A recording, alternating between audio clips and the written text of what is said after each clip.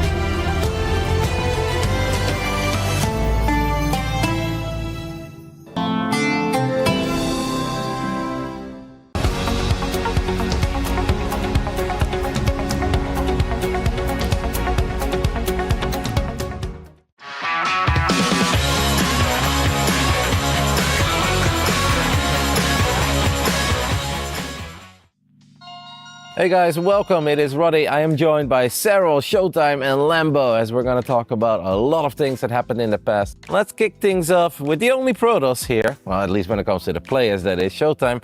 It's been 10 years since we've had a Protos World Champion. Why has it taken 10 years for us to win another World Championship? Well, Protos has been kind of bad sometimes, I feel like. Sometimes also just the players maybe joking a little bit. And some of the players from the other races, like this guy here, is always, destroying all the Protos, which makes it a bit hard to win. Yeah, I think that sums it up pretty nicely. I think there were definitely times in the past where Protos wasn't that strong, but I think it's also a bit of a skill issue. Like there's no standout player for the Protos race like we had with Serral, even though we also had other good Zerg players, obviously, that also did win the World Championship. So it can have to do with both, I think. It's a mix. Is it all your fault, Jona? Well, I wouldn't put it that way. But, honestly, I think the Terran players have a tendency to go after the Protos players in tournaments as well and snipe them down with some cheeky stuff. I mean, in recent years, for sure, yeah. It's a combination of a lot of things going bad, but I think Protos players have cooked up it now and they're hard to take down. Do you mean cooked in the balance patches or the individual players? Both, for sure. Both? Okay. Yeah. It's been 10 years since SOS won. Before that, we obviously had Parting winning BWI as well. Is there one Protoss that you guys think of over the last 10 years, like, he kind of should have won, actually, a World Championship? I'm surprised that he didn't. Maybe Stats. I mean, he came so close against you as well. It was like 4-2 or whatever. But I feel like Stats during some years was just absolutely amazing. Like, especially 2019 when balance was pretty rough. He was winning like some tournaments and he always felt like super amazing and super good. And it's a bit of a shame he never won. Yeah, Stats, and I would add Cess to that maybe. He also had a close couple actually finals. Well, actually, I think against Reynor was the only like World Championship. No, that wasn't World Championship. No, he played Rogue in the Grand Finals of Katowice. Yeah, I guess he had multiple Katowice finals, but yeah, I think he was one who could have done it for sure. Or maybe that was indeed right before, that was the official World Championship. But the online one against Reynor was the Grand Finals, I'm pretty sure. Yeah, that was the Grand Finals. That was a World Championship as well. No, I mean, Zest was good. Like, Trap had also a good year. I think with Protoss, it's always people that are good at specific stuff, but not perfect at everything. It's like, it's difficult for me to mention someone. Like, I always thought Parting was insanely quick, super tight with the execution, but then he was a little bit one-dimensional, very aggressive. Like, if you put Stats and then give him the Parting micro, I thought that would be like the perfect player at a certain point in time. I hear a lot of Korean Protosses. Where's the love to our European and American Protosses? Where's the Showtime, Hawk, Naniwa, Lil Bao, you know? Actually, Neep was good in 2017, right? Yeah. The Fist of Neep, he won Caspa Cup. I think he had a shot there. But he lost in the group stage back then, right? In 2017? Or did he make the playoffs? No, I think he made it. Wasn't his match against Rogue, wasn't that too advanced? I can't so. really remember. And then maybe he lost afterwards. He was really good at that point, but yeah, I mean, it's obviously super difficult to win a World Championship. Even if you're like a top 8 player, you still need to beat the other 7 and then everybody else as well. So. Last few months though, everywhere I look, I see a lot of green, as you guys often call it, on Wikipedia. There is green everywhere in every online tourney. Is that an indicator of things that we can expect this weekend, Lambo? I think it could be, yeah. I think there's a green wave rolling over everything else recently. But I think especially Classic has looked super good coming up to this. So he is a good shot. Hero obviously is always super strong. And there's definitely some candidates where I haven't had this in the previous years where I would be like, okay, this guy is actually one of the top favorites to actually win the entire event. So I think it's different this time, yeah. Yeah, I've heard this as well, Showtime. Like a lot of fans, instead of just the usual, the Serral, Clem, Maru, I see a lot of fans mentioning Classic as absolute top tier favorite or see Hero win it all. Do you share that same sentiment? I think Hero is a bit of a question mark for me right now because we haven't seen too much of him, and even when we saw him, he didn't look like super amazing. But Classic, for sure, I mean, he's been winning like everything, I feel like, all the online cups, RSL recently, so he's looking really, really strong. But I mean, we'll see. Like, I feel like online and offline is always a difference. Like we saw at Dallas, like Pros didn't do like super well. Like we got like what, 2 Protos in the round of 8, and then Classic lost in the round of 4, I believe. So we'll see. Like offline and online always different, I believe. I mean, they did also win the GSLs, which are offline, right? True, yeah. Both GSLs. I think it's a bit different this time, but it can always happen that they just end up getting thrown out by like a weaker Protoss or something in a PvP. You know, that can happen, or to some SCV pulls in a TVP. Anything can happen. At this level, there's enough players, like everybody can beat everybody, in theory. Do you fear the green wave, Fiona? I don't know. the green wave is dangerous for sure, but at the same time, I do feel like the old favorites will prevail this time, and the green wave won't be strong enough. But they might have strong finishes, and they have a good chance to do well this time for sure. A lot of pros players. I'm still feeling like the non-greens. All right, I love it. I know you guys have been around forever. You've been playing the game, you've been watching the game. It feels special when it's the week of a World Championship. Thinking back of some of those other World Championships, not necessarily only the one that SOS won, what are some of the ones that truly stood out for you? Where you're like, man, I still think back quite often of that specific World Championship. For me personally, I'm just gonna start this off because I know some others might have the same answer. It's the one that Jona won because it's the only one that I actually qualified for back when I was still BlizzCon. And it was the first time a foreigner won. The entire crowd went crazy when he won, every single map that he won. I mean, I saw him in between the games, in between the series. He looked not completely calm and collected, but still completely zoned in. It was pretty sick to see. And then if I had to say a second one, I like the one that Bjan won. I thought the stage was sick with the first person view and everything. I think that one was amazing too. I love that you mentioned that because that is actually one of my favorite moments. Of course, watching Jona win was fantastic. I remember that BlizzCon arena, left side Bjan, right side Dark, the other way. And then you had really people like sitting on the side of their player as well. And like, yeah, you watched in the center for the regular observer view, but that first person view of the guys, and they were both playing at a really high level back then. I thought 2016 was a remarkable one. Yeah, the stage was also really sick because you had like this transforming map kind of thing going on. Because I was there as well, it was like really cool for sure. I would say for me, definitely his win as well up there, and also Oliveira's Katowice win.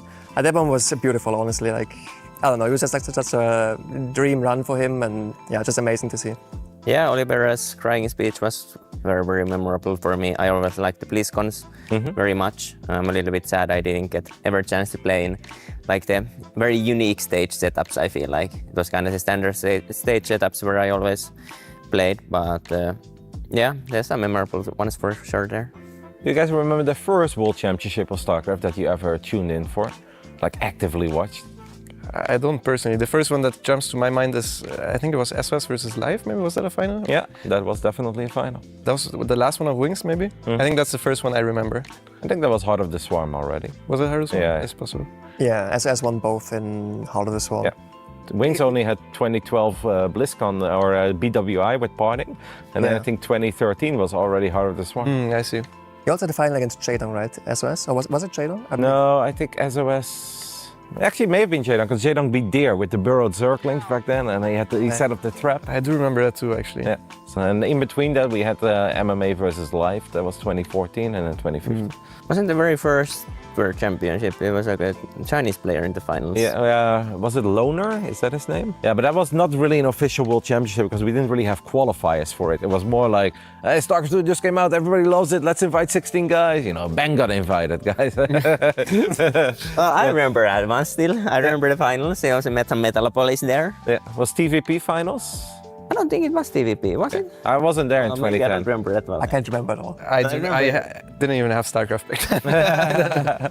Yeah, I think 2011 was already a bit more legit, where they like let people qualify, and then 2012 was the first big one where we had all the regional qualifiers, and everybody went to China back then for the end of the year with Parting winning though. So I think it's a very cool memory as well, even though that event had its flaws, but I think it was awesome. All right, so we've talked a little bit about the previous champs, we've talked a little bit about the green wave, but there are often a lot of other things that people talk about, and lately I hear a lot of talk about cyclones. Mech, they're back on the menu, Terrans love it. Is it a bug? Is this the way the game was meant to be? Lambo, do we fear the cyclones? I mean, I do fear the Cyclones. I can say this openly here because Gabe's not next to me, but I think a lot of Terran players are actually going to bust out the Cyclones once or twice. And it is very strong, and it's most certainly a bug. Like, it should have been fixed a long time ago. I think they were unable to fix it, and yeah, we have to suck it up now. It's not great. Any worries about cyclones for you, Showtime, as a Protos? Not too much, to be honest. I mean, as a Protoss, it's not as critical. I've had some games against people making Mech and Cyclone, but it should be doable, you know. Yeah, it'll be interesting to see how much of it we will see. I don't necessarily think it's gonna be like every game at all, but it's gonna be some of that mix-up for sure. It's gonna be hard to deal with, there's no question about that, but I feel like I've only been practicing against it or thinking about it actively for like the last 2-3 weeks, because I kind of figure out it will probably get fixed before that, but then I kind of realized that it's not gonna get fixed, so you need to start working for it, and it's very doable, but it's hard.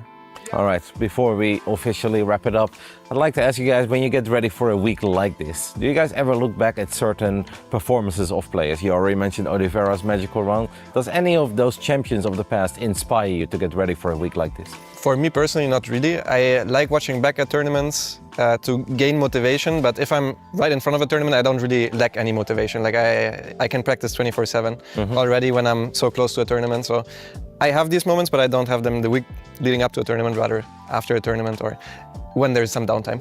Yeah, I feel like I'm similar. I wouldn't say I get motivated specifically through it, like the weeks before. Hero last year, he was like his performance was so good that it kind of felt like the first time he's like, actually a Protos could win this, you know. So I feel like this was pretty motivating, but yeah, it's not so much recently for me. Yeah, no, not really. I don't really watch. You're not going back to that feeling of 2018, Jona? No, not really. I don't. Well, I do watch back some old matches, not for nostalgia feeling and that, but not really looking for motivation or anything there. It's just more going back to the moment, you know. How often did you watch back your 2018 finals, would you say, approximately? The whole. I mean, I never watched like the whole video. No, not the whole thing. How like, often do you look it up? Probably like twice. Twice only? Twice only? That's crazy. I would do way more often. I think I watch my EPS win more often. All right, and on that note, I think we are going to wrap it up. We hope you guys enjoyed this little trip down memory lane, and I hope that you obviously have an amazing week full of fantastic StarCraft here at the Esports World Cup. Thank you, guys.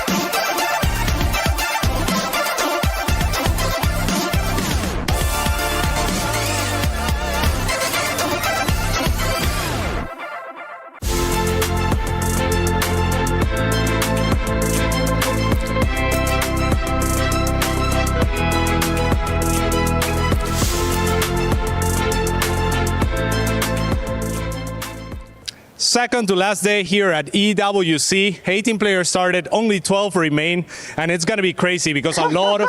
Protos is so fun, get stormed on, dude! What? Yes, it is going to be crazy. We are losing 8 players. We are apparently losing some talents as well. I don't know what's happening, but I do know that day 3 starts now.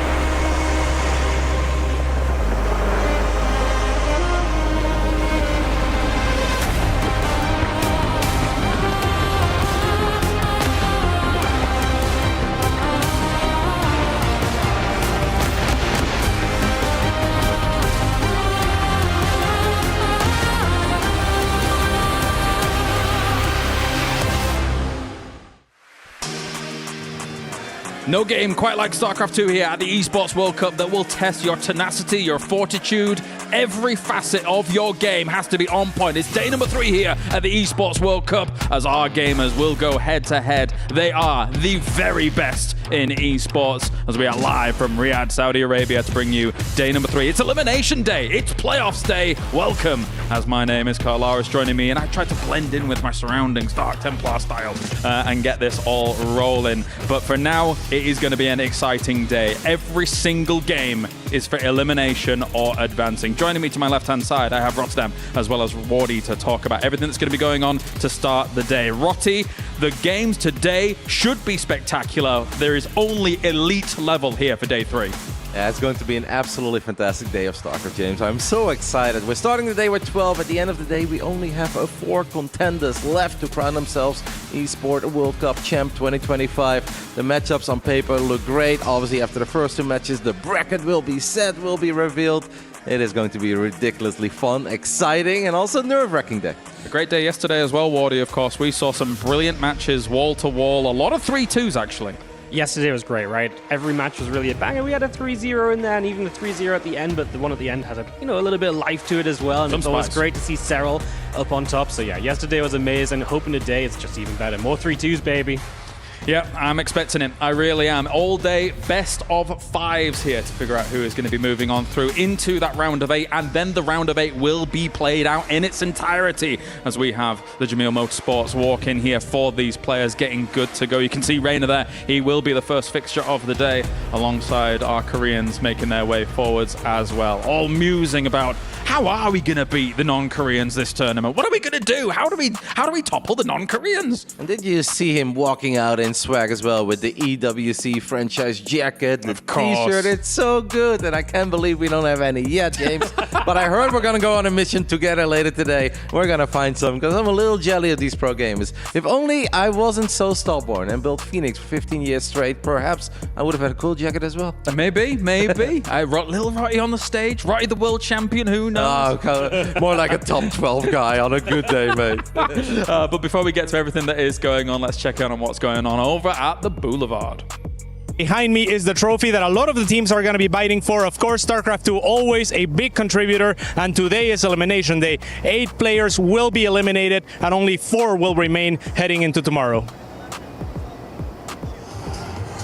Speaking of the bigger picture, there is, of course, the team standings. And right now, Falcons and Vitality are in very strong positions. StarCraft 2 has always been a strong contributor, at least it was in the last year, with Clem putting Team Liquid up to the 2nd place. Still, 2 Team Liquid players also remain in Clem and Cure. And while Team Liquid lags behind, there is a chance they catch up via StarCraft 2. This is the Esports World Cup Club Championship, the ultimate cross-game competition that will crown the best esports club in the world. Let's break down how it works. Clubs will be able to compete at the Esports World Cup in as many titles as they can qualify for. The clubs will then earn points based on their placement in each title. To qualify for the club championship, a club will need a top 8 placement in at least 2 competitions. But to win the championship, a club must place first in at least 1 competition. At the end of the Esports World Cup, the 24 clubs with the highest number of points will earn a share of the $27 million, with the winner taking home a staggering $7 million. And of course, the title of the best esports club in the world. Who will rise above and write their place in history? Watch it all here at the Esports World Cup. The Club Championship, of course, will keep rolling on for a few more weeks here at the Esports World Cup. And Team Vitality, they previously at 2,200 points, a little extra here for Maru being able to push himself forwards. That said, though, all not done and dusted just yet, Wardy. There is still plenty more points to play for. We got a lot of players today, right? In important matches as well. You know, elimination matches. We're talking about Sentinels and Virtus Pro earlier with Classic and Showtime. That's one of the first matches today. It's getting real tight. Definitely is. I would be, I think, flabbergasted if Falcons doesn't win towards the end. However, some of these teams are really putting up a great fight for it, like Vitality at the top. Obviously, Liquid today is going to be looking for some extra points here and there. No, absolutely. You know me, James. I'm not an expert in all the games. I've been a little isolated in my StarCraft bubble for the last 15 years, but I have heard that a lot of other teams actually have very strong rosters in plenty of games that are still to come. So just because they are they're off to a good start doesn't mean that they've already peaked. Like, there's a lot of other stuff for them to look forward to. But I'm sure the Team Liquid, just like last year, is counting on both Clem and Cure to score a lot of points here. I know they are watching. Oh yeah, 100%. Someone like Clem getting them 1,000 in the last game. But anyway, let's take a look at how the key works here for the Esports World Cup, because some of them have most certainly already been crushed. No competition is as ruthless as the Esports World Cup. Its trophy system is no exception. The Club Championship trophy, awarded to the one club that rose above the rest and reigned supreme across all EWC games. The Game Trophy. When a competitor closes their eyes, it's all they see. And it's not complete until it's sealed with a champion's key. Every participant earns a key engraved with their name. That's their right to compete. This year, returning champions hold a key unlike any other. Only one can place their key into the Game Trophy and become an EWC champion.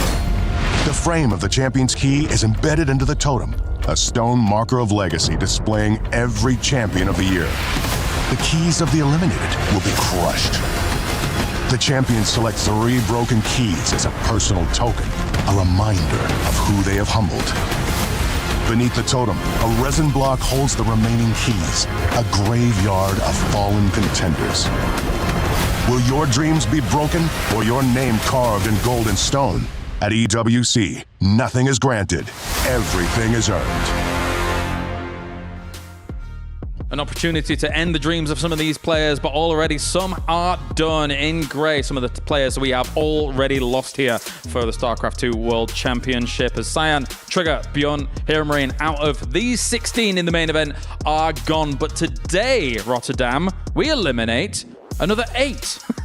Yeah, now today is going to be a good old-fashioned bloodbath over here, and that is why today is so incredibly exciting. Of course, tomorrow is the championship day, and that's going to be ridiculously fun as well. But in a weird way, I feel today we have more stories, because there will be more epic series, there will be more lives on the line. We're going from 12 to 4. Yeah. Making it to the final day is just such a big deal for any of these guys. Obviously, it was grueling to go out in the previous days here, Wardy, but I do suspect maybe we'll get even a little bit of extra emotion out of some of the eliminations today, because you're so close to that bracket to then go out now. Devastating.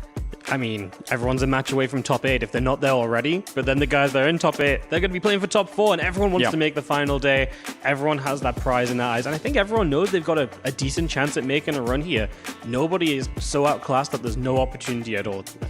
Well, let's take a look at the Gadir top players here from yesterday and see what actually went down. We have a lot to recap on how How long is this video going to be, James? It's going to be quite long, yeah. We've got a few great players coming on in, of course, being able to shut down these meta racks for Zoun against Bjorn. Unfortunately for Bjorn, really not able to do too much with that, but Bjorn's always having a good time, Roddy, at these tournaments. Yeah, it was heartbreaking for me to see Bjorn go out, because he looked spectacular in both Game 3 and Game 4, and I felt all of his losses were a bit silly and could have been avoided. A builder loss in there as well. It was heartbreaking. He's the only world champ so far, the previous StarCraft 2 world champ who has been eliminated. We started the tournament with 5 previous champs, 4 of them still alive. It was a great series, and of course, fantastic win for Zoun, but it did really, I just felt for Bjorn, man. It was painful. Yeah, then we had Kira and Hero just absolutely obliterate Kira in that series. There was a close game in there, but even the game that Kira won was so difficult for what it should have been. And then we ended up in Serral versus Classic, which was pretty darn good by Serral. Classic had a moment or two, but overall, Serral getting that revenge from Dallas. It kind of almost maybe even a wake-up call for some of the people that are like, Classic, he's on a high right now. I mean, we'll talk about that a little later on, of course. But as we have yesterday's results coming on in, do bear in mind some of these matches were played over on the B stream as well, Roddy. So we didn't get to see some of them here on the A stream. There's some cheeky results coming in from that. Yeah, I didn't get to see them, but we obviously are diehard StarCraft 2 nerds, so we open our phones and we have it on this side, and Rogue looked damn good against Hero Marine. I did expect Rogue to win that series, but I didn't expect him to wipe the floor with Gabe 3-0, and Rogue, his mechanics, his creep spread, his run-bys, his engagements, it all looks fantastic. So it's going to be incredibly fun for us to watch Rogue. And don't forget that today, for the last time, we also have a few more matches on the B stream, 2 more incredibly exciting best of 5s. Yes. The ZVZ and the PvP, and I am pumped for both, man. I'll be watching. I don't know what else I have to do, even if I have to cast on the main. I'm watching those games as well, because I'm so excited for them. Indeed, the Zerg versus Zerg, I think we're all excited and entertained at the sheer lunacy of potentially what could happen, and the PvP as well. Very exciting, Wardy, as we watch these key crushes go down with all our pro gamers flinching every single time. Because the thing is that Showtime could potentially do something against Classic. That's an exciting one. That's absolutely a coin flip in my eyes, right? Classic's good in PvP, but so is Showtime, and he's resilient. He does a lot of different things. He's not afraid of proxy. He will also expand I think that series could honestly go either way. I love watching this, man. It's so fun. I completely agree with Wardy, but I am sometimes a tiny bit afraid that like Showtime really feels the pressure that stages like this bring. Where he can be phenomenal on these slightly smaller offline events. On online cups, he can be fantastic, but when it comes to the bigger stage, it doesn't matter how good your A game is. It matters how close can you get to your A game. What can you bring? And I do trust Classic in that regard a little bit more than Showtime. Yeah. But if it just comes down to raw skill and PvP understanding, I love Demauer, man. Now, I want to stick with you for a moment, Roddy, because of course, yesterday we had a bit of a tough time picking our match of the day. However, Reynor versus Maru didn't take the title, but it was a ridiculously good series. Really came down to the wire. PvP, or excuse me, the game on Ultra loved this as EVT had everybody screaming it, everyone standing up. And I think what really added to it as well, big shout out to our technical director, is showing the frustration that Reynor had once or twice in this game. The look of, oh, this is over, isn't it? Like, I cannot turn this around anymore. And to then still see him find a way to victory, and then the happiness, the explosion of joy. I mean, that's just the best thing about watching StarCraft. No, absolutely. Yeah, it was really awesome. This game was just so amazing, right? Just back and forth. Reynor was really in trouble, had to dig himself out. The entire series was just fun, right? Maru doing a couple different things, 8 racking it up in that last game as well. But yeah, it was really nice to see Reynor getting that fist bump at the end and feeling good about it.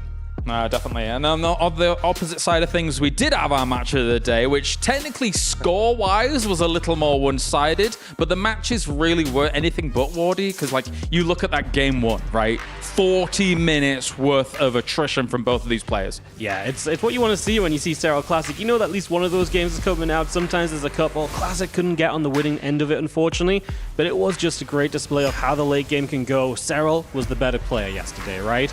But the opportunity and the potential was definitely there for Classic. It was cool to see the other games looking a bit different as well, to really get kind of a a big spectrum of what goes on in this matchup. But Serral really was looking good yesterday, and that's awesome to see heading into the top 8 today for him.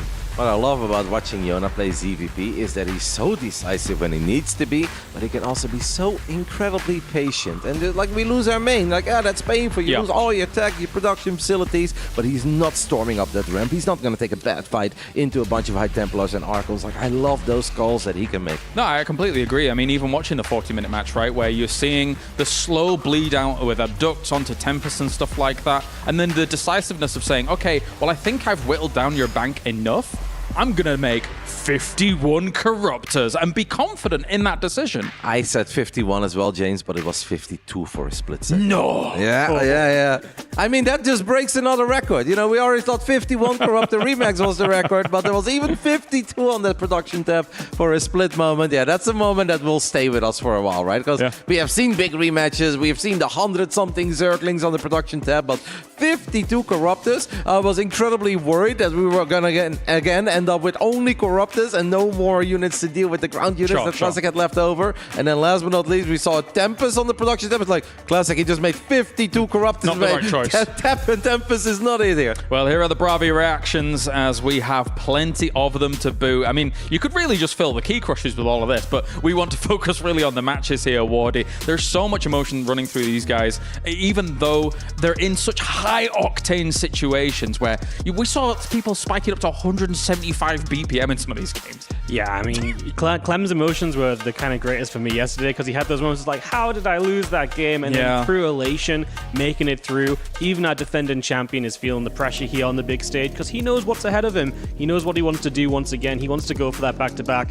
And yesterday, his life nearly got a bit more difficult. That's the thing, right? As we take a look at the brackets, Clem obviously moving through into that round of 8 already, but when you look at Clem having what felt like such a decisive world championship in last year, and then you come into this year and you think, look at Group B as well, but there is so many huge tests for you in StarCraft 2 because these players are absolutely excellent. Clem is just as good, if not better, than last year. Agreed. But so is the rest of the field. Yes. And the rest of the field has obviously looked at Clem a lot more. Well, perhaps last year coming into it, a lot of them will look at, okay, if we want to become the champ, we have to beat Serral. This year, all eyes have been on Clem as well. Of course, they're still looking at Serral, and they're looking at Maru, and they're looking at Reynor and Hero, but they're absolutely 100% thinking of Clem non-stop. Clem is playing fantastic, but so is the opposition.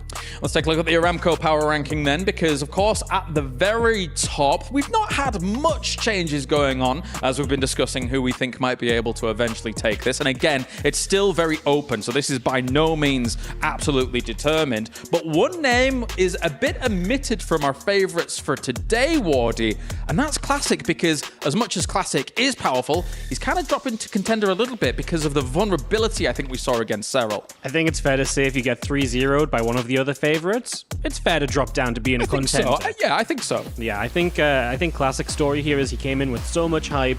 Everyone's really behind him. He's won a lot of the stuff, but he's been winning some stuff that some of the others didn't play in. Serral wasn't in these events that he's been winning, right?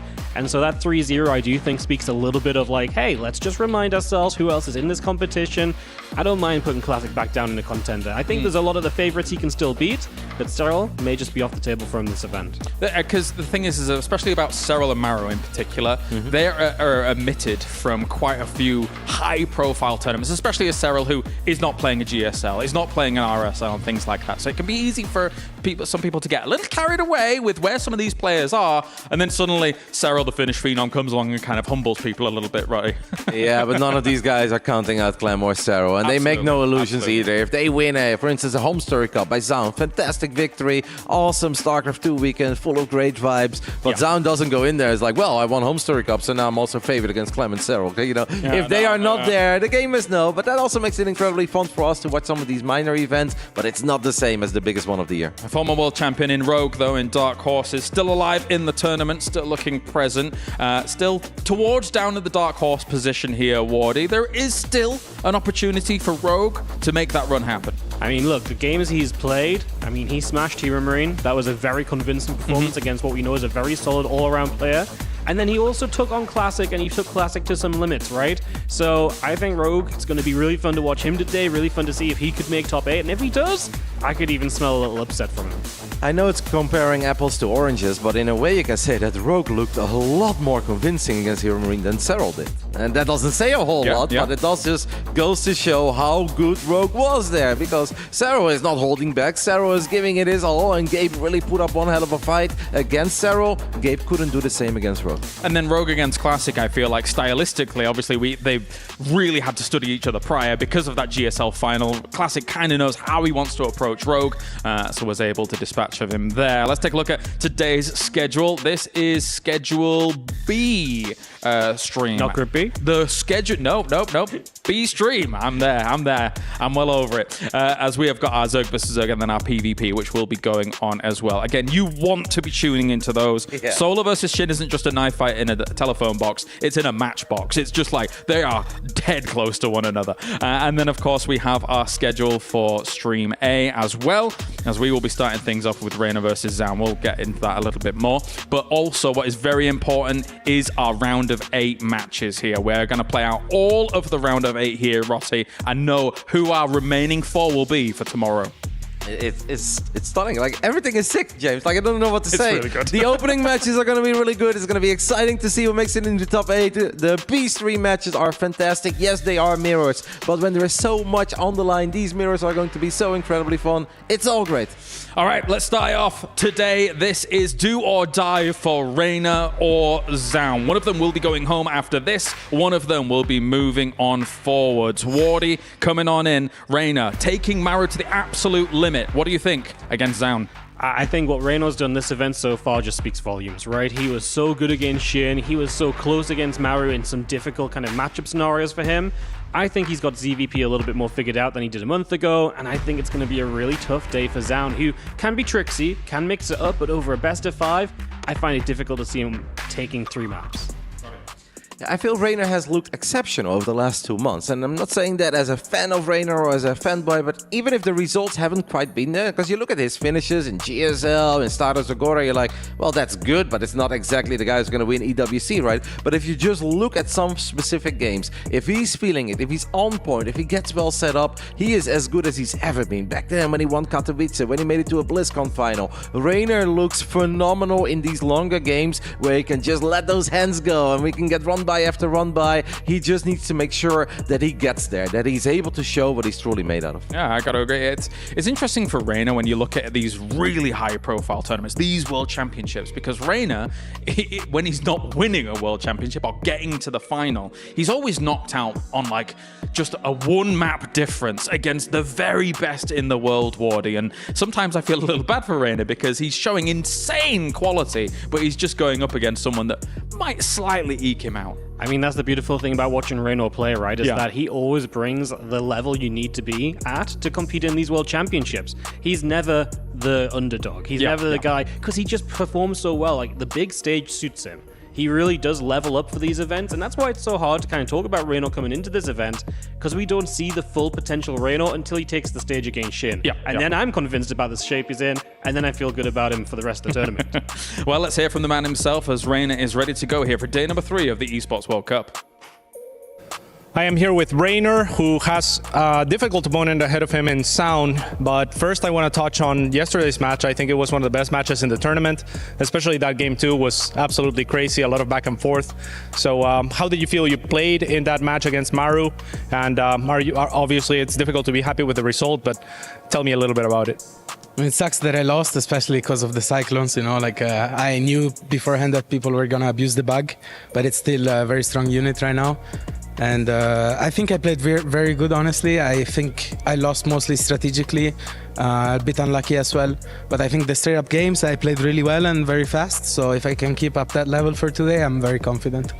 All right, and Protos, I mean, they don't have any bugs to abuse, but obviously the Rays got a few bumps with the buffs and whatnot. So how are you feeling going up against Zoun as an opponent? Like, do you see him as one of the strongest Protos out there? And do you have some stuff prepared? Yeah, I definitely have stuff prepared. I think Zoun is a very strong opponent. He's definitely like top 3 toss players in the tournament, I would say. And yeah, he's scary. But as I said, I feel like if I can keep up the level I played yesterday, I think, I probably will do good. We'll see, though. We'll see. All right, Ricardo, thank you very much. Any final words, shout-outs, or anything like that? No, I just want to say I'll probably bust out the Italian rep today, so it's coming. It's coming.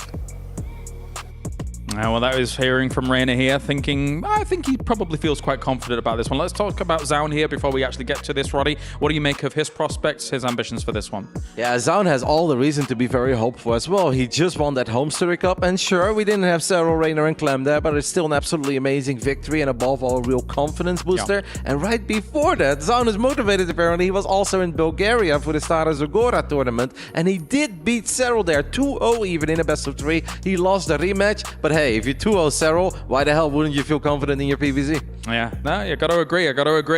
All right, and these are the maps that all of these players, these players are going to be playing on. Corporeal will start things off, but thank you very much, gentlemen. It is time to get day number 3 well underway. Oof, I just got a little bit of chills because we have got ourselves elimination day for a lot of these players. It's playoffs day, day number 3 here for StarCraft 2.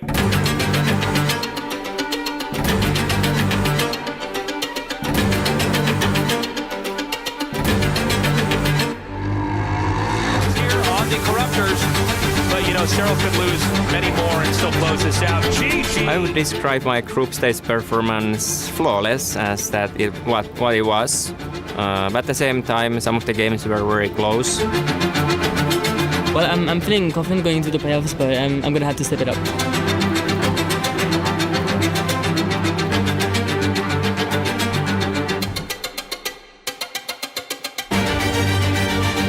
이 부분에서 일단 부담감은 없고요. 10년 만에 그 우승이라는 타이틀이 정말 탐나는 상황입니다. 이번에 월드 챔피언 제 거라고 봅니다. 우승 화이팅!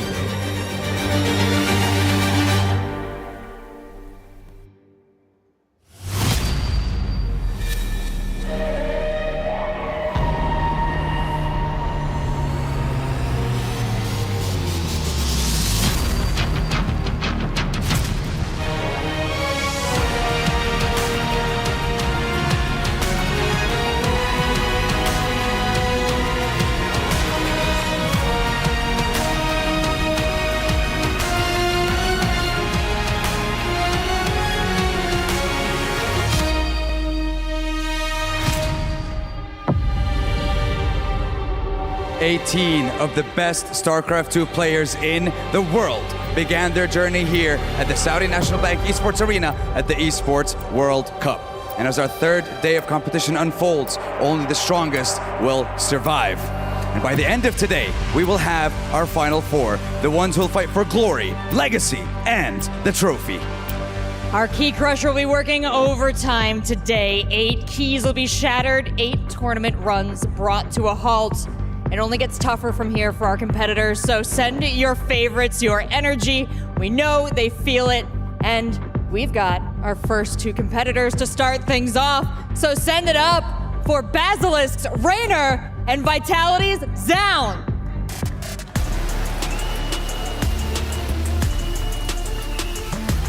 After a win over Shin and a deadly close match loss to Maru, Reynor faces his first Protos of the tournament. Can he keep it together and weather the storm? Will he creep into a top 8 spot? He fell in his opener, but he rallied by taking down a former world champion, Byun, in a hard-fought series. Now, another giant awaits. Reynor, another former world champion. From one legend to another, the road only gets steeper. Ladies and gentlemen, our first series of the day. Let's hand it over to our casters for Zoun versus Reynor, Protos versus Zerg. Thank you very much, Sandstorm. It is indeed time for our first best of 5 series of the day. My name is Loco. I'm joined here by State. It is time for what should be a phenomenal match of Zerg versus Protos. Man, I cannot wait to get into this with you, Loco. We have so many banger matches coming up today. Every single one an elimination match. Every player's life on the line. And for Reynor, who came so close to toppling Maru earlier, now locked into this lower bracket, fighting for a spot in the top 8 against a Zoun who, in my opinion, kind of was an upset versus Byun. That one also went the distance all the way to a game number 5. You couldn't ask for a better opening match here at day 3 of EWC. No, you're absolutely right. It's going to be a day where many players will be eliminated out of the tournament. We started off a little slow, but now today 8 players are going to get their keys crushed, which is going to be painful if you're a fan of, well, StarCraft in general, right? But that's the nature of competition. You can only have one winner in the end. And that means that players are indeed going to have to go home. Either way, we're starting off in game number 1 on Incorporeal. I feel like we haven't seen this map all too much. Yeah, we haven't seen it all that much, at least. At least the games that I've casted, I feel like I haven't been casting it too much. And yeah, I'm just so eager to get into this one. You know, Zoun, a couple of months ago, won Home Story Cup. He got top 3 at Bellum Gen's Elite. I think in GSL it was Season 2 he reached top 8, but on the flip side, Reynor, he's getting back into the same form that we know from before. Top 8 in a GSL as well. As our game is already loaded up. Spawning down here in the bottom right, representing Basilisk Gaming, the Italian Zerg Stallion, it is Reynor. And his opponent in our first best of 5 of the day. We're looking inside of the main base of Zoun. South Korea, of course. One of the very best Protoss players in the world right now. Yeah, man, their form is so good. And oh, look at this, Loco. Spicy start to game number 1 of this best of 5. We have a Forge opening coming in from Zoun. It's a cannon rush. Oh, he sees it? The pylon already just spotted. barely sees it. Okay, what is the response from Reynor going to be? So far, I think nope. Okay, 4 drones being pulled now to the natural expansion. We have a second probe actually coming in. This is fully walled, by the way. Reynor is just now getting the full glimpse that we have this pylon wall. I think we are most likely going to be having a canceled hatch here. See that probe escape as well through that mineral field? Like, that was a full wall off, but the probe didn't have anywhere to go anymore. And that means that this is indeed going to go up.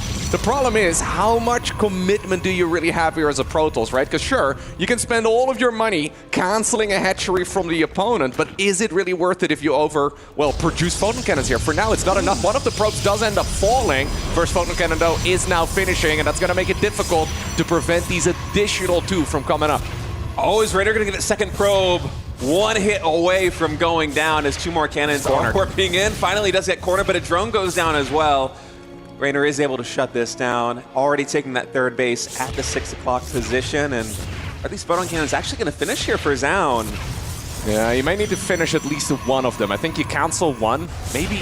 Okay, you gotta keep them all up. So, well, you now do the math, right? There is a little bit, of course, of mining loss as well on the side of Reynor, but he invested 275 minerals into the hatchery. A drone cost 50. Every single one of these photon cannons is 150 minerals each, and then the pylons are 100 each. Long story short, this is a big commitment, not just as far as time goes. And is this really worth it? Yeah, I was almost expecting one of these photon cannons, or possibly even two of them, to get canceled there. You know, just confirm the kill on the hatchery and then go for a faster expansion because...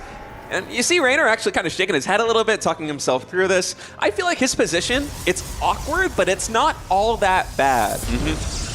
Yeah, I'm with you. I don't think it's actually that bad at all. It does feel a little bit strange to have your bases this disconnected, and of course you're gonna have to address those photon cannons eventually, because you really don't want to give your opponent, I don't know, like a warp-in location over here. But when you kill those pylons, there's a good chance as well that Protos is gonna hit a supply block. That will probably be up for a while, but everything here that Zoun has gone for has also been delayed quite a bit. But Reynor's still respecting it. He's not entirely convinced that he is indeed no longer committed to any aggression. Yeah, the Nexus coming in from Zoun is very late, but one of the painful things about the cannon positioning here for Zoun is that it doesn't even cover the natural ramp. You know, these drones are able to quickly come in, saturate the third base. Oftentimes with a cannon rush, the Zerg kind of has to wait until they either get Ravagers out or Queens and Roaches on the high ground, or as Reynor is going for the Spine Crawlers to be able to clean up these pylons and actually, transfer fully and saturate those bases. In this case, he's not having to go through that roadblock. He's able to develop, although, again, very awkwardly, in kind of a natural fashion. Yeah, I'm really curious to see what the follow-up aggression from Zoun is going to be able to do, because Reynor is very disconnected. He's now even taking another base, and that one is even further away, right? Like, all of those expansions are far apart. Technically speaking, it's doable, especially with Zergling speed, but it's not easy whatsoever. It's much more straightforward when your queens are able to help each other out, right? As we already have the first adept going in. Need to make sure that this adept does survive, gets a single worker kill, actually already 2 confirmed kills. Oh, wow. One ends up going down 2. I think it's 2 drones and maybe a Zergling. Either way, a lot of damage dealt, gets a 3rd drone and at the absolute last moment. Look at that, retreating back to the safety of the cannons as well. 4 kills in total on this adept, and I feel like these are the jabs that Zoun kind of needs to get in because, again, the Photon Cannon Rush, it did accomplish the objective of canceling the natural expansion, but as Loco pointed out, that was, 650 minerals lost from the 3 cannons, from the 2 pylons. Of course, 2 probes also died. As the adept now shading into the what would have been the 3rd, getting 1 more drone. That's a nice catch. Keep in mind that it's going to be difficult now for Zoun to actually take a 3rd Nexus without an Oracle to defend at home. He does have 1 out right now. 2nd one is coming in just a moment. Spore Crawler is available though, and not that much damage will be dealt by this first Oracle for the time being. I think Reynor is totally fine here. Even though this is a very awkward game to be playing, this is something he can do, right? Like, this is... Look, for someone like me, I would be in a terrible position right now, but Reynor is way better. Yeah, I really don't mind this too much here for Reynor either. The expansion here for Zoun, it will be coming in shortly as we see those minerals floating up, nearing 400. And Reynor, he is keen on this idea. Actually, if he can get the probe, just deciding instead to preserve the life of these Zerglings, opting to keep them surviving instead. I think that's a smart call as we have the 3rd base getting saturated now for Zerg. Absolutely. Evo Chamber coming up as well. We'll probably see a +1 melee if I were to make a guess. It's very popular for Protos to follow this aggression up with Blink Stalkers, although we don't have a Twilight Council just yet. We'll have to keep an eye out on that production tab. These Oracles are going to be difficult to really get anything done with, especially if the Zerglings decide to go in for the commitment. I love that probe, by the way. Body blocking just a little bit too, reducing the surface area. But at the very least, the Oracles are going to have to go all the way back home. And again, the very best defense is sometimes the offense. There's the +1 melee started, and indeed a Twilight Council. I'm expecting a Forge as well in a moment. Yeah, usually the Twilight Council syncs up with a Forge in this build, and the fact that we aren't seeing a Forge yet from Zoun makes me wonder if we're going to have something much more aggressive. Okay, wait, actually we just missed the Forge +1 just now starting. Okay, so yeah. I was just like you, focused in on the Oracles, on the Zerglings. Here we go. The Depths now coming into the 3rd base. Stasis Traps getting denied by these Lings and the Queens just at the last moment. 1 Oracle is going to fall. Spinecrawler is getting entrenched right now in this base. The drones evacuate. So far, I think no workers lost right now as the initial Adepts are falling. 4 of them working their way over here to what was the 2nd base of Reynor, down by 6 o'clock. And honestly, fantastic defense so far from our Zerg. Absolutely. All of those adepts are going to get cleaned up, and now Zoun is going to be forced to be defensive until Blink is done, and that is still a long ways off. It's a little odd to see the Forge going up before the Twilight Council. Yeah. And it basically means that Reynor can now do whatever he likes. So he's double expanding. I really love it. I think it's very clever. Just take whatever base you like. You know you've got at least a minute, maybe even 2, before Protos can really do anything else. And well, obviously, you do have to continuously deal with these oracles. They're going to be a nuisance for a little bit longer, but I'm really liking the way that Reynor is navigating this very complex game so far. Yeah, Protos versus Zerg at the top level is very much a matchup that is based on momentum. If the probe can get, or the probe, if the Protoss can get an advantage in the early game, taking down drones, delaying hatcheries, doing something like a cannon rush, it can be good, but it has to be worth it. The investment of the photon cannons and the pylons, I think in this case, maybe it sets down a little bit too much. And for Reynor, again, yeah, it was kind of a strange early game. The expansion pattern was awkward. Even defending the timing attack was awkward, but all things considered, not a lot of real damage manifested on the side of Zerg. And you can kind of see that in supplies. You can see Reynor has a significant worker lead. He's able to really expand across the entire south side of Incorporeal. And on the flip side, Zoun, he is developing more normally. He did go into +1 in Blink. He's getting up the additional gateways as well as Storm, +2 ground weapons is now starting out. But in my opinion, from this kind of tricky stage that we've gotten into, I really like the way this game is going for Reynor. And I feel like this timing attack with the Hydras has some potential to get damage done. Storm just now finishing up. What can we do with this? He's going 90 drones, or at least close to 90 workers here. Reynor is going to be able to reinforce this a million times over if he gets the chance. It's going to be difficult for Zoun to hold on. I mean, generally speaking on this map, the third and sometimes even the fourth base are quite easy to defend, but does he have the numbers? This early game really has not favored Protos very much. This is Reynor mostly just testing the waters. This isn't even like a real attack. He just finished a big round of drones. This isn't really him trying to go in for a win, but sometimes, you know, you can just grab whatever you're given, and in this case, it's the High Templar. It's a lot of expensive units, maybe even the Prison, if it is not controlled properly, and that's a very expensive loss again, too. I think Reynor is absolutely cruising state. Yeah, Reynor is cooking right now, Loco. That was an incredible timing. Yes, he did get cleaned up, but as you said, he's droning behind it. He's going into Hive. He's getting the Lurker down. Additional upgrades are coming in. No, Reynor is absolutely in the... he's comfortable He's comfortable right now, man. This position is fantastic. I mean, even just moving in, catching these Stalkers, being able to reset the energy on those Templar. Zoun trying to see if maybe he can get a fourth base going. There's something moving on the left side. It'll be extremely difficult for him to actually get this base up and running. I mean, he doesn't have a reliable answer against Lurkers here at all, and they are coming already. Hive is not yet done as we see the Hydras and the Zerglings once more moving up towards the high ground. We did have a Bailing Nest earlier, by the way, as he gets the Council even on the +2 ground attacks as well. Oh, we didn't see the Forge going down earlier because obviously he started in. That's right, You're yeah. so dumb. Oh yeah, it was a cannon rush. What are we talking about? It's like sometimes you see somebody like open. There's a game hero played where he went for like Tempest early on, and then he had to build a fleet again to do it. Of course. Anyway, Reynor once again pushing into the third base, and I mean the momentum just continues to build up right now. These small skirmishes, yeah, Zoun is slowly cleaning them up, but I think he sees the writing on the wall. I mean, the momentum is just phenomenal right there for Reynor. Right from the beginning, I think that Zoun, with that cannon rush, just not really accomplishing the full objective. Maybe he was hoping he would get a little bit more of an overreaction out of Reynor. You know, these fights, they're almost anticlimactic because Reynor is investing, it feels like, so little in this. He's fully saturated on these bases down on the south side of the map. He's going up for the Hive-Tech Lurkers, whereas Zoun is... What, he's got 3 Nexus? He isn't even trying to take a 4th base yet. Yeah. Wow. Yeah, it's interesting, right? So one of the common questions that you always get is like, why don't we see more early game cheese? How come cannon rushes are quite unpopular in 2025 at the highest level? Because it's such a popular build to go for on the StarCraft 2 ladder. And this is exactly why. You brought up momentum earlier. I kind of feel like when you go for a cannon rush like this, unless it deals very significant amounts of damage to the Zerg, you're pretty much always setting yourself up for negative momentum.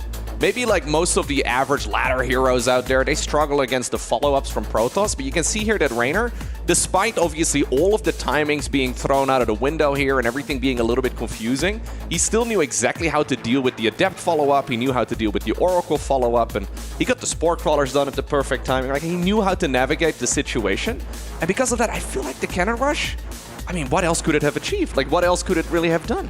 Yeah, it was a lot of money invested, and I was kind of expecting a cancel there from Reynor on the hatchery, but I actually think it made sense for him not to cancel it. Just make Zoun completely maybe that's why he committed the photon cannons, right? Make him commit to that second and third one, because it doesn't even cover the natural ramp again. You're not even really stymieing the saturation of the Zerg. You're not really oversaturating the main base, because he can still send those drones to the 6 o'clock. Yes, it is a little bit of an excursion. It's a long travel time, but all things considered, defending a Cannon Rush, I feel like that didn't really get the job done there for Zoun in game number 1. Reynor riding really a big wave into the mid game with a lot of energy behind him, and that was a clean victory. I think in game number 2, I'm expecting a little bit more standard play out of Zoun.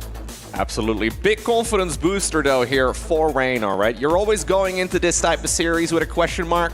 And I think Reynor showed us in game number 1 that he is more than capable of playing a solid, straight-up game against his Protos opponent. Now, spawning right here in the bottom left-hand corner of a ley lines. In game number 2, we have a Reynor. And he may be down 0-1 in this series, but he's looking to tie it up here in game number 2. Spawning is the Blue Protoss, Team Vitality's Zoun. Yeah, I think Zoun also needs to be able to put himself behind that. It's very easy to get caught up in a game like that and to realize, okay, yeah, maybe I should have changed everything. But look, it's a clean slate again. We're now in the second game of the series. I don't think Zoun played poorly. I just think maybe he underestimated the skill level of his opponent just a tad, right? Because I really feel like the game kind of went according to plan. Zoun was the one playing that strategy. He got what he came for, and then it still didn't really give him the advantage that he was hoping for. Yeah, I wonder if the photon cannons were initially meant to be placed someplace else where they could cover even, you know, the ramp coming from the If the ramp was in range, it would be big, yes. But those drones were so aggressive, actually. You rarely see the drones commit that hard to cornering the probes and just getting as much damage done as possible. I feel like Reynor just navigated the defense of that photon cannon rush perfectly. And as it is in game number 2, here on ley lines, a standard map, Zoun just kind of developing, I think, the way that everybody expected him to there in game number 1 with the Gateway and the Cybernetics core. I think it's going to be more of a normal mid-game. And one of the things that has been interesting to me, Loco, is that I think from Zoun and also from Classic so far in PvZ, we've seen the one Phoenix mixed in with the Stargate play quite a bit. And I feel like that is something that we haven't really seen many of the Protoss players in Korea do. You know, I've casted a lot of Showtime's games, especially leading up into EWC and the qualifiers, and he always loves to mix in the one Phoenix with the Oracles. But it has been really interesting to see that kind of be adopted for the Korean Protoss players heading into EWC. Yeah, absolutely. It's interesting to see like the Phoenix into Oracle, especially because it technically makes taking the third Nexus so difficult for Protoss, but because Zergs are so used to playing against the Oracle, we don't really see them over-making Zerglings. It's an interesting little, almost like a mind game dance, right, that the players go for, because technically it's quite risky to go for a Phoenix first. I think actually in the previous game he went like Oracle into Phoenix, or even Oracle into Oracle and then into a Phoenix, but just a little bit of additional pressure to clean up any of the overlords that might be out on the map and to deny some of the vision. I think it's a nice thing. We used to see like a Void Ray quite frequently, right? Earlier this year. That's really, well, I won't say it's really, you know, uncommon right now, but it's fallen out of favor. All right, first Adept now coming in for Zoun, just trying to get some scouting information. Does confirm the third base for Reynor is going to be in that natural expansion. And once again, the Phoenix immediately queued up. It's just such an interesting thing. You know, the way that you see Showtime play it is, actually hold that thought, this Adept, are you going to commit to the Shade, Zoun? In game number 1, he was able to get quite a few drone kills, but no, in this case, just happily going back. Actually, maybe waiting for the double up here with the second Adept coming in. Yeah, I think so, but Zergling speed is just seconds away from finishing.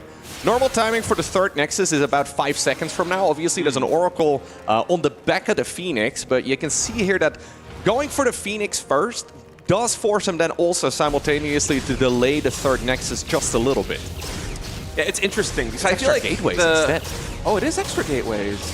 Maybe some Adept pressure coming in from Zoun. We're going to have to wait and see exactly where this one is going to go. I believe he's going up to 3 gateways in total now. You know, one of the main advantages, like the main advantage, I think, of all these links. I think Reynor is probably thinking the same track line that we were, where, you know, you're going to go for this Phoenix first. Maybe I can try and get a cheeky cancel on this Nexus if those Oracles are delayed. In this case, getting us around on the probe, on the Adept, just taking the probe as the confirmed kill as Zoun is playing this relatively safely. Reynor sees, though, that the Nexus here is at 4 minutes, and he knows that that is about a half minute later than a normal time Nexus. A little less than that, but he is going to be able to get at least that bit of information. So even though he hasn't scouted, he's going to be thinking to himself, okay, my opponent could have afforded a Nexus a half minute ago. Like, where did those resources go instead? There's no way he's just banking them up at this stage in the game. So extra gateways is where that resource indeed went to, and Adepts are indeed coming up. I think just Zerglings alone are going to be enough, as long as he's got the numbers. Yeah, as long as he can get good surface area as well. One of the good things of this Phoenix is not only does it deny scouting information from the opponent, but it also really minimizes the Zerg vision on the map. Right now, Reynor, he basically just sees what the creep sees, because every single Overlord has been ushered into the safety of the main base. It's just that one scouting group of Lings in front of Zoun's main. I love the Oracle. Oh, okay. I love the Oracles right there using Revelation just to get rid of the creep tumors. We used to see it, he just uses the Ovi at the last possible second. But we usually see that energy being used more on the worker harassment. Reynor, though, already making quite a few drones here in total, right, as it is. So he's fine economically. My question is mostly, does he expect this many Adepts? Because this is a lot for 5.5 minutes. Yeah, only 24 Lings on the map right now, so positioning can be very important right here for Reynor. All right, Adepts, they are going to be shading in right now. One of them does get surrounded, and actually Stasis Trap's coming in. Reynor has to be very careful. Okay, that does get canceled as the Oracle goes down to the Queen. Another shade into the main base. Nice surround with the Zerglings of the natural expansion. And Zoun, you can see, he's a little bit shaken up by this micro. Those shades not going, I think, where he ideally wanted them to. In total, only 4 drones fall. The recall will come through. 5 Adepts are going to survive, but once again, I think a very good defense from Reynor, especially being caught unaware like that. Yeah, that crisis management right there from Reynor was really good. I thought that Zoun was indeed catching him off guard, but when that Oracle died and the Stasis Ward just, I mean, it must have been within a second of finishing. When that Stasis Ward did not finish, Reynor could continue jumping on those units, and that was really well managed right there, although an extremely narrow defense too. Now Zoun is going to be forced to be a bit defensive, but he has built a Stasis Ward over here, and he does, or sorry, a Shield Battery over here, and he does have the potential to add on Stasis Wards and maybe get some damage done as well with the Oracles. His follow-up is going to be quite normal in the end, but I think Reynor can, at the very least, be very happy with how that was managed, right? Because that was like, what, 12 Adepts and 24 Zerglings? That usually doesn't work out nearly as well for Zerg. Especially the way he was able to get the jump in the natural expansion, right? I think only one of those Adepts got surrounded by the Lings, and in total, only 4 drones go down, and also not even that much lost mining time. That was a very good victory here for Reynor. As we take a look at the player point of view, Phoenix once again confirming. Sees a little jiggle of that Hydralisk den and probably has game 1 a little bit in the back of his mind right now, does Zoun, as that Hydraling pressure has been very, very strong in situations like this one where Protos has been reset. And honestly, Reynor, one of the most mechanically gifted players that we have in StarCraft 2 at the moment. You can see the precision and the speed with which he is macroing, taking another expansion, saturating all these bases while simultaneously moving out of the map. Very impressive. Yeah. The thing that impresses me the most always with this kind of first-person view is that, like, these players are actually playing pretty calm. Like, this is not them in full panic mode, you know? Like, this is actually just their standard. So we have a big Zergling run by up north, the distraction on the right, and then a push on the left as well. The classic 1-2 punch. Gonna take a bit of damage from the Storms, but that will be more than worth it, as he also gets a Phoenix at home. Very quick movement, man. Watching first person, either Clem or Reynor is such a treat. He actually got the cancel on that Nexus, and I think it was 3 Storms from those Templar in total. I mean, that is everything you dream of getting with a Ling run by like this. As you know, Zoun with those 8 gateways and taking the additional expansion, there is room for aggression, but I feel like the early game has just been so good for Reynor. Zoun still is going to get aggressive. I'm a little bit surprised by this move. He's not going to have nearly as much Storm as you usually do with this type of attack, although the energy recharge is useful. Still, though, there is no Baneling Nest, if I'm not mistaken. It's just going to be pure Hydra Ling. A couple Lurkers are coming, but they're not going to be available yet. As he does catch the High Templar moving in from the left.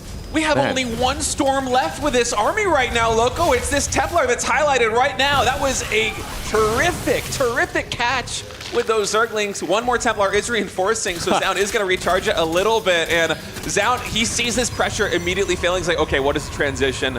Hype Tech Lurkers, they're underway. We need a Fleet Beacon, we need a second Stargate, we need to try and stabilize, and there is a very small window now, I think, where Zoun can try and get some damage done, maybe get the kill on the expansion over here on the west side, but so far, Reynor just been so clutch with the defense. I think Reynor has about a 30-second window or so within the next minute to deal quite a lot of damage on the other side of the map. Tempest transition takes a long time, Mothership transition takes a long time too, and those Lurkers don't really have a reliable counter at this point in time. He kills even more of the High Templar. It's critical for Zoun to keep being active on the other side of the map, because he really cannot afford the Zerg now marching towards the 4th base, and that's exactly what Reynor is doing. He's splitting up his units, and he's got a large squad all the way up north. You can't really play... Ooh, there's a recall. You can't really play Skytles on just 3 bases. Yeah, we have the recall coming in right now. These are Seismic Spines Lurkers. They already have the range upgrade, so they're getting some very good hits. The Storms are going to drop on just the Lings, and we, I think, have enough here for Protos to clean it up. Of course, with the Arc of the Zealots, the splash damage on those Lurkers is mitigated.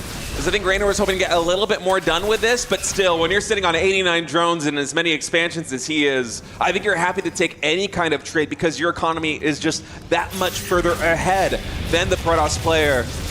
Absolutely. Tempest right now, though, are going to be available. And as those numbers grow, it will be easier and easier to clean up the swarm. That being said, there's a Zealot run by on the left side, too. So while there's damage being taken, he's also dishing it out over on the bases of Reynor. Then again, Reynor has a lot of workers. You can easily replace it. First Tempest now, though, is available. Yeah, there's 2 of them already out. Reynor, though, trying to use that very fast multitasking of his to his advantage. Looks like the hatchery in the picture-in-picture is going to go down. So that's a bit of a loss, but Reynor has plenty of mineral fields to continue mining from. Yeah, I feel like this is a lot of wins right now for Reynor. Yes, he did lose that hatchery the bottom left side, but Zoun losing that 4th base, it's a critical loss right now. He is reset down to 3 bases. He is fully encircled right now by Hydralisks, by Lings, by Lurkers. Yes, the defense so far it has been solid at the 3rd, but I'm not sure how much longer he can hang on. The Tempest count, it's only at 3. It is the counter to the Lurkers, but in numbers like this, I don't think Reynor minds all that much. Beautiful game so far here by Reynor, really just cutting it incredibly close, but hitting the timing perfectly every single time. And now the 3rd Nexus is in a world of trouble too. You cannot really afford this for much longer here as Zoun. His army is still good for the time being, but look, Reynor's now almost doubling him in supply. He's getting a safety spire on the back of his too. He's getting the Hydralisk lunge ability. He is just having a good old time macroing off of a far better economy. And I think Zoun realizes at this point that he needs to go for all-in, but what do you do? How in the world do you all-in against this? GG. GG called, and Reynor is going up 2-0 in this elimination match. Best of 5. Absolute textbook right there from Reynor. Like, that's the type of game that you, like, plan out in your head. And whenever I do that, at some point, it all falls apart, right? But this was the entire game plan from start to finish, exactly the way that Reynor wanted this to go. I think he expected exactly what the opponent was going for. He managed to defend, and even though this 3rd Nexus time was a little bit weird, right? And then the extra gateways maybe threw him off guard ever so slightly, crisis management has been perfect. He hits the timings exactly when they are meant to be hit. Reynor looking dominant so far in this series. Yeah, I feel like that was a game that from start to finish, Reynor had a really good grip on. He did not let go at all. And we saw kind of a glimpse there at the final moments of that game, but I feel like the real pivotal moment for me was when Zoun went for that adept timing attack, and Reynor was caught a little bit unaware, but the crisis management, as you said, was so superb from our Zerg player. Only 4 drones falling. He gains a lot of momentum. He expands rapidly on the back of that, and then he dishes out a ton of pressure on the other side of the map, even taking trades that, you know, you might not expect to be good for the Zerg, but because his economy was just a tempo ahead from Zoun's constantly, Absolutely. It worked out. Yeah, no, that was really good. And I kind of feel for Zoun here, because what in the world do you even do? You tried to go for a cheeky game number 1, didn't work. You tried to go for a pretty straightforward game number 2, it also didn't work. Now, obviously, a lot of these games are built off of really good micro and really good macro, right? Like, margin for error here for both players is incredibly small. You can always maybe hope that the opponent is not going to play as good a game in the 3rd one. It's not that Zoun was playing poorly here by any stretch of the imagination. He was still doing a really good job, but across the board, Reynor is just playing a little bit better. And that is difficult to counter. Like, what do you do here differently as Zoun? Well, I mean, when the news is do the same thing but better, I mean, that is the worst advice that you want to hear. Yeah, it is. It is a tricky proposition because now you have no lives remaining. You need to win 3 games in a row versus one of the best Zerg players of all time, former world champion in Reynor, and I'm feeling the pressure right now for Zoun heading into a game number 3. Coming into this one, I also felt like Reynor was kind of the favorite, but I was expecting a 3-2 or maybe a 3-1. The fact that Reynor is showing up with so much confidence in this series, I think bodes very well for his chances to advance not just past this series, but into that round of 8, because for Zoun, you can see him, he kind of looks like he's just digesting game 1 and game 2. Game 1, as you said, he went for that trigger, he went for the cannon rush, trying to hope to throw Reynor a little bit offbeat to start the series. And from kind of the series strategic perspective, I love that approach. But Reynor rolled with the punches so well in that map number 1. And then in map number 2, as you said, it's basically as standard as it gets. Yes, we did have a little bit of an awkward timing coming in right there from Zoun, where he had the 3 gateways, the slightly delayed 3rd base, and instead of normal rapid development with 6 gateways, Storm +1 and Blink, we delayed the tech, we delayed the macro a little bit, and instead threw, what was it, like 12 adepts at the Zerg player relatively quickly, and it got very little done. Even with the Phoenix denying the scouting of the natural expansion, shooing in all of the overlords onto the map into Reynor's base. As well. Yeah, dealing with the creep. Even the Lings that Reynor had on the map, kind of the expeditionary force, so to speak, that was near the natural expansion, didn't catch the move out of the Adepts. The Adepts were basically able to shade into the natural expansion nearly uncontested, and still you didn't get the damage done. It's hard to say what to do in game number 3 here for Zoun. If I were to put myself in his shoes, I would probably trust my macro. In this one, I would go, you know what, let's triple Oracle, quick 3rd next is just as normal as it comes. Exactly. Like, let's play the game the way that Classic would play the game through the first 5 or 6 minutes. But yeah, I agree. It's hard to say because, you come into a series like this one too with the full night to prepare, and you might look at this as having, say, a specific build for basically every potential map, right? But when you're down to no lives left at a best of 5, it's tough to come out with a tricky build. It takes a lot of confidence, especially against a player as good as Reynor. You're absolutely right. Well, in the pre-game interview, Reynor mentioned that he was going to bring out the Italian rap music again. He's already won a World Cup with that back in the day when he released his playlist. He's like, guys, if I win this tournament, I will send out my playlist. And he did. I wonder if there's any new additions to the tunes, but either way, so far it seems like the music is helping him out as we are loading up on what looks like Persephone. And this is already match point here for Reynor. He's got some chances, right? I mean, there aren't a whole lot of all-ins that we see in this matchup from Zerg, but he certainly could. Well, spotting right here in the bottom left-hand corner, we have the man currently looking at a 2-0 advantage. He is known by the name of Reynor. And spawning in the top left, the blue Protos. One of the few Protos hopes in this tournament to make it into the round of 8. Can he complete the reverse sweep here against Reynor and advance to the playoffs? It is Team Vitality Zoun.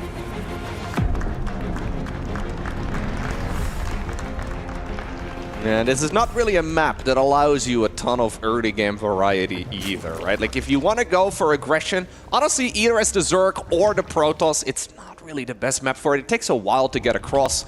And this is one of those maps that we see time and time again because it's just so straightforward. I mean, yeah, it's got a couple of tricks. Look at him. He's feeling good, right? He's a very momentum-driven player. Don't forget that. I mean, some players do better when they win the first couple games in a series in general. For others, it's more like a full reset when the next game begins. But Reynor, in my mind, certainly somebody that enjoys this momentum quite a bit.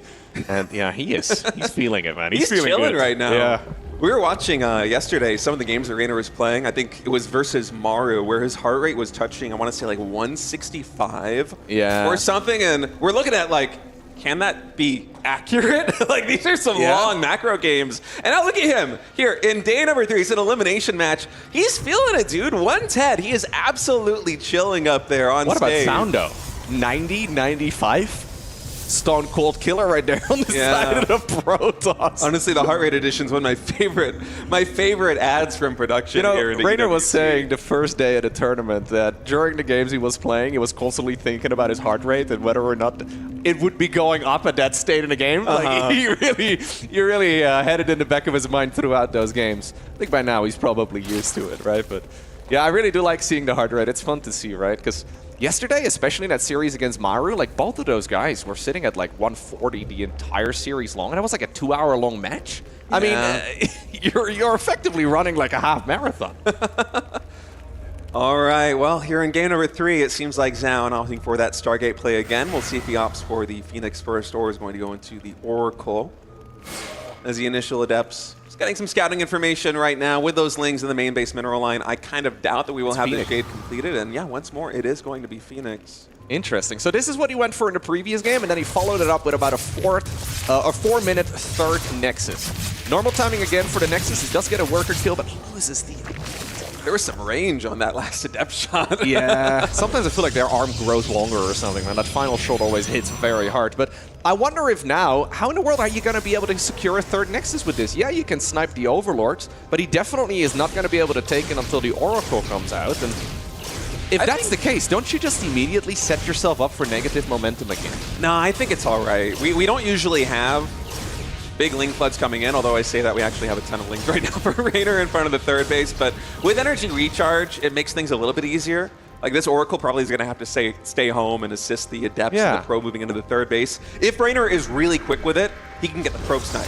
And that is probably going to be the big delay on this Nexus, but this Oracle is going to have enough energy to basically shoo and usher those Zerglings away. But you still delay your base now, though, for like at least 25 seconds here as Zoun. Yeah, it might be a little bit late, but again with the Oracle, you know, Zerg players these days have been so good with the positioning of their queens and also the sport color timing has been so crisp that I feel like even just a couple of months ago, you would see the initial Oracle come out on the map, and it's kind of a guarantee that it will get 2 or 3 worker kills. I like this, by the way, from Reynor too, who's purposefully now delaying his Spore Crawlers. So he realized here that it's likely going to be a Phoenix first. Normally, the Spores come out a little bit sooner than this, but both players making adjustments here throughout the games.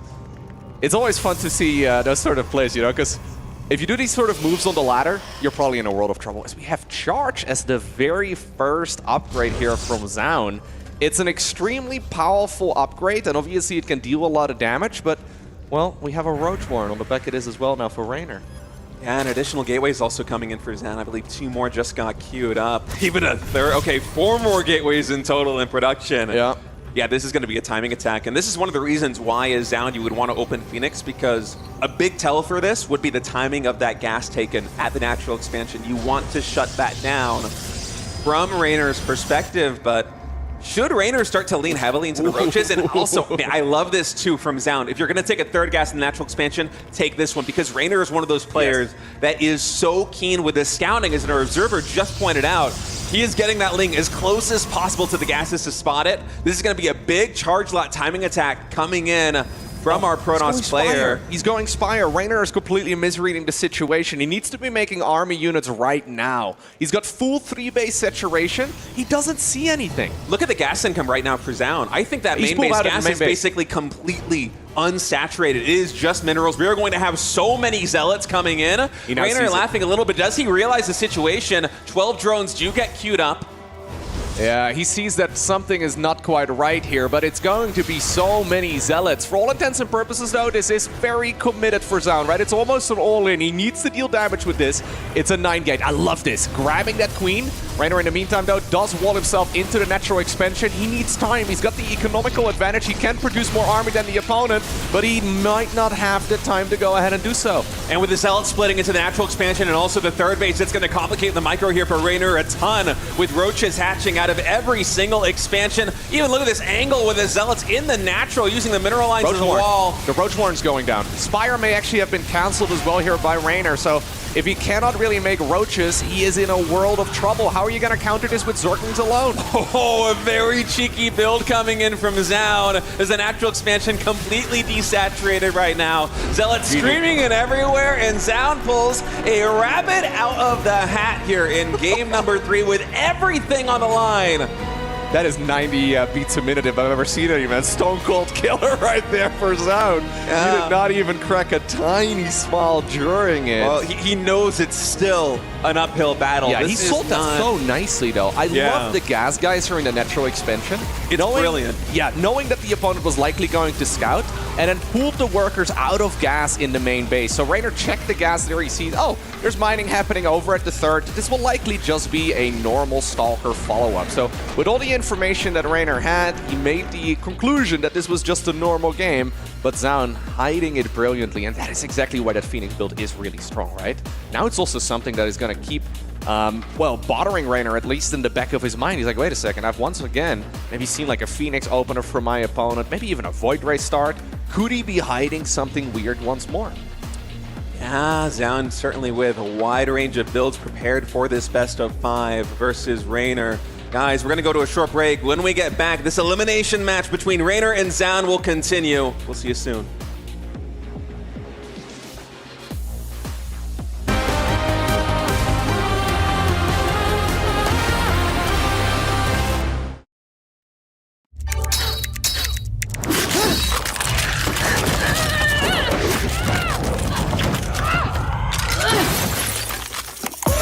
Reach your impossible. Lenovo Legion.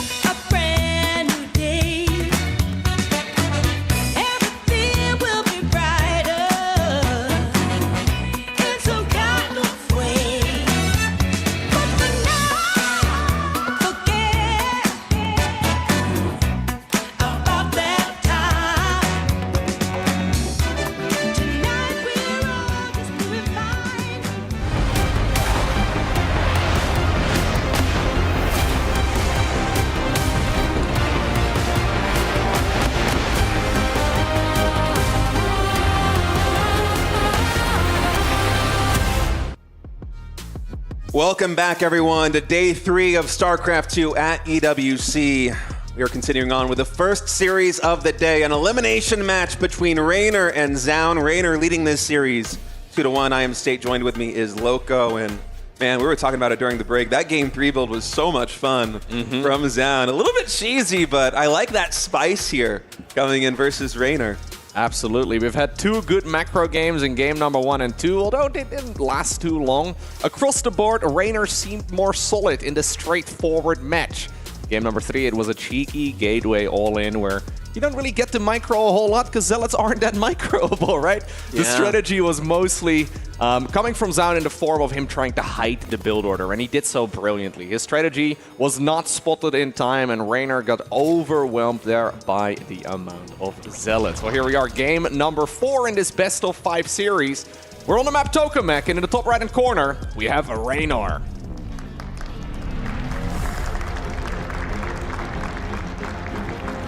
And spawning in the bottom left, he won game 3. Can he continue building momentum for a reverse sweep? It is Team Vitality Zoun.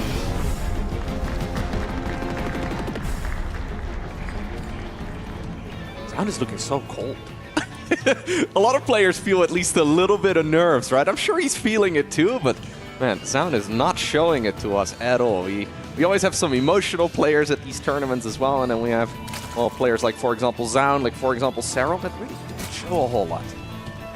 Yeah, it is kind of surprising. I feel like on this stage, this being an elimination match, by the way, if Zoun loses one more map in this best of 5, that is it. He has done it EWC this year for StarCraft 2, and we see him just kind of chilling at like 95 beats per minute. Yeah. Face completely, as you said, stone cold.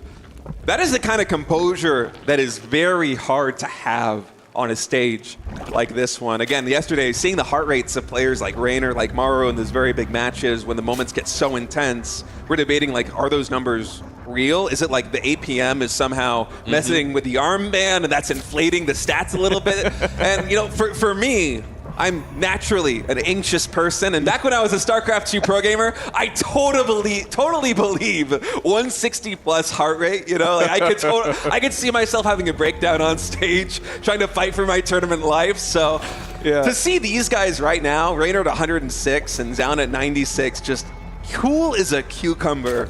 It's very impressive. You know, I can totally imagine being very, very anxious at this stage in the game, right? Especially when you also think of the amount of money that these 2 players are competing for at this stage of the tournament. Either way, we are now 2.5 minutes into a very standard game of Zerg versus Protos so far. We don't yet have a third hatchery, but I believe that one will be coming up here in just a moment. It is going to be a Stargate opener once more from Zoun. You know what? After those previous games, I think you go Phoenix first again. Even though I may not necessarily be 100% sold on the build order just yet, when you're telling the story in this series, right, when you're looking at the games that Zoun is playing, it makes a lot of sense. Yo, that Queen coming out, getting 2 shots in, drawing first blood right now, killing that scouting probe. Some clean micro right there by Reynor. Absolutely. So Stargate is going to finish up right now. Phoenix first. I love it here. Reynor is always going to have that previous game in the back of his mind. And I highly doubt that we're going to be seeing a 9-gate all-in again.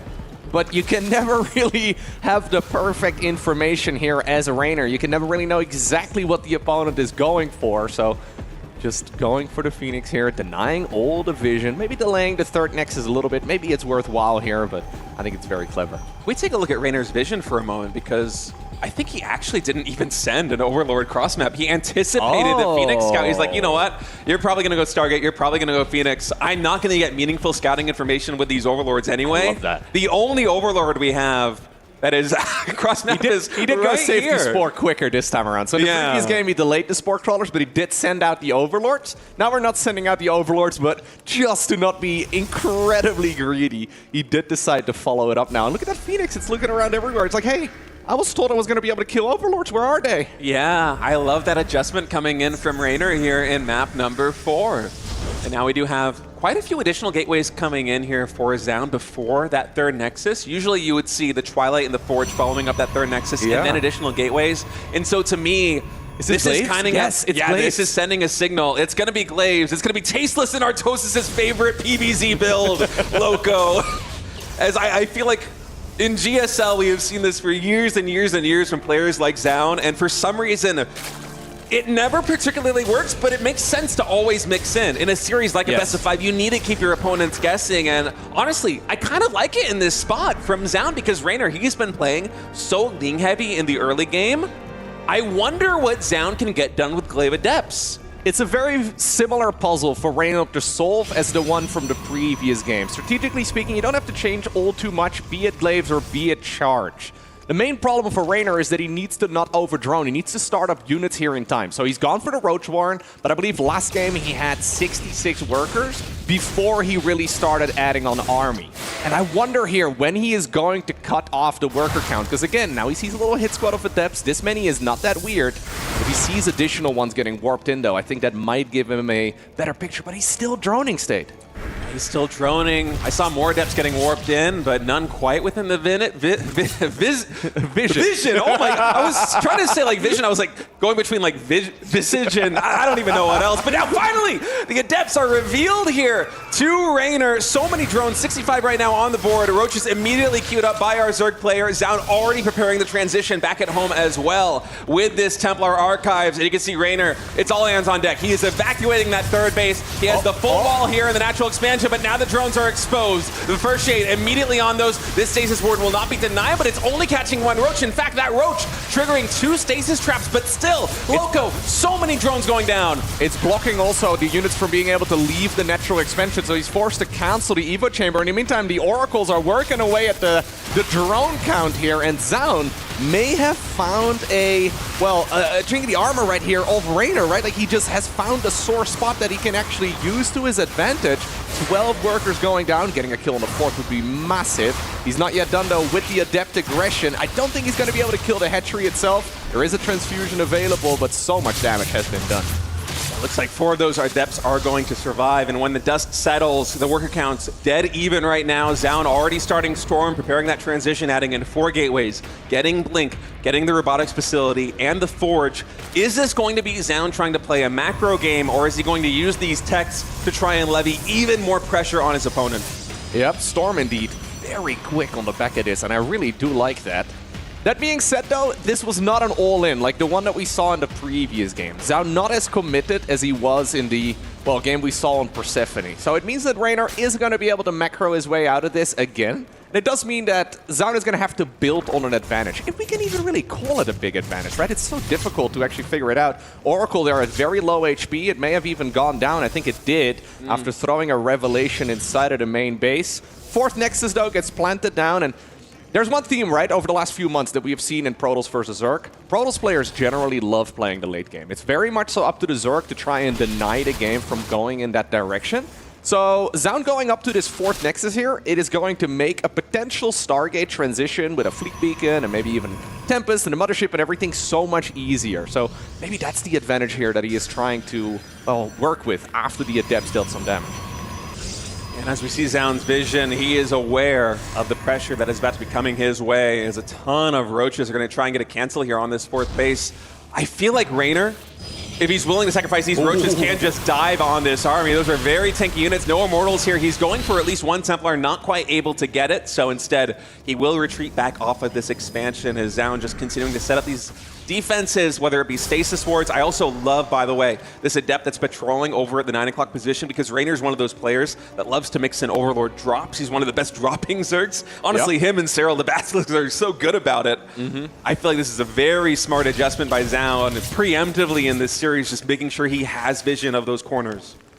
I really like this actually here for Zoun, though. This map is not easy for Reynor to push on. He is going Lurkers again, just like what we've seen in the previous games.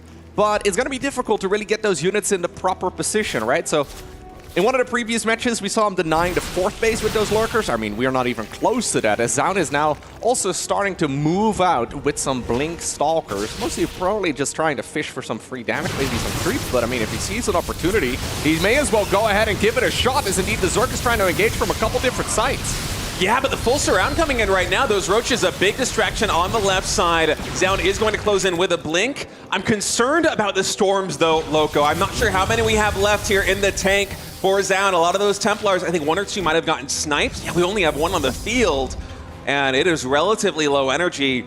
He's going to continue pushing, but we have not a lot of AoE damage.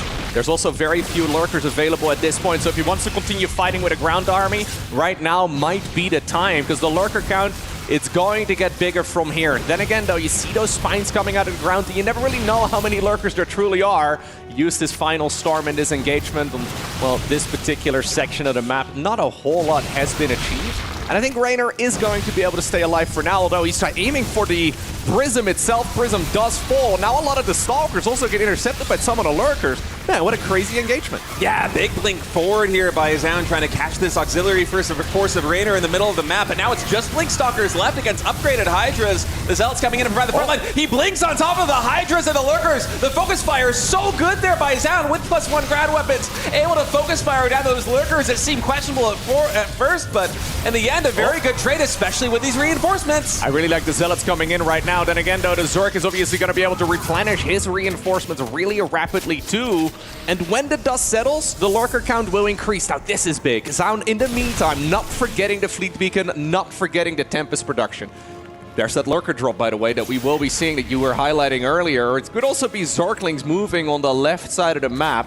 Soon it will be Reynor's turn to be aggressive, and if you're dealing with those Zerg units without Tempest, it is so difficult to prevent it from killing you. Already a third Stargate coming in from Zoun, as I'm sure he's going to be eyeing a 5th base momentarily here. You need a 9th and a 10th gas to fund this economy here as Protos. So far, the trades, I think, have been relatively good here for Zoun, considering the engagements that Reynor had where he picked up the Templar. Zoun has gotten so much value out of just Zealots and Blinkstalkers, which you usually don't see much in the mid-game PvZ these days. You see the resources lost, slightly advantageous here for Zoun, but with 3 Stargates coming online, upgrades for these Tempest, Lurker drops coming in. If he sees the Lurker drop, it is going to be relatively straightforward to defend. If you see this coming in, though, when they're already in your main base, it becomes a disaster very quickly. Yes, Tempest can counter a lot of these units. Lurkers don't shoot up, but they can still do so much damage. And you know what? Zoun might just accidentally stumble upon them. I'm hoping for him here that he did see it, as we have the Nidus network on the back of this too. And look, all of this is mostly just to buy time for Zoun, right? Like, Zoun has gotten himself up to that Tempest count. I wouldn't be surprised to see a 5th Nexus, maybe a Mothership here in just a moment. He's looking really strong right now, but this is still not easy. Yeah, Zoun needs to be able to stabilize with a 5th base here soon. Did he notice? He may not have even seen. He moved with the Zealots on the left side of the map, but I don't know if he actually spotted the Overlords, because he could just go and pick them off right now with the Tempests. Yeah, in that same moment, Reynor was pressuring in the middle a little bit, and I think Zoun had his attention focused on that. In the minimap, we saw Reynor put his vision down on the bottom left, and yeah, that is going to be the cue for the expansion, and yes, Zoun did see it, sectioning off this group of Stalkers to parry that drop in the main base, and at the same time, with these cannons, with the Templar and the Tempest on the front lines here at the 4th, he's able to stabilize. And you know what? Looking at the game right now, I think I kind of understand Zoun's decision not to take a 5th base. Yes, in a perfect world, taking a 5th, of course it is better than just being contained on 4 bases. But the way this is played out, he's been able to make sure that his defense is just completely buttoned up. Yes, it's a little bit less efficient, but the room for error, it's a lot smaller, and that has translated into cost efficiency. Yeah, and at the exact same time, I also really like that Reynor has decided to not really push into 4 bases. His goal with that attack was to deny a 5th. If there is no 5th, great. Let's just go back home. Nidus Worm, all the drops, they're not really necessary anymore. Now there is a 5th base coming up, though, but Zoun is slowly inching his way towards that Skytle's army. He's already getting up to the +1 arrow weapons here. He's dealing a little bit of damage on the back of this base, too. Matter of fact, he kind of needs to get rid of some of these units just so he can replace them with better ones, which is, you know, it's a nice luxury moment as a Protos in this stage. The final bit of supply is going to be used on a Mothership. Yeah, it's always a little bit less guilty when you feel about sectioning off some Zealots and sending them on a suicide mission to take out a hatchery. It's like, guys, trust me, this is actually for the better cause. You're not going to get completely swarmed by Lurkers and Lynx and accomplish nothing. I swear, guys, I swear it's worth it. Your lives it's worth it, fellas. Definitely not going to get you replaced with Skytle's units immediately. Actually, he warps in new Zealots. You know what? It's because of the Nidus. Yeah. Fair enough. I actually wouldn't mind to see a Dark Shrine come in here for Zoun just to be used defensively for these Nidus networks and for these other recall drops. Right now, Nidus Worm in the back of the natural expansion here off Zoun. It is important for him to clean that up. Does he notice? Lurkers are still something you have to be dealing with. And again, there is so much aggression all over the map. The High Templar, they are too far forward. Nidus Worm this time around does get denied. Another one will be going up in the main base. Zoun bleeding out quite a few of those High Templar, but every single time those Tempests are firing, they're dealing damage and they're picking off units as well on the side of the Zerg. Do we have a Spire yet? I feel like we do. All right, Nidus Canal gets shut down once again in the main base here of Zoun as Reynor is going to try and take down this expansion, confirms the 5th base. Changeling's actually on hold position, kind of acting as force fields here, slowing down the Protoss army, chasing down these Hydras. And, you know, the Nidus, they haven't really been able to get anything direct done so far. Actually, hold that thought, is actually these Lurkers coming in. Oh, there is a Nidus as well to deal with the Oracle. I love Man, those Reynor tweets. just thinks of absolutely everything. The static defense, it is being shut down here at the Triangle expansion for Zoun. Those Lurkers inching forwards towards this Nexus, but of course with the Tempest coming in to reinforce, the base will survive. Simultaneously in the top left, we had the picture-in-picture shot from our wonderful production staff, highlighting another hatchery falling here for Reynor. So Zoun. Oh, the Templar. Okay, you cannot forget about this engagement as the Lurkers are coming in from the back as well. A lot of very expensive losses there. Honestly, for both players, but especially for the Protoss, as the Mothership itself is going to use its Time Warp to try and grab some of those units, aiming for the retreat. I love an aggressively positioned Time Warp like that, as Zoun is going to try and layer on the pressure.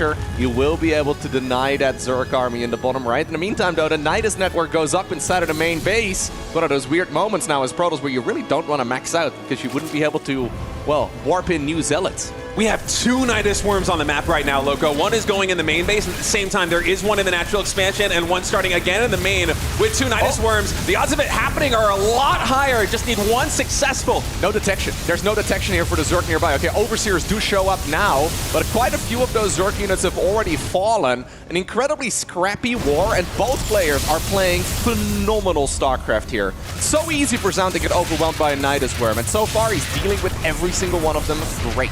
Yeah, the speed at which Zoun is playing right now is pretty phenomenal because Reynor, we talk so much about him being mechanically gifted, being one of the fastest players in the world, and that is true. But for someone like Zoun right now to go toe-to-toe with double Nidus Worms with simultaneous attacks at the 3rd base, at the 5th base, he's keeping pace, and he's also widening the gap in terms of cost efficiency. Now, some of that is going to be, of course, from those Nidus Worms just getting shut down relentlessly by Zoun, but the composure right now with his tournament line on the line, so clutch as he begins to put pressure on the 3rd base here of Reynor. Evolution Chamber likely going to get shut down. Will Zoun push in even further? No, he's going to go safe. Lurkers in the meantime in the picture-in-picture as well over at the 3rd base too, and this is going to force a full recall. I love that engagement there from Zoun, but he needs to go home to keep his base alive. The High Templar are misrallied, and he does escape with them. Both of these players are incredibly fast. You can see the APM above their pictures, and it is clear to me that they are playing some of the absolute fastest Zerg versus Protoss that we have ever seen. Both players trying to deal so much damage, and neither of them really achieving critical damage, but a couple of the Tempests a bit too far forward. Lurkers once more trying to see if they can deal damage over at this base. Nidus Worm in the main base once more. Zealots get warped in. We have the Hydralisk Lunge, a fight happening in the bottom right-hand corner too. It looks like Zoun is on top of that one, but he's losing some of the engagements on the left. Zoun and Reynor are everywhere right now. I'm looking at the mini-map. That hatchery in the top left is also flaring, as I'm sure some units are trying to take that down right now for Zoun, as it looks like this Nexus, it might just barely survive. Oh, there's no detection, I think, for those Tempests. The Hydras are cornered right now. He cannot escape with those. Reynor not following this fight up nearly as nicely as he could have. Could have probably saved some of those units. The Lurkers, though, in the meantime, do kill this Nexus. So an eye for an eye as the Lurkers decide to, well, just burrow and run away. +1 armor is going to get the Knight. Hatchery in the top left-hand corner will be saved as well by Reynor. Only about 1 bit of damage away, though, as the rest of the Protoss army is fighting the 3rd. Man, so much action all over the map. This is one of the most frantic PvZs I have ever seen, Loco. Reynor and Zoun absolutely delivering, and you can see the income advantage right now.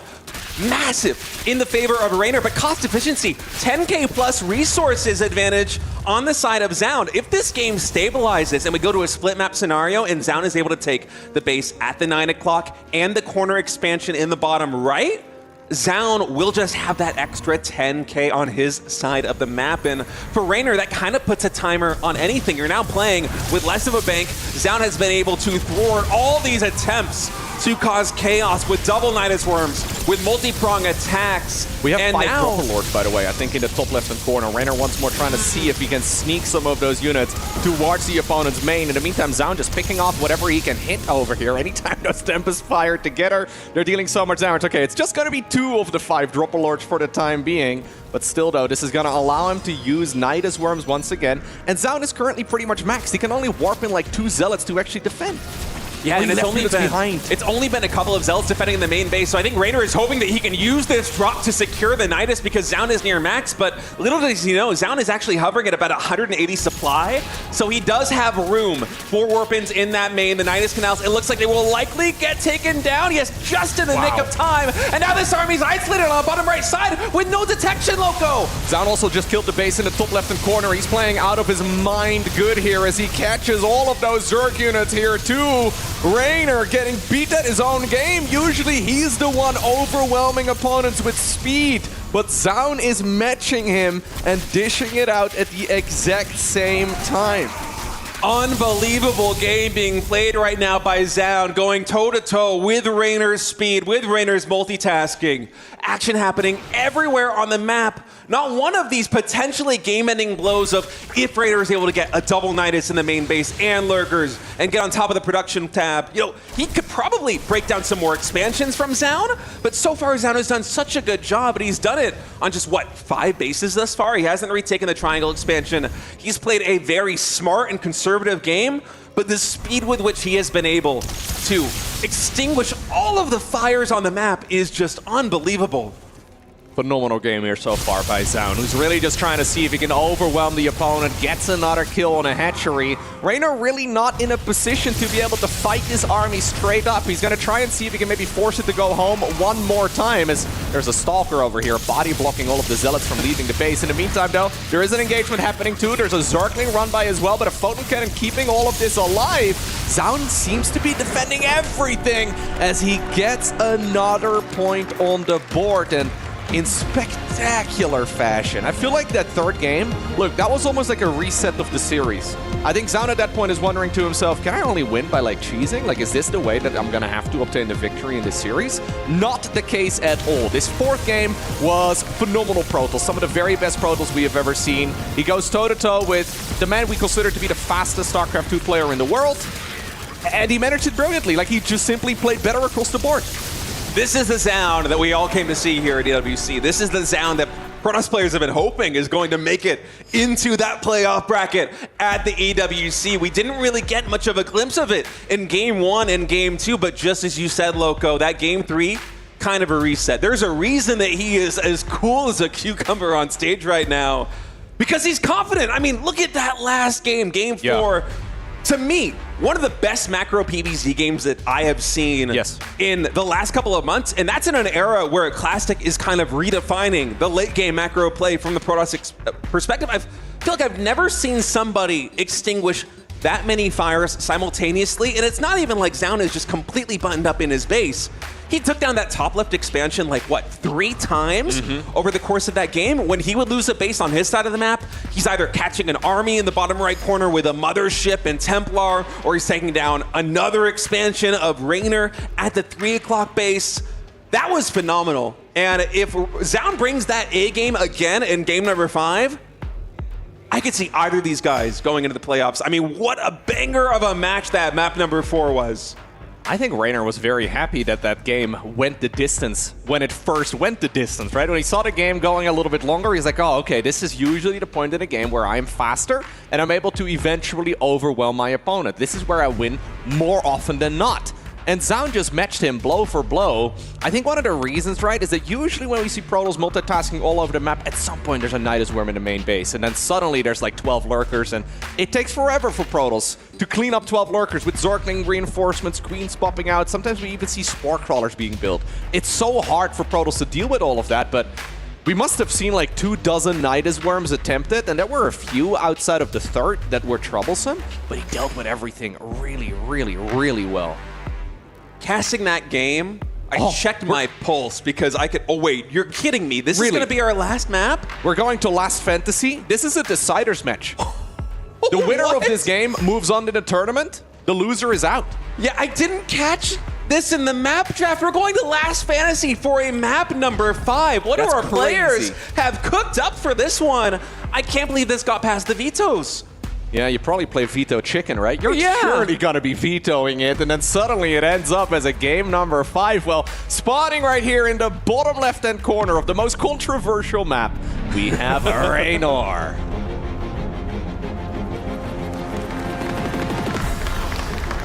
And spawning in at the 3 o'clock with just a terrific PBZ. The momentum is back on his side. Team Vitality's Zoun. And Last Fantasy is going to be deciding which one of these players is going home and which one is going into the round of 8. Both players scouting the wrong direction first. Last Fantasy is a 3-player map. It's a 1 versus 1 map, but it's got 3 spawn locations. And in general, it's just a very complex map to be playing a macro game on. I'm very excited to see if either of them has something special prepared for it, right? I mean, we did see it earlier on in this tournament as well. Rogue played a phenomenal macro game on it, but usually this map tends to be quite cheesy. Yeah, and for good reason. The expansion layout, because it's a 3-player map, is a little bit awkward to move around. I mean, look at it from Zoun's perspective. Unless you want to expand towards your opponent with that triangle base, you're kind of outstretching yourself in this awkward arc. Yeah. You know, going counterclockwise around the map, it doesn't really feel that natural. And the same is true for Reynor. The alternative is like expanding aggressively in your opponent's direction too, right? Which also feels really uncomfortable.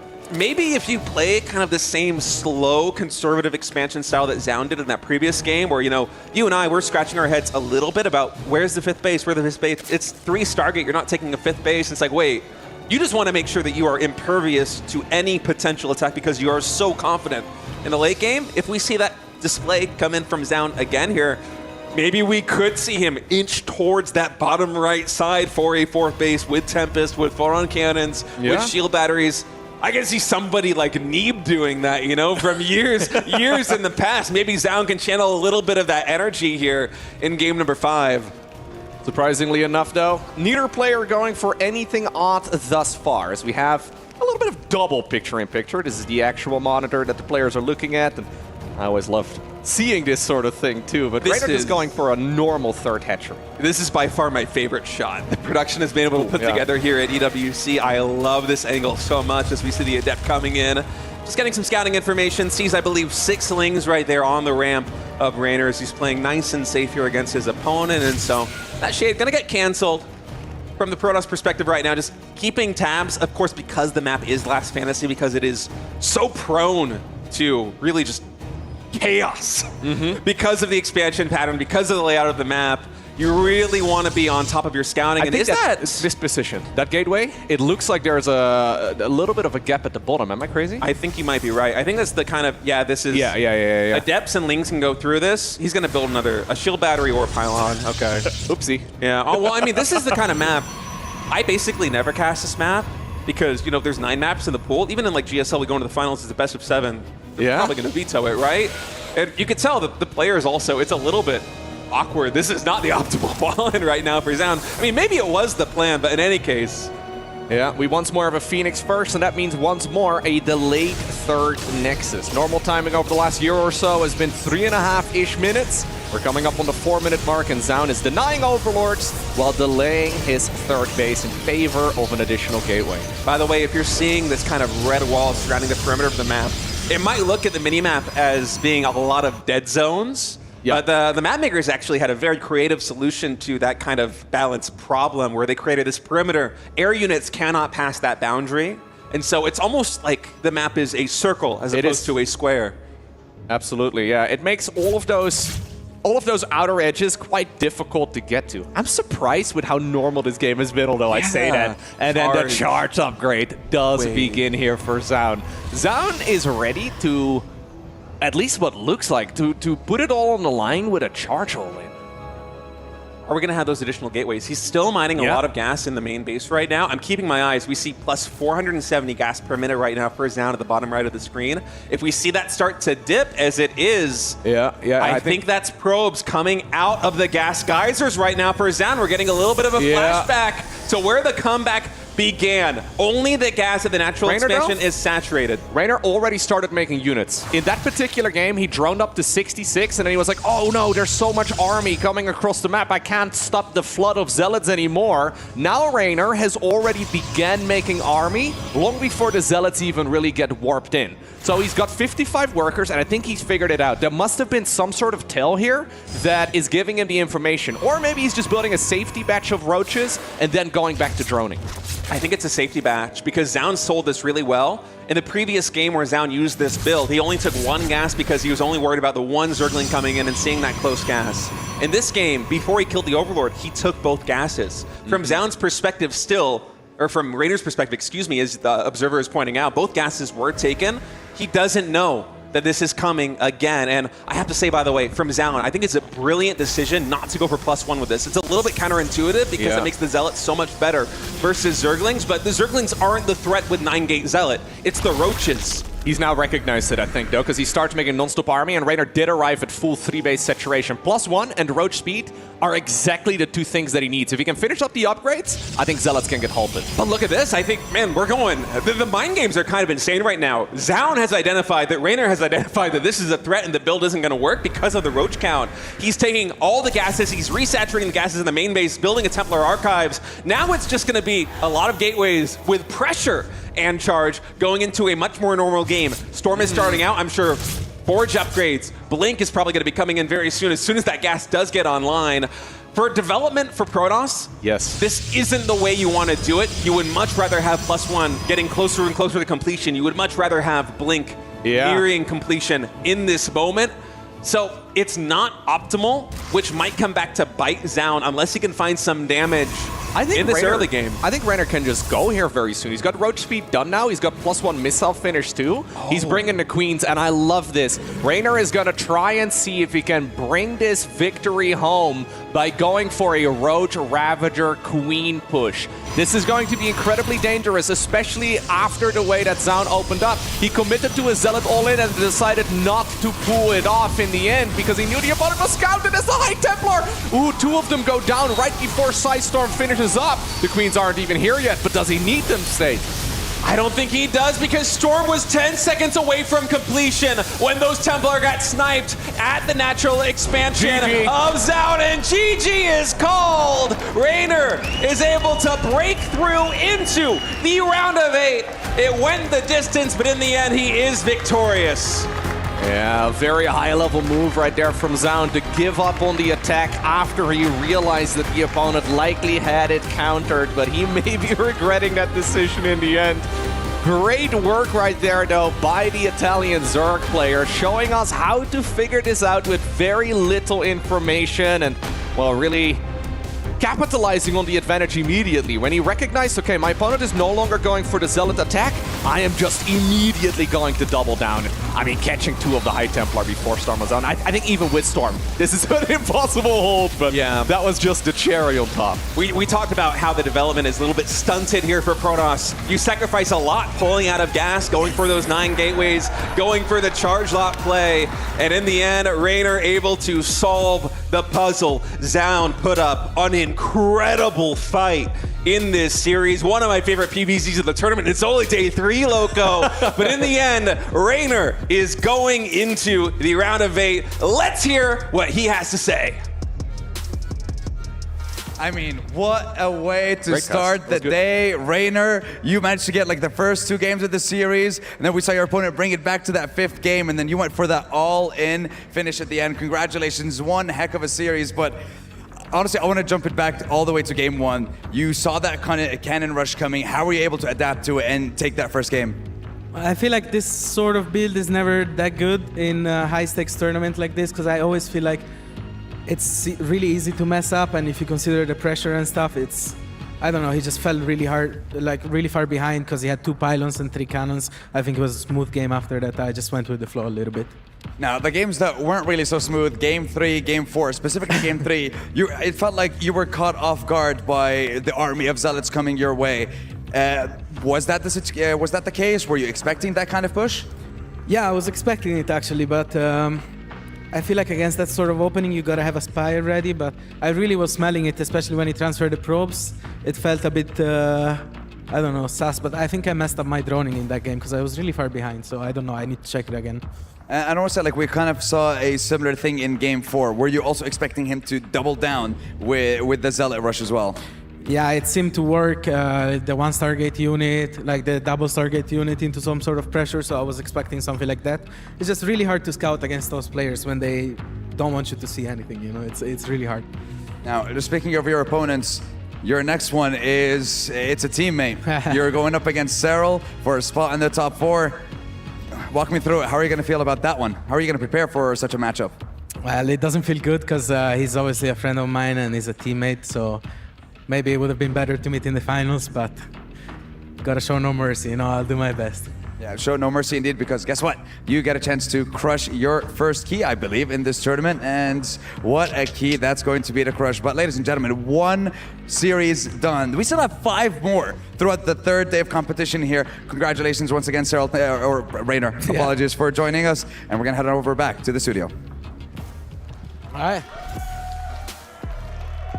Oh, emotions riding high here. It looked so cool and calm for Reynor with that 2-0. His heart rate barely moved. But then coming back was Zoun to try and bring this game back. He almost did it, but it is Reynor moving through into that round of 8. Joining me, Rotterdam, as well as Wardy. Wardy, I'll come to you first because I think you may have been having some heart palpitations during the series. The drama on the main screen, drama on the B stream as well. I'm sure we're going to cover that soon, but what a best of 5 to kick off the 3rd day. As you said it, Reynor looked incredibly clean in the first 2 games. In game 1, a little questionable by Zoun because we spent a lot of money on that cannon rush, but our Nexus was very late. Felt like it wasn't really going anywhere. Game 2, he just couldn't quite get it together. Reynor looked good. Okay, game 3, Zoun gets in with the Zealots. Reynor wasn't quite ready. We're like, yeah, that can happen in a best of 5, but that 4th game by Zoun, I'm sure we're gonna sing Reynor's praise, but we gotta sing Zoun's praise about game 4, Waddy, because holy smokes, how on earth did he never fall apart? Yeah, he just kept it together. He was really good in this game. He had some really cool moves as well, where he's just cutting off Reynor. He was making Reynor move around the way he wanted him to, and he was just so cool and calm, and like tournament life didn't feel like it was on the line. But Reynor, he knows how to step it up again, doesn't he, when he comes into that game 5 and he just gets back into that cool, confident position. Yep, game 5 was a very sad one for Zoun, because Zoun had a similar plan to game 3. We're gonna strike with a lot of Zealots, like he took both gases in the natural, he cancelled one of them, he was ready to hit Reynor with a lot of Zealots, hoping that Reynor was a greedy Zerg, wouldn't be ready, but I think after the Oracle saw a couple of roaches, Zoun changed his mind, and he's like, you know what, I'm not going for that Zealot attack, I'm gonna try to turn it into a normal macro game. But as a Protos, it's incredibly hard to be gearing up for an all-in and then switch gears, go back into macro. I think Reynor picked up on that, and Reynor's like, you know what, let's go full Lambo over here. A lot of roaches and queens, and obviously Zoun just didn't have the army to deal with a maxed out Zerg. Yeah, big deal, but as I said, emotions riding high, not only here for unfortunately here for Zoun, but also Shin falling out. Let's take a look at the brackets here and get confirmed as to what has been going on so far across Stream A as well as Stream B. I'm getting word that the bracket is not ready, so let's look at that in a little moment here, Wardy. But what is exciting is that we can also move on a little bit and we can hear from Shin, unfortunately, as he has now fallen out. The emotions running high here at the B stage, where Shin just lost 3-2 against Solar. Shin, I think you played one of the best matches of the tournament. Obviously, it's always sad to go out, but how did you feel about the tournament overall and your preparation leading up to it? 일단 신희범 선수 아쉽게 탈락하긴 했지만 그래도 오늘 경기 정말 명경기였고 어떻게 보면 좀 위기의 순간에서도 빛을 발하시면서 정말 최고의 경기력을 보여줬다고 생각하는데 선수 본인께서는 좀 이번 경기에 대해서 어떻게 평가를 하시는지 궁금합니다. 사실 저그전이 제가 별로 자신이 너무 없어서 레이너전부터 시작해서 빌드 위주로 많이 준비를 했는데 근데 오늘 레이너전까지 포함하면 빌드를 쓴 게 4연패를 한 거예요. 그래서 5번째 마지막이 될 수도 있으니까 그때는 정말 운영으로 해서 지더라도 운영으로 하자 했는데 그게 좀 잘 통했고 저를 좀 못 믿은 게 좀 아쉬운 것 같아요. 그냥 계속 운영했으면 좋았을 것 같아요. Yeah, I wasn't so confident on ZVZ, so I prepared a lot of builds against, even for Reynor and against Solar, but actually turning into macro, actually that helped me pretty much more because I failed on all of my 4 builds that I prepared. So my confidence was a little low, so I just regret that I should have just done more macro games. All right, well, Shin, I'll let you go now. Just any final words that you want to throw out there. I think you're an incredible Zerg and one of the best players right now in the game. So congratulations, and I think this was a great run and one of the best series of the tournament so far. 이제 아쉽게 탈락하긴 했지만 그래도 정말 최고의 장면을 또 보여주시기도 했고 또 아직까지 시대에서 최고의 저그 선수 중 한 명이기 때문에 이렇게 좀 퇴장하는 게 많이 아쉽긴 하지만 그래도 마지막으로 이렇게 봐주신 팬분들과 또 시청자분들께 좀 마지막으로 한마디 인사해 주시죠. 이번에 다들 응원 많이 해주셔가지고 진짜 이기고 싶었는데 이렇게 경기에서 지고 이렇게 뭔가 너무 아쉬웠던 적이 진짜 오랜만인 것 같아요. 원래 경기 지더라도 다음이 있고 더 잘할 수 있다는 자신감이 있는데 물론 지금도 자신감이 있지만 오늘처럼 아쉬웠던 적은 진짜 오랜만이었던 것 같아서 이게 마지막이 아니니까 더 좋은 모습 보여드리겠습니다. Yeah, it's been a long time that I've been frustrated after a loss because I always thought of myself that it was going to be a next time, you know. But I'm still confident though. But I have been confident more this time. So this is a really bummer that I got out here. But that being said, this is not the end this is not the end for me. So thank you for supporting us, supporting me, and please keep watching. 감사합니다. Fighting. That's one.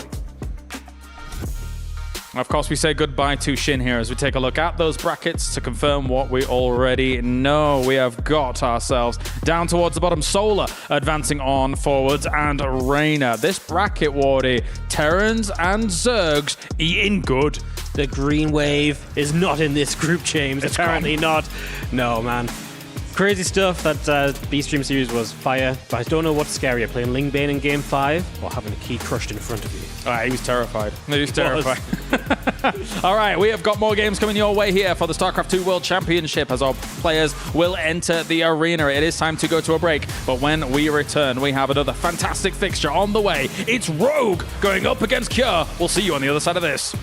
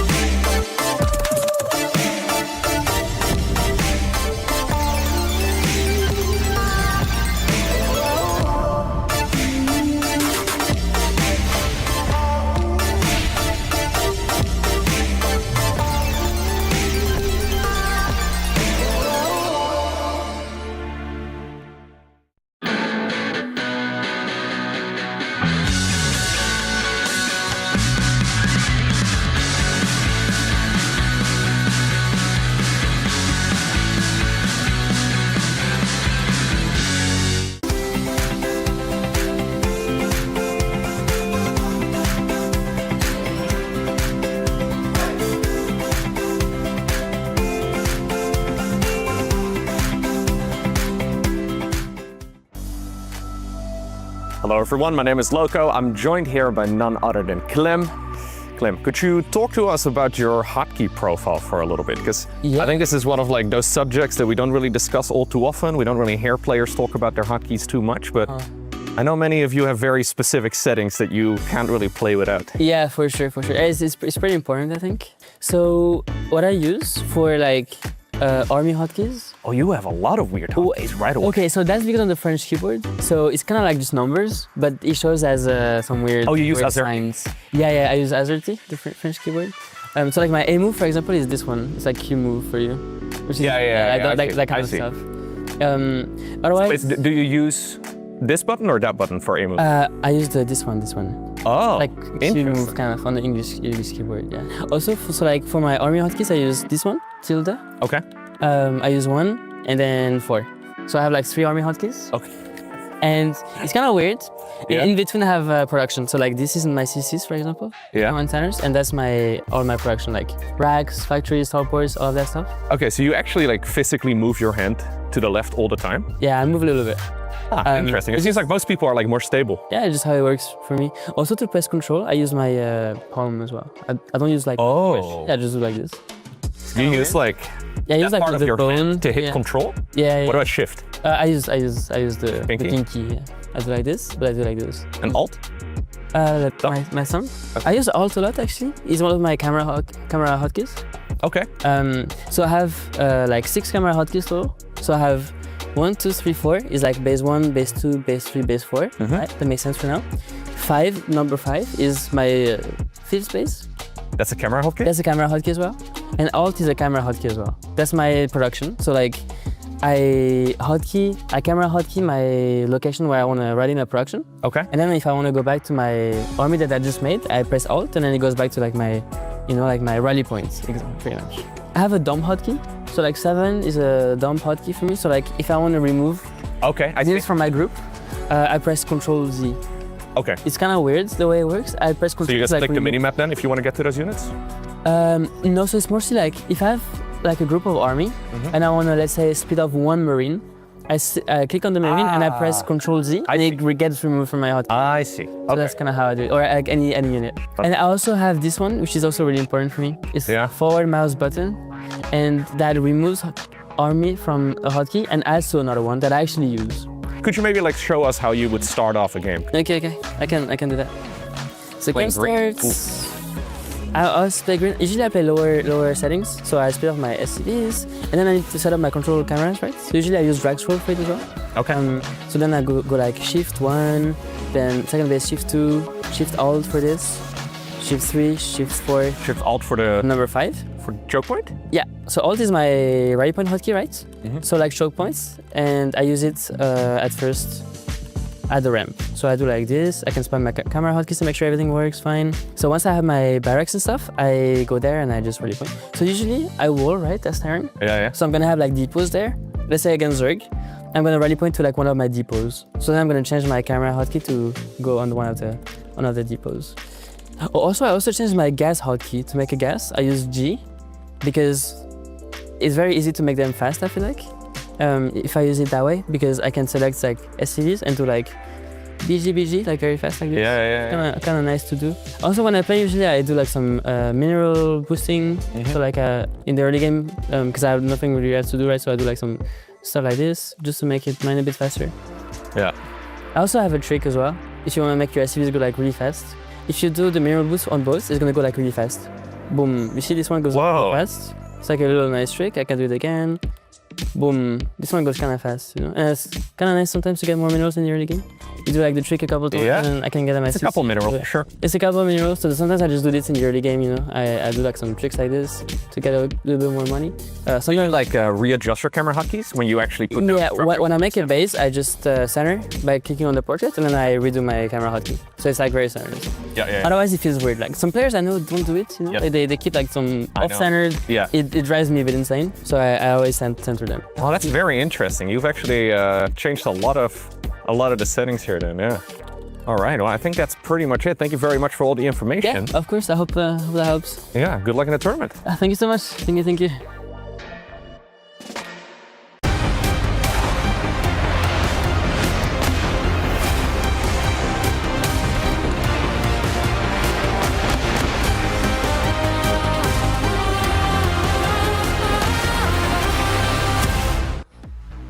Another key, another crush. The question is, will it blend? No, it's not. It's will it explode or will it? They're all exploding. I'm not going to ask it anymore. Joining me, State, as well as Wardy to get going with this one. State, Reynor gets to crush his key. He looks excited for it. Oh, that's a well-earned crush right there, Caleros. Yeah, that was one of the best PvZ series that I've seen in a very long time. I think Game 4 is Reynor. I think my favorite part of this, by the way, is just the little jump that basically everybody has. Yeah. I think Shin is maybe the only guy I've seen up there, or maybe it was somebody else that was just like totally stone cold killer. But yeah, for Reynor, big victory. Well, let's focus on our next match here. Two players that feel like they're in the absolute similar place when it comes to skill right now. This could be a good one. We have our runner-up from a GSL 1 going up against a runner-up from a GSL 2. Both of these players looking for glory recently, just inches away from being able to take it. But in this moment, Wardy, one of them will be eliminated. One of them will be eliminated. We've got Cure, who was the highest place in Korean Terran last year at EWC. We've got Rogue, who didn't make it last year, right? So it's really cool to see that these guys are here. I mean, it's great to see Rogue playing so well. I think we all expect Cure to show up. We expect Cure to be good at these events, but to see Rogue looking cool, calm, and collected, and I actually really wonder if this is a matchup which Cure is going to feel okay about. Quick thought states before we go in. I feel like we're going to see a lot of 8 racks coming in from Cure. I think his TVZ is superb right now, and honestly, I give him like a 3-1 edge in this. I feel like Cure is probably going to win. Ooh. Don't tell Artosis. Okay. I was going to say, we got to scrub this VOD the moment this is done. All right, well, let's get into it then. Thank you very much, gentlemen. A quick one for this one. We are going to this game. It's an exciting one. It is going to be Rogue going up against Cure. Welcome back to the SNB Arena. We have a very close match ahead of us, especially if you look at the stats, Sandstorm. Well, the stats are irrelevant, Seltzer, because the stage will tell us who will make it to the top 8. Two titans of the esports industry. It's Team Liquid versus Team Falcons. It's Cure versus Rogue.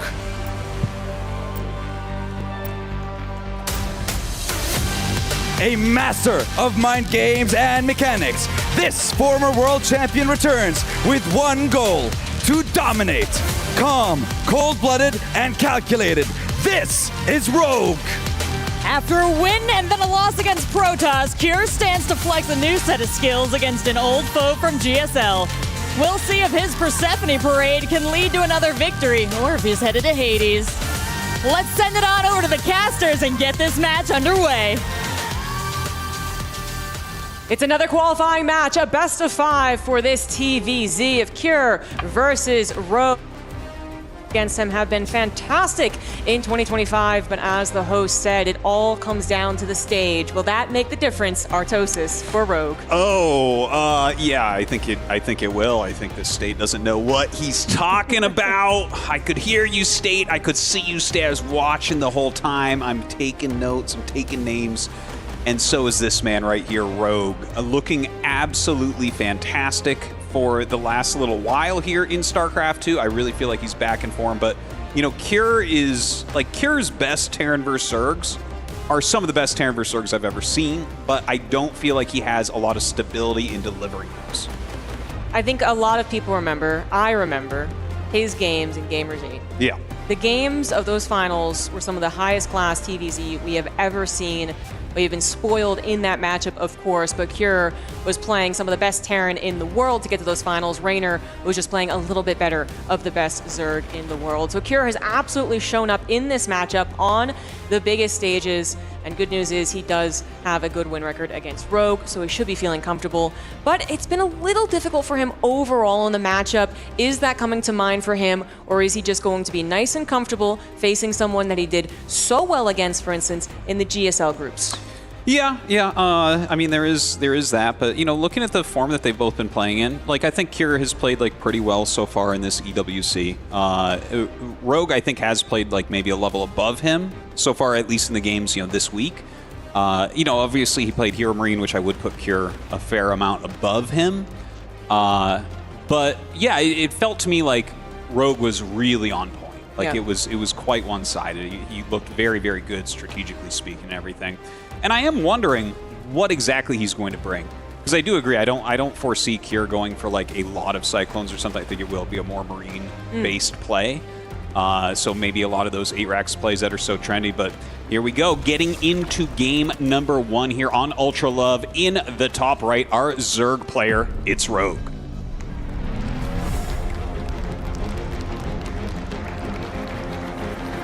And in the bottom left, as the blue Terran for Team Liquid, he is Cure.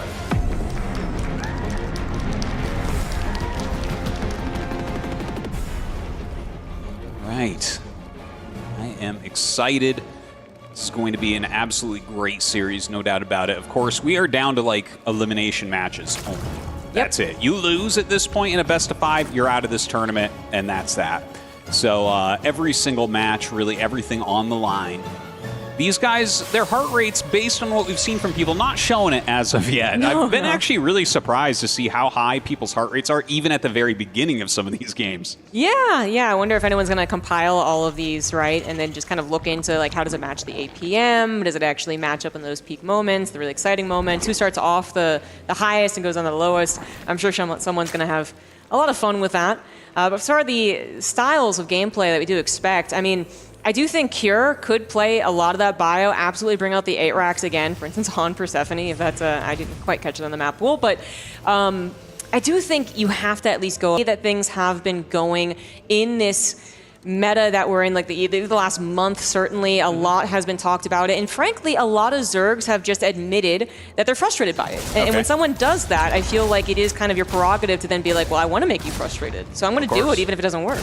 No, it makes sense in a way, and I think you should like vary your play. In fact, I thought that was really smart from Maru against Reynor when he went like Cyclone 4 games and then the 5th game went bio. Yeah. Like no matter what you're doing, you should mix it up at least a little bit, I think. Yeah, absolutely. Here's going to go for a good old-fashioned 3cc, and Factory is coming on down. Reaper wants to get the information. We know that Rogue certainly can be an aggressive Zerg player. Cure, I mean, any Korean Terran can throw out a good old 2 racks, of course. So the 8 racks probably a little later on, but it feels just as deadly. But for Rogue, for a long time, he was the master of almost everything because he was one of the best StarCraft players in the world and is looking to reclaim that title. He could macro very well. Late game was great. Mid game was deadly, and the early game could also be deadly. And speaking of, Lair's coming down already. I love it. All right. I'm not really sure what this is going to mean. I would be really shocked with a few different builds that do come out of 2-hatch Lair. Like that's, yeah, I'm not really sure. Like there goes on the Roach Warren, and that kind of makes sense.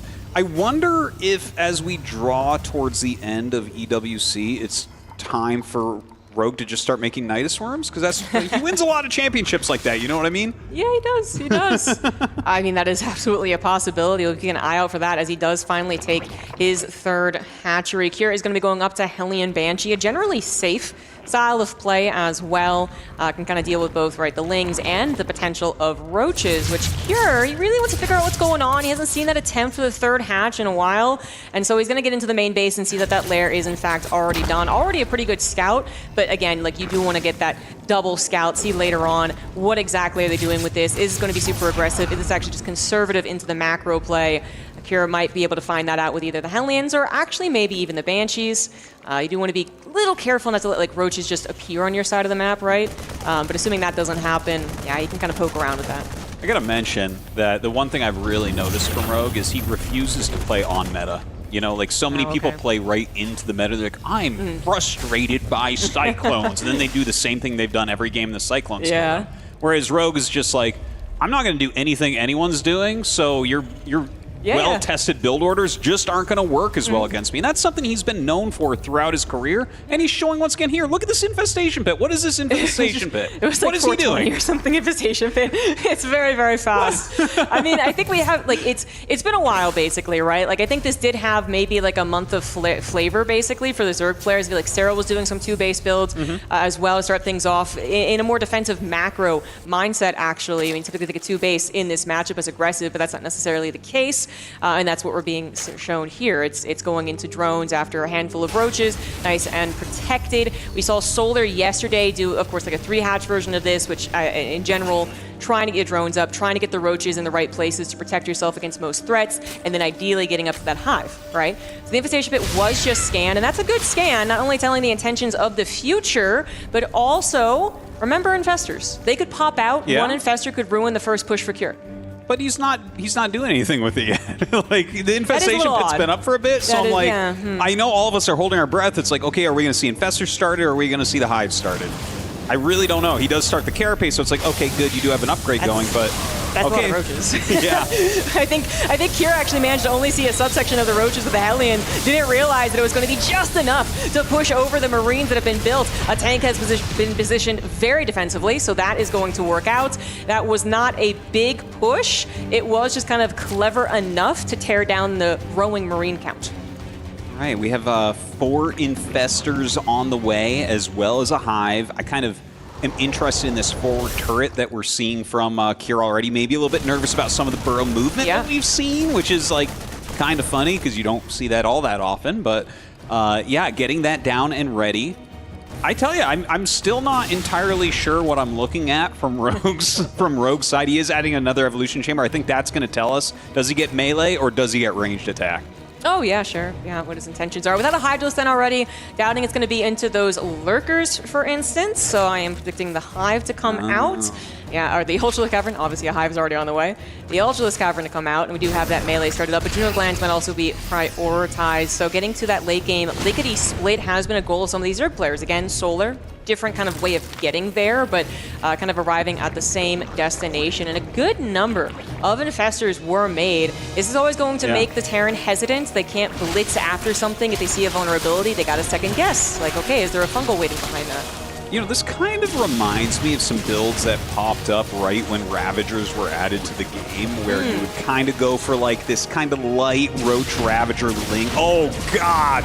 Oh, no. For Rogue, this is the worst thing that could happen right now. Oh, that was so sneaky. Oh, man. He got so much value from these Cloak Banshees. Absolutely. I can't believe that. Oh, that's funny. Microbial Shroud. I don't know if that was actually on purpose, but it was, that's something we had seen.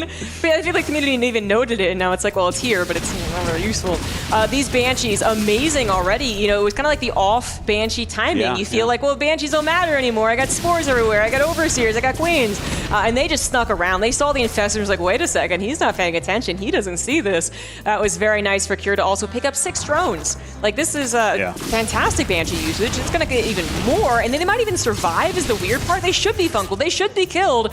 But you keep them alive. You also have them scout all of the ways that Rogue could be counterattacking you. Yeah, that really was fantastic. Like, the amount of difference that may end up playing in this game cannot be understated. The fact that 2 Infestors are gone and the other ones had to use a bunch of their energy, like that really can change these battles that will be coming up. So very interested to see if that's going to be something where we're like, oh wow, 2 more fungals here would have really done it, you know? Yeah. So really a fantastic move from here. You got to give him props for that.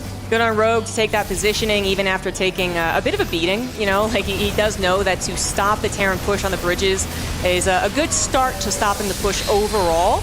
The bridges are what the Kier has to push through to actually start to threaten the economy and the production line of Rogue. Little run by is not going to work out too very much. We do have Kier already pushing past those choke points, and now Rogue, limited creep spread, and supply-wise down about 30. Ultras are out, but they do not have plating.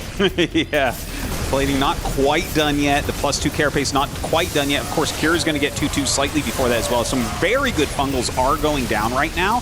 Throwing down those biles as well. Rogue desperately wants to save this base, but I'm not sure that he actually can. Yeah, I think the decision has to be made to let that one go. Unfortunately, the drones not quite moved out in time. But 18 SCVs also went down. The Ling run by finally finding some success. The Banshees may have been just F2'd right there, by the way. Or he thinks that this is the final push and he could just use it to actually win the game. But now they're not back there to help out against an even bigger run by. He's going to push them back to the third base, but Kier has his eyes on the prize. He can actually give up his third base for a limited amount of time if it means keeping this position. Well, he does have that position right now, but is Rogue going to bring these Ultras back for a flank? I would imagine so. Now, the Banshees come back, start to help dealing with that. He does throw down some more fungals, has these biles to kind of zone things out, but we have to see a big flank if Rogue is going to clear this army. Kier is so supply blocked. So many depots went down to that third base, and this is actually going to be cleaned up, but maybe this is a choke. It's a brutal choke. The fungals, they did hit, but are they actually going to get the rest of the bio as more come in? The Ravagers forced to flee without protection. Well, he's stimming forward right now, going for it, sets up these Liberators, and you can see Rogue with the tilt of the head. That is a tilt of frustration, and GG is called. Kier will take game number 1. But I have to say, okay, he took game number 1, but I was super interested in Rogue's build, and I think obviously those 2 Cloaked Banshees made a world of difference, because he was like borderline gonna hold that hatchery for a little bit there, and it just kind of didn't work out. But I tell you what, if he has 4 Infestors with full energy there instead, I could see him holding it. I think it's really the snowball effect, right? Because Yeah. we also really shouldn't ignore the 10 drones that have to be remade. Yeah. Like that also absolutely contributes to what is a very close to incoming push on the way. You don't have that happen. You don't lose the infestors, you don't lose the drones, you don't have the panic moment that interrupts the Zerg flow, where you're just kind of like running around, pulling your drones and all that. So you're even, more prepared to maybe even catch them on the other side of the bridge, force that siege up first, then the siege up as they begin to cross the bridge, and so on and so forth. Yeah, yeah. And that is the difference of having chitinous plating a little bit sooner too. So maybe when they do push a little too aggressively, you're like, hey, maybe I can get this around. But by that point, it was already so many chokes in Cure's favor. I really love that he did just let that third base go. Yeah, I definitely agree with you there. Like, you called it, that he thought, like, okay, this might just be the push. Let's just do it, give up that third base. That's exactly the plan he went with, and it worked out perfectly. Rogue, I definitely see a little bit of frustration in him. But again, I think that he's actually bringing, like, some really novel builds, some really novel ideas, and I can see these working out for him. That one in particular didn't in that game. Some strange circumstances, but I still feel like he has plenty of shots here. When it comes to Cure's most ideal situations, too, though, I do feel like that is a game that he absolutely wants. A victory, first of all, but then second of all, a game that really not a lot happens, and then he is able to do a perfectly timed 2-2 push. 2-2 had also finished during that taking of the fourth hatchery. And then really just, be confident in his pushes, kind of reduce the chaos, because you do just say, okay, third base, I don't need to go back and save that. I'm going to focus primarily on this push. I feel like that is where Cure gets the strongest. It's when the Zerg player kind of surprises him, either by an attack or maybe even like mutas that he wasn't expecting, for instance, where suddenly he is starting to scramble around. It just makes the game more difficult in general, obviously. But Cure, if there's one thing I believe he's always been good at, is like a very standard game, a little innovation-esque to a degree, but yeah, that's where he's going to be scariest. Well, I think Rogue does know that. Of course, they used to be teammates on that Jin-Air Greenlands team so many years ago, so they definitely are pretty aware of each other and their styles. But here we go into our next game here on Incorporeal. We have in the top left our Zerg former champion. It is Rogue.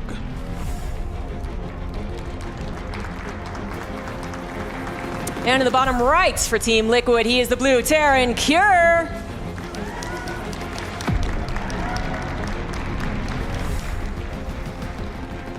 Looking to repeat in Riyadh, at least as far as getting to the finals, which would be a huge achievement. It felt like when you watched Cure's games 2 years ago, he was destined to win. He was playing so well. Yeah. Then we watched Reynor's and wait, no, this guy's destined to win. And then there was that clash that ended in Reynor's victory. But yeah, Cure absolutely looking for that same feeling, looking like the best Terran in the world. We also, of course, still have Maru and Clem, so it's a very, very tough place to be.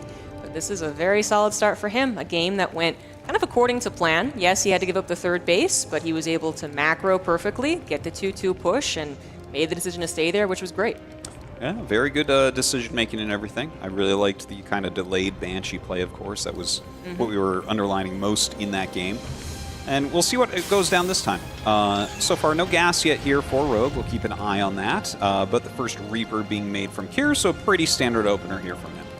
Yep. I do wonder if Rogue's going to try a similar build, if he saw that there was a lot of promise in that build, right? Like you say, okay, the Banshees don't do as much damage. There you go. That already looks so much better. Yeah. Or maybe elsewhere where you just thought like, oh, okay, the run-by was really good. Maybe if I had actually not pushed up the ramp, a lot of what-ifs for him. But the overall first, 8 minutes? Yeah. Before the Banshee showed up was also, I think, what Rogue was hoping to have happen. Oh, totally. It's funny to watch, like, even against these Banshee builds, we've seen several Zerg players at this event just running with the Roaches anyways, right? And they've actually had very good results with that. You end up picking off a bunch of SCVs, and it's like, well, I didn't really need all those Roaches, or at least at full health. No problem. We'll see if he goes for that again. He has played Ling Bane against Terran here as well a little bit, so... Not entirely sure that he's going to go Roach every game, although he does have little stretches of his career where he's done that. Yeah, he has. Yep. There's already a different build, obviously, with the third hatch already being down. Cure is going to notice that as well. But yeah, thinking about Rogue's little game plan with the kind of non-committed amount of Roaches, let's say. It did take down some of those Marines, but perhaps was looking for a little more in the actual economic damage, which was stopped by Cure. And if that doesn't work, then yeah, don't slip that in. But again, it is already a different build. No guarantee on the Roaches. No guarantee on it being a very defensive game waiting to those Ultras. For Cure, I mean, don't fix what's not broken. 3cc into the Hellion Banshee would be fine. And he is going Hellions. He has also done the kind of marine-focused surprise Banshee build.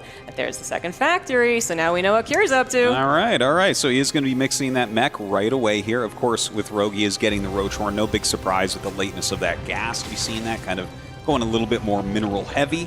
And I mean, he's going to have that third base up and getting saturated relatively soon here, as he is able to push the creep over a little bit and get some defense up there against incoming Hellions. I'm interested to see, right? Because he's like opening Roach, and he is kind of a Roach type of guy. So like, how is his defense going to stack up against some of these other Zergs as far as defending the Cyclone pushes that come in? And I was wondering, how pressured do the Zergs feel to be a Roach player? Because that at least gives you, I think, a more solid chance of defending than, matching up Lings versus the 8, 10, 12 Hellions that accompany the Cyclones. So that might also be a factor, but we do have, yes, Roaches coming out for Rogue. He does need to figure out that it is going to be mech. The Cyclone's going to be on the way. He also wants to, of course, see if it could be those Banshees, which are such an annoyance. But this Overlord might not be getting very far into the base, too. No, 3 Marines coming out here. Not even necessary. Interesting. I wonder if that third Marine was kind of a tell on how quickly maybe the add-ons were. But he actually kind of pulls it back. It will see. Oh, that is a fake. I don't know if he saw the fake. But that was either really, way, he really smart. Yes, it was. Oh my God! So he pulled the third Marine away instead of attacking because he calculated that he would see the upgrade in the tech lab. So he just did the best fake you could ever have for showing that you're going bio, but he is going Cyclone. So beautiful, beautiful play from Cure. Absolutely, and you have that tech lab on the barracks, so you're going to swap it off. Yeah. That was just fantastic timing. So able to swap it off, obviously, immediately after the Overlord died, but what a split-second decision there from Cure. Excellent right there. And now going into, obviously, the Hellion Cyclone. So, you do have Roaches as a Zerg player here. You're not going to just be immediately bowled over by the Hellions, for instance, but obviously the Cyclones, well, that is more so what they're adapted to defending or defeating, which is Roaches. This is the more problem, I would say, on kind of the pacing of the game that Rogue expects. Hellions showing themselves. Could be a dive from a bio player just looking to get rid of Hellions, 7 drones do go down, which is already pretty good, and these Hellions decide to live anyway.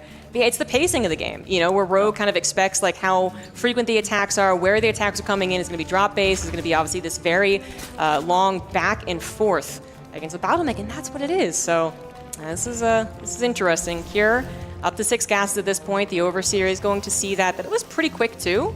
If it checks. Okay, well, it's going to get into the factories anyway. Yeah, That's well, he knows a big 100% now exactly what he's up against.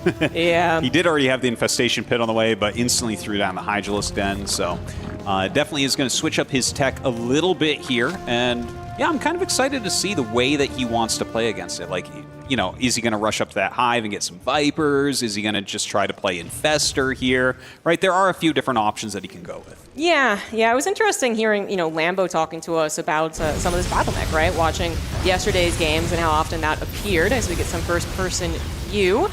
Rogue is going to be needing to try and keep as many units as alive, because that's where it seems initially like it's maybe not that bad against the Cyclones, but then suddenly you try to retreat, you lose 5 more Roaches than you expected, and then suddenly everything really goes bad. So even though he looks cool, calm, and collected right now, it is a frustrating style for the Zerg to play against. But anyway, back to Lambo was kind of talking about the Infestor versus Viper decision making and how different Zerg players have different preferences on that. But the Infestors obviously could come out a lot sooner and still be able to scare the Zerg players. Just kind of a matter, or the Terran, just kind of a matter of do they actually get the fungals, and do you get the follow-up on the fungal as well? Do you actually kill the units that it stunned?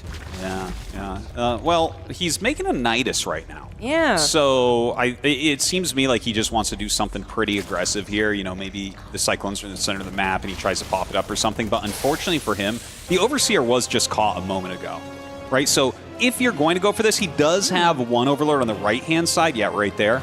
In that little Nidus alley that the Zerg map maker put in. Wow. So maybe he throws down there, maybe he tries to pop into the main base, but if Cure doesn't see that first one, there could be some good damage incoming from Rogue. Yes, all right, so priority on the Nidus Worm right now, currently not being responded to. Cure sees the Roaches and wants to go after him. He did send something back home, but is it in time? That Nidus Worm very close to finishing. Cyclone damage not quite going to be enough. Roaches are going to pop out. How many did Rogue put into that? Quite a few. Another Nidus Swarm as the first one falls means more reinforcements right in Cure's main base.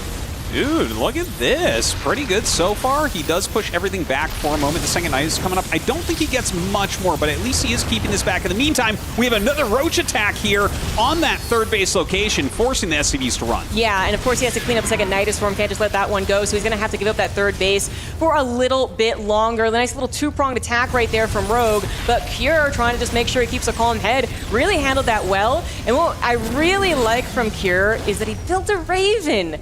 You know, this is actually so nice. We've been seeing more tunneling claws. He would have, of course, noticed the differences, and they would have tried to burrow right there if they didn't see a Raven. But I love the inclusion. Obviously, a lot of people talk about, you know, helping out versus the creep spread, but even the burrowed infestors we could eventually see. I mean, Ravens, they're difficult to use. They take priority on the army, which is another reason they're difficult. But I really love that he got that. That just made Rogue that much less annoying in the main base with those roaches. I feel like that's going to win Cure a lot of fans. That's the type of thing that, like, someone who's just a StarCraft fan and doesn't play a lot, it's like, why don't Terrans get a Raven here against Zerg? And, you know, Terrans be like, no, but the answer is yes, because Cure's doing it, right? So I think a lot of people end up liking that. And you can see here, he's chasing these out. A lot of people have had trouble with Rogue's burrow movement roaches, but Cure's not going to with the Raven. Absolutely. I think he grabbed 2 as well, so we can kind of track 2 different attacks. 2 Ravens? I think yeah. You're right. I was like, I thought I saw that. Wow. So that is really cool. And he's not even taking any chances. Once again, missile turret on the front and any vulnerable area that he might not be paying attention to. This also doubles the chances that maybe a Raven survives in an upcoming attack, so that could help too. I love this play from Cure. I love Rogue's play, right? And it feels like Cure maybe knew this was coming and just one step ahead, but both of them are showing some really, I don't know, high-level TVZ. Lings once again in the natural trying to cause some problems, but Hellbats are available. Rogue in trouble back at home. Right, he's going to start abducting some of these, but this is just such a large Cyclone count. Oh my gosh, with Armor Shred as well. So painful. Continuing to push forward and try to knock out these Cyclones. They are up against the wall, so I guess he can chase them down. I love the auto turret being added in there as well. And there's just so many Cyclones. Yeah, I think Rogue saw that they were going to run out of room and said, okay, this is where I'm going to stand my ground. Unfortunately, those Cyclones are just tearing into the Zerg army, and Rogue is forced to tap out. What a high-level play we're seeing from Cure. He looked like that was not going to be a problem, but I feel like Rogue was, I don't even know, man. This is just, Cure is astounding me at this point. Yeah. Rogue is going to come in with tricks, and apparently it just don't matter, Otosis. I guess not. You know, I think his build in the first game was really quite brilliant, but Cure answers back with, you know, just, well, even though he won game 1, it's still, as far as brilliance go, he answers back with, like, allowing him to see the upgrade, making it look like he's going bio, and then he just macroed out the Cyclones so quickly. Like, I like the idea of the Nidus. Yeah. You know, he got in there. It seemed like it was doing something. The counterattack did a little bit as well. But, you know, maybe he did too much at once. To go Nidus with the Roaches over there, which, of course, there's a certain amount that you're sacrificing for this, and then try to also get up to Vipers. Maybe this was a game where he should have gone Infestors instead, so he could have had a little bit more out to be able to hold on. You know, if he has a few Fungals during that last battle there, I could see him breaking that and holding that hatchery. Yeah, absolutely. Yeah, it's, I feel like tough for Rogue just to see so many potentials slip away so quickly as well. Because, you know, there's so many other games I'm sure that Rogue has played where he does get the Nidus Swarm in the main and then burrows, and obviously the Terran's like, of course they did. But instead, the Raven is just pre-built at like the opportune moment too. That only arrived like 10 seconds before the Nidus Swarm. It must be so frustrating for an otherwise, you know, decent game plan, but totally agreed. It was a lot to do at once. All the macro, all the attacking, and trying to get the technology. It was a lot, and suddenly found himself in the potential last game. See if that's going to be the case on Ley Lines. In the top right for Team Falcons, he is Rogue.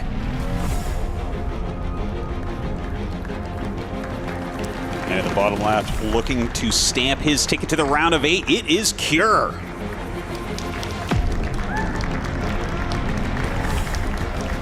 Yeah, just ridiculously good plays out of Cure. And, you know, it has to be said, like, the way that Rogue randomizes his play, it's volatile.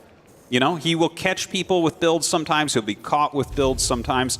That's just kind of how it goes. You know, people are like, oh, he didn't train hard for this tournament or something. It's like, well, no, he kind of has a volatile style, right? He can hit the championship, but he can also go out a little bit early. Yeah. And we see in a few of these games, like, for instance, against Hero Marine in the previous round, he had a build order win. Like, just straight up in, like, game 2. He's like, no, I just happen to be going, like, 2 Hatch Roach against your 3 racks all in. Like, what do you want here? You're not going to win that one. Whereas in this game, it's like, oh, okay, he kind of got caught, you know. I mean, obviously good play from Cure to let the Overlord in exactly the right amount. But we shall see now. And I love the build he's doing here, because this would counter what Rogue was doing last game. Yeah, it's actually interesting that it's 2 Raxes, but he's going to go Marine. This is usually if you go Marine, it is a single Rax, and it is literally to kill the first Overlord. That's all.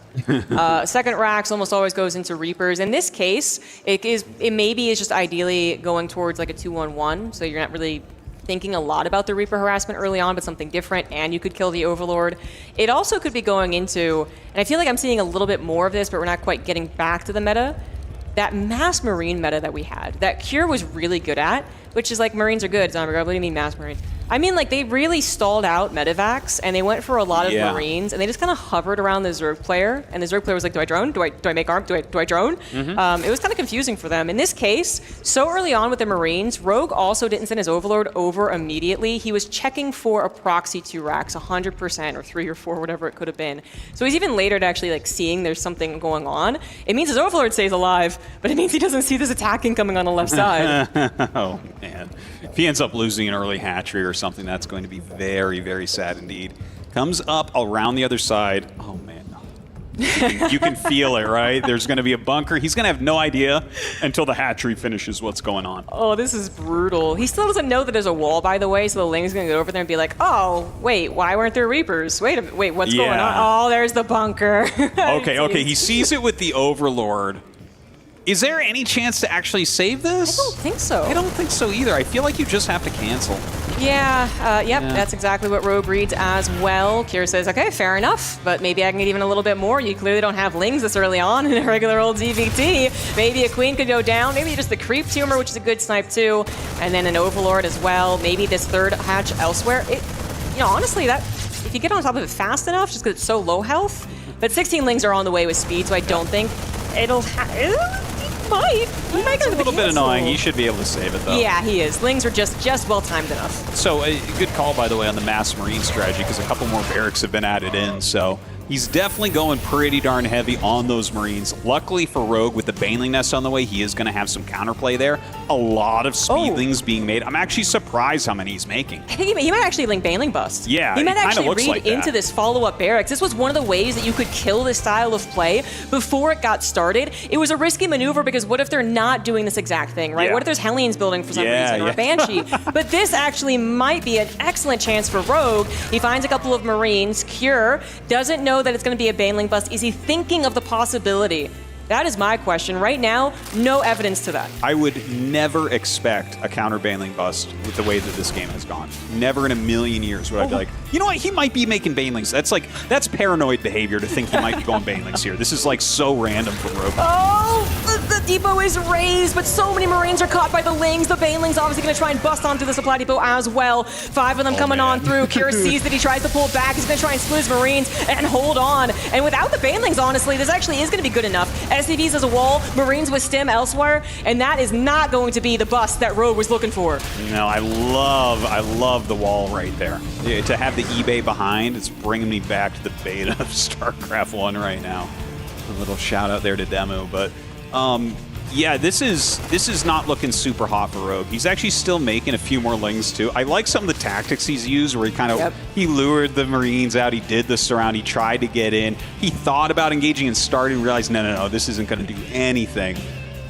And he's sitting here, his drone count is so low. Like, he's popping out a lot of drones right now, but he was in the 20s for this whole time, which is no good. No. And Kira's been calmly producing SCVs and Army, as Terrans too, so this is a very problematic situation for Rogue. I think at that point, you really have to literally surround the entirety of the Terran army, like catch them with the supply depot down, so you also have the Banelings threatening, because then they can't pull the SCVs, and the Marines have to split, which increases the Zerg's effectiveness against them, the Zerglings.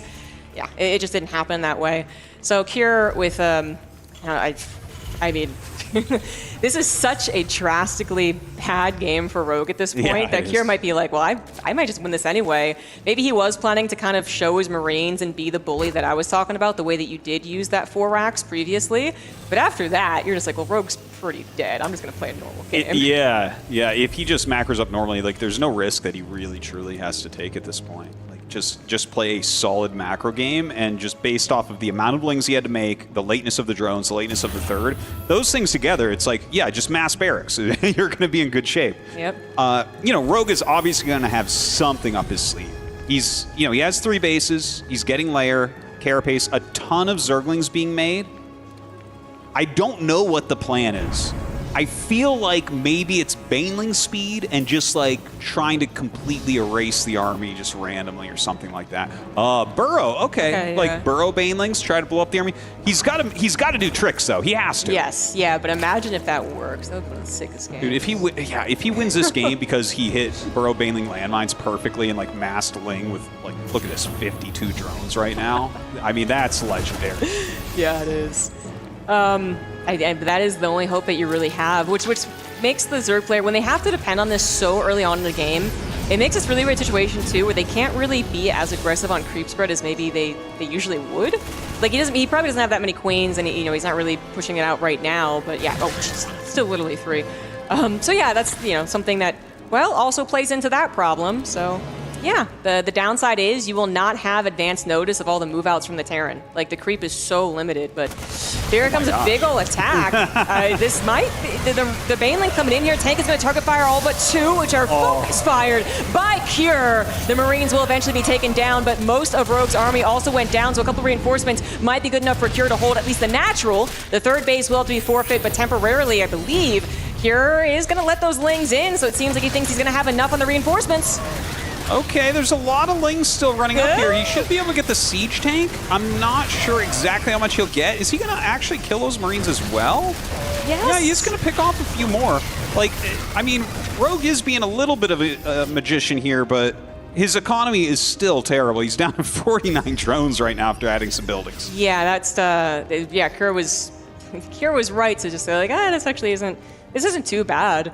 Even with more reinforcements from Rogue trying to match up with that momentum, it just did not happen. Kier collected his drop back, and then he had a lot of reinforcements coming out from a production line that is pretty much fully set up at this point. And yeah, even though that was kind of catching him off guard, excellent micro, first of all. And then second of all, just still such a strong position for Kier. He could really take a lot of lumps before he had to worry. Well, we're droning up here once again. Double Evos are going, and he's actually doing an okay-ish job keeping up on those upgrades. Infestation pit on the way. But it really does look like Kier is just going to hit a power spike, where it's like he has this kind of critical mass that the Ling Bane isn't going to deal with. And like, we've already had a lot of tricks. I guess the next trick is like you have Baneling speed and you have Burrow.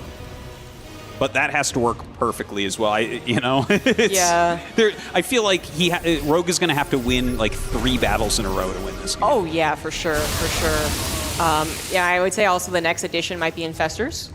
Obviously a fungal can help out in the same way. But these are all, these help take better engagements for Zergs. In this day and age, they don't seem to really be, literally game deciding as far as this type of game. Cure is so far ahead. Really can't be said enough. That a fungal that gets 1 or 2 engagements, wouldn't actually be good enough. And Cure, feeling confident to actually move most of his army on the offensive at this point while he grabs a 4th base and finishes up, I believe, +2 attack, is going to be looking to kill Rogue's 4th. All right, a very important moment here for Rogue. His tournament life is on the line right now. With Cure moving forward, he's up 2-0. Rogue is behind. He's way down in supply. He's way down in army supply. He has got to take an amazing engagement here. Going to be off creep if he goes for it. He gets a bit of a surround on some units. Can't even take them down. Yeah. Decides not to. And he's just going to try and continue buying more and more time. This medevac flying around, searching for potential either run by or surround. Sees a couple of Banelings that are awfully suspicious. I mean, he doesn't quite That's know. true. That is, if you see that, you're like, that's for Burrow. 100%. Yeah. Infestors are out, by the way. So again, some of like the best comeback options for a Zerg player are on the field. But Cure, I feel like Kira is playing this game like exactly as he should, which is just, okay, yeah, I'm going to macro, you're in a bad spot. Also, I'm going to play pretty conservatively. I'm going to keep a lot of my army at home where you did that big old Ling attack in the first place. And even here, you know, it's just like solid Terran play. It's methodical. It's always got the safety net of going up with the Medivacs too. And the Fungals, maybe they haven't actually shown themselves yet, the Infestors, but again, they need to do so much more. I think they did. So Cure should always be a little split for this. Well, maybe not. Okay, that was not it. That was not the split, but it's also not enough follow-up. Even with a second Fungal, so much of the Terran army is still alive. And there's also a drop up here in the main. All the queens coming up here to fight right now for Rogue. He really needs to hold on. He's taking damage all over the place. His fourth base under attack. His main base under attack here as well. And it feels like everything is falling off right now for our former world champion. Yeah, Kier is absolutely going in to the quarterfinals at this rate. He has a 70 supply lead, pretty much all in army as well, 80 in fact, and the main base is going to go down. That is going to be it. Kier with an amazing 3-0 against Rogue, was one step ahead in every game. He certainly was very well played from Cure, looking absolutely fantastic. Rogue, our second former world champion to drop so far in this tournament. Unfortunately, he will not be going any further, but Cure is looking on point. That was some amazing play from Cure. I really can't express how cool that was. That is giving me kind of the feelings of that Gamers 8. You know, Gamers 8, he also displayed a lot of very high-level multitasking and micro, and he had to kind of wait to show that in this game. But it was because he was really, like, the patience was being rewarded. Just the solid macro play was being rewarded. But then when he pulled the trigger, he was everywhere at once. He was microing everything, and yeah, Cure, he's got it all, it feels like, for this tournament, and that could mean good things for his chances leading into the quarterfinals. I believe we're going to go to the stage to have an interview with Cure. Thanks so much, ZG. Rogue is such an impressive player, but you looked so strong against him, Cure. Did it all go as you practiced? 일단 김도욱 선수 승리 축하드리고요. 일단 첫 번째 질문은 이병현 선수가 워낙에 이제 강력한 상대였음에도 불구하고 이렇게 좀 3대0으로 압도적 승리를 거두셨는데 어떻게 좀 준비를 하셨는지 궁금합니다. 일단 준비는 토스전 다음으로 제일 많이 했고 이번에 병렬이가 히어로 마린 선수랑 먼저 해줘가지고 그 부분에서 제가 분석할 수 있었던 게 좀 컸던 것 같아요. Yeah, as much as I prepare for PVT, I have also TVP. I also prepare for TVZ as well. So that being said, I have much more time to analyze because he had actually played against Hero Marine. So I think that went pretty much. That helped pretty much. Talk to me about your choice to bunker rush on ley lines and how you think that played out for you. 이제 3세트 때 레이라인스에서 마침 또 트리플 쪽에 이제 깜짝 벙커러시를 하면서 또 많이 괴롭혔는데 그 플레이도 좀 한번 말씀 좀 해주시죠. 원래 처음에 감시군주가 앞마당 쪽으로 오면 그걸 잡고 이제 해처리를 깨러 가는 빌드인데 병렬이가 안 와줘가지고 좀 상황이 안 좋았는데 좀 상황이 그렇게 좋진 않았는데 그래도 링맹독 올인을 쳤던 걸로 아는데 그 덕분에 좀 유리하게 시작했던 것 같아요.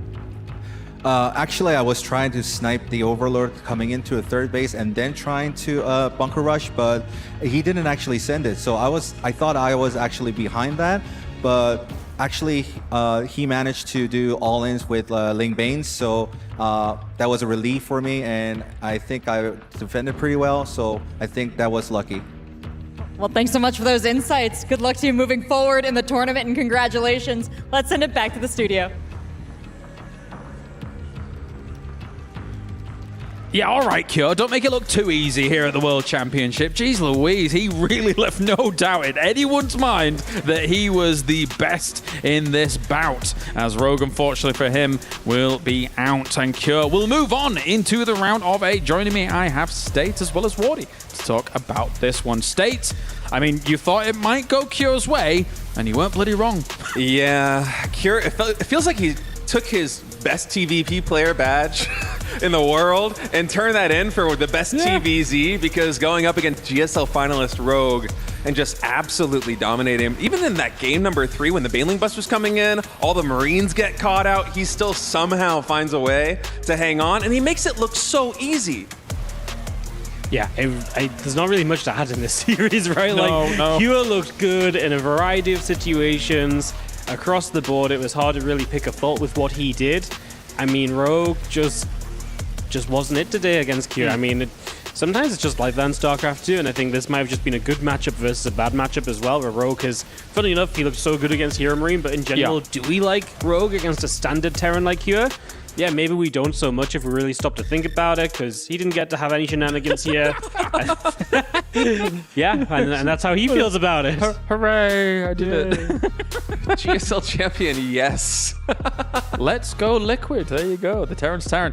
I think, even you get to game number 3 when you're watching this, right? And of course, he just bunker rushes the 3rd location, really kind of puts a wrench in all the spanner in the works that Rogue wants to make happen. He tries to go for the Baneling bust, gets through the supply depot, and Cure's like, oh no. And then the Marines come along and just absolutely wipe the floor with anything that gets through the door. It's like, this just did not look good for Rogue. He's just so rock solid. Yeah. I mean, there's no other way of describing it. Like, he'll do an 8 racks, you'll know it's coming. You still can't stop it. We saw that in game number 1. And game number 3, just... even in the most unfortunate situation where the Marines get caught out, like, the defense, it looks so easy. We look at his player point of view, and it looks so easy from Cure's perspective. He did look chill. He looked very chill, that's for sure. Let's take a look at the bracket and see what is going on here in Group B. We now have all the names that are going to move on into the round of 8, as we will also confirm the fact that, unfortunately, Showtime is out as well. So, Classic will represent alongside Hero as our Protos moving forward into that round of 8. And in fact, I'm getting word that we can actually hear from Showtime and his exit interview here from the Esports World Cup. I am here with the last German eliminated from the tournament. It is Mr. Sieber. Showtime, it's been a run for you, but ultimately you run into Classic, probably touted by many as the strongest Protos out there. It didn't go your way, so what can you tell me about the games and about your run? Yeah, the games are very chaotic, lots of proxies. Last game we both went DTs. I had no detection, he had detection, so I don't know. It's not the type of games I really want, but that's how PvP is right now. It's a lot of proxies, lots of all-ins. I feel like PvP usually goes well for me, but Classic obviously is a fantastic player. As I said, probably the best Protoss, at least in online performance. Can't doubt Hero obviously, but yeah, he's very good and he played well. And I feel like his execution was just better. That's fair enough. Are you satisfied with your run here at EWC? Obviously, it's never feels good to lose, but how did your preparation go? And were you content coming into the tournament? And are you content with your placing? I felt pretty confident coming to the tournament. I felt like practice went well. I liked Terran practice because all the Terrans fled to Korea, or Clem fled to Korea, and meant only Gabe was left in Europe. I had a lot of PvZ practice with Serral. Didn't get to show it, but what can you do? PvP was going well in practice, so I felt confident going in. I don't know if I'm satisfied. I wanted more. I wanted top 8 at least. That was kind of my goal. But yeah, top 12 is okay. There's so many good players here. I lost to Cure and Classic. You can't really complain too much. This is a tough one. Thank you, Tobias.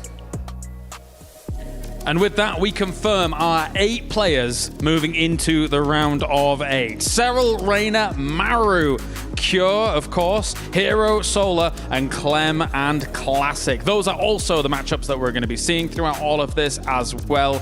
And we're going to get to talk about it, but Serral versus Reynor State, that is brutal for Basilisk. Yeah, silver lining, guaranteed top 4 for the team, but you don't want it to happen this way with a team kill in the round of 8, and it's honestly going to be a very tough one to call. Definitely not one to watch as, unfortunately.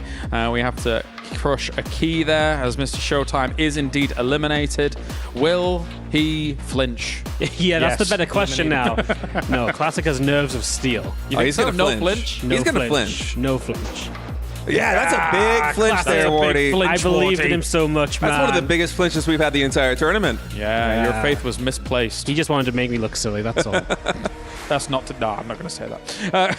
we have got ourselves another match on the way, of course. Now, this is an important one as Serral is going up against Reynor. You can even see Lambo whispering in the ears of these guys and seeing what may be going on. And it's an exciting one, of course. A team kill. One of these players will be moving on. It is a match of two previous world champions, two of the biggest names to ever play the game. It's Serral versus Reynor.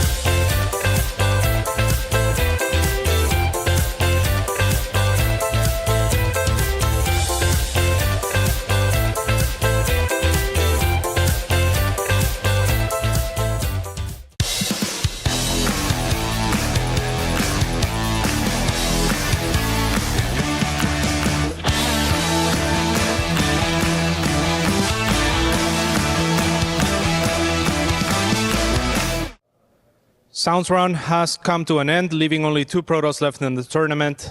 Sound, how did you feel the games went? It was a very close series. You almost brought it back. So what went wrong? 박한솔 선수 정말 2대0으로 몰린 상황에서도 어떻게 보면 5세트까지 끌어오면서 역전까지 또 노려볼만 했는데 좀 아쉽게 5세트에서 좀 패배를 하면서 무릎을 꿇게 됐어요. 그래서 5세트에서 좀 뭐가 좀 잘못됐는지 좀 물어보고 싶네요. 원래 준비했던 거 했으면은 제가 자동 맞춤을 하는 건데 갑자기 땡겨가지고 질럿 러쉬를 했더니 제가 자동 맞춤을 당했네요. Well, actually, I have prepared another build for Game 5, but if I stick to my plan, it would have been much better for me. But I instantly did Zealot Rush, Zealot All-In, so I think that was the failure. All right, that is fair enough. You are one of the most improved players, I think, in the last few years especially, and ever since you came back from the military as well. So kind of, even though you are leaving this tournament, is this a good result for you that you can be proud of? And also, how did you get so good so fast? 지난 몇 년간 사실 가장 빠르게 발전한 선수 중 한 명으로서 박한솔 선수를 꼽고 싶은데 확실히 이렇게 좀 빠르게 또 특히나 군대를 또 갔다 와서 이렇게 경기력을 또 회복하고 또 탑급으로 다시 또 올라올 수 있게 된 계기가 무엇인지 궁금합니다. 일단 첫 번째로는 배울 선수들이 많았고 그래서 그걸 보고 따라 해가지고 좀 실력을 빨리 올린 게 아닌가 싶습니다. I think there are a lot of, I would say, learning materials. There are all other good players I can learn from. So I think that's why I could improve much faster than anybody else. Thank you very much, Sound. Thank you.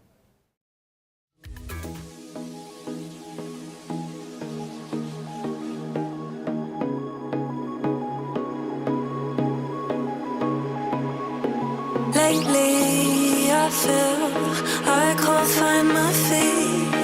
Pushing closer, my heart skips a beat, and now I'm falling deeper than a fly. I can't control it. Dark against the sky, it's not so black and white. It's like I told him. It's things that I can't fight. I just keep going. Just keep going. In my time, I've been dreaming of a space to really fill my place. I wish she'd seen what I had dreamed.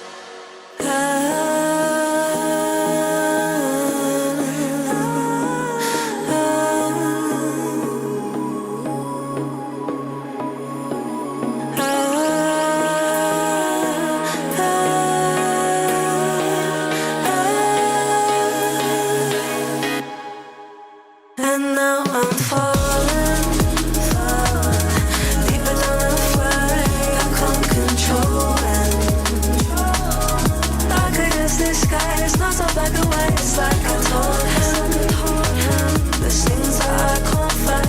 I just keep going. I just keep going. I just keep going.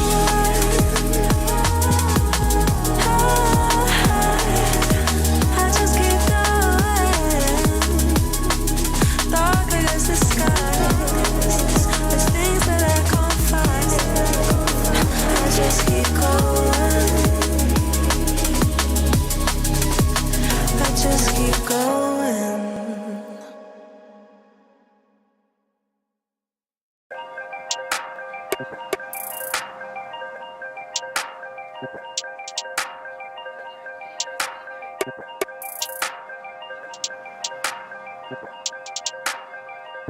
If all that it's saying is true,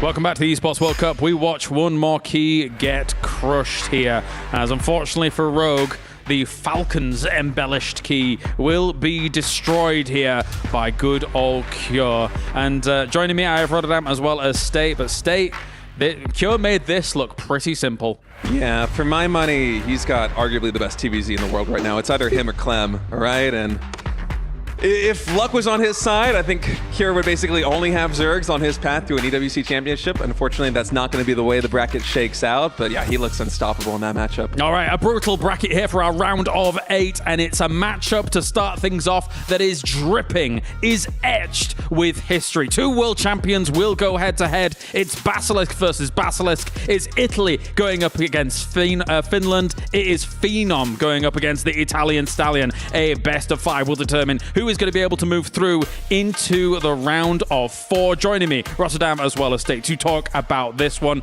I've got no better person to talk about it than Rotterdam, because this is going to be personal. You're giving me goosebumps with that intro over here, James. That is good. It's the Wonder Boy versus the GOAT. What a match this is going to be. Of course, 2 teammates, but even before they were teammates, they were already great friends. They know everything there is to know about one another. If you ask Reynor what are some of your fondest memories in StarCraft, it's not just lifting trophies, but he will go back to the days where he's like, it was me and Yona against the legion of Koreans that we were often the last 2 standing. He loved those days, traveling together. It is a very brutal draw for both of them. But we, as StarCraft fans, are in for one hell of a treat. Well, let's take a look at the playoff bracket then, of course, here for the round of 8 and confirm all of our matches. As previously mentioned, it's Basilisk versus Basilisk to start things off. Of course, there's Hero versus Solar later on. Clem versus Classic, which is a rematch of the RSL. Classic's one of the only people that's been able to make Clem bleed recently. That's terrifying. But our Saudi National Bank match of the day is going to be Basilisk versus Basilisk. Serral versus Reynor. State, give me your opinion coming in. Oh, it's so hard to call. I feel like this is most likely going to go to a game number 5, but you have the 2 best Zerg players in the world going head-to-head like this, 2 former world champions, both of them looking for another world championship. You couldn't ask for a more entertaining draw. I mean, my heart kind of breaks for Team Basilisk, of course. They would love to have this match in the finals. Instead, it's in the round of 8. I feel like it's impossible to predict. If I had to make a choice, I would say 3-2 Serral.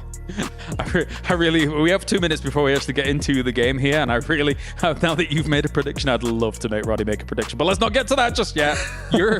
Let's talk about the match as a whole here.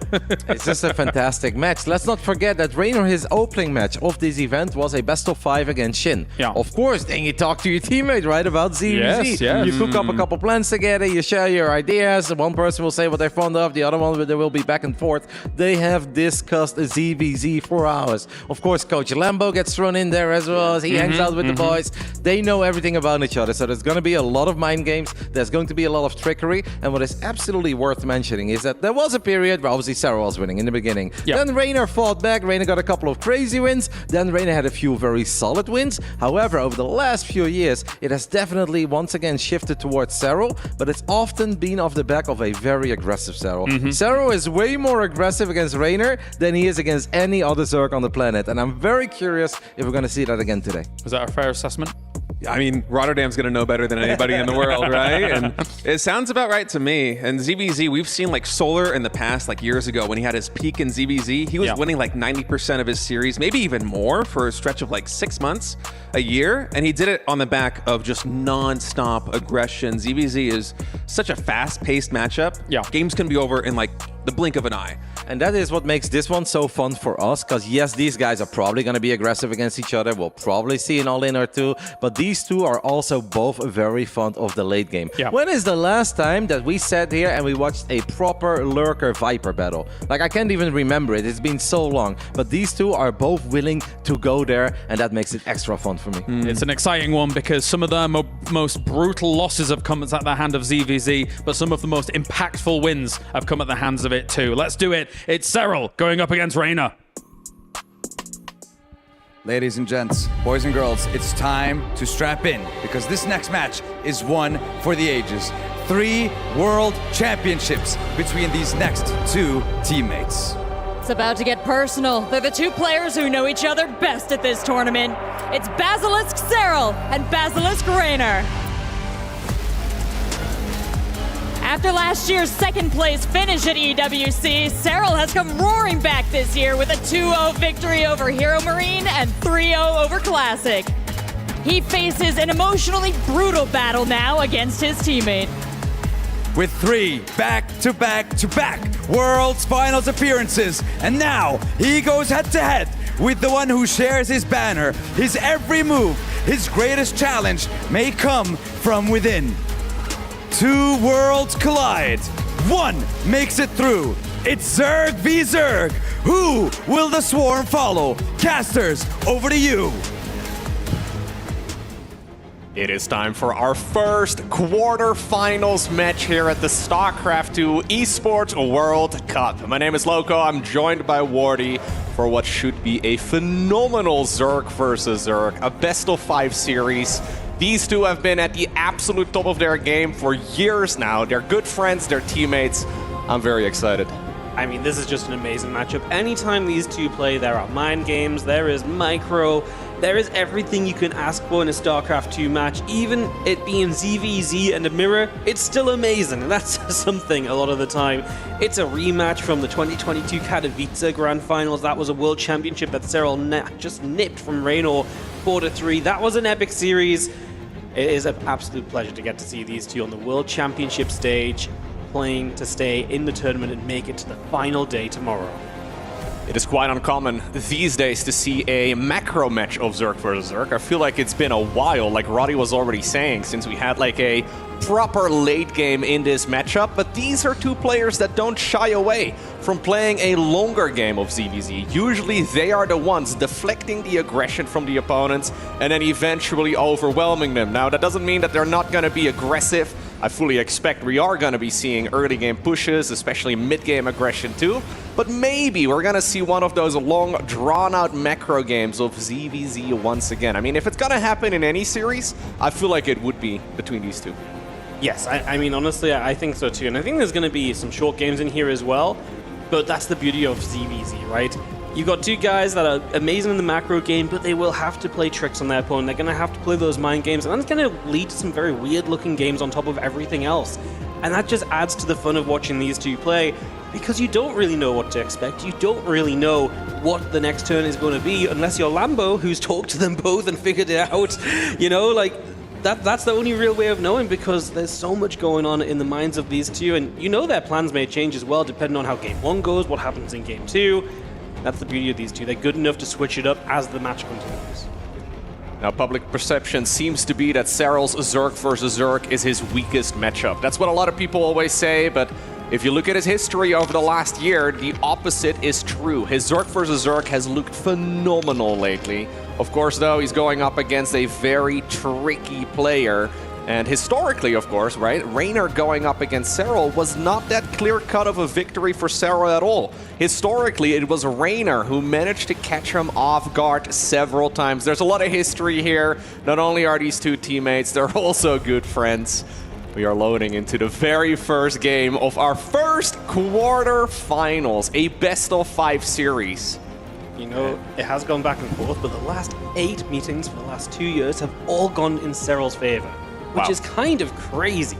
8 times? 8 times in a row, Serral has bested Reynor, and I mean, that is like a really kind of wild stance because you just don't. I think it should be more back and forth, right? But maybe that is just a case of how good Serral's ZVZ is at the moment. We are ready to go into this team kill as we begin the quarterfinals of StarCraft 2 at the Esports World Cup. In the bottom right-hand corner, we are going to be starting with the red Zerg from Basilisk. It is Serral. His opponent in the top left in the blue, it's Reynor. Both of these players, previous world champions of StarCraft 2 as well, looking to see if they can get a third or a second World Cup victory. Reynor, of course, has been hungry to lift that trophy for many years now. Serral, well, widely considered to be the greatest StarCraft 2 player ever, but still, he fell short last time around. I'm sure he wants to also go ahead and lift the trophy this year. This one is a super difficult one for me to predict. And so far, the build orders are identical. The first map is Pylon, a pretty large map. I'm thinking we're going to be seeing more macro-focused games, especially on maps like this, because it's just so difficult to really rush your opponent. It just takes a few extra seconds to get across the map, and in this matchup, that is something that really can change a game very rapidly. Absolutely. Travel times, attack timings, in a ZVZ, a mirror matchup of all things, it's absolutely going to be critical. A few seconds here and there can make all the difference. The pathing of the maps is going to change a lot of this as well, because being able to hide certain sets of units coming across the map for as long as possible as well could be a big deal. So things to watch for. But so far, nice, slow, and steady, and mirrored in the early moments here in Game 1. Is anybody going to cut any corner? We've seen a lot of hidden Evo chambers in this matchup. We've seen quick Baneling nests. Generally speaking, it's followed up with roaches, and then if we ever get there, the ultimate late game composition is Hydra, Lurker, Viper, but it's incredibly rare these days, so we'll see. It's also one of those setups that I feel like you don't get to practice as much. If you're either of these two players, you know that the ultimate composition is Hydra, Lurker, Viper, but most of the time, like literally 99% of the games, the match ends before that point. And I wonder if we're going to be seeing some experimental gameplay as well if we do end up getting to that state. Either way, Reynor is going to get the slightly faster Baneling Nest, what I'm expecting here to see Serral planting one down as well in just a moment. Yeah, unless he wants to try and just bypass that and go straight into a roach roll, which would be kind of a little bit crazy, right? But as the seconds tick on by, that possibility could be there, so we will see. A few lings coming up from Reynor as well. We'll start an Evo chamber back at home in the wall, but yeah, he's making a few lings, so he definitely wants to put some pressure on with those Banelings he'll have available. And that means that Serral's going to be on the defensive with no Banelings to help him out. If he gets away with this, then brilliant, but the opportunity's definitely there for maybe Reynor to get a bit of damage done early. Reynor actually just sitting on 22 workers, Wardy. He is going to try and bring a ton of lings across the map. Roachborn goes down right now. That Evo chamber at the front is very likely a fake. Serral has scouted the Evo chamber timing. He's like, okay, great. Now he sees suddenly, though, a massive influx of units, and he is going to have to try and stay alive. I wonder if Reynor's going to jump the third, or if he wants even more damage than that, because I think he could just snipe it if he wants to. We're going to see the Queens coming in for the wall off right here. Join it with the Lings. We are going to see the Lings having to plug the hole a little bit. Queens will start to take damage. We're even going to pull drones, which is fine to lose a few of these. Of course, we just want to make sure that Roachron stays alive. Didn't need the drones for long, but there are the Balins showing up, and Serral going to have to deal with this right now. That's a lot of Balins. They're going to come crashing in. Yes, going to hit the Queens, but as the Queens go down, it's then going to be Ling Bane versus just Lings. Extra Banes coming in from Reynor, as Serral needs to find a defense, but Roaches should be in production now. Yeah, and with Roaches, he's going to be able to eventually clean this up. This is looking dire for Serral, but he's got a 10-worker lead. If only he can stabilize, life is going to be phenomenal for him. And even though it looks very edgy, he gets the damage done on the opponent's units. He loses the Queens, yes, but he can rebuild them. Yeah, the Queens going down is scary, right? But you get them back up. The Roach count is here now. Do you think this amount of Lings can get a good enough wrap on these Roaches? Like, there's going to be a few Banes to deal with as well. That one Roach getting caught is a big deal. Roach is going to try and get the Banes early, splitting a little bit, but splitting up gives the Lings a better surround too. It's a good amount of Roaches. Is there enough Lings? It doesn't really look like it. The Roaches look like they are holding on for the moment. That Baneling gets turned away too. Now some extra Lings show up once again. We're still just streaming Lings from across the map. Serral is continuing to defend very far forward as well, Loco, continuing to be right out the front. I think this is one of those classic Serral defenses so far. We've seen him do this time and time again where things look dire, but then ultimately, as the dust settles, he's gotten himself a 10-worker lead, which is absolutely massive. Reynor now trying to jump into the main base, maybe see if he can deal some damage. Looks like there is a small supply block right here for Serral, although the Queen in the main does begin production. And in the end, I am loving this position right here for the player in the red. Yeah, he lost a lot, but Reynor is committed to a big push, and the additional Banelings get spotted too, and that's a big indicator to Serral that this is not over yet. Finally, droning will indeed commence once more for Reynor. But, I mean, every minute that goes by right now, Serral is able to outgrow his opponent. Yeah, this is amazing for Serral. Reynor is not even on a third hatchery, so he is completely committed. He's completely all in. The fact he's building drones now is already kind of a painful sight for him because it's not meant to be like that. He is getting another Evo chamber in underway as well, but now a Bane Nest comes up from Serral, who probably feels his advantage, and I wouldn't be surprised if Serral just said, hey, what if I just hit you with Roachling Bane in the face? Can you defend against that after doing this attack against me? I don't know if Reynor would be able to. Serral has had several minutes here where he's mining like 50% more compared to his opponent, right? Give or take. And it's really gonna allow him a lot more supply. You can see that reflected already. He is looking to see if he can capitalize. Because the awkward part with these roaches is that usually you don't really attack with them until roach speed is done, until you maybe get like a +1 missile or an armor upgrade.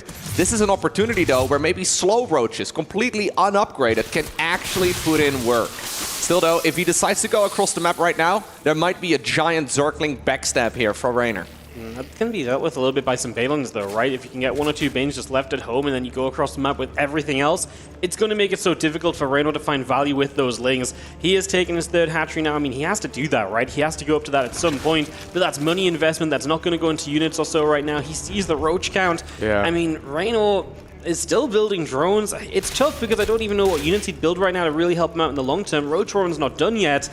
Realistically, this is just looking sour for Reynor. We'll see if he can find some miraculous comeback here because it is looking grim as Serral advances across the map.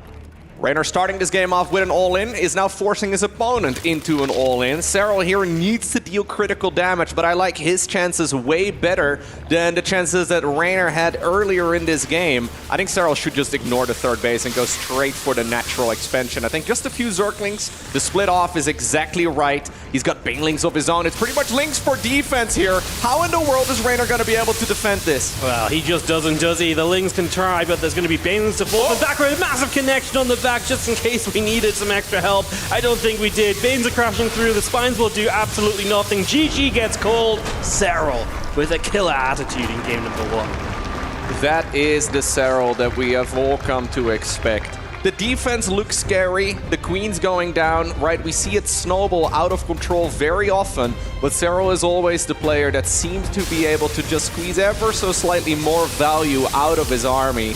And this is a perfect example of the way that the man enjoys playing StarCraft. He's not afraid to be the aggressor, but this is exactly what he is known for and how he made a name for himself all those years ago. He's great at defending quite literally anything you throw at him, and, well, Reynor tried to get an easy win in game number 1, did not get the job done.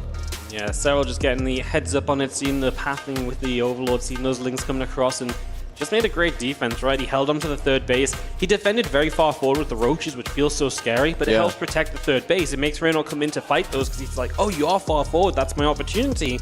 And that really kind of just let Serral have a great defense because he pulled it off while keeping everything alive.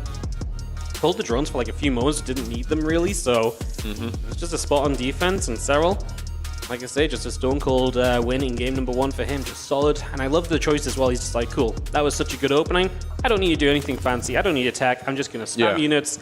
And he just knew, wait. And at this point, there's no way you can force me to turn around with Lings. I'm going, and I'm going to win.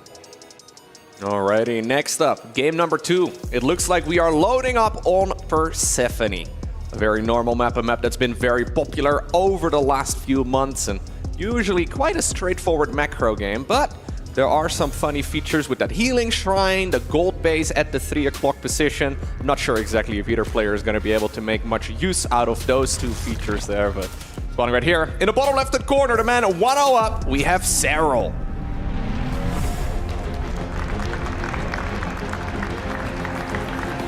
And in the upper left-hand side, the blue Zerg is going to be Reynor.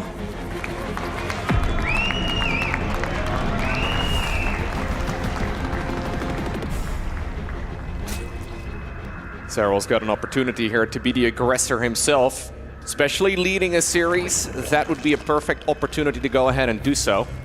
Now, historically, Serral has always been very defensive, right? And historically, sometimes those mutas have given him trouble. But these days, with the way that the Hydralisk works out, a lot of Zerg players have been skipping mutas altogether, and it can be quite difficult to get up to that tech.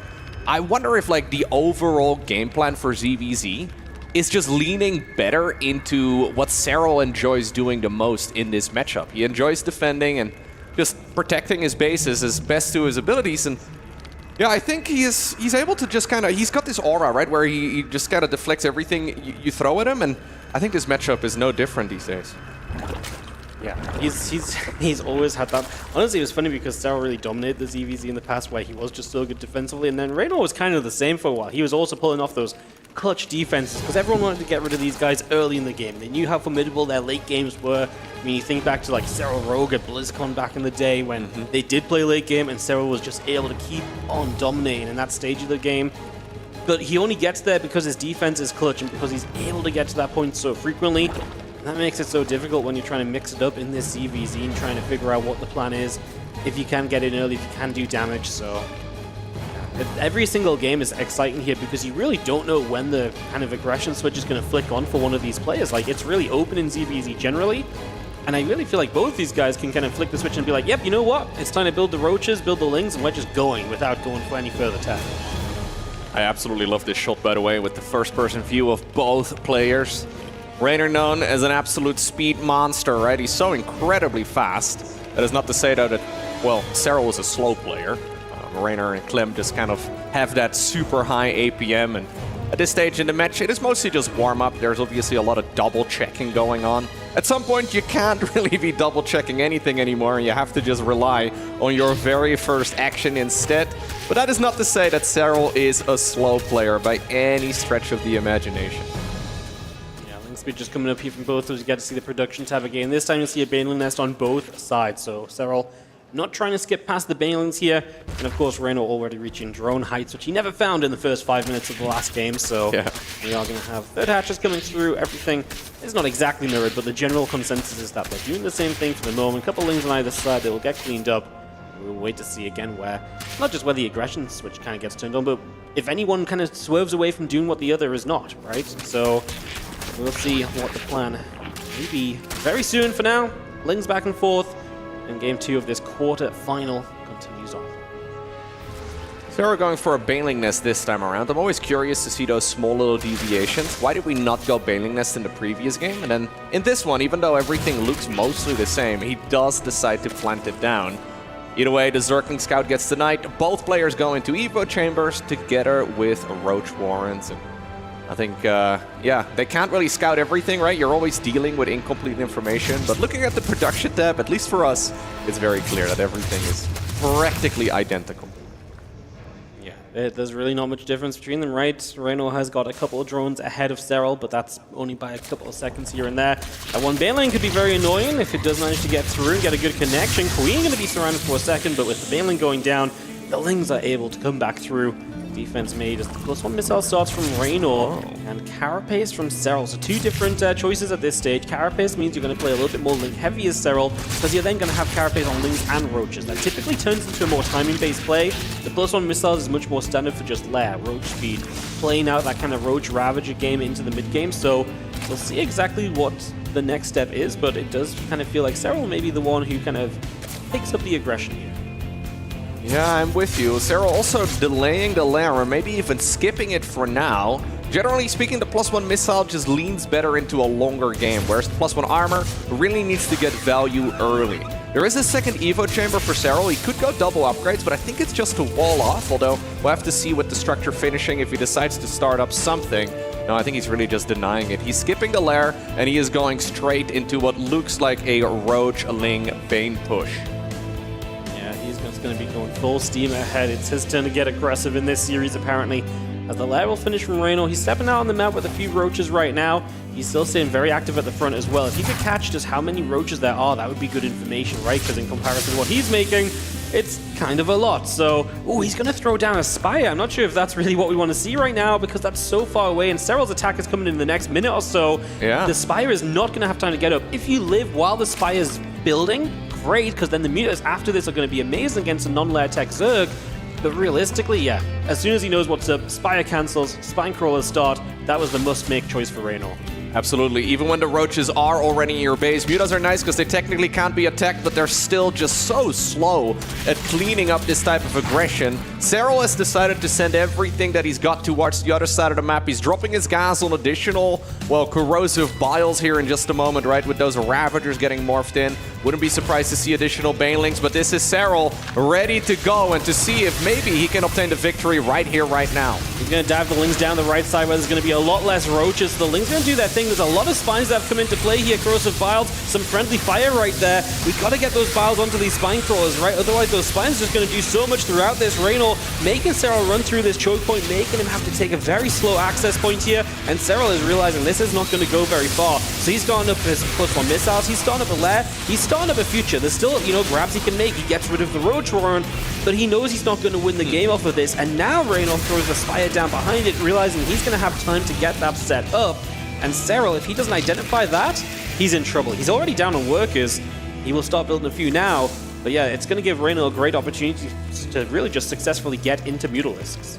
Yeah, great defense right there by Reynor. Really funneling his opponent's units into that choke point. Now the Spinecrawlers have repositioned. It is important, though, that he has some of them ready to help out in the defense here, too. Those Corrosive Biles still need to be dodged. Man, he's got so many spines, actually. There's 5 of them in total right now. I think Reynor has this defense in the bag, and that means that very soon it is going to be his turn to be aggressive. The Roach Warren has been rebuilt. Mostly what I'm looking at right now, though, is the Spire. They're all hoping to get some lucky Baneling hits there on the mineral line, but that also gets deflected. So it's a very different attack than the one that we saw from the previous game. We even dodged the Corrosive Biles here in the middle of the map, too. But as far as strategies go, as far as being the aggressor goes, both players are taking turns so far in this series. Yeah. Just taking the opportunities. Nice scout from Serral. He will see the Spire so he can start up the Hydra Den as a response to this. It's kind of a big deal, right? If Reynor invests into Mutalisks, even if it's just a few, and you can successfully push those back without taking too much damage, that is Reynor's lead going to be diminished, right? So that's something to watch on. Overlord's going down. Supply block is nice. Serral doing what he can with this army, which is with the map control, just taking what is out there. 4 meters coming up. Because it's been scouted, I don't think Reynor will ever go into many, but you always want to make a few because pushing back Overlord is going to be nice. The map control and forcing any kind of a reaction is always going to be a bonus. Absolutely. Serral, though, has caught up in the worker count quite nicely, and he's now using that second evolution chamber as well. So despite the fact that Reynor has an advantage, it's not a very significant one, and it's sometimes easy to overestimate your spot, your position in the game right now. Keep in mind, he made all those spines. The spines are great for defense, but you can't really use them aggressively here. He does grab the map control right now, so Serral is not going to be able to really move out as easily anymore. I like that contamination, although I think the Overseer is going to go... No, apparently not. 5 HP is all you need. As long as it's above 0, that's all you need. But yeah, if he can get a council on a 4th, that would be big. So far, though, I mean, this is the type of game that can slip out of your fingers. It is indeed. Again, those meters make a pretty good case for that 4th base, right? The Hydra's finally getting over here. They will defend against it. This is why the 4 meters are nice, though, right? They have the map control, they're doing their thing. And because Reynor knew that, Serral saw it, he was like, okay, right, well, as you build into Hydras, I'm now going to just go into as many roaches as possible. And this +2 missile attack timing here, it's going to be a little bit scary. There's a lot of units. Let's see if Serral can pull off a defense. A few Lings trying to hit elsewhere at the same time on the picture-in-picture. Corrosive Biles going to force Reynor to step forward, but those Biles do get a couple of connections at least. Now Serral eating some Biles as well, losing Hydras in the background, and you can just see that Reynor's army is standing strong. He's just going to keep on overwhelming on the left. On the right, he's winning every single fight, and he's winning this game to tie us up 1-1. Beautiful games so far. Game number 1, it was Reynor who wanted to be the aggressor. Game number 2, it was Serral who decided to take a shot at it, and both of them showcasing to us that they are phenomenal when it comes to playing the defensive game. Looks like Reynor requesting a quick break there. Obviously, these games are incredibly intense, and everybody is entitled to at least a few minutes if you need them. this really was just a very well played game by Reynor. He saw what he needed to see just about in time because he didn't know initially he had that Spire on the way up, but he cancelled and he built a lot of spines. He built 5 spine crawlers and he really made sure there was no opening that was weak, right? The third wasn't weak. The natural wasn't weak. Both of those positions were very well defended. It left Serral just chipping at the front door to try and get whatever he could, and then Reynor makes great choices from there. The Spire, again, forces a reaction from Serral, and it's so difficult when you're behind in the game to have to then potentially set up, deal with Mutalisks, get into the next step, and go from there as well, right? So, just very well played. Serral had a great defense game 1. Reynor has a good defense game 2. Defense winning this series so far. Absolutely. It's one of those strategies, right? Very frequently, if you're going up against weaker opponents, you might be able to obtain the victory just by going for an all-in or at least a very committed push like this one. But at this level, when you have the very best in the world facing off against each other, they're also phenomenal when it comes to the defense. And I wonder if that means that we need to dial up the aggression even more, right? We have to go for a full all-in. Or if we just both decide to play the macro game instead, do we just play a long, drawn-out macro match? It's a difficult call to make. There are, of course, still weaknesses, right? And that is also what these first games in a series allow you to achieve. You get a little bit of vision as to what the opponent might be thinking at this stage in a game. How exactly are they setting up their structures? Do you notice that they are skipping some important researches? Is it possible for you to maybe abuse it in another match in this particular series? Maybe well, either of them have picked up on something important here, but there's no denying that these first 2 games have been very back and forth, and the defensive player has won 2 out of 2 times. Indeed. I wonder if, obviously, now, you know, they've both had their turn kind of pulling out some kind of an attack, right? Is it going to be a choice at this stage to say, hey, look, you know what we can do? Like, maybe it's time where they do settle into some of those macro games, right? Where, you know, being the aggressor is not necessarily working out, so maybe it is time to settle down. Let these games go a little bit longer. Let that build on through as tensions rise here in the quarterfinals. Heading to a game 3, we are all tied up between 2 world champions of StarCraft 2. Serral, the 2-time Reynor, had 3 back-to-back finals. Really a lot of history with these guys. And, only one of them can make it to the final day of the Esports World Cup 2025.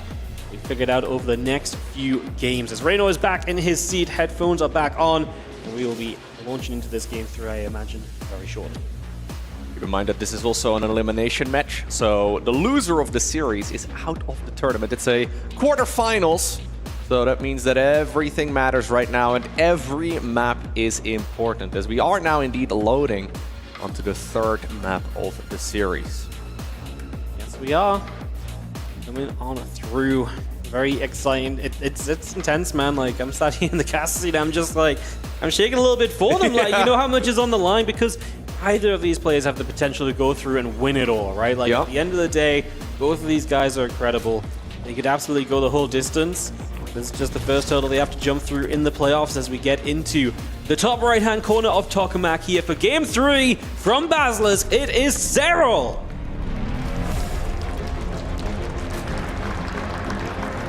And his opponent, his teammate, and his friend in the bottom left, it's Reynor.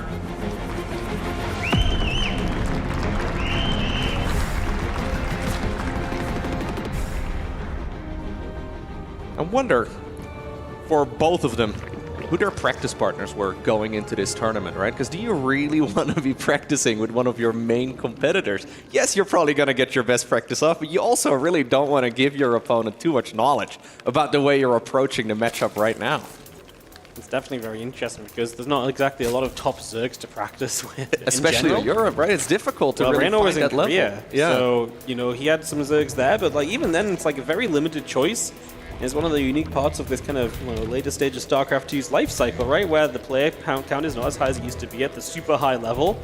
So getting that practice in is not easily found. Yeah, it's a good question. I mean, I remember the days of ZVZ when even there was a lot of Zergs in Europe and they were like, we don't practice ZVZ, we know which builds we can use, and we just kind of throw them at each other. Yeah, that was a big talking point way back when. Absolutely. I'm sure Lambo has been helping him out quite a bit.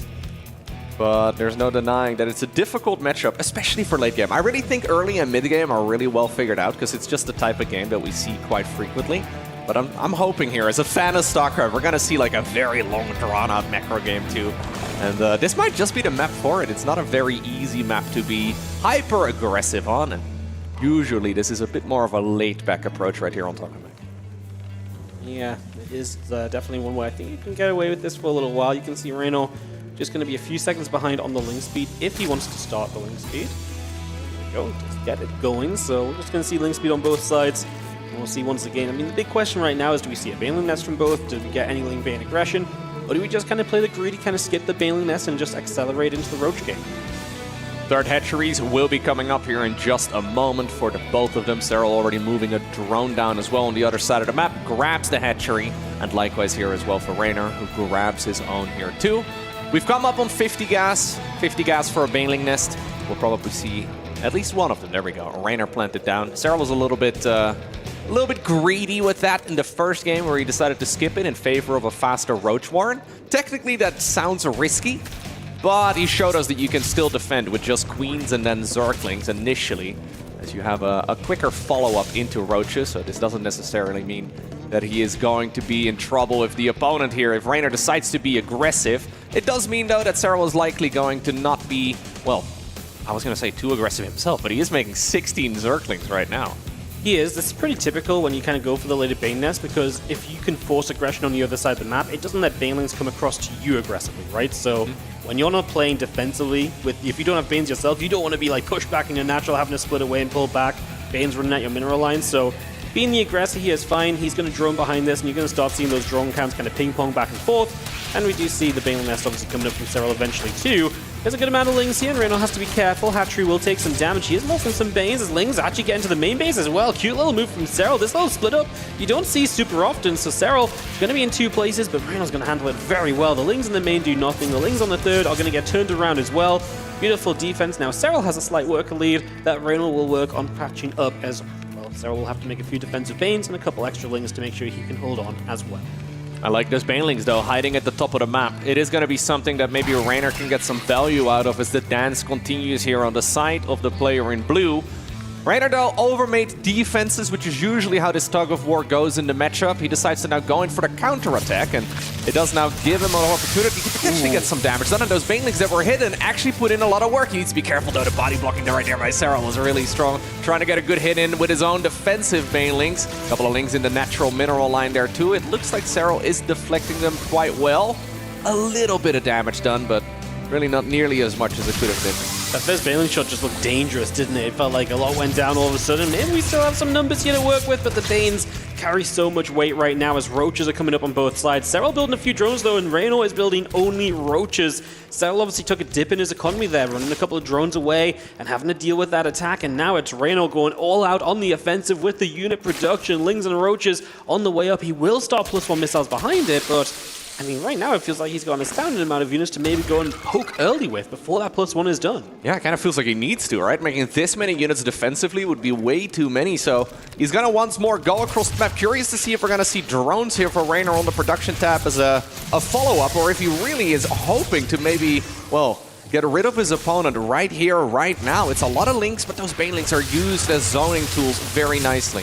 Yeah, doing a great job with the Banelings, and the Roach is just about getting rid of one finally here from Reynor. Serral obviously has the short reinforcing distance. These Lings need to get involved, otherwise it's just Roach on Roach, and Serral will get the advantage just because of reinforcing distance. Like, Reynor has a lot of Lings, and they're just not being that useful. Drones have to pull defensively up in the main base, I believe that is for Serral, and yeah, he loses a few drones, but the defense was made. Reynor did start droning behind this. Serral just started up 2 layers. Need to fix that because that's some gas you could definitely spend elsewhere as the Roaches continue their defense, and Serral has held on for now. But yeah, that's a chunk of gas we could use elsewhere for sure. Yeah. He realizes it now, gets the cancel off. All right, sometimes the rapid fire gets a little bit too crazy and you accidentally start up multiple layers. Certainly not intended, but a good start right here for Reynor across the board. He's got that supply advantage. He managed to catch up in the worker count very well and is now even 15 workers up. Or sorry, no, he's even on workers. He's 15 supply up in army here over Serral. So I'm liking this position for Reynor a lot, but it's very difficult to actually capitalize on it, right? Like, you look at the game now and you know you've got a very good army compared to your opponent, but the defender's advantage here for Serral is just so nice. Serral is obviously a little bit unsure. He starts up a Spine Crawl, so he's not feeling 100% confident in defending. And the Spine's not exactly what he wants to be building when we can see that Reynor's going into the Spire again. A few Lings slip by, that Queen not getting into position, so panic stations for a couple of seconds. And Reynor has been great at just getting a little bit of damage done here and there with those Zerglings. Those Ling run-bys have been very effective, and he's going to continue it here. The Ling's going to try and hit the mineral line while the Roach Ravager pushes at the front, and it's another 5-6 drones. And this is a big deal. Like, Serral's down 20 workers all of a sudden, and while he spends time rebuilding workers, Reynor is setting up to throw Mutalisks into the mix, and I don't know if Serral's going to be set to deal with that. No Hydra Den, no Spore Crawlers, no real reliable anti-air other than the Queens. Serral's going Roach speed right now, and he's thinking about being aggressive. I really don't know if he's got enough Roaches though, but at the very least pushing right now or faking a move out like this is gonna give him an opportunity to force out more Roaches out of the opponent. So that at least is some of the gas dumped, and that means that less Mutas are going to pop up as soon as that Spire finishes. Good scout for Serral, actually. Very important scout, because it allows him to now respond to the potential Muta threat with a Hydralisk Den instead. And well, I mean, this looks like a very similar situation as what we've had in the previous game. Reynor has had full map control here for a while already, and he's just slowly starting to outgrow his opponent. Yeah, he is. He's beaten the advantage, right? He's had the worker leads at certain points. And I imagine it's going to be a similar vibe. The Spire gets scouted, so you make a few mutas, you force your opponent to respond, you force him to pull Overlords back, and then bam, you max out quickly on the Roaches, you take your eco advantage from earlier, and you just hit hard, and you can spam units where your opponent obviously has to make a bunch of Hydras in, response to the potential mutas, because Serral doesn't know if it's going to be 2 mutas or 10. Yeah, it doesn't make sense for him to make 10, but you can't just make that gamble, because if he does make 10, then you made no Hydras, you look really silly. So it's a tough little scenario here. Can Serral find the defense that he wasn't able to make last time? This time the numbers are a lot closer together still. Reynor only really made a couple of these mutas, and they're just going to go Overlord hunting. I think that means that Serral will just go purely into the Roaches from here on out. You can see Reynor invest into the Bane speed. He had that started up earlier, cancelled it, starts it again now, maybe expecting a few more Hydras. I don't know how effective it's going to be. Now, you can still use Banes against Roaches.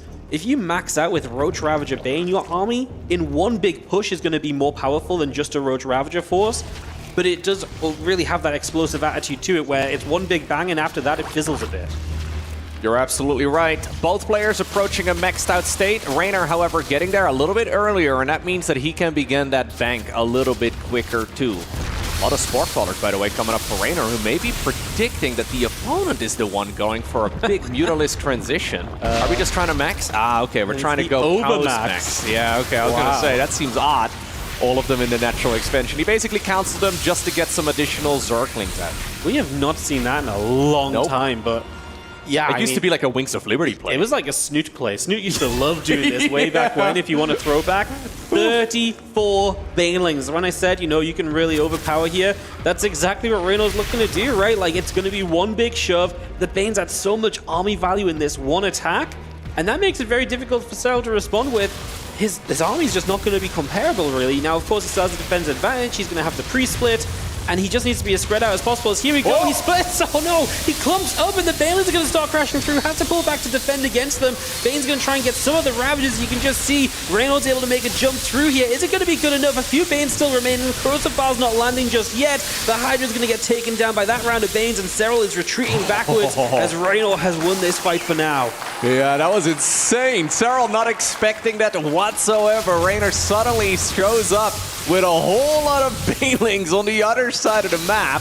He still has that defender's advantage though, and it's easy for Reynor to overextend, but Reynor is also sending a ton of his own units now, his reinforcements across the map, and they're going to be showing up in just a moment. Reynor forced to kite backwards for now. His reinforcements though are on the left of this fight. Yeah, I think good job by Serral just identifying the ability to kind of chase for a little bit and just take what you can when you can, because opportunities are going to be slim for him from here on out. He's going to have to get back defensive now. You mentioned those Reynor reinforcements, and they are here. He's still got a couple of Ravages to force the pullbacks as well. Serral trying to get in as good a concave as possible. That's where his advantage may lie, but it is tough. Having to use the Queens to defend as well. Can Serral pull off a defense here? He does have 2-1 to just +1 upgrades. That may be the changing difference if there is one, but right now numbers are doing it for Reynor. Reynor is trying to see if he can potentially snowball this right now. These upgrades are nice, but when you don't have enough units to really benefit from it, you might not be able to get the value though. Serral may be just pulling off one of those miraculous Serral holds, as somehow, some way, despite being like 30-40 supply down during a lot of that engagement, he does manage to hold on, Wardy. He does indeed. The upgrade pulled in a big part of the weight there. He had the Carapace upgrade he built earlier, and then he had that +2, which finished up sooner as well. Serral with a magnificent defense, and he will hold on. I know, I think it was honestly just the way he approached the fight. He pulled back, he took the slightly better concave, he did not let Biles connect, and he just pulled his queens in to be any additional help that they could be. And it was just about enough in the end. He now gets to rebuild in this game from fairly similar setups. There is going to be one difference, and that's just a few extra drones in the favor of Reynor. Serral still has a Carapace upgrade on his side, but he's also going to have some Hydras mixed in here, which can be a really fun backline to add into all of it. I think that's exactly right. The Hydras, it's just a few of them. We didn't really have that many across the board, but their damage per second is far, far higher than that of a Roach. So just having a few shooting spines over the backs of those Roaches is incredibly useful. And Serral allowed himself there to defend, but only just barely. Important right now, though, for Reynor to not overestimate his situation. I think he's still ahead, but I feel like this is one of those spots where you may just think, oh, I'm really far ahead. I mean, I've been winning every single engagement. That previous fight certainly looked like a win, but it doesn't really look like one if you look at the grand scheme of things right now. Serral, though, still not really in an opportunity or a position to really go across. Hydra then coming up here for Reynor. You know what? We may actually be going into some lurker playing. I mean, that's kind of the natural next step, right? If you've got Hydras out, hit the lurkers, and fighting lurkers without lurkers is extremely difficult to do. Nice little burrow play there. As you can see, Reynor dealing with it well, but it's just, you can already see how much attention he has to pay to dealing with that, right? Being on the point of view right now is a really nice indicator of just, hey, look, he has to chase that down. He sees them burrowing away. Just attention paid, and that's the sort of thing you're looking for at this point of a game as well, right? Where just the little things can have those edges. Infestation Pit just finished up from Reynor. Both players are maxed out, and Serral just getting a few drones here. Some of his own harass finally landing those roaches, getting a little bit done, and then we'll dive to the natural. Maybe a little bit more Lurk Den coming through as well. Hive start at the same time as each other. It's very fun to see the Hive starting up right now. Not yet a Lurker Den for Serral, but I'm expecting one here in just a moment. Alternatively, you can go into a whole lot of Vipers to try and abduct the opponent's Lurkers. You can also try and corrosive ball them down with Mass Ravager. But generally, okay, there we go. Lurker Dens indeed are countered by Lurker Dens. You need to go for a similar unit composition. Still though, the fights are not over yet. And as the Roaches are still available now, I'm expecting to see them for a little bit longer, but at some point they'll probably get replaced with Mass Hydra instead. Yep, you're starting to see it, right? Serral has been very liberal with just throwing these Roaches across the map, and he's doing very well, right? To throw an array Roach supply, again, a bunch of drones like this, mining time being lost, it's exactly what you want because it means that you're losing the supply and getting value out of it. Although he is actually building some Roaches behind it too, and yeah, this hatch now in trouble. In order to reliably play Hydra Lurker Viper, you really are aiming for at least 10 Gas Geysers, and getting the cancel or the kill on your opponent's 5th base like that is huge. Serral, in the meantime, trying to grab his own in the top left-hand corner. Reynor doesn't yet know of it. It's not particularly early, but it really does help if you have 10 gases, because then you can go not just for Lurkers, but also for Vipers. +3/+3 upgrades, also super valuable, but it's difficult to really balance it all. Yeah, it really is just so much you can spend your money on right now, figuring out what is best. We're still playing catch-up on upgrades, right? +2 Carapace is chasing down the upgrades of Serral, who started as +3. And we do go for different Lurker upgrades initially as well, right? Seismic Spines versus Adaptive Talent. So Serral going for the more defensive, like, range-based upgrade. As yeah, we're not going to see Sorry those, about that. Awkward. Yeah, nice little contamination. And but yeah, obviously, Reynor going for the Adaptive Talent, so a little bit more spewed and so on. It's a fun little combo. Yep, he's also going Tunneling Claws and Burrow of his own here, Reynor, so he is going to be able to get up to a similar group of Roaches eventually. He's still trying to chase those units down. Tunnel Clawed Roaches, by the way, heal very quickly when they are underground. Serral trying to see if maybe he can get a bit of a wraparound on the opponent's army. Overseers, though, are going to show it off. Here's the Corrosive Balls on those Lurkers. That's maybe why he decided to go Adaptive Talents first. It's way easier to dodge those Corrosive Biles. Serral trying to see if he can maybe get a repeat kill on the 4th or in the 5th rather, but he does not quite get that job done. Yeah, he seems to be afraid of the counterattack that's coming across the map. He leaves a lot of Roaches here in a losing fight, and Serral is kind of getting jumped on a little bit right now. Reynor finding the better split of units. Can Serral punish this? Pulling back so much should allow him to do a lot. And it's actually Reynor's supply that plummets. He is just not rebuilt yet. Hydra's now on the way as the replacements come through. Spinecrawler helping, but Serral will chase down. I was like, oh my god, it really felt like Serral could have had the 5th base, but he identified how important it was to come back and clean this attack up because he recognized the danger of it. Yeah, Serral actually going full into Roaches again here for a little bit. I thought that the age of the Roach was mostly over, but apparently we need to keep dancing. As long as the opponent is attacking like this, and you can't really go mass lurker yet, it's difficult to really fully make that transition. That tunneling claws is so incredibly annoying to play against, right? There's just units all over the map, as both players, honestly, end up taking a lot of damage here. I like this position for Reynor better, though. Just because the lurker count? Yeah, the lurker count is looking really nice, and the upgrades as well. I feel like Serral just likes all the avenues of attack he has going on right now, though, right? I mean, he does already have that 5th base up if he wants to use it, but he's just not taking I think he can go. I think Reynor has a window right now to potentially attack, and I think Serral also knows this. He decides to now be the aggressor, but he needs to be careful that he does not accidentally get trapped in the corner. He does have a couple roaches as well, working away at a mineral line. I believe that is in the bottom right-hand corner. He's now also sending the other half of his units towards the opponent's third. But Reynor, oh my god, he's chasing a huge chunk of the units of Serral in the top left. Yeah, that lurker group in the center was huge defensively. Serral has to get 20 new Hydras on the way out. He's going to have to turn and fight right here, but you mentioned it, right? It's going to be difficult. The lurkers do manage to unburrow there. He stepped back into the corrosive bile, unfortunately, but do we have detection? There's the Overseer showing up now. Having the lurkers there is such a pain point because you can see all the splash damage those roaches are taking from Serral, and Reynor was able to stand into this fight for a little bit longer. Does Serral have enough in the end? Looking to push through now. The lurker will be chased away. More lurkers showing up though, and Serral right now does not have a good answer to that because we've not got any of the spellcasters in play. Absolutely not. Not a whole lot of Vipers available yet, and that means that these units can just, well, really only run. Reynor does finally get the engagement on these units that he was hoping for a little while ago. Kills the 5th hatchery again, and he's going to try and see if he can continue pushing now. He's got the lurker count advantage. He wants to continue sniping the opponent's lurkers too. Corrosive Biles are raining, but is he overextending? Because there's so much splash damage coming out of Serral's army. Yeah, those couple of defensive lurkers held in a huge way, and that is going to be Serral able to push Reynor back. It did come at the cost of his 5th base, however, and while Serral has been great at dealing damage to Reynor, that 5th base of his does stand with a slight worker lead. Reynor leads across the board right now, apart from the +3 carapace, which is on the way from Serral, but far from being done. He will retake the 5th base, and now 10 more lurkers. It's kind of wild that he was so hesitant to go into lurkers earlier, no? Yeah, I think he was just under so much pressure that he didn't really have a chance to morph them in any sooner. Reynor, though, once more using some of his leftover roaches to, well, continue harassing this mineral line a little bit, and I'm surprised we haven't seen the gases for Reynor taken in the bottom right a little bit sooner either. He takes them right now. I guess the drone count was not quite sufficient to be able to really add on a few additional ones, but all right.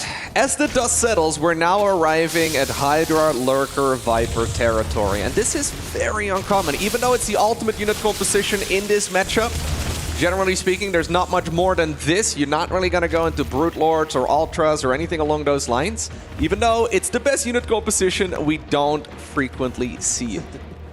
So funny. Yeah, Burrow versus Burrow, and Serral's actually more than an Overseer right there as well. A few moments earlier, and he would have just had a bunch of free damage done. Instead, he's maybe going to lose a hatchery. Roaches start to split up. At the same time, though, Serral in a good aggressive position in the bottom right, but he cannot break into those lurkers. Again, without Vipers, attacking into lurkers feels like an impossibility right now, especially in those kind of numbers. Lurker's going to get back defensively here. They will start spreading out, and we will look to defend this. Honestly, I'm surprised Serral didn't lose more. I thought a hatch was going to die at the very least, if not more. But it was a very good defense as Serral continues to play off of only 45 drones. Has got the 5th hatch up in the top left. Can he find the chance to just squeak a few drones in here and there? Because I feel like long term right now, he kind of needs to. This is an incredibly chaotic match. There's action all over. Serral's heart rate hasn't really gone over 100. I feel like every pro gamer at this stage that we have seen play has been sitting at like 140 on average. He's sitting at 98. Yeah, he's that's maybe the clutch factor, right? He's just like, he doesn't think anything until the game is actually done. And we are going to see a couple of those roaches going to get swarmed up at the top. We had a Viper again its first abduct off as well, and the supplies really are evening up. Like, Serral is the one whose lurkers are just putting in work right now, but no Vipers of his own. I mean, it is kind of crazy. I mean, I get it. He's not super rich, he can't necessarily afford it, but it's going to be difficult for him to do anything apart from just defending. As that's the current situation of things. Gets a couple drones here himself. 44 to 54 when it comes to those workers. Serral has got a larger army up, but again, those Vipers are growing in numbers, and Reynor will use those to his advantage in these upcoming fights.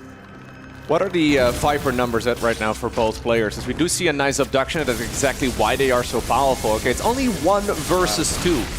The main problem with Vipers, of course, is that they are very gas heavy, but both abductions as well as blinding clouds are phenomenal against these type of units, and sometimes even parasitic bomb if we do end up seeing a ton of overseers as a way of trying to get that detection down. But either way, this is a dangerous game to be playing. It's still I mean, it sometimes feels that like at this point it you know is a little bit more stable, but this can still be over in a heartbeat.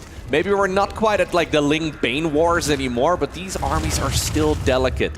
Very, very damage heavy, not a lot of hit points in general. It can still snowball out of control so quickly as Reynor now goes for the next line of attack. He decides to go into a Nidus network. Yeah, I was just about to say that's really cool to see how he's going to utilize that. This base is super low, by the way. Vipers are coming in to try and help out. A couple of abducts so far. Serral is yet to be able to utilize his Viper effectively. That left hatchery will go down, though. Of course, Reynor has this blue gold base, but you can knock down the blue minerals here, which is a big factor as well. So that's something that Serral could maybe do. He's also just got an attack on this left side, and Reynor can't attack into that right now. His Viper energy was used on the right, so he doesn't have a lot of Viper energy. Oh, the rocks go down, killing what? Roaches and lurkers. He was so close to that base that he ends up accidentally sniping some of the rocks and killing his own units because of it. I wonder if Reynor was the one getting the final hit there. It doesn't really matter though in the end, but he is going to be able to kill a whole lot of drones and then also a hatchery to boot. But that is something you have to be careful with. When that collapsible tower indeed goes down, you can get your own units crushed. Serral is winning the fights, though. His supply is in a very favorable position. Denying that base on the left side is big. Reynor has these gold minerals to mine off of, but they're vulnerable. Like, a couple lurks behind there right now could absolutely just snipe those drones. And that's exactly what I think we're sort of setting up for. That's why we're already here with these lurkers from Reynor. Serral stepping into it. Needs to be careful. He does have the blinding clouds available, though. All the abducts, what do you want to do? Double abduct. 2 lurkers go down. Adding another Viper as well. It's so weird because this is such a move on from what used to be like 5, 6, 7 Vipers. Like, it used to be like if you've got more Vipers, you win. So you'd see stupid Viper counts in these scenarios. Vipers abducting each other into the Hydras. But they are playing this with a super low Viper count, super low economies. Reynor trying to get that Nidus up, and that might buy him an opportunity to get in position. That right side base of Serral looks extremely vulnerable. That's probably just a give up right now. Yeah, I think you're exactly right. The economies are just so low. Normally we see at least an additional 20 workers for both players. Reynor is finally going to be able to get the snipe on that base, but it was already mined out because we are now at the 24-minute mark. Serral decides to see if he can maybe fight fire with fire as he goes in for the counterattack too. A single lurker just as a distraction. Third base is going to get denied here once more. There is so much action still happening. The roaches over here, misrallied. Reynor cannot afford losing those units for free.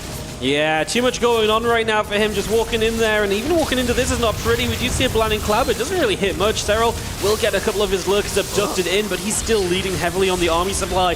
He has really done an amazing job of just taking the fights over the last few minutes. There was a point in this game where Serral was in so much trouble, and now it could not be any different. Another abduct from Serral as he marches across to the bases of Reynor that he needs to hold on to, and Reynor is recognizing that his time in this game may be coming to a close because Serral is taking down everything that Reynor needs to hang on in there. This base with 30 workers on it, that's nigh on all of the economy that Reynor owns in this game. So this is not looking pretty, and Serral might have just clawed his way to a Game 3 victory. Serral trying to push in right now, gets rid of the final mining from the opponent. Problem is, Reynor can't really fight the opponent's units anymore. He just doesn't have the numbers. So he knows he needs to go in for the counterattack, but he can't possibly win the base race, nor can he destroy his opponent's army.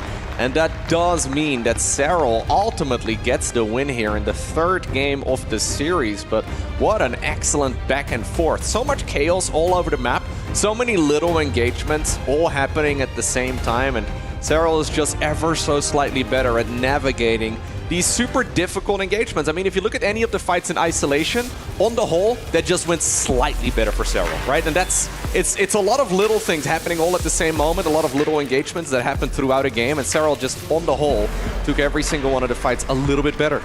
There's a real turning point where it felt like Reynor was hitting that like right side base of Serral, and I was like, okay, this is where he does a lot of damage. Serral had to pull back to deal with it. He took a bad fight with some units he left behind on the bottom side of the map. I think that was maybe one of the big turning points, but we'll discuss it more when we come back from this break for game number 4.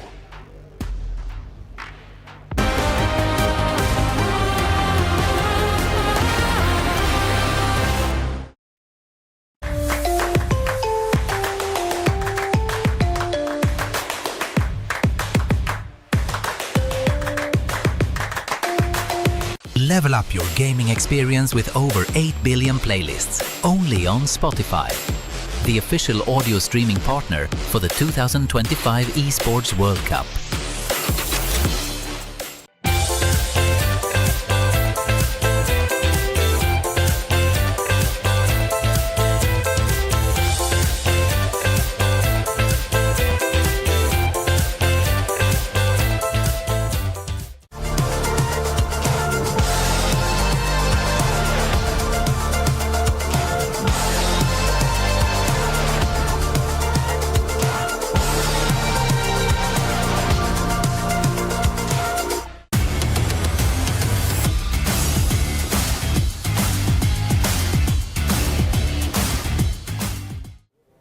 We're here with another elimination interview. This time around, it's one of the greatest players of all time. It's Rogue.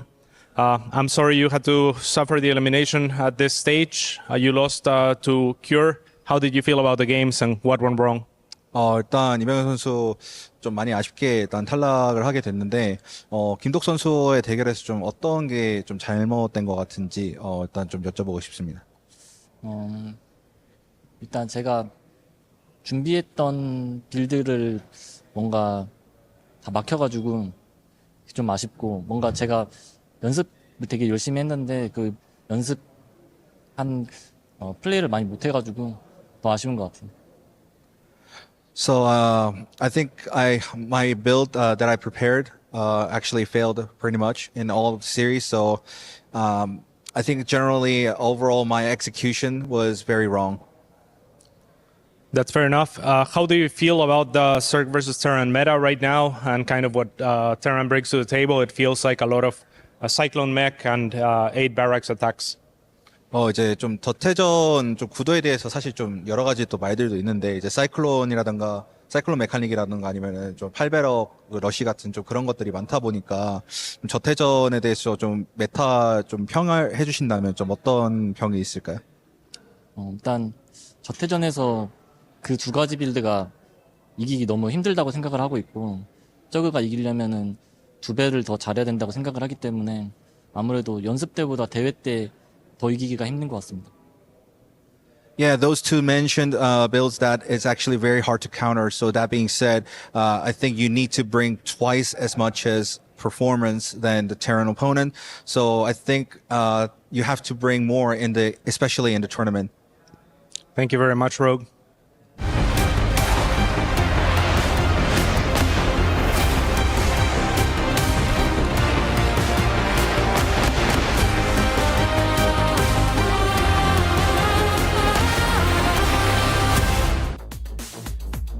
Welcome back to our first quarterfinals here at the StarCraft 2 Esports World Cup. We are just about to load into game number 4 between Serral and Reynor, two absolute fan favorites, two previous world champions of StarCraft 2, and two pro gamers that are hungry for another win. This series so far has been phenomenal. It really has been. We've had a taste of aggression from both sides. We've had a taste of getting into the longer game on the back of aggression. I mean, the last game was also aggression that was just about held off, right? So there was some crazy defenses made. I would say Serral actually played a lot of that game from behind, but really came into his element later on. And again, just a vibe we didn't expect, like less Vipers than we thought there might be. Very fun stuff. We're heading into a game 4 right now between these two players, and it is going to be phenomenal to see who's going to come out ahead of this one. Can Serral close it out and advance to the semi-finals for a second year in a row, or will Reynor pull us to a game 5? We've seen so many game 5s this tournament. Let's see if we get another. Welcome into Torches, as in the bottom right-hand corner representing Basilisk, we have got Serral. And his opponent in the top right, Reynor. Now, all of the matches in this tournament, it feels like, have been quite close. A lot of game 5s, and just in general, I feel like the playing field is so difficult to predict. Every year, after 15 years of competition, the game is still becoming more and more figured out at the absolute highest level, and pro gamers are still getting better over time. And I mean, going into this tournament too, I think most of us didn't really have one favorite going into it, right? I mean, we talked about the main contenders already during the show a lot, and I think there's like 6 names or so on the favorites list, which going into an 18-player tournament, that is not something that we normally see. Now, both of these players are, of course, on that list of favorite players to win the entire event, but the skill levels are insanely close right now, and I feel like the previous games are a perfect representation of exactly that. So much chaos, especially in the third game. So much action all over the map, and both players really trying to outsmart, out-strategize each other, but neither of them really getting an edge until, well, like 25 minutes or so into the game, which is just crazy. Wow, hoping we get another kind of cool game like that, right? I always think back to that. I mentioned that World Championship finals between Reynor and Serral way back when. Game 7, Curious Minds. Reynor's running all around the map. Serral should have had a great spot. Reynor made it super close. Serral eked it out. that last game kind of had vibes of that, where similar kind of idea and just so much mobility. And that's what's so cool about these games, is that when it comes down to this later game ZVZ, it's just kind of boring camp it out. Like, these guys are running around the map, they're using every avenue of attack. This map in general is just interesting as well, right? It's got a fun layout, it's got a far away healing shrine, it's got a gold base on this left side as well, there's a gold base on the right side. It really can be a little bit funky, and obviously because it's kind of the same side of the map for your bases, you expect a lot of the action down the right. That always leaves the, running around the far way to maybe run by with as an opening as well. So things to watch for here as we get this first-person view of both in the early moments. Yeah, fantastic game. It's so fun because I feel like both players, when they go and play ladder games or go up against weaker opponents, they win just because their multitasking is better. Across the board, they're just a little bit cleaner. But when they play against each other, you can't reliably win just on speed or macro or micro alone. You really have to be out-strategizing your opponent too, and playing a little bit of Ring Around the Rosie in the middle of the map there with Zerglings, chasing Zerglings. That Overlord a little too far forward. Reynor's going to make sure that Serral's going to reposition it, as the Queen needs to go back to the creep here and put down a tumor. So you don't really want to chase it too far, but you still want to keep your opponent honest. Yeah, absolutely. We are going to see Serral once again. No Baneling Nest here, right? Just going to be skipping that and going straight into the Roach Roaring. Gets a few Lings up initially. Reynor, Lings coming up, Bane Nest on the way. Ooh, he's going to go for the Roach Roaring in the back, which immediately signifies something sneaky. So he's basically saying, hey, look, I'm just going kind of Ling Bane, but in reality, he's going to go Roaches and try and probably hit fairly aggressively. Can Serral figure that out? Yes, he's got a Roach Roaring, but you still need to know it's coming to stop droning in time. Serral, though, once more going for a lot of Zerglings here, trying to see if maybe he can get some damage done on the other side of the map. And usually when you're on the other side of the map, you might also have a chance at scouting. Indeed, that Baneling Nest, though, is going to come in handy. Reynor is going to be able to grab a few Banelings, and that will help out against this type of aggression a lot. This is a difficult map, though, to push on, especially when the mineral fields, the golden wall is still up. It's difficult to really get your opponent's base broken open, because there's really only just this one ramp. Well, there we go. That's exactly the ramp I was talking about. Serral ends up losing a ton of Zerglings on it. I was going to say, Serral, though, it's not bad if he dies with the Lings, because you'll see the Roach Roar, and noting that is obviously a big deal for him, so he can get some Roaches started. I actually think he's going to be okay. I mean, that was a lot of Lings lost. That was a bad Baneling hit to take. He's actually looking kind of okay right now. +1 missiles on the way up. Roach is in production. He's equal on drones. Reynor's going to start taking a slight drone lead here. I think Serral is fine. Like, yes, it would have been better for him to not take that Baneling kind of connection, but otherwise, he's looking okay. He's going to start taking this fight. Lings are going to be okay here with the Roach or two backing up. The Queen's there as well, and that is going to be Reynor's Lings deflected, and Serral may just be able to look at this as a chance to kind of get into a few more drones again now. Yep. Supply count right now dead even. Obviously, the Baneling hit was really nice, but you have to take into consideration the cost of the drone and then also the Baneling Nest itself, right, just to get the units going. Banelings themselves are also not particularly cheap, so even though he does lose a lot of Zerglings, if right now the age of the Baneling is over, yeah, certainly not the end of the world here at all for Serral. Reynor does have a nice little worker lead, though. He's mostly given up on the aggression for now, just using some of those leftover Zerglings for scouting instead. Those couple of Banes are real hidden, aren't they? Yeah. Just behind that wall, they are going to pull back as you can see the carapace coming up for Reynor, so that's going to be his choice versus the missiles of Serral. I was wondering if Serral might just kind of hold down the Roach key and go with the +1, but he's been adding the drones in pretty consistently, although you'll have to replace a few of these drones now as they go down. Reynor utilizing the fact he still has those speedy Lings out on the map, counter-attacking in, finding some damage, and again just forcing Serral to take a couple of losses, keeping Reynor in that eco lead, while he's currently building up a heck of a large army to use that +1 carapace with. You're absolutely right. Lair coming up right now as well for Serral, who is thinking about moving across. It's really not his turn to be attacking, though, I don't think, because the +1 armor here is quite scary, and Reynor's army is still looking big. There's no Lair yet here for Reynor. He starts it up right now, not entirely convinced that he can really deal critical damage with this attack. We did see some of the units, by the way, on the left side of the map going to the healing shrine just to top themselves back up once again. Kind of a nice play. A lot of players tend to forget that there is a healing shrine here on torches. Zerglings, though, trying to get an advantage here, but yeah, Serral's defense is just always so strong. Yes, it really is. We'll see if he can pull it off here as he does get supply blocked at a pretty critical time. 3 more overlords coming up. He has a lot of units just ready to go. He has way more army than Reynor does right now. A couple of units on the left side. Once again, we might lose a couple drones. Remember, Reynor, he's in a position where he's actually ahead on drones now, and Serral's going to be behind on the lair at the end of all of this. So Reynor kind of changing what he's doing, not fully committing. And now Serral is the one who looks like he might have been full committing, but he's now droning. His lair's back on the way. He's even going to start Overlord speed up. Yeah, canceling that lair earlier, really respecting that attack from the opponent. Even though Reynor's lair was quite a bit later than Serral's, Serral decided to cancel his own, really maximizing the resources, going to that defense, and that now means that Reynor actually grabs a small tech advantage. It's these little things, though, that add up over the course of a game. Overlord ends up going down too. Do you think we're going to see a Spire again? Reynor's gone for a Spire in the last few games, and this would be an opportunity for him to do something similar again. Yeah, it'd be interesting. It's kind of one of the benefits of having Overlord speed from Serral. If he does go Spire, he can pull the Overlords back or reposition them back on the map as required. I did that as well. Like, it definitely feels like Serral kind of thinks he might be going there. It's the March of the Overlords right here as they're going out everywhere. Yeah, he's going to get to see a lot with those, right? So good vision for him. And that's important because he's trying to get him to the hide den, and I imagine he's going to try and play a defensive game. There's just a supply difference right now as Serral techs and Reynor just spams out roaches.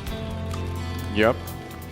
Reynor not yet hoping to go, or there we go, we do have a fourth hedge, but not yet hoping to go for an attack just yet. He does go for a push right now, but it's so tricky to break this. He does have a numbers advantage though. Main problem for him is that Serral's units just simply pop out of those cocoons and pretty much straight into the fight. Whereas his will have to travel across the map if he does decide to be aggressive. Now he's maxed out, he needs to go and do something, but is there enough army for him to break this position here for Serral? It's honestly a very good question. I'm not 100% sure. We attack on in. Reynor does have a carapace upgrade advantage. That will help a little bit. The Queen Star to pull in to add to this defense. Can Serral get enough up? Having to pull back away from those battles. He looks overrun on the left, but he does have a good number of units on the right. Can he fight this? It doesn't look good for him right now as Reynor is storming on through and crushing through these forces. So much made from Serral that's just not really helped him out here. GG is called, and Reynor will tie us up to go to a game 5. What a match. Incredibly close. It's so easy for that type of game to slip out of your hands, but Reynor does hold on, and that means that we are going to go for one final game in this best-of-5 series, in this quarterfinals. An elimination match. Yes, it is kind of the result you wanted to see between these two. Serral, this game really got away from him. It was a little bit weird, it was a little bit wacky, and I definitely think he thought something else was going on. Like, he was getting that hide den up, there was no real reason for that. He did obviously end up behind a little bit before that point as well. So he just really got into that position where, yeah, I think he was prepping for what he has seen Reynor kind of doing in the previous games, but the reality was Reynor just said no. Fewer units this time, and clearly had more than enough when it came to pushing in. Yeah, when you're slightly behind and you invest in that Overlord speed and you invest into the Hydralisk Den, when you assume that maybe your opponent is playing the same strategy again and then you just get hit in the face with just straight roaches, you might just not have the numbers here, and that's exactly what happened. It was very small margins, but Reynor reading his opponent like a book, and maybe that's also why he decided to go for the Spire, right? In the previous games, just to keep saying to his opponent that that is the strategy that he wants to go for. One final game for all the marbles. Honestly, hard to predict who wins this. Yeah, it's very difficult to say. It's been, again, the first two games were the games of defending. The third game was absolute chaos. I feel like Reynor was getting into some better positions the last couple of games into that mid game, because that was kind of true in game 3 as well. So that's nice. Obviously, he didn't close it out in game 3, so it doesn't mean it's going to win, but those have been kind of giving him better spots. So we'll see what Serral does, because maybe Serral identifies that as well, and maybe he does something to try and set up differently, or set up a little bit better himself. Okay, well, here we are. Game number 5 in this best-of-5 quarterfinals.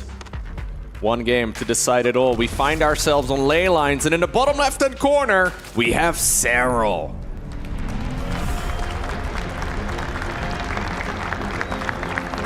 In the top right, our Blue Zerg bringing us to this game 5. It is Reynor!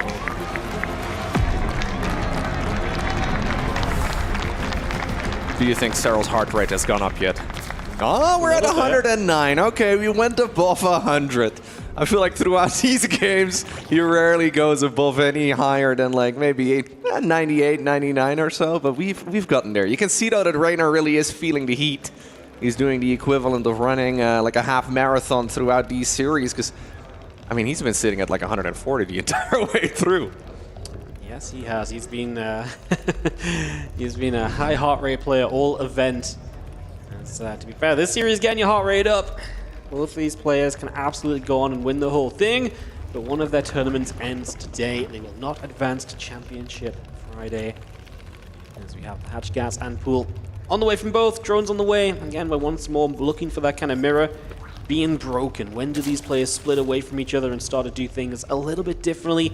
Who gets aggressive? I would say generally the overall aggression has not worked out well in this series. That last game was a bit better for Reynor aggressively, but yeah, it's scary to kind of in Game 5 as well, kind of pick out your build, what you really think is going to be the choice when it comes down to it now. Yeah, such narrow margins, right? Like, even that previous game, even though it was a win for Reynor, it still required him to play really, really well, right? And then get a couple of small advantages, and then also Serral to commit to Overlord speed and the Hydra then. And that second part you don't really have any control over. You're just kind of hoping that your opponent may over-prepare.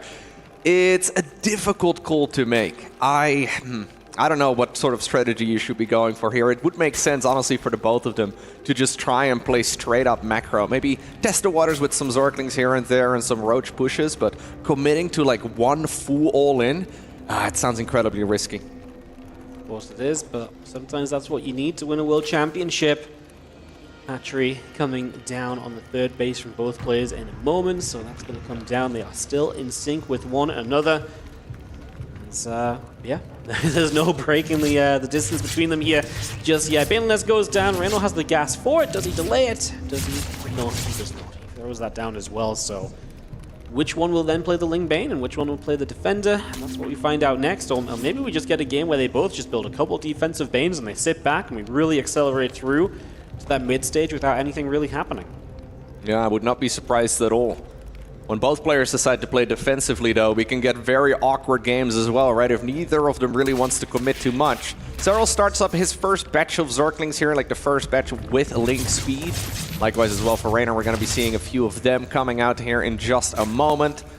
Using them defensively or offensively, I think for the both of them, they want to look for at least a couple defensive units too, although Reynor does add on just a few more. Serral hides a Roach Warren. Yeah, Serral does what Reynor set up to do last game. Serral ended up scouting it. You can see Serral is already playing the defensive scout right there. And there's the Roach Warren coming down from Reynor as well. So Reynor and Serral both Roach Warren in it up as we get into this. Now Reynor is just at the front. That's very obvious. He's not trying to hide anything, but he's maybe a little bit suspicious right now. We'll see how many Roaches Serral wants to make. He's making a couple of Banes. He's got the gas for a fair few Roaches if he wants to make a few and head across the map. You can see Reynor starting to head into that upgrade, which does put the pressure on Serral to get something done here. Ling denied again, but we are going to have to pull away to the right side to deal with the rest of these Zerglings. Maybe that opens the door for a scout from Reynor. Yep, it's very easy for things to go horribly wrong here, so you want to be very careful with the way that you position these units. Defensive Roaches coming up for Serral, or are you going to send them across the map here? I mean, that's a whole lot of them. Yeah, he's going across the map. He's been setting this up the whole time, which I don't really love for him necessarily because Reynor's just a few drones ahead, but not too many. He does add a couple more now. He is also invested into that +1 missiles. Is that enough of an edge for Serral to successfully go across the map with these Roaches? I'm not sure if it's enough, to be honest, but we will see as we get these Roaches ready to go very shortly. Serral doing what he can with these first few Lings. Micron back against that Baneling as well, getting his own Bane forward, but not quite close enough. Sees the Roaches of his opponent as his own Roaches show up. And I think already Serral's going to realize, like, uh-oh, yeah. He's got Roaches. He's going to go back. He's going to start an upgrade, but I just don't think he does much here. Yeah, I don't think so either. That's why I was wondering, maybe he wants to use it defensively for the most part because it's so difficult to get much done. Maybe the Zerglings can swoop in, and that exactly does happen.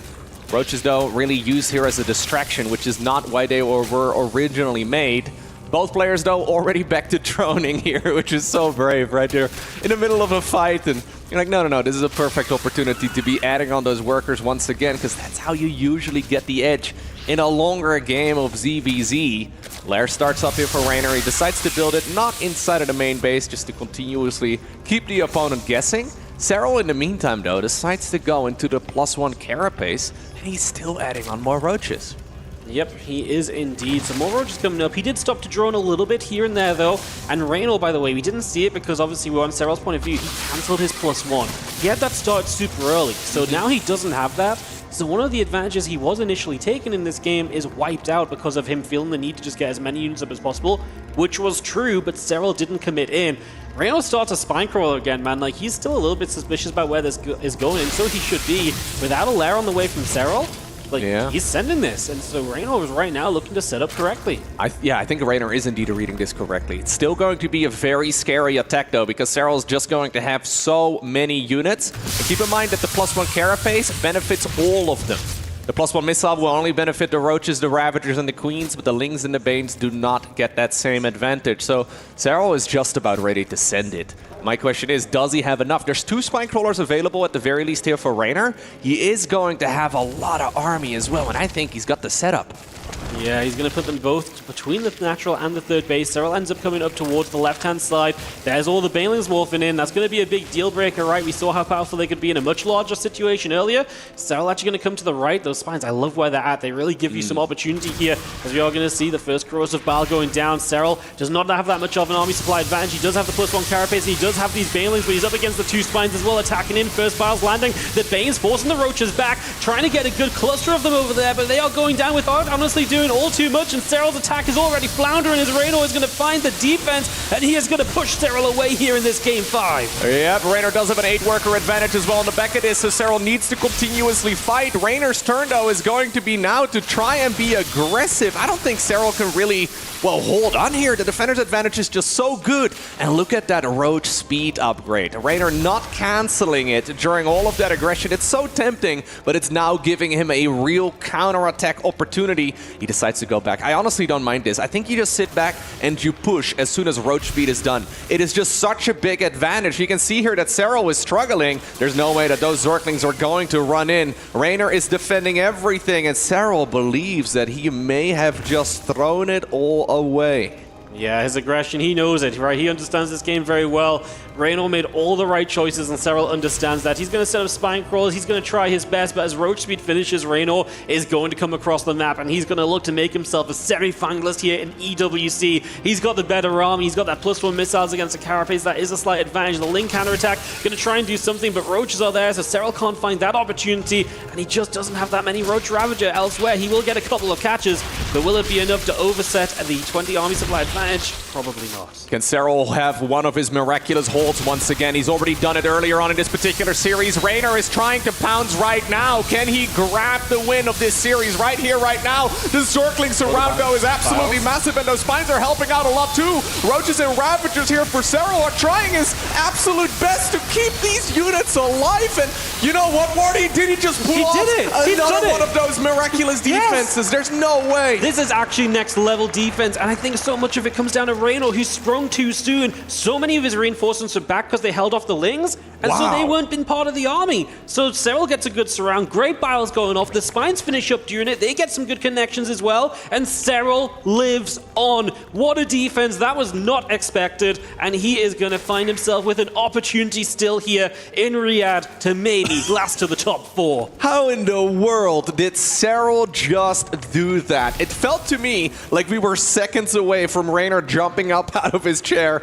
and celebrating a win, but we are not there just yet. As a matter of fact, this game is now evened up with a very small supply advantage here for Serral. An incredibly difficult game to read, though, and that's exactly why we see this Changeling Scout running around. I believe he's going to stumble upon the Spire as he does see it right now. Man, that defense right there from Serral was ridiculous. And this game resets into a very different state to when we've seen the Spire earlier. When we've seen the Spire earlier, Reynor's been a little bit ahead, and Serral has had to respond and get himself stuck even further behind, and Reynor was able to pounce on that opportunity. This time, it's not really the case, right? Like, Serral really had a good army count. He's got the chance to truly set up into his Hydras this time. Upgrades are not super far behind from either. He's now caught up on the Roach speed. There's that Overlord speed as well, as he just realizes exactly what's up. This is what he thought was going to happen last game, and it didn't, and that's why he was so perseverant about scouting this. Serral with a chance in this game. 4-meter startup from Reynor. As we get set, how many meters will he make? Maybe it's just the 4 once again, and then the Roach max? That's our big question from here. I can't believe we're in this position right now as both players are ready to start mining a 4th base.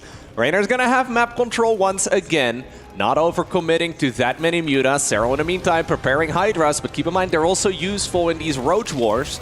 Reynor still does have a small supply advantage though, and I do still like his spot. He's maxed out once again. But look, we have all the information. We can see exactly how much the opponent has. Such a difficult game to read, though, from, well, either of these two players' positions, right? Like, how in the world do you know what the opponent has at this stage after, well, that previous fight? Yeah, this is definitely tough. I mean, Reynor's going to get a chance to pounce forward a little bit here, but the mutas will not add too much to his army. The Biles will force Serral back, but he's in a defensive enough position. Like, this fight is absolutely fine for Serral. He's 1-1 against +2. It's a slight advantage for Reynor, but not too much. Couple corrosive Biles, got to be careful of those. Don't want to let those land in for no reason at all. And Serral's also not far away from finishing his own +2. He has Burrow and Tunneling Claws coming up behind this as well, and this starts to get to that phase of the game, which we liked a lot for Serral previously in that longer game that we saw. That could be a problem for Reynor, because Serral played great when the game went long. Absolutely, this choke point is scary. Oh, Can you really Serral commit here? Reynor may have just overstayed his welcome a little bit. Those Hydras now also adding in a ton of additional damage. They don't yet have their speed upgrade yet, though, so I don't think Serral can really chase this too far, but soon he will have the Tunneling Claws, and that is going to make this game a whole lot harder here for Reynor, who's now building up an infestation pit of his own, so maybe he's thinking about going into a hive. Very scary for Reynor, because if Serral takes map control, Reynor has loads of overlords spread out right now that he's going to start losing, and that's a supply block in the making. He does not have any overlords on the way. Like, yes, right now he's maxed out, but it's just something to think on. Overlords to replace, and he's not doing it just yet as he gets a couple Spores and Spines started up, prepping himself for the future. Obviously, Burrowed Roaches is what he's expecting here, and that's what the Spores and Spines are looking to help him pull off. He's getting Overlord speed too to help reposition those Overlords and keep in this game a little bit. Serral matching Reynor on the infestation pit in the production tab, and Serral seems to think he can fight this, and I definitely think he can right now as he steps forward into it. Corrosive Biles start to land a little bit, but Serral will keep on chasing and will push Reynor back for the moment, and he's going to get a cancel on the right side. Yeah, that is a big cancel for sure right there for Reynor, denying, or for Serral rather, denying the 5th base. He doesn't yet have one of his own, though, and those mutas, they don't know that the roaches are tunneling around underground. We have a Lurker Den coming up again here for Reynor, likewise as well, or sorry, for Serral, likewise as well, a Hydra Den for Reynor. So both players are preparing to play a late game once again. Yes, they are. It is going to get into that fun stage. We'll see how many Vipers we get, see how heavy we play. Serral's going to get an attack going right now, though. Cancel that 5th base again. You mentioned how important that can be. Serral has not tried to take a 5th himself, but he's absolutely doing a great job of denying Reynor's, as the mutas are maybe just going to give themselves up. I don't even know if I hate it if they die right now, right? Just free up supply for better units. Roach is going to hit the left side at the same time. Reynor might not be set up to deal with that. He does get some Roaches there. He does have the Spore and the Overseer nearby. Serral still finding a chance to dive on forward. With Spines here, it feels very tough. At the same time, Serral is always going to find an opportunity. The units have run into the wall, so Serral is now going to get the positioning as Reynor just moves himself into trouble. This is exactly what Serral was hoping for this entire way through. He's just looking for an opportunity to pounce, and he grabs quite a few of those Roaches and Ravagers there from Reynor. Those Hydras just make these fights so difficult right here for the Italian Zerg player, just because their damage is not to be underestimated. And again, look at the units lost right there in the top left. Serral just so good at taking the more efficient fights, despite the fact that they're mostly playing with the exact same units.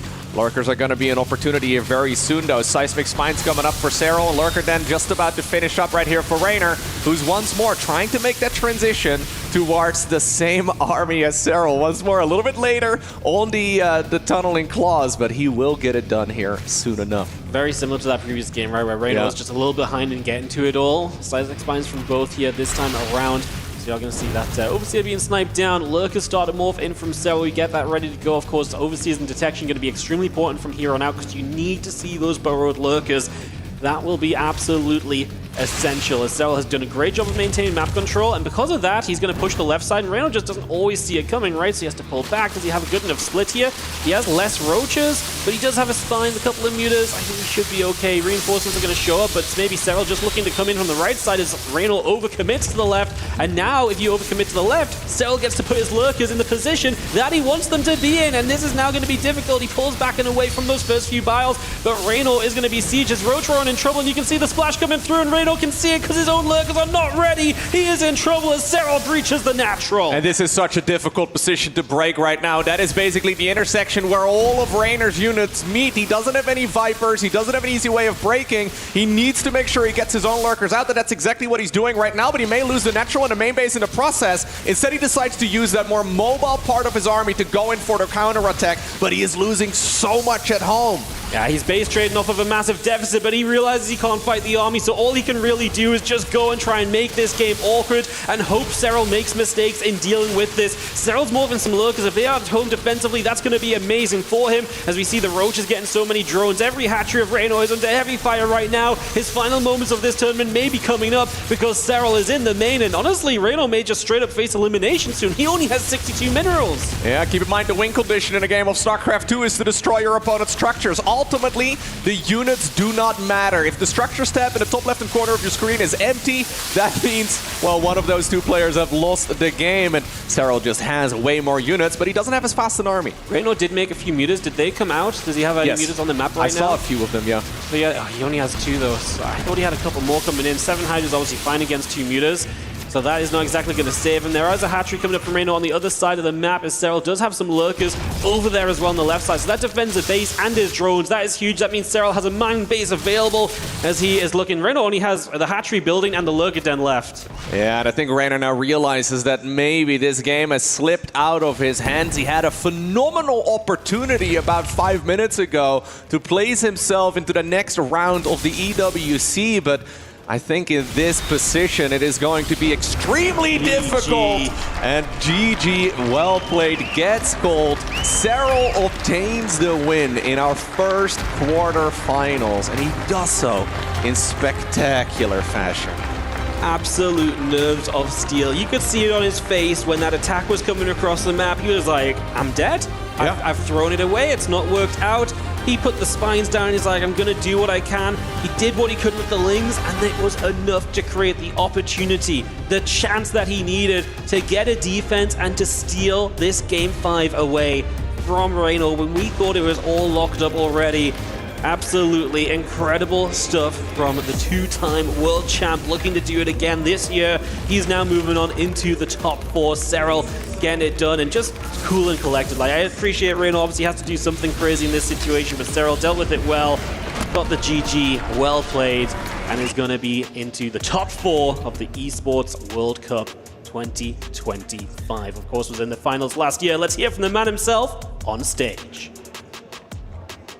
So many questions after that series, and don't worry, we're going to go through every single one of them. A sensational series between Serral and Reynor, with Serral coming out on top at the end of the day with 3-2 scoreline. First of all, congratulations, but a whirlwind of games back and forth. And I want to throw back to game number 1, a little bit of a weird aggressive build coming out from Reynor. How dead did you think you were at the beginning of that first game? Well, I never really felt like I was dead. Well, I feel like the scariest moment when I actually saw the Banelings, because none of my overlords saw the Banelings. So I was thinking, is this just a Ling Flood? It would have been a easy win, but then the Banelings come, and it's a bit scary because I don't really have anything for them besides the 3 queens. But I think he maybe used the Banelings a bit wastefully, and that ended up... After that, I feel like it was in my control the whole time. Maybe I should have thrown up a bit more at some point, but it was pretty comfortable after that. Now, when it comes to, I believe, game number 2, you played very aggressive yourself with a +1 Carapace build. Do you feel like you should have gone for that 3rd build instead of committing to the or the 3rd base instead of committing to the neutral? Yeah, I think I should have probably got more Banelings as well, and just, like you said, push get him behind his natural, keep piling the only entrance out of his natural, and just pass the 3rd base with Banelings, and I think that was probably the best play there.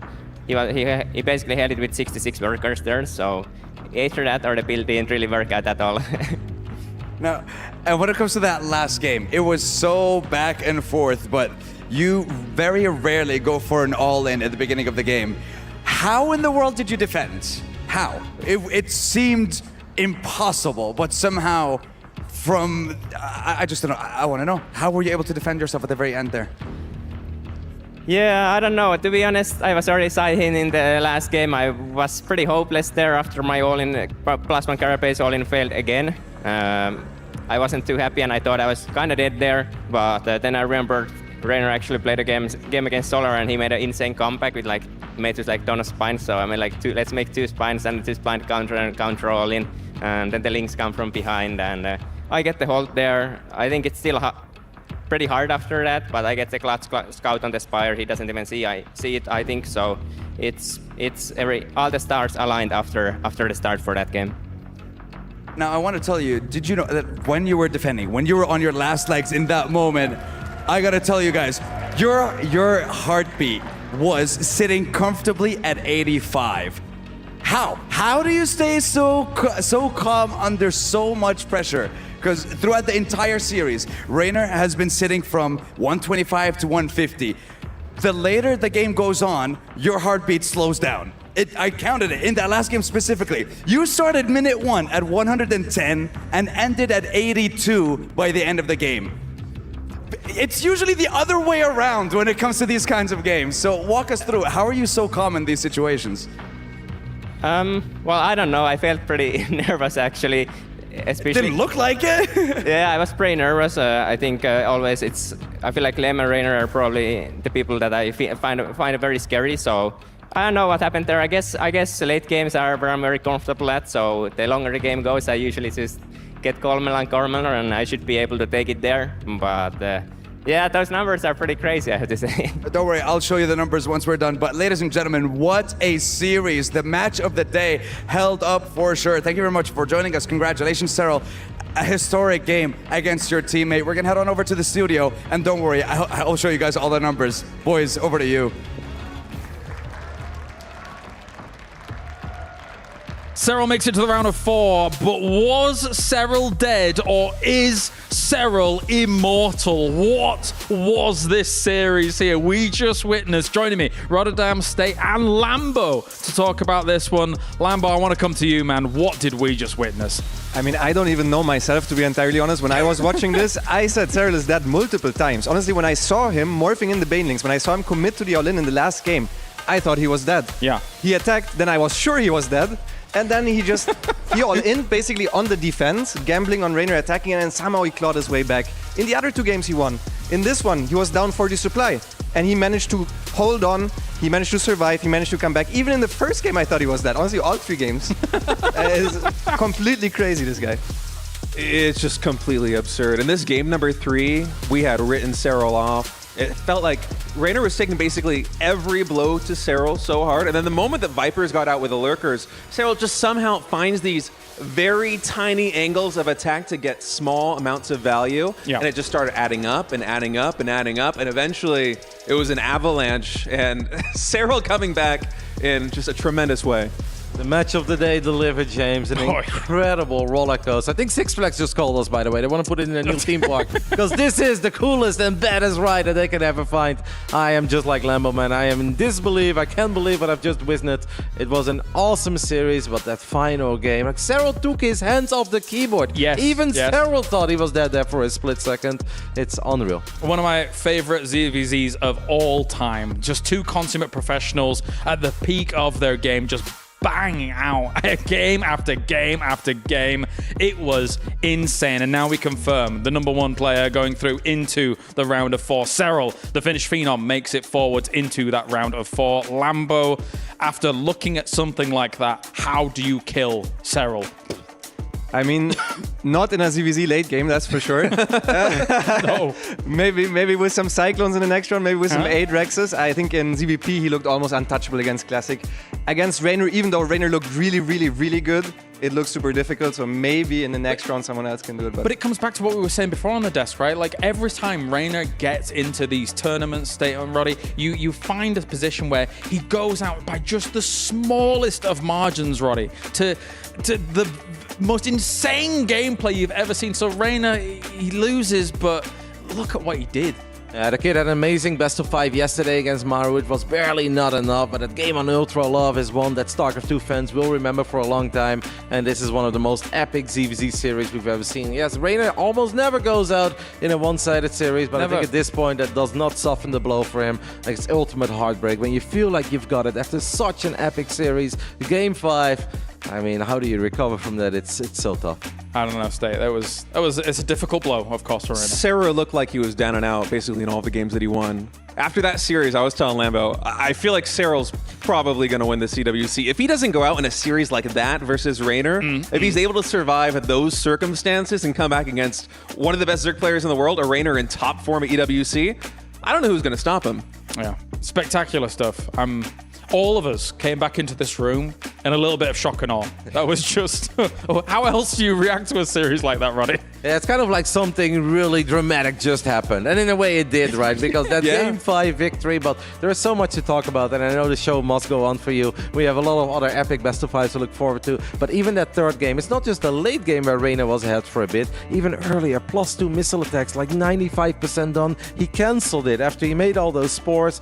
I mean, if he has +2 with that first attack, knowing how close that already was, he probably wins that as well. This is a ZVZ best of 5 you could write a book about. Yeah, I think even in the first game, the first game that Serral won, Reynor had the builder advantage, and then he fought a little bit too early with the Zerglings, and then he blew up a couple too many banelings on the queens. I think otherwise he would have had that one too. I think even in that one, Serral also thought he was in a really bad spot. He tried to wall, but you cannot wall on pylon without the creep tumor. So he tried to make it last second, he couldn't get the wall up, and then he still somehow held.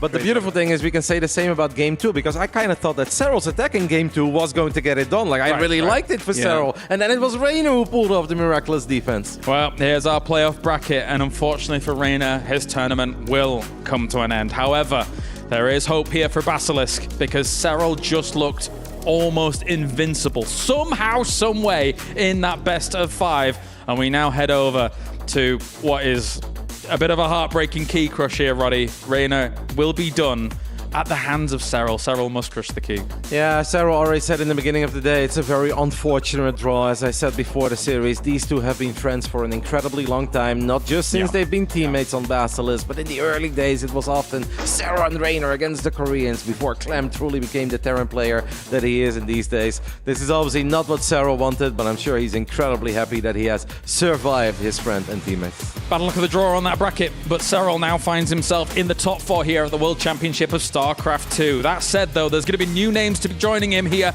as well. As look at that, we have our next players moving on to the stage as well. People that are looking for another World Championship, or their first World Championship under their belts here at the Esports World Cup. Join us after this break, where the round of 8 will continue, and we get ourselves Cure going up against Maru for our next one in this TVT.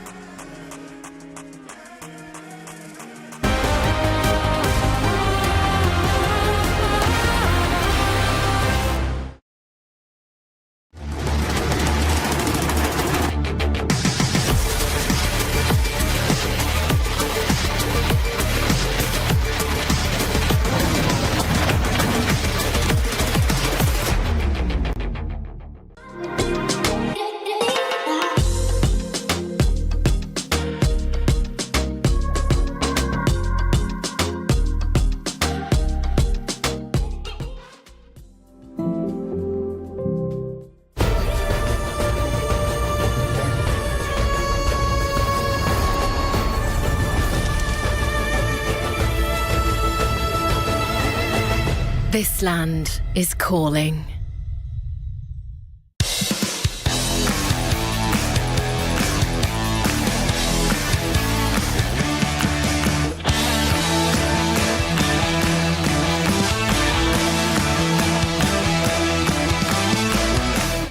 Hello guys, it's me, Gabe and Estrella. Today in this segment we're gonna draw some StarCraft illustrations. We're gonna pick some prompts, and the game is Pictionary, so I'm gonna try to guess what Gabe's drawing and he's gonna try to guess what I'm drawing.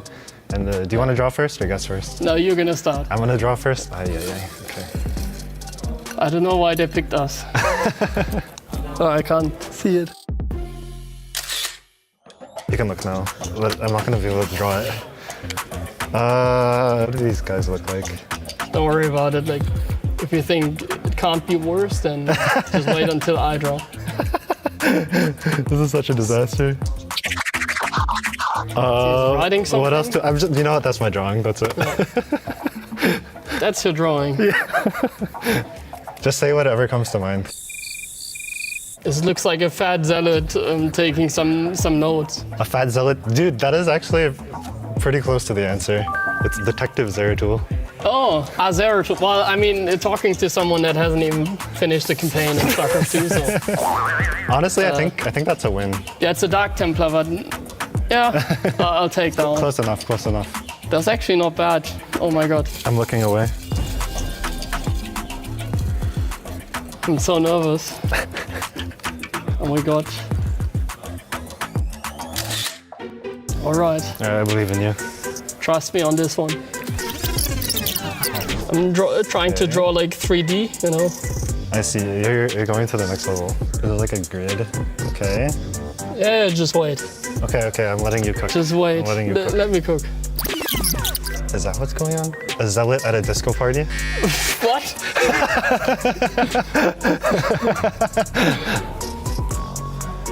It's a Dark Templar. A Dark Templar? At a disco party, yeah. A Dark Templar at a disco party? A disco bar. That was a good drawing. That was a good drawing. Yeah, I was worried with the lines. All right.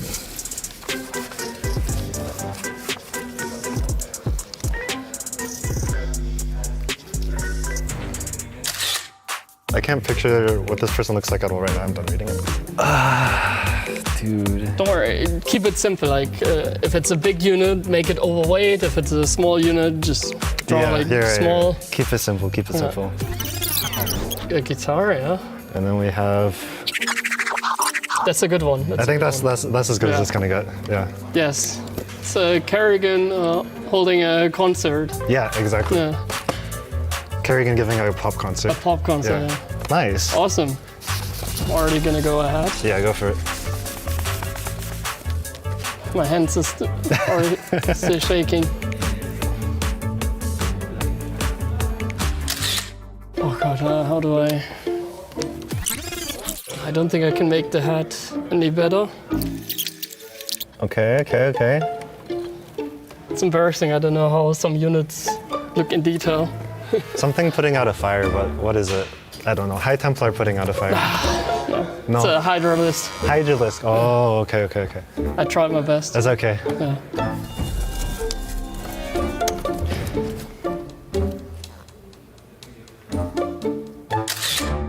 Take some colors. Oh, yeah. So we have this guy. Looks like a sentry with a window in it. Oh no, this is embarrassing. I know what I want to draw, but I can't think of what it is. The landmass. Yeah, I don't know. Okay. All right, I give up. This is my drawing. The sentry climbs the mountain? I don't know.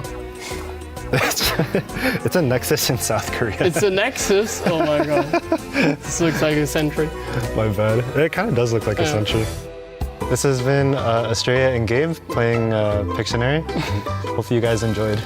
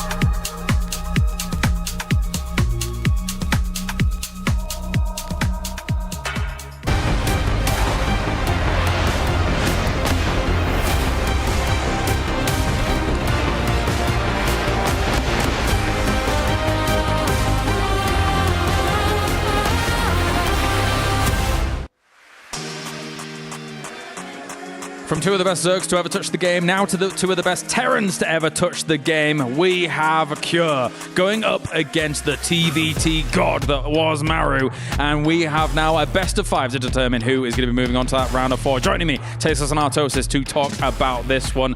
Tasteless, we have a clash. Team Vitality, Team Liquid, both looking for club championship points, but most importantly here, for our players, a chance to stay alive and become the world champion. It's a mere matchup madness over here.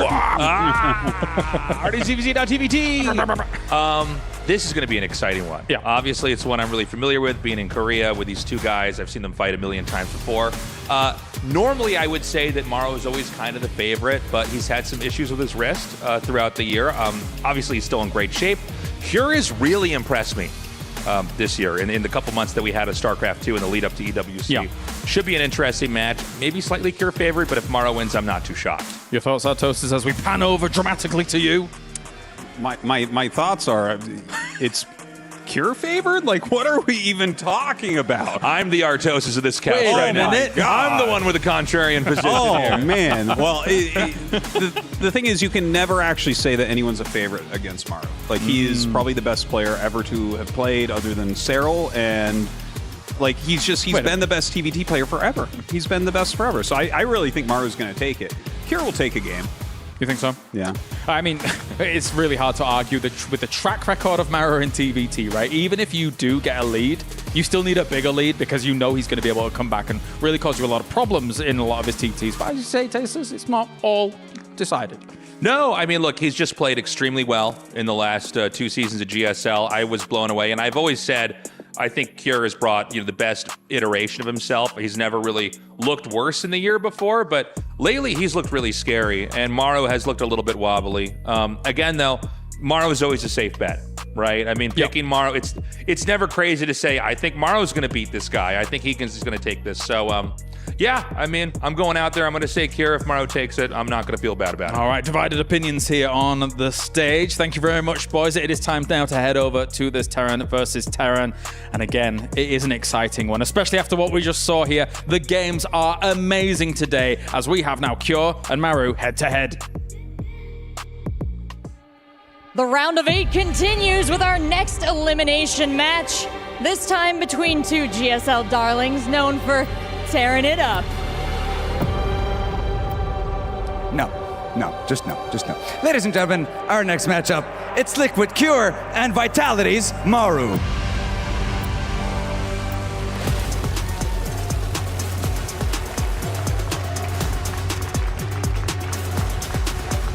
Maru, 8-time GSL champion and winner of this year's DreamHack Dallas. Ability so intimidating he can lower your attack stat just by entering the battle. He's been on fire at the EWC, dispatching opponents with clean builds and calm execution. One of the sharpest Terrans in the game today. Give it up for Cure. The plays are guaranteed to be sick. I hope our casters can catch them all. Maru versus Cure. How familiar is this? They face each other so often, whether it is in Korea or internationally. These two are familiar faces, now duking it out in yet another best of 5 TVT. It is going to be awesome. If it's half as good as Rachel's intro and Pokemon references, we are in for a banger because they were great, Rachel. Don't let anyone tell you otherwise. This is going to be amazing. Last year, we've got history here, ZG. Last year, Cure beat Maru, right? To become the highest placing Korean Terran in EWC. Lost out to Hero in that final matchup. Finished 5th place. Can Maru get revenge here in Riyadh as they get ready to play? I mean, these two usually do give banger matchups. Cure is one of the players who has always been able to step up to Maru's TVT, even if he's not always had the wins. He's made the games look competitive. Yeah, exactly. As far as Maru's utter domination in TVT, Cure was there, always a thorn in his side. Lately, that has actually been Gumiho, but here we are here at the Esports World Cup, and it is Cure on a tear in the other matchup, looking spectacular versus Rogue. Very well prepared for those matches. Hopefully, he can come in here and be as well prepared versus Maru, who is still a TVT Titan and who most recently took Cure down 2-1 in GSL. Yeah, this is going to be a lot of fun. It is not often you get to see these two play because Maru is not playing a whole lot. So, yeah, super exciting stuff. Getting ready for this opening game. Best of 5, and of course, the winner gets to play tomorrow against Serral. That'll be a talk for another day. Who will get that opportunity to play the TVZ? Who will have their EWC Cup run come to an end here today in the quarterfinals? I am genuinely very excited for some TVT. It's our favorite matchup, right, CG? I love it. I actually do love it. Like, this is one of my favorite matchups. Has been for a while. Hasn't actually changed too much as far as the pacing goes, but we got some interesting developments to talk about in a second. In the bottom right of Pylon for game number 1, he is the Red Terran Cure. In the top left, he's representing Vitality. It is Maru.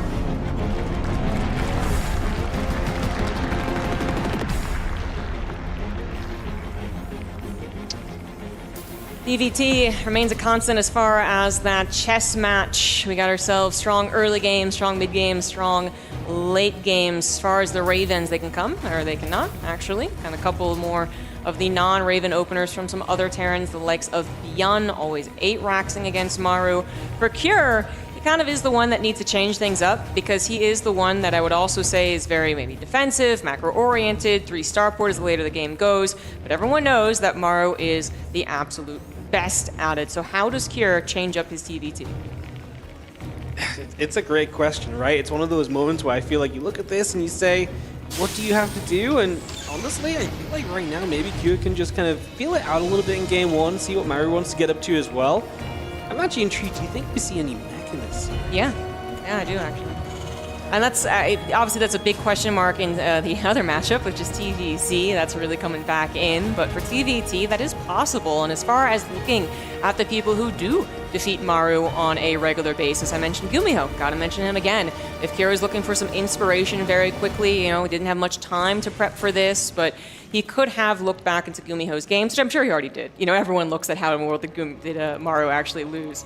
And see what Gumiho was able to do. It felt like a lot of the times Gumiho caught Maru a little off guard, really made that early game to the early mid game not go as smoothly for Maru as you would expect. And we are a little bit detached from that period of time where it didn't matter what happened to Maru, he inevitably won TVT. If you do get him hamstrung in the early game, then you do have some more openings. Yeah, there's a lot of ways to kind of push forward and kind of take a little bit of advantage in TVT now if you have that edge, whereas, like you say, in the past, Maru was known for this matchup because even if it went badly, he could just force you to the late game where he is the absolute king of Terran versus Terran. So it's a little bit, like you say, detached from that time period. But of course, Maru's defense is still going to be freaking good. So if you're going to attack him, you better make sure you've got a reason to be doing so. And you're very careful about the fights you pick. SQ starts up here, but will not get much done. Tried for the SCV. Maru is there with a mirrored set of units. He's going to get that Widow Mine out and then another Hellion of his own. Still producing units where we do see Kyo taking a bit more of a turn towards add-on focuses on the structures. Yeah, exactly. The Widow Mine is going to be able to contribute. Sometimes just also a bit of a heads-up scout for the later portions as well. If Cure were to try and go for a bust with, for instance, 3 Reapers, 2 Hellions, which is actually what he has gotten to, then, and he sees weakness, that is, he sees now equal amount of units, so there's no reason to really go in after this. But if it was even more like 5 Reapers, 3 Hellions, then that's when the Widow Mine can really change that around. But Cure did not dedicate that much to it. He was adding on add-ons, and he is already going into a tank. It is going to be Raven from him. I mean, the medevac actually very popular as an opener, and then you do go into Ravens, I would say most of the time still in TVT. But this is only going to be Maru's medevac flying across the map right now, going to be looking for some harassment. Meanwhile, Kira actually went tank first into Cyclone. It's an interesting change-up. Yeah, you almost always see the Cyclone first because of its value as an early game kind of get on the map unit, right? It can really trade well with the initial forces that are out there. It has mobility. You don't typically need the tank this quickly either. Unless you want to kind of put it in a medevac and take it across the map. So yeah, it is kind of intriguing. I wonder if he just feels like he still wants the Cyclone for a moment like this, right? Help deal with this medevac, you lock onto that, and you can help turn this away, especially if you're not expecting the Cyclone to be here. That Widow Mine will go down before it fires, and this is a good solid defense out of Q. Maru finds nothing with this drop, and there's that lock-on with the Cyclone. And yeah, this is going to be Maru in some trouble. He's just going to lose that. I saw a little bit of a reaction there, Wardy. I did. He was definitely disappointed as soon as that lock-on happened. Unfortunately, too, the grenade that he threw down didn't bop the Cyclone the way that he was hoping. It actually still bopped him kind of close to the medevac. So that is all of the map pressure gone. That's also a little bit of free, not so free, but some more scouting gone. If he really wanted to know what Cure was doing, if he was really afraid of something different, like a 2-base committal, or, like this, 2 starports. It's also versus 2 starports. Then a scan is going to have to be used. But I love that. I was initially confused watching the Observer covering around 4 starports. I was like, wait. But no, it's going to be 2 starport versus 2 starport. Doesn't happen that often, but the 2 starport build can be a very cheeky way to get a win. When it actually clashes, it can do one of those things where it's like, oh, we're both doing the same thing. I guess we both also macro, right? Or someone could mess up the actual execution quite poorly, and then, well, we'll see what happens there. But this is exciting. No one knows, as of yet, that that's what the other person is doing. Yeah, and typically this is a 2-base build order, right? So the idea is you get the double starport, and you have air control, and you push and set up, and are very powerful with air control against someone who's expanding. But if the other guy has just the same amount of air control, then it comes down to the fight, and because you're typically being the aggressor with double starport, the players are going to move out and weird things happen. And in this case, they're going to go around each other. So Kira's on the map, Maru's on the map. Now they kind of see each other's units here. Maru realizes it as well, so they are now both in the know. Now Kira's in a little bit more of an aggressive position still. Will he push the issue or will he pull it back? He's looking as though he wants to try and make this happen, but I think he wants to step away. It's so nerve-wracking. I mean, really, the big difference here, we had the tank count being different from between the two. We also had more Vikings from Maru initially, where Kier did go for the 2 Ravens. Now, 2 Ravens can be excellent, but only if they actually get their spells off, which the 6 Vikings are basically looking to make sure that never happens. Now, Kier obviously is caught up, as well as actually forcing to the front lines, and it looks like Maru is now making the decision to try and tango. Meanwhile, a couple of Reapers going to Maru's back line, killing a decent amount of SCVs, something that was necessary because Maru had actually gotten up to even an 8-worker lead at one point. Now that is disappearing. Still 4-worker lead for Maru. Yep, he still has that lead, but this is very good for Q because this could have been obviously so much better for Maru than it has been, as now we have this Reaper just about trying to get away. Will this last guy get out of here with all the units coming back? Somehow he makes it out. And yeah, that was really kind of essential for Q, who's still down a little bit. Army supply still ahead a little bit of army supply still behind in workers. And we do just now reset as 3rd CCs are building up. Maru is a little bit faster at 3rd CC, but Q is on location, so a little bit of a difference there. Yeah, it actually might work out to be same as far as the saturation of the minerals, but still that 4-worker difference. Maru once again looking for damage, getting aggressive, decides to land the Vikings on the high ground. I mean, Vikings definitely not bad, but if you do sacrifice them, it could be a lot of trouble in the future. Once again, as Maru moves in, Kier uses those harassment tools back on Maru's side of the base to grab yet another 6 SCVs, perhaps more, as Kier responds to the main base threat rather well.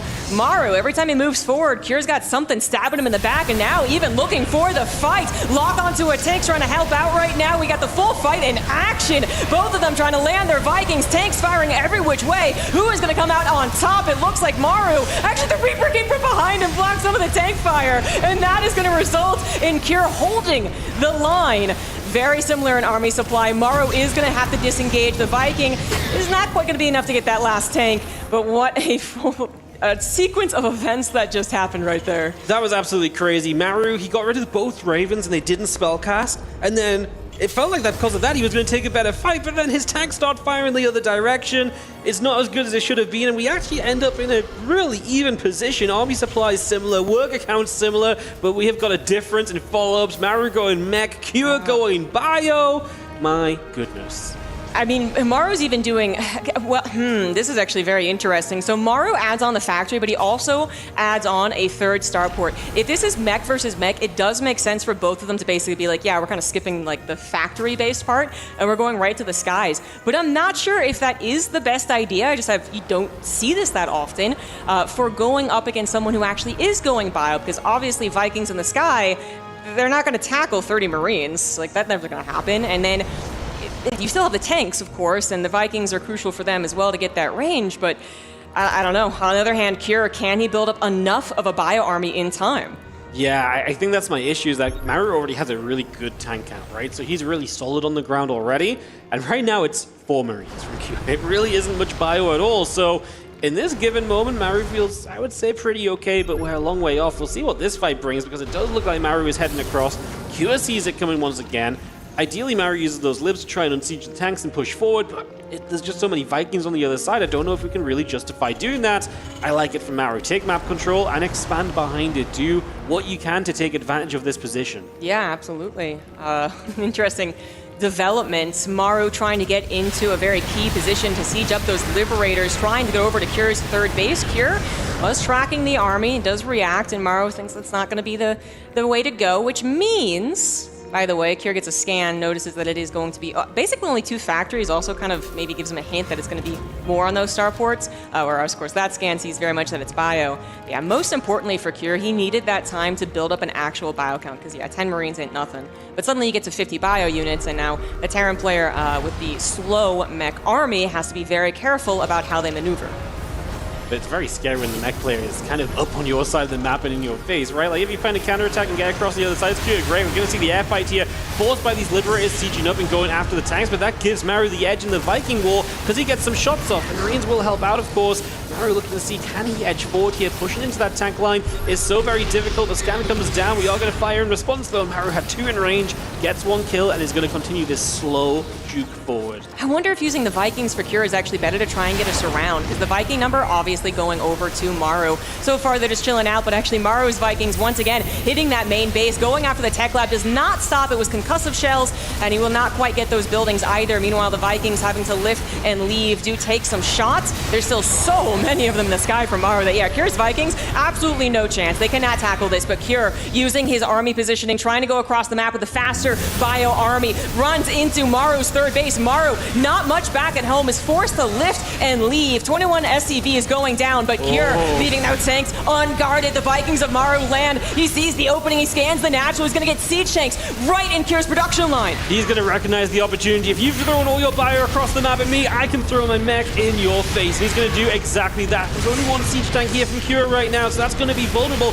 He is bringing the bio back, but can you really walk into 7 siege tanks right now? Cure says, yes, I'm going to give it a go. In we go. Bio getting absolutely blasted. The SCVs are here to help. The right side of this fight's going a little bit better from Cure, and that will enable him to break through. He gets the tanks, but at heavy losses. He loses 17 SCVs and a whole bunch of bio to boot. Yeah, and Kamaru's 4th base is done. It's finished. It's been mining. Cure's 4th has to actually transfer over. He has to replenish the bio count, which is going to take a little while, but he knows this is the moment. He's got to get on the map. He can't let those siege tanks once again get into a brutal position. If he can keep Maru back at home, forcing the tanks to defend all of these bases, then perhaps Cure can once again catch up in the economy. But it is a large gap, 20 SCV difference. His potential drop, I don't know if that was the intended, but it was scanned. He's still going to go away with it. To the right side is Maru's 4th base of planetary, because a double drop ain't going to break that.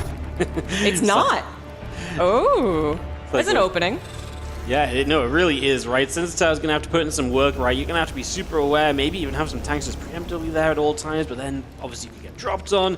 Yeah, just going a little bit greedy. I mean, I understand that you've had a lot of map control in the game. Maybe you don't feel like that's a necessity, but as the game goes on, it's going to be a vulnerability that maybe Cure can latch onto and do something about. Cure being on 1-1 a long time, finally getting the armory to open up the opportunity of 2-2. He's also adding on the fusion core alongside Maru, so that later game kind of lip range and so becomes an option from both as well. There are a couple of defensive units, though, so that is not going to be as free as one would like. Trying to just get behind the mineral line makes you, sacrifice for all those Vikings that are responding to, and that's just going to have to wait for yet another opportunity. Cure does get his 4th base on location. He has not really caught up in SCVs, but at least he's saturating most of his minerals at this point. We do notice that the starport production has started for Cure. Very limited amount of time for Bio to really work out against a mech player. This game was kind of all over as far as the pacing, so it was really atypical. But yeah, eventually you do have to just match that air energy. That's going to be a tough task for Cure, who is so far down in the economy. And wow, Maru! I saw the fusion cores, but I kind of figured just lib range, right? But it is going to be right into battle cruisers. Yeah, I was thinking lib range as well, like no doubt about it, but weapon refit starts up on the production. Battle cruisers are on the way, and we get to go into what is going to be a very, very fun kind of later game situation. BC is obviously very annoying in this matchup as well. They show up, they shoot, they teleport away. They are super tanky against Vikings as well, so a lot of that air dominance from Cure coming through at 4 Vikings at a time is going to be absorbed by the battlecruiser's health bars. That's going to be a big factor as you get to see some Maru point of view for a couple of moments here as he moves around the map, gets set up. And of course, especially in a mech setup, you always want to be, if you're not on the map yourself, very preemptively defensive in a lot of different places. Yeah. We're going to siege up some Liberator harassment too, which also gets a little bit of scouting done. And that is also a scout on all the drops that are about to occur. He saw the right side, he now sees the left side, little clever missile turret placement just in case they weren't paying attention. They might get a medevac. I do like it. Moving his army over as well to defend this 5th base, which I do believe he will be able to secure. Medevacs are going to go over the tanks, however, so maybe Cure can at least delay this for a little bit. Maybe trade out those tanks as well, but he did not undrop those medevacs. Yeah, they just didn't unload, so that is not going to be the way that Cure saw that going. He was supposed to be the one with the double-pronged attack, and it really turned around on him. Yeah, that was some cute micro from Maru as well, not overshooting with the Vikings and making sure you got both those medevacs absolutely. And yeah, he really dealt with that very, very nicely. Look at Cure's supply coming out of this point of view, 144 to the 180. That was a disastrous effort, losing medevacs on the right, bio going down on the left. And Kure really felt like he was at the head of this game, right? He felt like he was the one making the moves, and clearly that was not the case. Maru deflects, and he is going to put himself in a prime spot, taking a 5th base to a 4th base bio player. The triple scan doesn't really feel good. I mean, Maru clearly not worried about money and maybe having those already extra command centers, just scanning everything. Kure tries to move out, scan. Kure tries to hide technology, scan. This is, looking very, very grim. The one chance I would say if Maru wasn't going battle cruisers is if Kure had just kind of that, you went too heavy on air, and I did find them, out of position, and a bunch of Marines killed everything. But when you add in battle cruisers to the mix, and especially if they're allowed to grow to a decent count, they're also going to be good against the ground army. And that's just something that Kure can't really do anymore. The 2-2 upgrades that he got, not really gonna, I think, affect this game, and I don't know how he's gonna pull off a victory in the skies against what Maru has. Yeah, it's going to be difficult in this guy. I mean, he is just massing up Vikings where he can, but the BCs are genuinely just so good in this scenario. Having that vehicle plating as well, going to help them be that little bit tankier. Going to find the base here. I mean, this is rough if Kure loses it. Got some libs that are going to show up. We're going to have the Vikings behind, so these BCs probably just want to teleport the heck out of here. They're going to go for the Yamatos first, though. That's going to be -1 BC for a few Liberators in return. And again, they just teleport on out, returning home. Kure going to take this as a chance to maybe step forward, but I'm not sure this ground army really has that much value right now. Yeah, again, unfortunately, it's like, well, okay, maybe the ground army can jump on top of the tanks, and there aren't that many tanks right now, but then they have battle cruisers in the sky, and Marauders definitely don't shoot up. So that is a problem. Kure trying to really wrap his head around ways to recover. I feel like for Maru, it is just staying the course. He set himself on the battle cruiser path so early in such a, very off-pacing game that was such an excellent decision. It's not something you can easily do unless you read the game to be in a state where you're not going to be dead, basically, before the battle cruisers arrive. If you can get to battle cruisers, they're pretty much the ultimate late game. They really are. That's so good, the deeper that we go in these games. Couple tanks here firing up. We see the BCs looking to step forward. They're going to start Yamatoing. The Vikings are going to look to fight each other. The Liberators will go down very quickly, so they don't do much in terms of gaining ground for Kure. As Maru, I think, has the Vikings to easily keep pushing this back. Remember, he does have a better upgrade on those as well, and more upgrades coming through.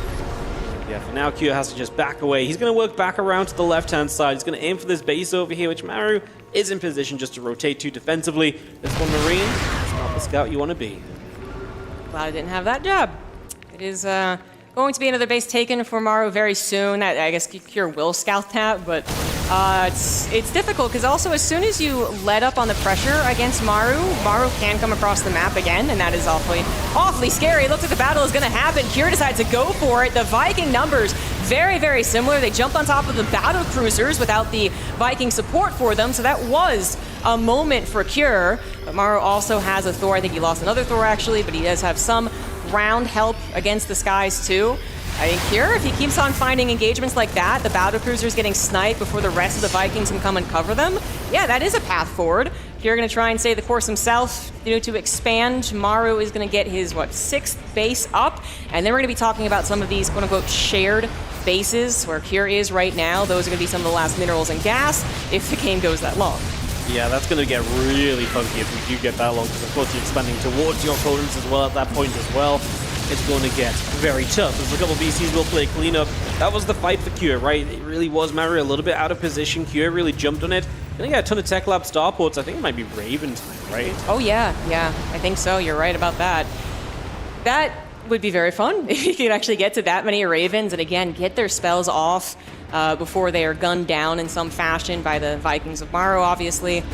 That is important. Interference Matrix taking the battle cruisers, their Yamato away, but then also their jump so that they can't survive and then just continue stacking up in numbers. And, the both players have not started a big bank, not necessarily because they've been engaging all that often. There's been a couple, but also because a lot of it's going into that infrastructure investment. I feel like we're around that time that a bank will start to accrue, but how many second battle cruiser armies, of course, can you make? How many second Raven armies can you make as Kure begins his Raven transition? Maru also starting to add them on.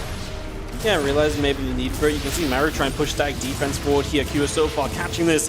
But the general idea is that Maru is going to push forward slowly and methodically. And that's what his army does best, right? He doesn't want to kind of rush around the map and split up everywhere, but if he can take very solid defensive positions, he is going to go exactly for that and try and make that work in his favor. There's still a lot of bio on that left side from Kure. His Vikings pulling to the right side. He's going to take a chance to step through. A lot of the times a bit further to the right, but the BCs teleport in, and of course we know the Vikings are off to the right side.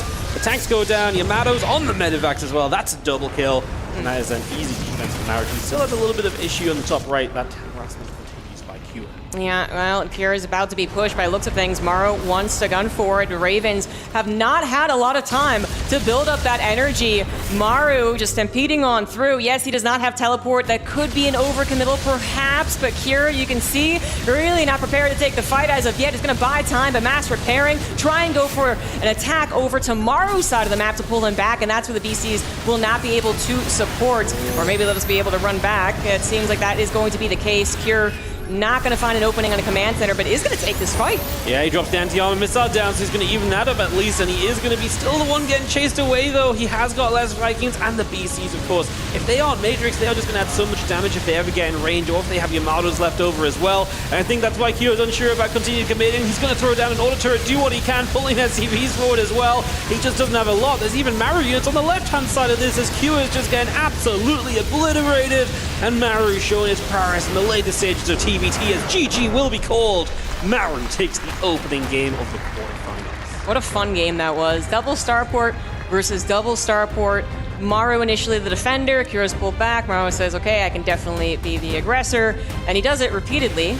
Kyo always had something, though, going on. You know, he did kind of recover from the SCV deficit with those nice backstabs, but it just felt like Maru, despite how weird that game was compared to many other TVTs played, it just felt like he knew what he had to do, you know? Like, it was like the easiest decision in the world to be like, yeah, battle cruise at this point. That makes the most sense. And then he actually got to that point that does feel not exactly unbeatable, but the other Terran player, Cure in this case, just has to make so many difficult decisions that work out perfectly to really be able to respond to a Sky Mech player who already has those BCs. Yeah, it was interesting that Q just went into Bio in the first place. It was, yeah. He has the door open, like you have double starport down, and honestly just continue to crank Vikings while building Bio doesn't really synergize all that well. So his choice to go there, I mean, maybe he doesn't like the idea of mech versus mech, but I feel like that's one of those scenarios where it might have just been better to go for it, because the mech synergizes with starports way better than the Bio does, especially going into it late. It was a long time before you took any map control back, right? And that's one of the things you do as the Bio against mech. You have map control, you have base advantage. Wasn't meant to be here, as Maru takes the opening game, and we head to a second map as Maru looks to continue his World Championship run. Well, game 2 is going to be on Tokamak in the top right, losing that first game. He is the Red Terran for Team Liquid, Cure. And in the bottom left, representing Vitality and trying to reinforce their club standing position at the top of the tables, this is Maru.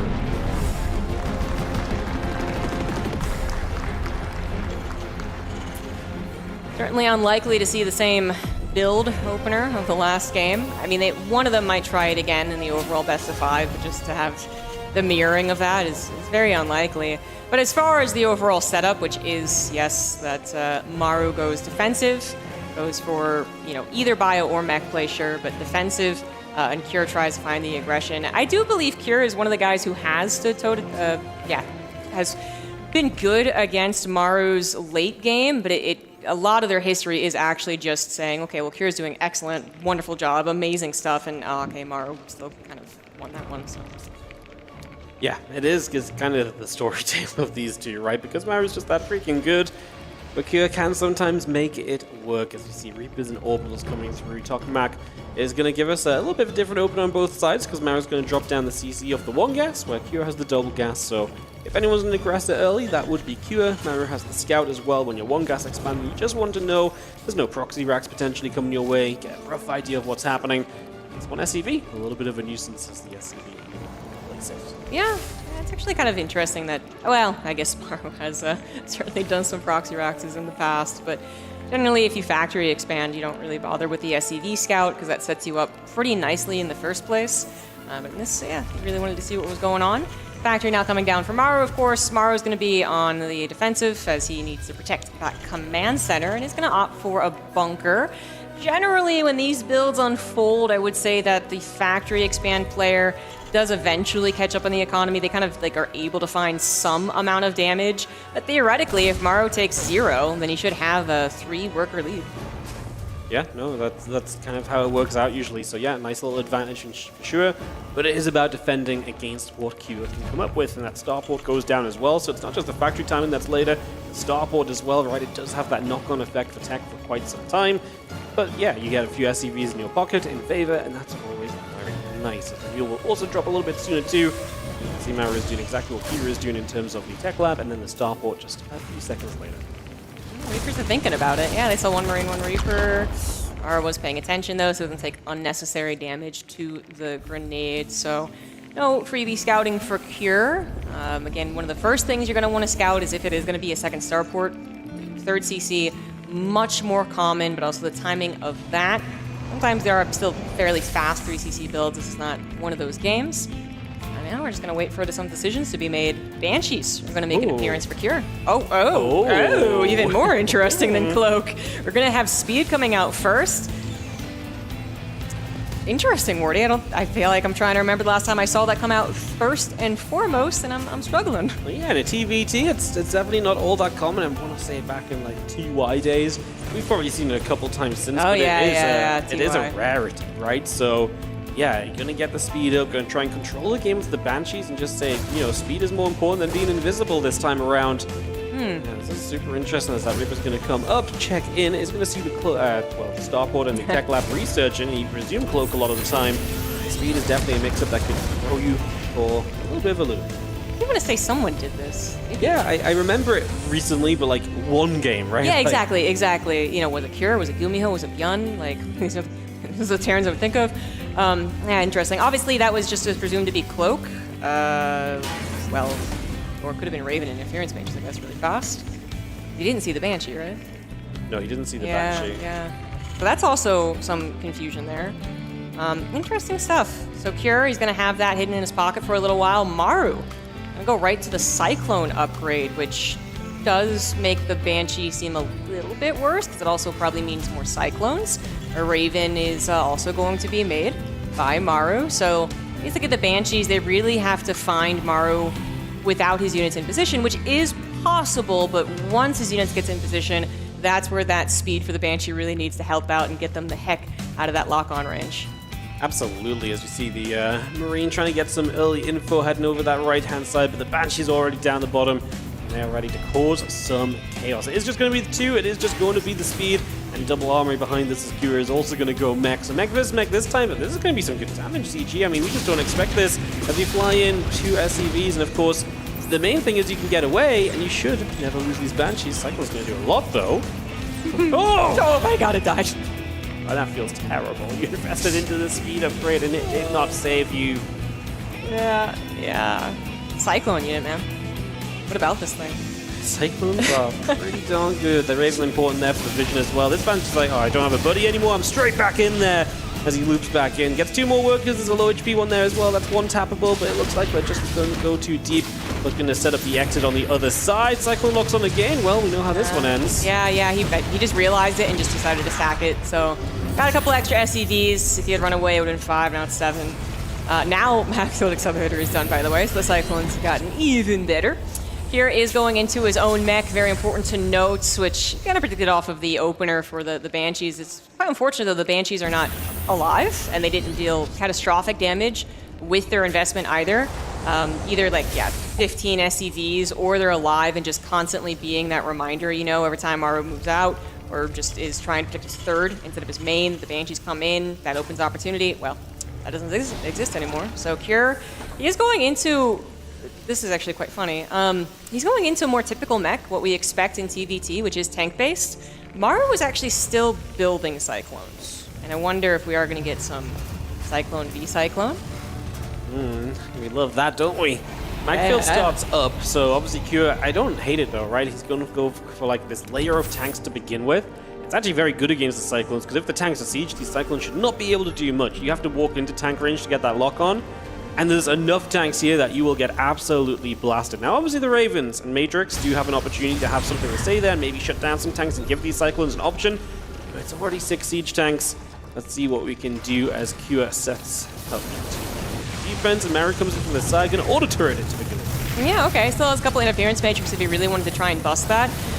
I was seeing an opportunity to maybe get the interference matrix on the front tanks and then, try and do something with the Cyclones, but that's kind of counterintuitive to what Cyclones want to do. They don't want to lock themselves into a natural. They want to be mobile and they want to look for more opportunities that still have an escape, like this attack on the third.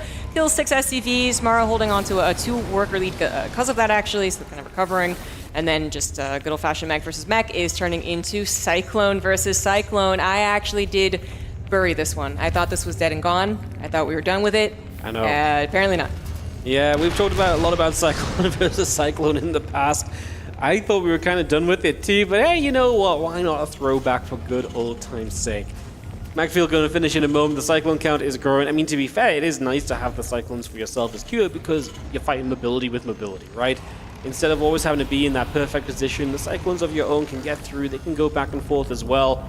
And honestly, I do wonder how much the Maru Cyclones kind of benefit from being so much higher numbers. Like, are they all going to be able to get through, get locked on? Yeah. Especially if there's a backline of siege tanks, in which case the low Cyclone count might be able to do just as much pure. Yeah, I'm going to give a history lesson here. The Marine's going to be thrown away.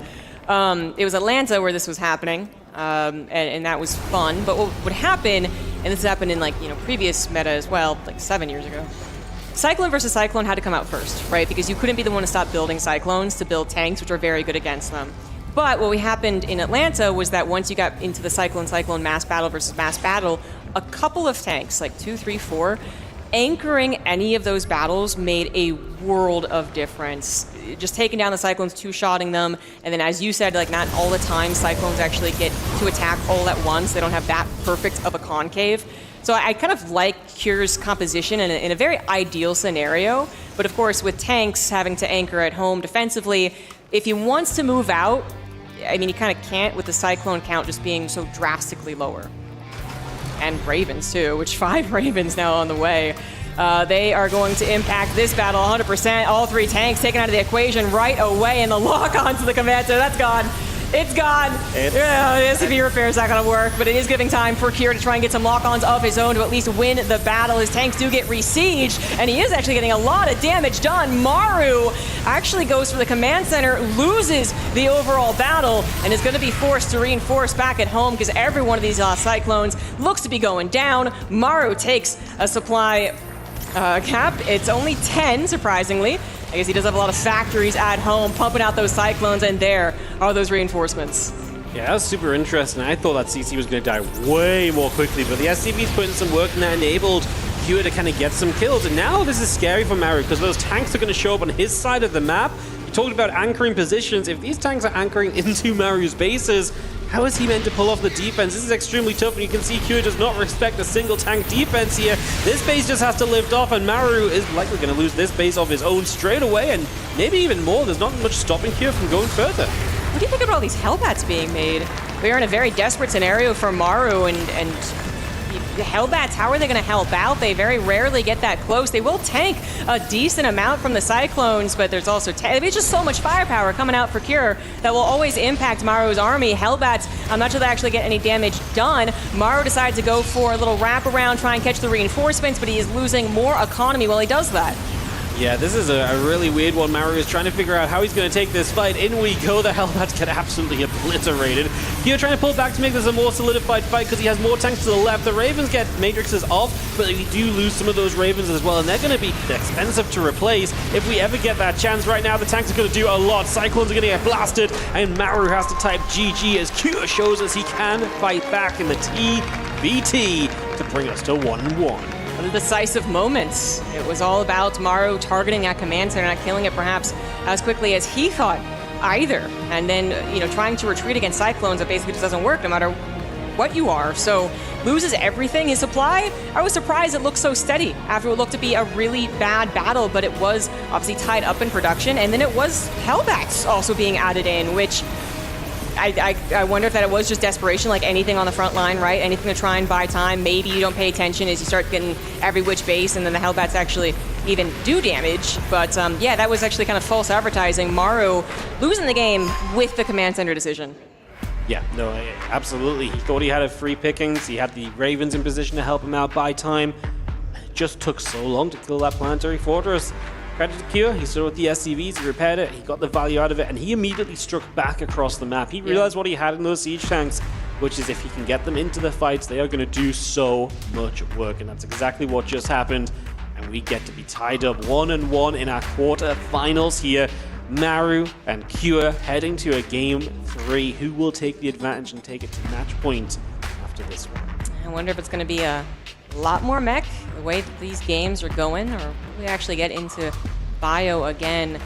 Cure played a great game. I mean, the Banshees didn't work out as expected, but as I was saying, I did like his composition because he was already up to so many tanks and he already had a nice 3-base setup going on to 4. But, you know, could have been outpositioned. That's what Maru was looking for. Wasn't. Do we have another attempt to have a Cyclone versus Cyclone? That's what we're here to find out on Maganatha. Very, very large map. In the bottom right, now tying up the series, he is the Red Terran team, Liquid's Cure.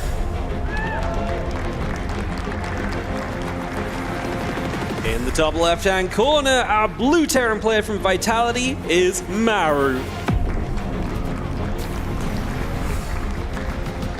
Get 3 tanks out of the equation due to your interference matrix. You lock on with a bunch of Cyclones to Command Center. You think you got it. You got it and you can run away. But that was also the beauty of Cure's decision to go into Cyclones himself. He maybe could have just played into tanks. We have seen that and just positioned them well. But by doing so, he wouldn't be able to really respond as fast in case some tank line was broken. In that case, it ended up being a very, very good combination of units and great decision to go for the immediate counter. We do have a 2 racks. It's in base, but it is going to be 2 racks from Cure. Maru looking to go for a 1 racks expand. Yeah, so there's going to be opportunity here from Cure. Obviously, it's nowhere near as dangerous as if you proxied the barracks because the timing of the Reapers is going to be a lot slower. But there is that opportunity, right? And if Maru loses the first Reaper, issues can arise, especially as you're building that CC on the low ground. So this is a very kind of fun build from Cure on a big map as well, because it's very hard to punish like a 2 racks opening when it takes so long to come across the map. If you're going to go for like a factory-based tank push and so on, you've just got extra time to prep as the 2 barracks player, which is typically one of the biggest issues with any sort of biocentric game in a team. Yeah, for sure. Well, it's can be a little scary to go up against this. You know, very rarely does the at-home 2 racks end any games, but sometimes, depending on how the build order of the defender works out and they do lose that first Reaper, it actually can get very bad very fast. First Reaper is out for both parties. Obviously, Maru with no scouts does not know what is going on. And it is a lot, I would say, about keeping that first Reaper alive. I think he went 1 Reaper right into the reactor. We'll see if the factory actually does produce a Hellion or if it goes to try into a Cyclone, which requires the Tech Lab. Then the Cyclone takes a long time, all while Cure continues to build up. Oh, it's going to swap. Oh, okay. Yeah, that's actually okay. Yeah, for sure. That definitely means he won't die, but he could still take some damage maybe right now. Yeah, but Q is playing very interesting. He went factory. You don't typically go factory this quickly, so he's going to have Hellion production starting up as well, and he's going to keep building Reapers. Like, you don't usually go for this much, so we're going to lose 1 SCV right away. Hellions are producing, but they're not here yet. We will realize this as Q as he gets this information, but he will still dive in and still look for some more SCVs as quickly as possible. So he gets an extra one, decides that's enough, let's get out. And again, he's going to have so many Reapers soon that Reactor Hellions are not as scary as you think. That is actually a very good point. I think you play very conservatively with those Hellions. They will eventually get to 4, and I think, you know, unless it's a one heck of a concave from Pure, that should do the trick, but that is the fear. The Reapers in a concave with the grenades, micro, it still actually beat out Hellions. Maru knows what his opponent's build was. That was too many Reapers to be just off of 1 rack, so he is going to be playing very safely. He might lose some SCVs. Okay, 4 Hellions are available. He's going to go after it. If Cure's lined up, the Hellions will do great. Yep, it's all about how those Reapers are stacked, but he just gets 2 SCVs. It's going to be Cure who tries to take the fight. He attacking in. Grenade is really good, buys you some time. 2 Hellions go down. Still a good amount of Reapers kept alive, so Cure may be able to keep on poking because he resets that Hellion number just a little bit. Great kills so far. Look at that value. 1 unit lost to 7. Very nicely done. And Cure, he's not deterred by these Hellions. You know, in fact, he's even going to go in on them once again. He loves the position he can find on that right side of the command center. It's such a nice concave, and Maru is struggling a little bit to ensure the natural is going to actually be saturated. The Hellions are going down, so are the Reapers. But the SCVs also fall in this fight. 6 of them end up dying, giving Cure that 5 worker lead. 5-worker lead, but a lot of unit investment early has now been killed off. And that gives Maru maybe some openings to come across. I guess he doesn't really have many units that can go across the map easily, but he did make one Banshee. He still has some Hellions. So there is a little bit of an opening here where maybe he gets some worker damage in return to even things out.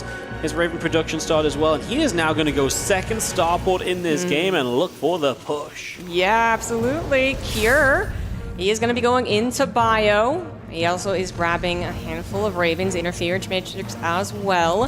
He might not actually discover it's a 2-starport play until it comes to his front door. One of the worst situations you could be in, but not unbeatable given a relatively normal opener. Because Maru did have the command center finished and producing, he did actually reduce that worker lead for Cure down to just 2. Now Cure's is also done though, and they have double production. But a lot about this game is going to come down to the 2-starport. Maybe not the map you would expect it either, right, from Cure, because it is so large. Going to take that little extra time to get over, but that could be a reason that it actually works. Cure just not going to be emphasizing the scouts on that. Going to be locked into his own choke. Oh, Banshee harassment. Lock-on's pretty good. We'll get the kill again. Yes. Cyclones are so good in this event, CG. A little bit, huh? Well, we do have the units coming across here from Maru very quickly, just kind of setting up with this. I mean, I think that tank's in trouble, honestly. It is in trouble. Double Cyclone. I mean, that's the only thing they want. Yeah, that's what they're going to get. The Hellions want them to stop. Stop it, please, stop. The tank's still going down. It is still locked on, and that is not the start that Maru was looking for. Another thing I wanted to note is that Cure, you know, he didn't add on a 3rd command center at some point in between all of his production facilities. Now he is adding it on, but only after he had a good amount of production underway. Taking that offensive stance, getting the Cyclones up there before Maru could get more reinforcements is a big deal, and now Cure even going for the counterattack interference, Matrix couple of auto turrets as well. Already a lot of SCVs going down. This is the exact opposite scenario that Maru wanted to be in. We do have Liberators across the map, though, I believe, so they should be putting in some work soon. There they are, but they're getting chased by Marines, so they're not going to do too much. And it is Cure that's going to get away with dealing damage and not taking any himself just yet. He's going to get underneath with a couple of Marines again, just keep those libs busy. And Maru just got chased right on back. Considering he's meant to be that aggressive player, he kind of got punished hard. He was just on the map way too soon. Now these libs go down as well. That's so much of your pushing power gone. Maru's in a world of trouble because he's still a 2-base Terran that has to push in this game. Yeah. Cure's 3rd CC is done, so we can lift out of the way, which Cure would do if he really needed to defend. But just by basically being on the map this entire time, Maru's effectiveness of his push has been drastically lowered. You have to get into a very nice location with this army. Limited amount of tanks, really dependent on being sieged up with the Vikings helping out, and Cure's trying to make sure that never happens, that he's never in the absolute worst situation and a choke. Here he's taking that forward position around his 3rd. He might have to temporarily give up the 3rd, but even again, making this push start way out here is good for Cure. Yeah, that Liberator is scary. We Matrix it, the Cyclone lock-on, it had it, but then the Cyclone goes down, I believe, as this tank does pull back out of reach. The Cure got a couple shots off initially. Those 2 tanks are going to edge on forward. Of course, air control is there in favor of Maru. Right now, Cure does not have a lot of energy on his Ravens either, which is one problem. Good on sieging, but he's going to have to give up this 3rd location. That's fine, because Maru's on 2 bases. So you're not in a rush to take and hold a 3rd base here. Yes, Maru is expanding behind it. Let's make sure we don't lose this CC first. Yeah, one SCV might not do the trick. Yep, all right. Okay. Get that, the command center. The command center, hello, the command center, the SCVs, hello, go repair. All right, he is going to be able to save it. Meanwhile, also looking to take the fight as interference will just come down once again. The Marines on the front line with stim and combat shields do prioritize the Liberator, do not end up grabbing any of the tanks.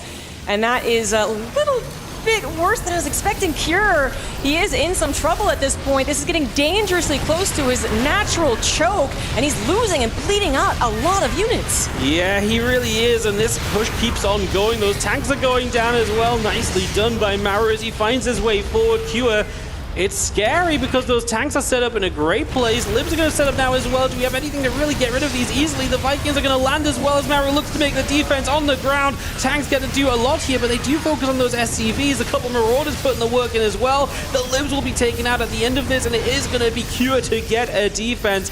But he's down a lot of economy in a game where Maru did expand behind this. maybe Kure just wants to run across the map and stop that third base from taking place. Yeah, which he might have an opportunity to do so. If not that, he is going to have the more mobile army, and this time he's going to have a lot of time to actually use it, unlike that first game. His third CC is now on location once again, should start up that triple SCV production, and eventually catch up in the economy, but right now we need to do some counter damage, keep Maru a little more suppressed. The army supply now double for Kure, but Kure he's got to deal with a tank, the SCV pool, the Vikings land as well. A second tank comes out. This is going to be a loss of SCVs for sure, but then on the other side of the map, Liberator also doing some counter damage. It's more about Kure trying to take out these tanks, trying to really open up this third base, which he will not be able to do. Maru holds on to his third, he holds on to his fourth, even grabs the Raven as Kure retreats. Crazy that Kure just has so many medevacs, that's so much of his army supplies, so Maru is able to make a hold. He gets a few SCVs in return, and he still sits up 61 to 50 workers in this game, as Kure is going to stay aggressive. Units are rallying across the map, and he will try to go in again, which he might just need to. I mean, Maru's unit count is 6 Vikings and 2 tanks, and this might be the play to just work around the map, because there's not a lot of units to split apart here for Maru. Armory in some trouble. We'll see what else Kure can get. Yeah, the armory does look to be going down here. No upgrades for Maru. Kure edging closer to that 1-1 upgrade. He's going to try and take whatever he can get before he is forced to, well, die, actually, as the medevac does go down. 9 more SCVs fall. Maru, he's still ahead in SCVs, but the unit count is the biggest problem. Kure picking up whatever was left over in the medevacs, flies over Maru's tanks on top of both of them, gets both as well. The Vikings are forced to land once again. Kure does not have a lot of bio left over, so this will not be the death point for Maru, but Kure is really finding everything he needs right now, and it feels like if Maru can't get that tank count up just a little bit higher, like more like 4 or 5 tanks, he will not be able to defend his own base. It's difficult. He's only producing 1 tank right now as you see Kure trying to set up at the front here. Medevac's getting shot down though, so the bio's going to be low on healing. This base might just need to relocate. He is landing the base to the left-hand side, so he's got somewhere to send those SCVs, and he does have air control, so maybe he can just slow this game down and truly get some of those tanks up that we need to hold these positions, defend this game, and just bring this back under control, because right now it's slipping away from him. The Vikings moving into the main, but they're a little shy to get rid of this medevac, and the unload will happen. SCVs immediately start chasing in. The Vikings will land to help clean this up,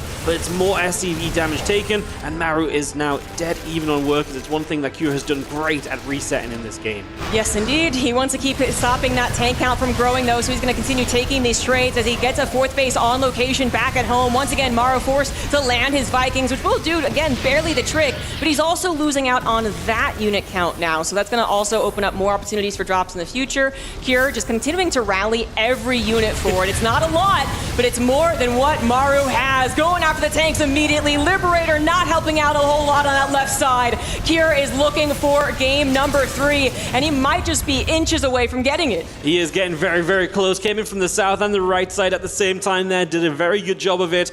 Gets a 4th base up back at home. Looks like he'll rotate to this left side orbital, which is vulnerable. Maru's looking at defending his natural entrance. That's where all the fights have been, so the left is open to attack. The Liberator sets up here, but I'm not sure that's going to do enough. It's not in the right position. Tank will get sieged, but the SCVs have to start pulling away. They're actually going to go repair the CC up.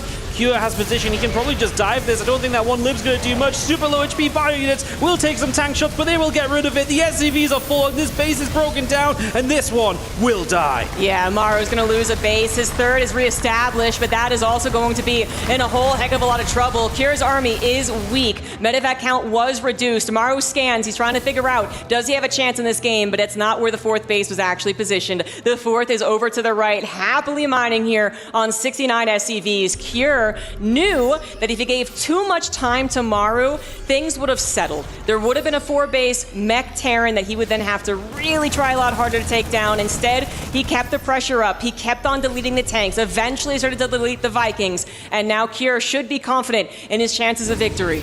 He really should be. The only downside, some of these units are low HP. It's scary to keep stimming them in, but there's just not that much. There's a couple of tanks here as Kure sits on the edge, loses a couple of Marines, has another single drop into the natural. Because it's such a scrappy game, just one medevac here and there is doing so much. We've seen many a time they've dropped into the main, drop here and there, just finding value, getting SCVs and pulling Maru further out of position, giving the opening to the larger attack elsewhere. And that is exactly what Kure continues to go for here. Even going to get a siege tank in the main base, that's massive considering the situation where Maru needs anything possible to help him play defense. Here to scan ahead. He doesn't see very much for Maru's third defense. Just that I think that the Vikings may be running around. The Banshee is surprising help against an increasing Marauder counts, but I don't know if it's really going to tackle the 40, almost 50 army supply difference. As yet another drop just swoops right on in. Nothing's going to stop it. This will always be a weak point for Maru. Maru, he's on his last breaths here. Pure, so happy on his home base. His macro is going off well. He's getting all of his upgrades, and there you have it. Maru finally forced to admit defeat, is now on his last life at the EWC. Oh yes, he is, and Cure is looking at making another amazing run here in Riyadh. Second place at Gamers 8 2 years ago, top 5 last year at the EWC, and he is a map away from a top 4 this year, making it to tomorrow's final day. Can he get one more? Can he take down Maru and upset in this quarter-final? Maru, just this game got away from him. Like, he had, I think, a good build for what the game was going for, but he just went too soon, and that initial chaos really set him behind. Yeah.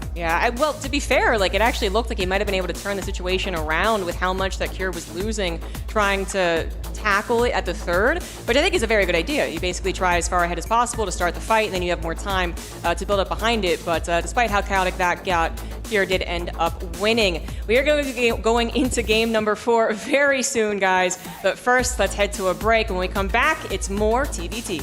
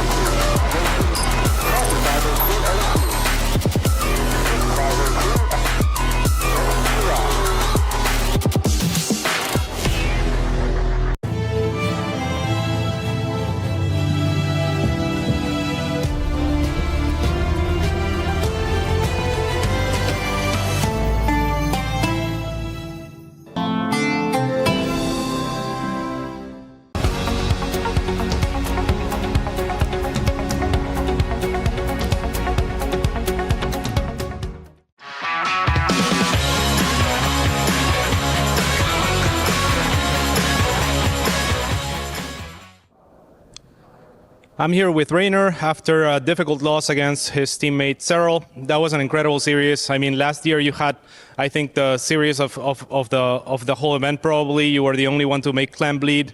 This year, tough series against Maru, but very close. It felt like it was within grasp.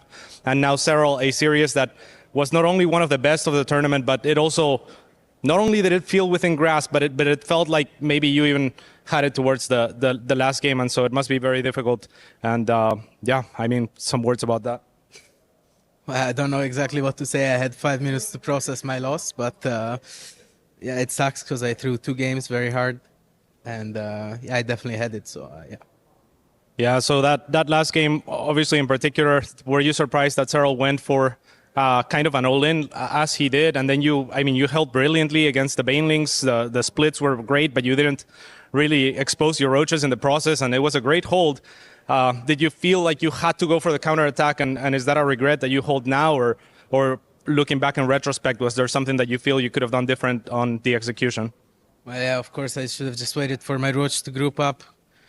I probably had to go for the counterattack, but yeah, I could have waited a little longer probably. Well, in any case, Ricardo, yeah, I won't keep you for much longer. I just want to say thank you on behalf of all the StarCraft fans. I think your games were the best as per usual, and even though you didn't win this time, you really showed that you are of the highest caliber of players here. Thank you.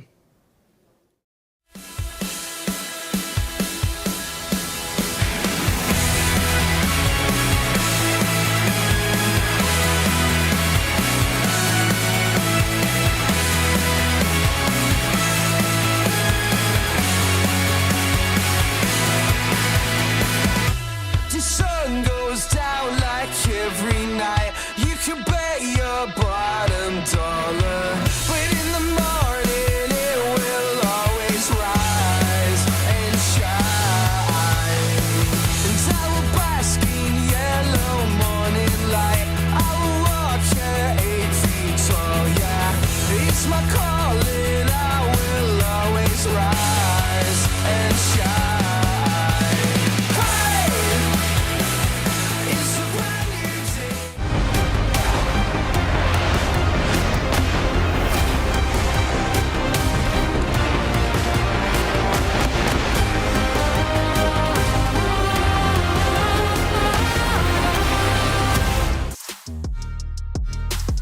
And we're back with Maru versus Cure. TVT that is delivering, and it is in Cure's favor after so many years not being able to outperform Maru in the TVT on a consistent basis. Is he going to do it here on one of the biggest stages? I mean, it would be amazing if he could. We've said it throughout the tournament, right? Cure always shows up to these big events and he always impresses. And here he is again, a map away from a top 4. I feel like this would truly be one of the very first true upsets of the tournament if Cure was able to take Maru down here. Because yeah, we maybe didn't know everything about Maru coming in, especially in TVT. We think that's the matchup he is one of the most solid in. Yeah, and he did win most recently versus Cure, so yeah, expectations were very high for Maru, who has been playing very well in the tournament, but ditto on Cure, had some astounding games even earlier today. It may all be decided right here for game number 4, or maybe Maru can bring it back and even take the series, and of course go on to face Serral in the semifinals. Yeah, that would be a really interesting one to see how that pans out. I feel like Serral's sitting there happy. I feel like he likes either of these players in the next round for himself, to be honest, based on histories. But for now, we are here in this quarterfinal. Let's see if he can finish off what he started before the break. Up 2-1 in the bottom left from Team Liquid. It is Cure.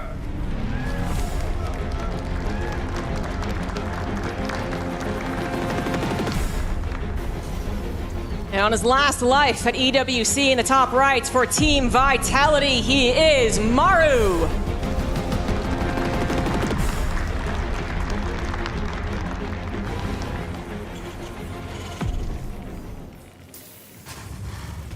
Well, we're going to switch the roles around a little bit. Single gas expand from Cure this time, while the double gas comes up on Maru's side of the map on Ultra Love. Yep. That last game started off in a very interesting fashion. You know, 2 racks versus 1 rack CC, that does happen, but then for Cure to just continue being the bigger bully with all of those Reapers, Maru was really forced to make some difficult decisions, honestly, you know, like how quickly does he try to saturate his natural? Does he actually go down with the Hellions? Can he take the fight? Should he produce more Hellions, which is also delaying some other key units, like maybe a Cyclone, which is obviously better, or another tank, which really would have helped in the eventual push. But yeah, Cure kind of, you know, took control at that point and then did not let it go, always on the map. That led to a lot of success, and that was really that game, was just Cure made sure to be on the map at all times. Yep, he was on the map, he was pushing, he realized the opportunities, he kept the unit count of Maru so thin, and he did such a good job of abusing that as well, where just that drop in the main base, like 1 medevac repeatedly, was such an issue. And it's like, you know, you ask, why does Maru let 1 medevac do so much? But it's because he was in such a tough spot that for one time only, he actually had a chance to do so much with 1 medevac on repeat. So, really good identification of the game state from Cure, very well played. Can he keep his nerves together in this 4th map? Yeah, he's been close to defeating Maru many times, and he has taken series. But then there's also a lot of series in which Cure looks like he's going to take it, and then does fall game 4, and then falls into a macro game 5. So I hope that's not really haunting him, as it has happened in some pretty big events before. I'm definitely thinking of some previous Katowicas, but yeah, it's a new year, a new day, a new tournament, and Cure is looking absolutely fantastic. Maru, though, never count him out. He has decided to go for a little bit more of the aggression. It's also technically safer, but factory expand usually leads to a bit more of that map control, which he was lacking in the last game. Yes, he is going to be right on there. He's going to be the aggressor in these early moments and seeing if he can poke about too much. I do like the more aggressive builds on Ultra Love because there are so many abusable positions around the natural ramp. It's super choked up. The position off to the right of this natural here is somewhere you can siege up and shoot the mineral line from with tanks as well. So in general, if you can be the player that sets up to allow that to happen super early, I feel like you generally kind of like that quite a lot. So let's see if Maru maybe can do that with this faster opening here. As for now, he doesn't do much. Couple grenades. Very marine heavy already from Cure. Yeah, it is actually. Yeah, it's a surprising number coming down right there. It is a map that has a high ground ramp available at the natural, so you can kind of feel a little safer going for 1 racks expand, as well as not grabbing the bunker on the high ground. And yeah, that's exactly what happened. Cure able to hold on to that, absolutely no problem going into his own Cyclone. Maru is going to get a drop. Last time he did this, it really didn't work out very well. It immediately got destroyed, which affected that rest of the games. I believe that was game 2. Hopefully this one does go better for him, as Cure goes for some Cyclone plus Raven Interference Matrix. He has chosen a very standard form of TVT. Yeah, getting that on the go. This Cyclone is just going to come through. Obviously, it's a good defensive unit early. Going to get the lock on here. That Hellion will die no matter what. But then the Cyclone shows up from Maru. He's got the medevac for a little bit micro as well, but he's heavily outnumbered. Had to lift up to get rid of that lock on, and he does back away. Yeah, that was unfortunate for Maru. He locked onto the Reaper first, and then Cure made sure that his Cyclone would lock on something like the Cyclone, or even the medevac could have been a target. But yep, Maru is forced to disengage. He goes into the main base. He's maybe playing with fire a little bit. The Cyclone's injured even more so as that tank popped out at a very opportune moment. He is going to be forced to flee. At least this time, the medevac lives, could come in at a later date and actually still affect this game. But you can, yep, there you go. Excellent choice on the shots. Maru was still not happy with how that opener went down. No, he's not. He wanted a little bit more out of this. He knows that, you know, he was the aggressive player, and he did absolutely nothing. He's down a few SCVs because of it. He's down a bit of army supply as well. Pure currently holds the advantages in this game. Starport to the reactor as well, so Starport is going to start cranking out some Vikings, and this could maybe open the door for going across the map and send up one of those positions we were talking about. Yeah, I think you're spot on bringing that one up. You know, the difference is that Maru might eventually find it later down the line with his build, just going to the bio, getting stim, third command center. But Cure's kind of eyeing it right now. When the bio count is just nowhere near where it needs to be for Maru, it's going to be locked into the natural as well, and there's no chance that Cure is interrupted on his way across the map, because that medevac doesn't have anything flying over as well. Like, this is just going to be kind of free movement, if you will. And hopefully it's not just like actually going to arrive on the doorstep. It does not. Maru does see it at least a little in advance, but this will be a tough hold for Maru. Yeah, this is going to be difficult because, again, those tank positions are so good. They're so useful. You can do so much with them. Ravens are massive here. The Interference Matrix ability has a lot of value to be had. Those Vikings are going to try and lead in from Q and try and poke forward to see what he can set up for. It was so important that medevac was going to the side, because if he did not see this and Q gets in position straight away, that would be brutal. We are going to see only one tank sieging up, and that's a mistake, I believe, from Q. He's going to Matrix now. He will get the Matrixes down, but the reverse Matrixes come down as well. That's going to make it tough, as that tank will survive, and the tank from Maru will get the killing blow before Q can do much else. He'll try and siege up another tank right now. I'm not sure he's got enough of an advantage. He gets the other Matrix off, though. Love the repair right there, just making sure that it takes another 3 tank shots to actually kill it. You know, as long as Cure, he can hold this position for a very long time before he really has to feel threatened that he will be broken. Does take down Maru's tank, looking for the second one as well. But holding might be like the least that he can do. He might actually be able to push in here, maybe even win the game off of this. He does have quite the lead in the worker count as well as currently in the army. He would be behind in the bio, but that is so far away, it feels like. It's all about right now. Can Maru break out of his own natural? Yeah, I mean, he's got stim, but so what? You stim right now, and these tanks obliterate your Marines. You have to pull the SCVs to make sure that doesn't happen, but you're already behind on workers. Like, Maru has just ended up in an impossible situation. It feels like this position is absolutely brutal, and Cure just holding tight, taking his lead, third in location already. He's in no rush. If he just sits here and holds his position, I'm fine with it. Maru at this point might need to just get some medevacs and go drop some Marines across the map, because sitting here and trying to break out on its own, I don't think is going to do it. He's going to try and maybe flank with the Ravens, though. Yeah, I mean, I think we just saw that with Q. I think he just saw it. Yeah, it looks like it. He's getting his units in position. You're right, the options are limited. You know, either he gets one heck of a bust with the Ravens coming from behind, and that is going to be the choice. Ravens come on through, try and grab as many tanks as they possibly can. Every one of Cure's tanks is disabled. The Marines with stim allowed to go down and tackle those tanks, take them all out, and Cure says, yeah, okay, that's fair enough. Gotta retreat, and he does retreat with a large portion of his non-tank army, but what is his tank count out now as Maru looks for the counter? Yeah, beautiful breakout in the end. He's only got one siege tank at home, so yeah, Maru counterattacking. And he's even bringing the boys! Oh my goodness, CG! That is big! There is a third command center, but Maru's not thinking long term. He's thinking right now. Can he get the damage done? He's got combat shields, he's got 1-1, and he's got Cure with only one tank that is actually even on siege. An auto turret's not going to help out. The other tank was a little farther behind, but it's not going to be enough. Cure is going to lose access to his third. He's going to lose 20 SCVs, and Maru is looking for more. What a beautiful counterattack as the SCVs help you to get in position. The tank's going down, so now Q still has nothing to hold his position with. He's down on all of the bio upgrades. They're so close to finishing. Maru struck at the perfect moment, and you can see the Cure thing is realizing, he's like, oh man, I really felt like this was good for me, and it was great. But Maru executed a perfect breakout into a beautiful counterattack. And he is looking good now suddenly in this game 4 to tie it up. What a way to turn around a super difficult position. I love that he's sending the SCVs back. He's done so much damage, he could actually win the macro game if he left, but of course, why would you? He's got tanks containing Cure on a single base. Cure is even supply blocked as well, and this is now a very much big reversal of the last couple of minutes. Maru now should absolutely feel like he's got this one. Gonna go after the Liberator. That will not help delete the tank count. Cure, how does he break out of this? I don't think he does. I mean, I was down Maru's ability breakout before, but he had Ravens at least. There was a chance of hope, and he used it. One Raven, one Matrix, that's going to be all we get here. The Marines do get a little bit stuck trying to help out, but there are so many tanks. Even as Cure breaks out, the cost is extremely high. Maru evacuates with a few units, but he's got a 20-worker lead. Cure doesn't have the army advantage that Maru had to do a similar counterattack. He doesn't, but that is his hope, is that maybe he can get some counter damage done, at least stop that third CC from being able to land. Nice hot pickup to save that one tank, so he at least has 2. Might even get a repair going on that one. And we got ourselves a game where Maru is now 19 workers ahead. Yes, he might be delayed in grabbing his third CC, but it does feel like it is assured. Here, how does he try and find more damage? The Viking count is higher for him. Maru's gonna have to use scans. Maybe there's an opportunity with that, although now 1 less. But Kira's not even building SCVs at this point, by the way. So in the same way, like Maru pulled his SCVs, Kira's also all inning.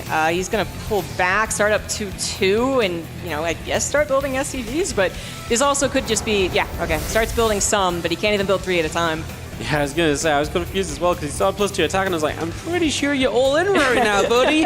But he does start building SCVs. He just doesn't see the opportunity, which I don't disagree with. Just, it's tough, right? And maybe you can get an edge on 2-2. Maybe you take that advantage and maybe it gives you a chance further down the line.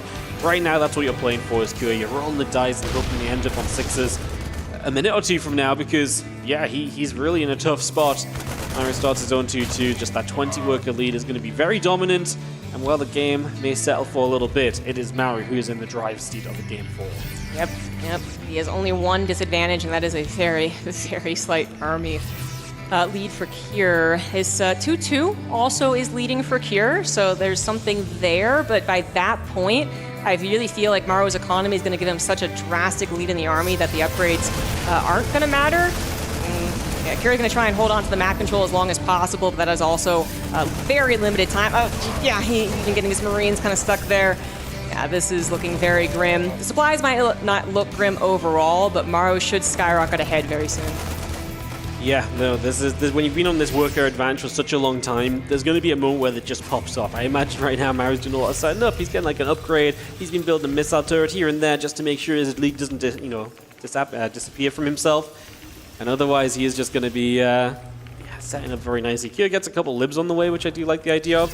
And he is catching up on SCVs. Now he starts at 4th base. The numbers overall start looking closer than you might expect. Yeah, I do wonder if he's going to be able to get any 2-2 timings, but a 30 maybe something second difference. Faster second factory coming down right now for Maru, as well as that faster 4th command center. Cure still needs 7 more SCVs to actually match up, and this is where Maru has been really getting ahead on the income graph.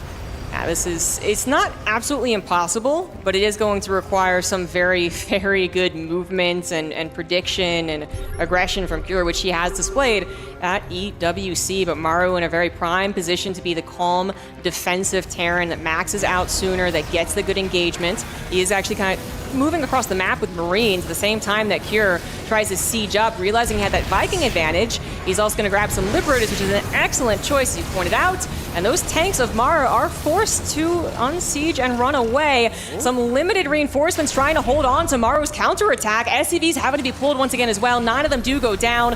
I mean, I would say it is more important that Cure doesn't get overwhelmed right there, so I loved that SCV pull. Absolutely. Like, if you let those Marines obviously run in and everything, like, that's terrible for you. But this is good because Maru was hoping that was going to do a whole lot more.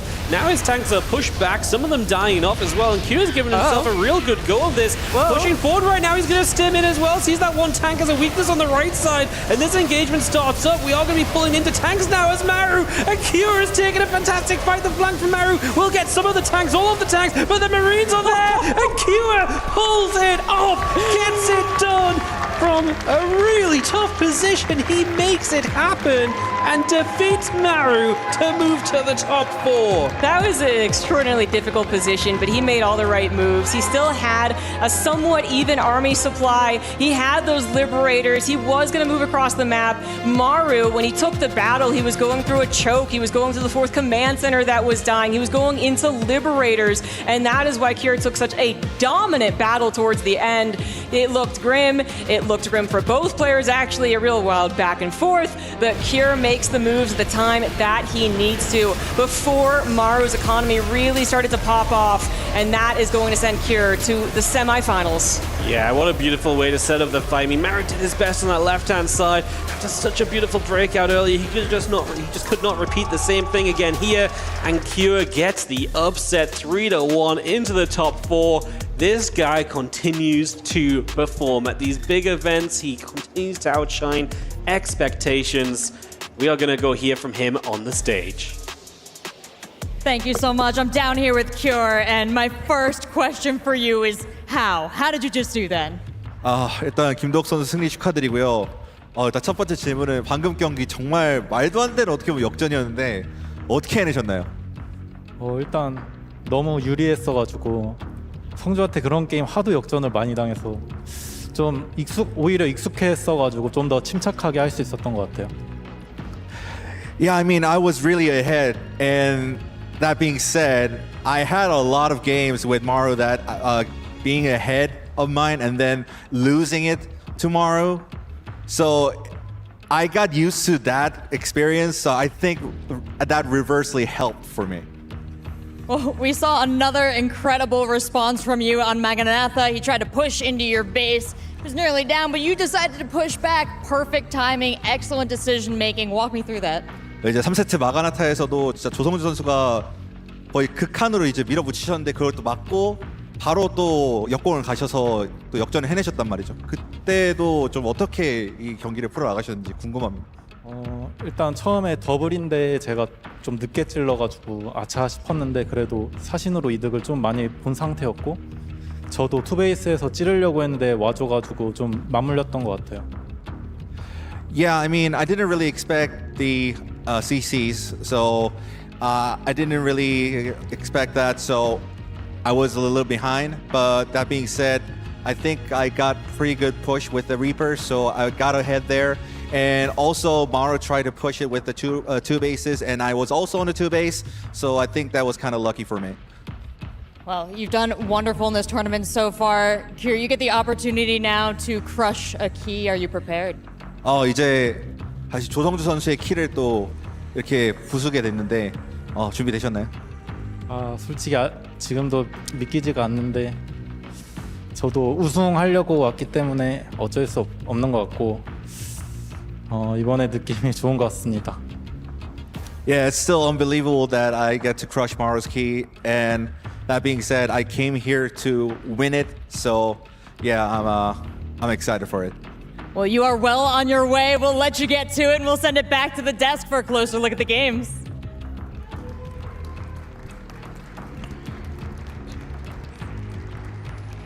Kjær dispenses of one of the greatest of all time as Maru is done here at the Esports World Cup. Congratulations to Kjær. I guess Time Bones looked into the future and saw the mysterious result here. I've got Tasteless as well as Artosis. What do you make of that, Tasteless? Wait. What? So, Kjær was the Red Terran? Oh my God. I mean, I'll say this. I think any other year, I would have easily picked Maru, but Kjær looked so strong in the GSL matches that I casted, the RSL matches I casted. I had to go with him this time. It is a little weird to see Maru get knocked out, but you know, we got to get used to the fact that every year everybody's skill level is going to be a little bit different. Steadfast and I were talking about it backstage. Kjær looking so strong right now. Yeah. So strong. Yeah, well, everyone's skill level is different every year except for Serral, it seems. But yeah, no, he played out a fantastic series. Like, honestly, he's beating a lot of the favorites of the tournament. He definitely has some real potential here. Yeah, I mean, looking at this last game, right, as Maru all of a sudden goes across to the other side with the boys, I'm thinking to myself, Maru's going to take it. It's going to be 2-2. We're going to go to a fifth game again. But no, Cure turns it around after weathering that kind of storm. It's just very impressive play for him here on such a high-octane stage. And let's point out as well, I mean, this is a big moment here for Cure. This is obviously the biggest tournament of the whole year. We're culminating to the point of getting a StarCraft 2 world champion here for the Esports World Cup. And throughout most of StarCraft 2's history, it has been Cure always playing second fiddle to Maru. Yeah, it has felt that way. I mean, obviously, it's undisputable, really, Tosis, that someone like Maru is always in that conversation for greatest of all time. It's a shame to lose him here in this round of 8, because it would have been a glorious moment if Maru had been able to get to a final and maybe take a world championship. Finally, it's not going to materialize here.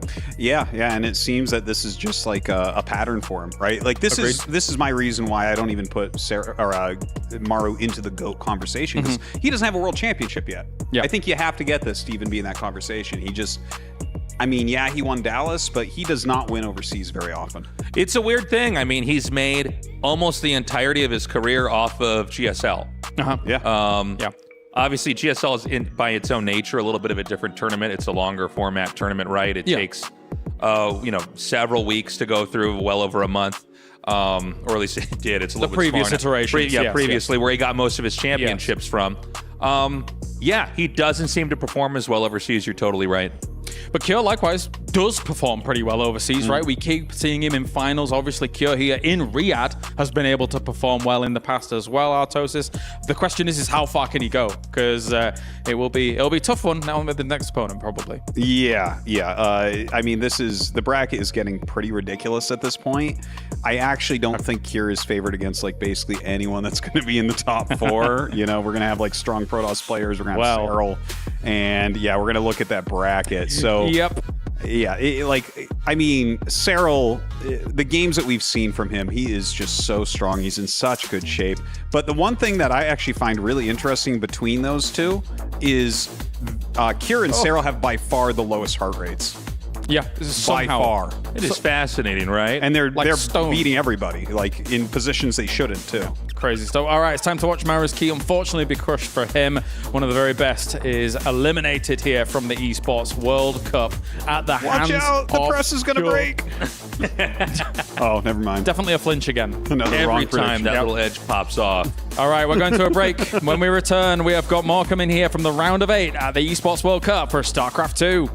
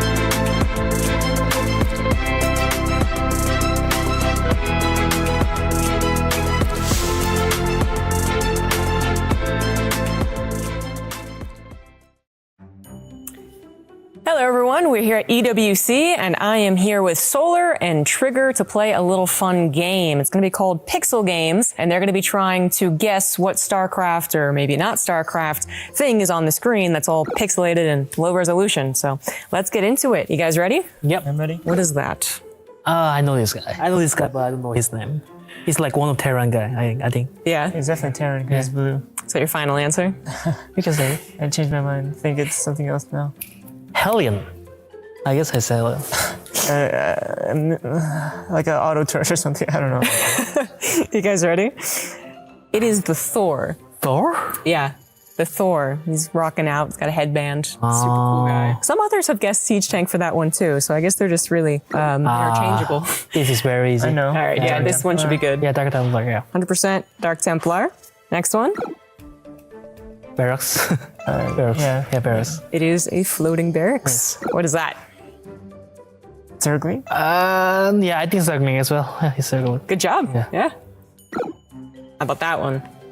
Maybe Hellion? Dragon from StarCraft 1, I guess? Dragon. Dragoon? Yeah, Dragon, yeah. Is there even StarCraft 1 in here? Is that like not allowed? Well, you know, it doesn't have to be StarCraft 2, I guess. Yeah, Dragon. It's Dragon. I'm Okay. I confident never played StarCraft 1. It's actually a bit of a trick. They included a bike just to throw you guys off. Terran Not as coded good. though. Hellion. Hellion kind of works though. All right. Sentry, no? Sentry, yeah, Sentry. Wow, you guys got that so quickly. All right, these guys were way too good at and too fast at this, so we're gonna play another round of pixel games and see if this trips them up a little bit more. First one. Come on. Overlord. It is an Overlord. That's the easy one though, trust me. It gets harder. Oh, yeah, it's hard. I think this one might be the trick one, like the sub. Like It's the middle of Last Fantasy. Trigger is correct. Oh. How did you know it? Banshee. Banshee, yeah, Banshee. Correct. Ultra risk. Ultra risk. You should know this. I don't know. I know this. It's ultra risk. Oh, Alright, I agree then. ultra risk. Ultra risk. It was Queen. Ah, it's Queen. Yeah. I told you. It's a ultra risk. player. I told you. It's ultra risk is on Queen. This one's very Trick one. difficult. Want me to get this It's one? a StarCraft unit. It's StarCraft unit. It is. Better not be StarCraft 1. It's not. Okay. It exists in both. Oh, that's a hint. Terran? It's got a Race? little red on it. I mean, so it's looking like Zerg, but Zerg? I feel like it's a dead Zergling or something. This one's extraordinarily tough. Maybe borrowed paints? No, that shape is. I have no idea about it. That shape is giving me some Muta vibes. Mutas? You are right. It is Muta. The only one who's gotten that one at all. How about this one? What is this? Could be Stalker, like the face of a Stalker, but I don't know. It's StarCraft related, but it's not a unit. Not a unit. Well, what is there other than units? A simulator? It could be like a mineral patch, maybe. It's a bit of a tricky one. It's going to be the trophy. Esports World Cup trophy. That was nearly impossible. That one's difficult, but you got, I think, the most difficult, or well, if they weren't trick ones, which is the Muta. So good job. These guys still pretty darn good at it. And yeah, still pretty fast actually. But thanks for playing, Solar and Trigger. And thanks for watching, everyone. Keep enjoying the EWC.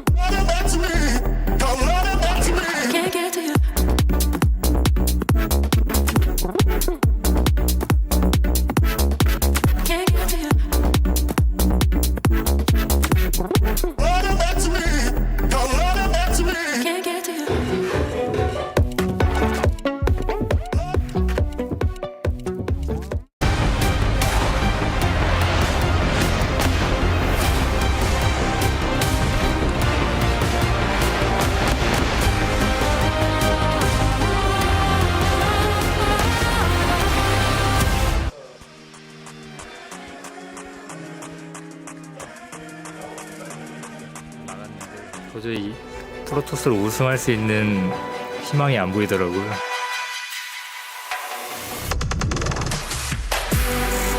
우승이 김유진에서 끊긴 거에서 너무 굉장히 아쉬운 마음이 크고요. 프로토스들이 그래도 뭐 지금 프로토스가 이제 EWC 우승 공적으로 오히려 프로토스가 제일 약한 것 같고요. 그래도 Ballsy strategy to do this. It has not paid off. Hero can't believe it.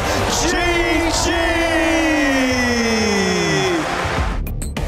그냥 장난반도 이제 진단반으로 적으로 바꿀까 뭐 그냥 그런 말을 선수들한테 대충 그냥 농담 반 진단반으로 하긴 했습니다. 네, 아무래도 작년이랑 비교했을 때는 그래도 프로토스의 에너지를 채워주는 게 그 스킬이 생긴 게 굉장히 크다라고 생각을 하고 좋은 쪽으로 패치가 됐을 때 그 시너지가 더 발휘됐던 것 같고요. 그 부분이 제일 컸던 것 같습니다. Hero has just wiped the floor with his Terran army. He is going to the GSL Codes finals. There's definitely a shift happening in 2025 so far. I mean, Protos players are looking better than really they have in all of Legacy of the Void, which is like a decade at this point. It's been a very long time since SOS's win. So yeah, I think Protos has a very real shot at this year's EWC. 우승을 할 수 있겠다. 밸런스가 어느 정도 맞는 것 같아가지고 지금 메타가 좀 저랑 잘 맞는 것 같고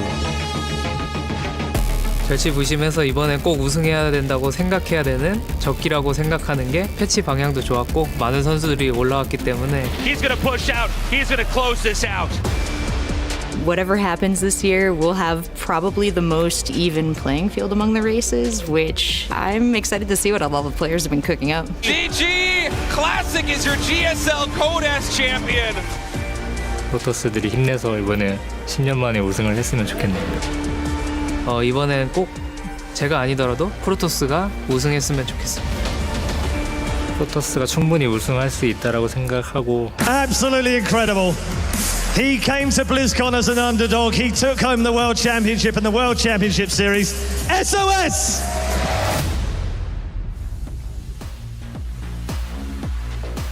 And with that, we now have our next round of 8 match. Hero here, the hope of Aya, is going to go up against Solar as the Zerg looks to wash over the green wave. Is it time for Protos to make it through into the round of 4, or will Solar have something else to say about that one? Because it's going to be Falcons going up against Twisted Minds here, a Saudi derby. Joining me, I have Loco as well as Tasteley to talk about this one. Loco, Hero is looking cool. Solar is also looking cool. Both of them are looking really cool. But what happens when you have two cool guys playing against each other, right? In a best of 5 series. I mean, looking at their results in 2025 so far, especially against each other, it seems that across the board, Hero is just performing better. His Protos versus Zerg is just on another level right now. In general, everybody seems to be struggling quite a bit. I also kind of feel like Solar's playstyle, he needs to all in a lot. I feel like it works really well, especially against, well, for Hero, right? Like, works well in favor of Hero there. Very short thought, Tasteless. We're almost ready. Oh. These two guys are so evenly matched. I think it could go either way. Hero does not play as much of that withdrawn kind of macro style. I think he's capable of doing it. His games are a little bit more explosive. Solar with a lot of range. I think it's probably going to go to game 5. It's time for the round of 8 here. Hero goes up against Solar in our next match. One spot in the top 4 up for grabs. We've seen 2 teammates take on each other in a heartbreaking personal matchup. But this next one, it's all business. A clash of Saudi home teams, this matchup has extra stakes for the local fans, and they've shown up in force. So give it up for Twisted Minds Hero and Falcons Solar. Some heroes thrive under a yellow sun. Will that be the case for our Protoss Superman today? Or will his fate and his key be on the line? Or will the solar power be unleashed here in Riyadh? You best not call him a villain if he takes down a hero. Casters, our next game is ready. Let's get down to business. All right, thank you so much, guys. Artos is here alongside State, and this is going to be an excellent and probably pretty aggressive Protoss versus Zerg match. Oh, yeah. I mean, anytime you have Hero in a PvZ, you know it's going to be a fun one. He loves to fight, but I got to say, Solar in his ZVP lately, too. I caught his game versus Zoun on the B stream. He's holding back no punches. We're getting timing attacks. We're getting Swarm Host Nidus. Nice. All of the tricks coming out of the sleeves. I think this is going to be a down and dirty battle in the mud. for that spot in the round of 4. Yeah, I think so. And I think it's going to be definitely an entertaining match just based off of the styles that these guys play. But you and I were talking a little bit before. I want to hear what your prediction is as far as who's going to take this one down.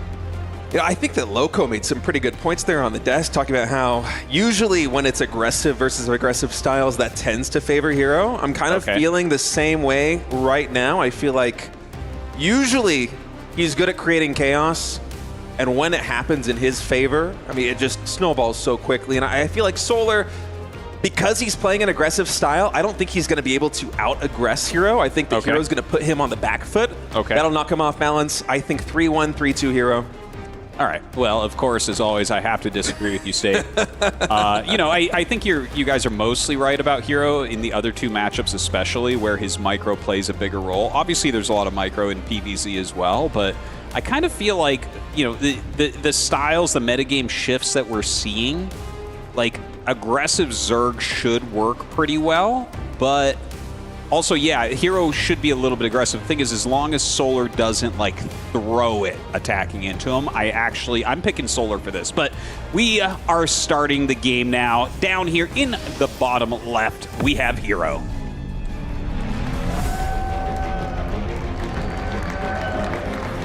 And spawning in the top left, representing Team Falcons, the Blue Zerg, he is Solar. It is an interesting take. You made some pretty good points about how usually when Protos is struggling in the meta, that is when Hero shines the most. Like, it's been that way. There's been this rotation of it for, like, the past, 8 years or so, where he's doing something cheesy here for sure, like a one-base Oracle maybe? But when the metagame gets bad for Protoss, generally that's when Hero rises. And when the metagame gets good for Protoss, that's because defensive play is good. And that's when he normally falls, right? Because he's just always aggressive. He just kind of never turns it off, and you can see that here.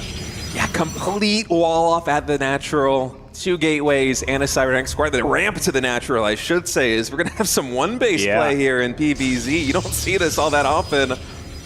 I'm wondering what version this is going to be. Looking at the gas income, I kind of feel like it's going to be a Stargate, but... Yeah. I would be shocked if this wasn't a proxy Stargate. I mean, I guess you could send this up there and make like a gateway or something, or like a Robo maybe. Yeah. There's something about Robo here that doesn't click in my head. I do think it's going to be the Stargate, but we'll see in a second. And the Stargate does get started. The Overlord flying in and seeing double gateway. Yeah, and Solar's probably scratching his head because I feel like we basically never see this in the current meta of PvZ. I feel like this is kind of a blast from the past. Like, I'm ready for some shield batteries to get thrown down here for a Void Ray push or something. Oh my gosh, that would really just tickle my fancy if it turned into a Void Ray push, but I don't think so.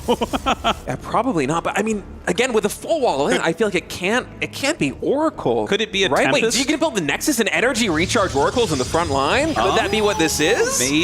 Maybe. Oh, Hero has cooked up something dirty here for game 1. Is there any way this could be a Tempest build? No. Okay, Oracle to open. Energy recharge on the front lines. He could even continue building probes if he wanted to and recall them to that base. Yeah. Oh, this is so some cool. Potential there. Yeah, this is really weird. This is like some SOS level stuff. And to be fair, SOS 2-time world champ. Oh, you called it. Look at that fleet beacon going down. Well, oh, this is so cool. Hero right now coming into the main base. Evolution Chamber is thrown down, so no drone's going to fall. All right, this is super cool. Okay, so he flies in with the Oracle and actually doesn't really turn it on, takes quite a bit of damage there, and he will get like a little bit of damage, kind of keeping him on the back foot. All right, shield battery goes down here. This isn't very good.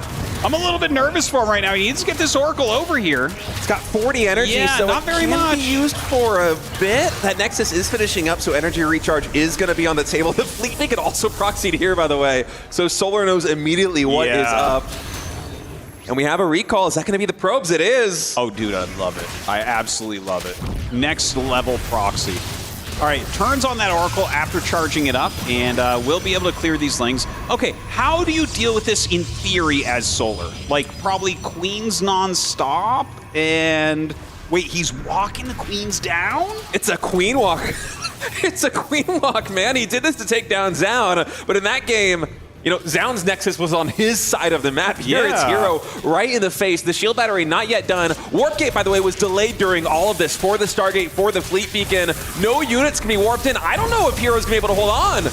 Yeah, this is looking pretty decent right now with all these Zerglings coming in and going after the probes. Really hurting his economy. Here come those queens now. Trying to go after that Oracle. The Oracle's super, super low at the moment. Does get pulled back. He's microing very well. I love that he made a little building wall here to kind of slow it down as well, but more Lings coming out. Yeah, that Nexus most likely going to be going down. The Tempest just slowly chipping away at these queens. Eventually that Oracle's going to be able to get something done if they can't recharge its energy, but with the Nexus going down, it does complicate things quite a bit. Uh-oh. If you lose that pylon, man, and you don't get a second Tempest out here and you don't get the upgrade, this is looking grim right now for Hero. Looks like he will be able to finish this Tempest, so the second one comes out. What a bizarre opening here by Hero. Twilight Council coming in back at home. Still no Warp Gate done. Twilight Council? What are we doing with the Twilight Council here? Like, I don't even know if Hero knows what he's doing right now in the Twilight Council, to be completely honest with you. Kill the spores with the Tempest and you warp in the DTs. Let's go. I mean, it's the best sounding strat I have for this situation. You gotta do something wild, right? Like, this is not looking very good. The Oracle back at home to clear out some of those Lings. The Queen's obviously coming forward and trying to put some damage on. No shield batteries to heal these up on. It's still only 29 drones for Solar. He is trickling a couple more out, but with that lair finishing up pretty soon. I mean, resources are sparse right now here for Zerg. The Tempests are getting a lot of damage done. You can really see the potential of the build that Hero was going for right from the gates. But I'm wondering, you know, with that gas coming in, if we get a Spire, even the Lings are almost taunting the Oracle here. It can barely get anything done against that number. Tempests are actually doing so much work right now for Hero. This is kind of crazy to watch. Because, like, when you lose all your proxy stuff and you don't even get, like, the damage upgrade, I mean, you got to look at it and say, okay, this is very, very bad. And then the Tempest just doing so much work. Obviously, that Oracle defending him at home forever. It's been wild. Yeah, but one of those Tempests, it looks like it's just barely going to go down. No, the Queen can't get the final hit off. 3 HP Tempest. The power level of 2 Tempest versus 1 is a huge difference. Some would say it's double Artosis. It's more than double. It's more than double. I mean, he's continuing to chip away. The supplies somehow are equalizing. Glaive's nearing completion right now. I wonder, how many gateways do we actually have behind this? I think he has 4. We're gonna have 4 gate Glaives. Yeah. So 4 gate Glaives. He's still microing the Tempest. Like his life is on the line, which in a way it is. It is ridiculous how much he's doing with these Tempests, by the way. They're getting so much damage done. Solar, by the way, was going for a Hydralisk then. I think that got canceled in favor of Rotorn and Aspire because I believe he's afraid of Glaives. You know, I think he can see basically everything with those things on the front. Yeah, that makes sense. That makes sense. Oh my gosh. And the Glaive Adepts come up, starting to target down some of these Queens. Oh my gosh, that Tempest gets so low once again. The Lings coming up to try to deal with these Adepts, but of course, with the Glaives, they can do a great job. Yeah, the Glaive Adepts now going into the third base here of Solar. One of the Tempests will fall, finally does get taken out. Roaches are joining the fray here. Mineral Line, it does get evacuated. Not a lot of workers going down. I feel like this is starting to peter out a little bit here for Hero. 2 more gateways coming online. Are we gonna have 6 gateways on one base here for Protos? What is this game? Yeah, well, he does have 23 probes, so no issues there, man. He's gonna be able to make a lot of Adepts. Finally, the second Tempest ends up going down. The Spire is up, so at this point, like, any amount of Mutalisks can, you know, force a lot of defensive warp-ins of Stalkers and whatnot. But how many Mutas can you make on 19 drones? This is such an insane situation right now. I mean, the answer is literally 1. Well, he could make a second one, actually, and he does. So, see, I have this little trick as a longtime caster where when you ask how many Mutas he can make, I look at the gas and minerals. Yeah, that's 3 now. That's good. Yeah, dude. I'm going to steal that for my next GSL cast. Dude, it's very steady. Very steady Mutalisk production here. Yeah, but there's really no anti-air at home, right? Like, I guess you can make, like, a battery or something. You're trying to kill him with these Adepts. Obviously, there's a lot of Roaches here, so I don't think the Adepts can do much as long as he sits back somewhat defensively. Hero still on one base back at home. I think still fully walled in. at that natural ramp as the Glaive Adepts once again shading into the natural expansion. He cancels the shade, and there's a little bit of frustration now because really the options here as Protos are very limited. Some Stalkers are going to get warped in. It's basically a one-base eco versus a one-base eco because Solar is hardly mining from any of these expansions. But definitely, you know, he can always start mining. GG is called, and Solar takes a crazy game number 1. But this is kind of what I was talking about, where Hero can't really turn off the aggression. It's just like who he is. It's baked into his character. It's his game is very heavily based around. It's not that he can't play a good macro game. He can, of course. All these top pros can. But he really does lean towards that. And you can see Solar here definitely able to hold it. And the thing is, it did look kind of close at times, but Solar was in control. Just an absolutely absurd build coming in from Hero, but you could see the potential of those two. Tempest, he got so much damage done. If he was just able to keep that Nexus alive, say the first shield battery doesn't get canceled, maybe then he's able to build some momentum. The Queen Walk, if we had 2 Oracles for it with a shield battery, I feel like he's probably safe. One of the most creative builds I have seen a player deploy here at EWC, which is saying a lot because nobody is holding back. That was such a cool build from Hero. I'm just completely enamored with that. But he does lose the map. And Solar leads 1-0. This is a best of 5, so Hero going to want to pick a game up here pretty quickly. Game 2 going to be loading up in a moment. And I'm imagining we're going to see a little bit more standard play coming in from Hero, but he absolutely cooked and prepped that map. I'm still just completely smitten by that build. That is something that I'm gonna be thinking about the entire flight back to Korea. And I'm gonna get home and fire up a game on the ladder and lose in an even more embarrassing fashion. Anyway, spawning here in the top left, deployed one of the coolest builds we've seen at EWC. Let's see if he can come back here in game number 2. It is Hero. And his opponent shutting down the cheese in game number 1. It's Solar.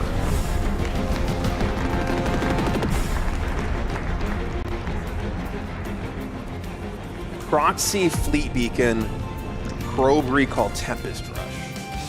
That's the way to do it. He's not messing around. I'm a little disappointed we don't have like another rabbit coming out of that hat here in game number 2 versus Solar. Yeah. Well, I mean, you can't keep doing one base builds. I can't imagine.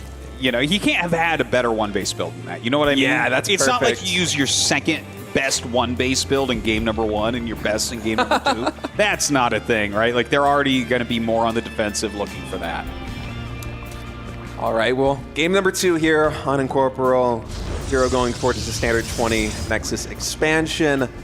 Likely going to be more of the tried and true Stargate play coming out from him. I'm curious to see, because I think this is the first PvZ, maybe even the first game that I've casted from Hero so far in the CWC, how he's going to be approaching this matchup, because one of the things that was very curious to me is that both Zoun and Classic kind of switched up the way they were approaching Stargate PvZ in preparation for EWC. They were opening with Phoenix out of the Stargate before those Oracles, which obviously when you're playing series with this much on the line and you're not holding back in terms of builds, you want to keep your opponent in the dark as much as possible. But you know, Hero's been one of these guys that has thrown caution to the wind for so long and to such a degree that I'm not even sure if he's worried about his opponent knowing what's coming. I mean, look back at game number 1. He could have built that Fleet Beacon in his base if he wanted to. He just didn't. True. He used it to wall in the pylon in the Stargate. Like, come on.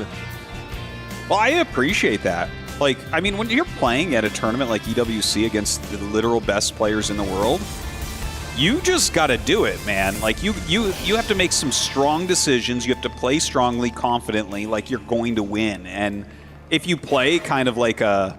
I mean, he can't switch his style. You know, I've been a little bit critical of him because I'm like, he can't turn it off. But, like, that's also why he's good. For almost every player in the world, like, the reason why they're really good is why they also lose games.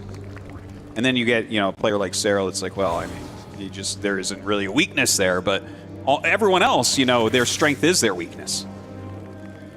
Solar opting to go for that Oracle first, following up with Stalker. Actually, a little bit interesting there. Usually see a lot more Adept play here as Solar with that Overlord able to scout basically everything. One of these drones going to get caught, making the transition over to that third base. One of the benefits of the early probe scout that Hero had is that he's able to push that natural expansion or the second expansion all the way over to that 7 o'clock position. And we'll see what he's able to get done with these Oracles. Yeah, I'm not sure exactly how many drones he's going to be able to kill. We'll see when he sends it over. Sets up this third base. Of course, he does have that Oracle still pretty that Adept rather pretty far forward over here. We'll go ahead and start to shade that in. I like him just kind of lingering here between the natural expansion and the third. Really making it difficult here for Solar to saturate up these bases, although somehow he actually got 16 drones over to the third base. I don't know when that happened, but in any case, it's actually Hero going up to 4 gases relatively quickly here with that Forge, with the Twilight Council. So it's like we're going to have Blink +1 play coming in from him. Yeah, really does look that way. I do wonder when Solar is going to turn on the unit production. Because that's the thing about Solar, like because he is kind of a more aggressive Zerg in general, I always feel like a player like Hero is going to have a hard time because Hero's style, I think, is best at catching like optimizer Zergs, Zergs that are trying to squeeze out every drone and go towards Hive. Whereas a player like Solar, actually you spoke really well about Solar in the past like that as well. This is looking like it might be a queen drop over the third base. And I know I'm calling that very early, but he stopped at exactly the same number of drones versus Zoun, 53. The lair timing very similar. Okay, he is queuing a couple more up. But with that extra gas, with a Roach Warren coming in, there is a lot of aggressive potential here for Solar. Gonna have to keep our eyes on whether or not Overlord Speed will be starting in a moment. For now, it seems like he's just content to stay back at home. And no, it's actually looking pretty standard here. More drones queued up. Okay, well, you know, as long as he actually does end up making some units here, you know, because, like, Hero is going to get ready for an attack, I think. I would be shocked if he doesn't move out and start poking with Blink Stalkers. He does start warping a few in, still going around with those Oracles a little bit, keeping tabs on how quick all the bases are and everything like that. Yeah, and he's just developing quite rapidly back up at home. Wondering whether he's going to be taking that 5th and 6th gas soon as the Templar Archives does come online. And with these Oracles, he's getting a lot of scouting information about exactly where Solar is at. And it's kind of a tricky proposition in a situation like this one. Hero being such an aggressive player and Solar also being so aggressive in this matchup because there's a little bit of a question of who's going to attack first. And you don't usually say that in a Hero game. Yeah. Well, that's the thing. I think, like, not attacking first is the right way to do it. It's like, make your units, right? Don't just keep expanding because you know that your aggression might not work because they're making units. Because if they attack and you're expanding, that's going to be an issue. But if you make your units and you kind of like, you don't pull the trigger too quickly, if they attack into you, you're going to be in a good spot. I think it's one of the reasons why we see Solar opting for a little bit more of a conservative build, as he did go for Overlord Speed, but I feel like the timing window has passed where if he was going to go for a Queen Drop, although I say that and we have an Overlord morphing in right now. It's higher on the drones than he deployed versus Zoun, but still, there's definitely going to be some aggression coming in here from Solar. Well, he did walk those tagged queens up all the way into that front natural type of area. Tag does wear off the Oracles, wrapping back around. Hey, it's still queens coming in. Yeah. I am honestly a little bit thrown off by this timing. I wonder if Hero is going to be 2. You kind of would expect this timing to hit earlier, but Storm is going to be done by the time this one hits Artosis. Yeah, which makes me think it's not destined to end up working out. Like if your opponent has a few defensive storms here, a few shield batteries, you know, the Blink Stalkers get home. It seems like something like this would be very difficult to pull off. But here he comes in here with those roaches, drops the queens out immediately here, pushing the Oracles back. Yeah, Storm's not really getting too much done because it's heavily on the Ravagers on the right side. Of course, with their large size, the damage ticking in on the Roaches isn't coming through. Now Solar breaching into the natural expansion, getting a lot of damage done there. Shield Battery going to be charging up those Zealots as they warp in. And man, this push is absolutely working. It hit later than the same timing attack he used versus Zoun. Storm was done, but Solar hardly cares. Yeah, this is a little bit rough right now here for Hero. Having a hard time holding it all off. It looks like he does have to make a few Archons, which is not really what you want to have to do. and he's starting to take a lot of kills right here on the probes. I mean, he's down to 8 Stalkers, 2 Archons. Solar just waiting for these reinforcements to come across map. Now here they are on the creep, and he is inching closer and closer to a Game 2 win. Those Archons having to move around. That Gas Geyser on the left side. It's hard for them to find a good angle onto those Roaches. Yes, we do have a shield battery, but for now it's out of energy. And Artosis, I think that Solar's doing this, man. It looks like it. He warps in some more Zealots here, but there's just so many Roaches and Ravagers. The creep being spread over in Hero's base. 20 probes have fallen right now, and Solar is very close to picking up a 2-0 lead. Hero, try as he might with his small number of Stalkers, Micro can only give you so much as GG is called. And for Hero now, it's going to take a miracle. You need a reverse sweep against a Solar who is looking so locked in ZVP. Yeah. Solar, you know, I feel like his style does just kind of soft counter Hero's style, and we're seeing that. He's making a ton of units. Yeah, in chaotic games, Hero can do well, but I mean, Micro against this many units, you have to have a lot yourself. You have to have a really good defensive setup. Yeah, and I wonder, going up against the Storm style here of Hero, if Solar hitting at this later timing, because I want to say this is like maybe a minute later than he did effectively the same attack versus Zoun. Maybe that plays in his favor because, you know, the Storm, it's not really what you want against mass in a way. Roach and Ravager unless you have enough army to accompany it. He was trying to turn out some Immortals, he was trying to warp in more Stalkers, but you're a little bit spread thin in that window there as Hero. Solar exposing that weakness, really pulling him apart, and now just one map win away from a berth in the round of 4. How crazy would that be for Solar? Yeah. Big result if he can pull that off. All right, we're going to be going to a game number 3 in just a moment. They're not taking any breaks. They're just getting right back into it. I thought for a moment, I was wondering, you know, is Hero going to ask for just 1 or 2 minutes to try and reset himself? But I would pretend that I have to go to the bathroom right now, try to reset a little bit. I mean, you're down 0-2 here, looking for a big victory. It's his tournament life on the line here at EWC. Nothing but elimination matches coming your way today. As spawning here in the bottom right, he needs your energy if you want him to come back in this series. Down 0-2, it is the Protos legend himself, Hero. And his opponent in the top left with a quick 2-0 lead, it's Solar.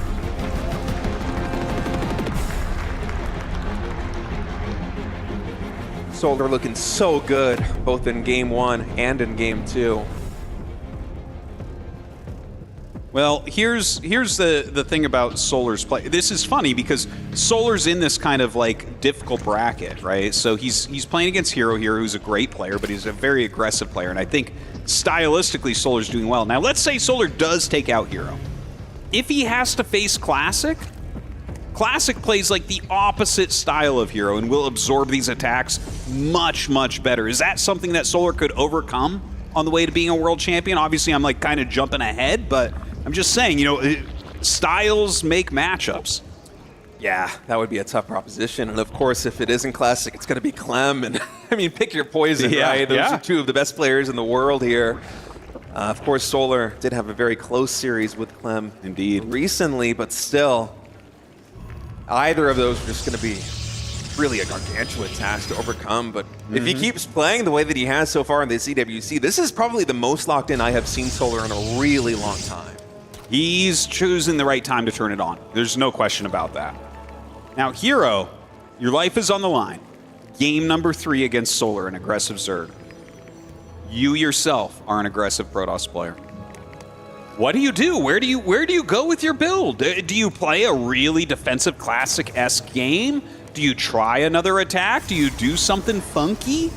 I mean, just like you said, his strength is his weakness too, right? It's hard for Hero to turn it off. I think we're going to see more of the same. Yeah. I think we're going to see pretty much the same development that we saw from Hero in game number 2 and game number 3, should he decide to take that third base and go for the macro game. I feel like he's going to be relying a lot on that micro early on. I think that maybe if Hero wants to lean even heavier into his strengths, that might also make sense. I could see him delaying Storm, adding in 1 or 2 extra Oracles, making a ton more Blink Stalkers, then just slowly teching into Storm being a way of just kind of stabilizing and normalizing. in the mid game. Is it a little bit suboptimal in theory? Yes. But if a timing attack like that one that Solar did comes into, say, 7 gateways, the +1 Blink Stalkers in mass, with the Templar Archives coming in a little bit later, the gas income coming in a little bit later, so the army's a bit beefier. I like Hero in that situation. I 100% agree with you. Very, very well said there, State. It's, you know, sometimes people rely too much on the theory or what's optimal and that type of thing, where it's like, you can turn that stuff on its head. You know, you really can. You make this little risk, and it can turn into a game win very quickly. Of course, we'll have to wait and see exactly what it is Hero is going to do. As I've said many times before, this is my favorite shot that we've had so far at the EWC. Just being able to see both players, their perspectives, their expressions as they navigate some of the most important games of their lives. It's got my grandma's keyboard there with all the big capital letters. Love to see it. Look at that. You see some players, they play with no keycaps at all, or you can't read them, but Hero's the opposite. Not only does he have the big glasses, but when he takes them off, he needs the extremely large keys. Oh, that's great. Good catch. Well, I couldn't look at anything else once I saw it. All right, additional gateway here in that main base. The third base, of course, is going up right now for Hero. Using an additional Oracle. I'm curious where he's going to stop with the Oracles. Will we go up to... Wait, is this the third one, actually? Yeah, it is.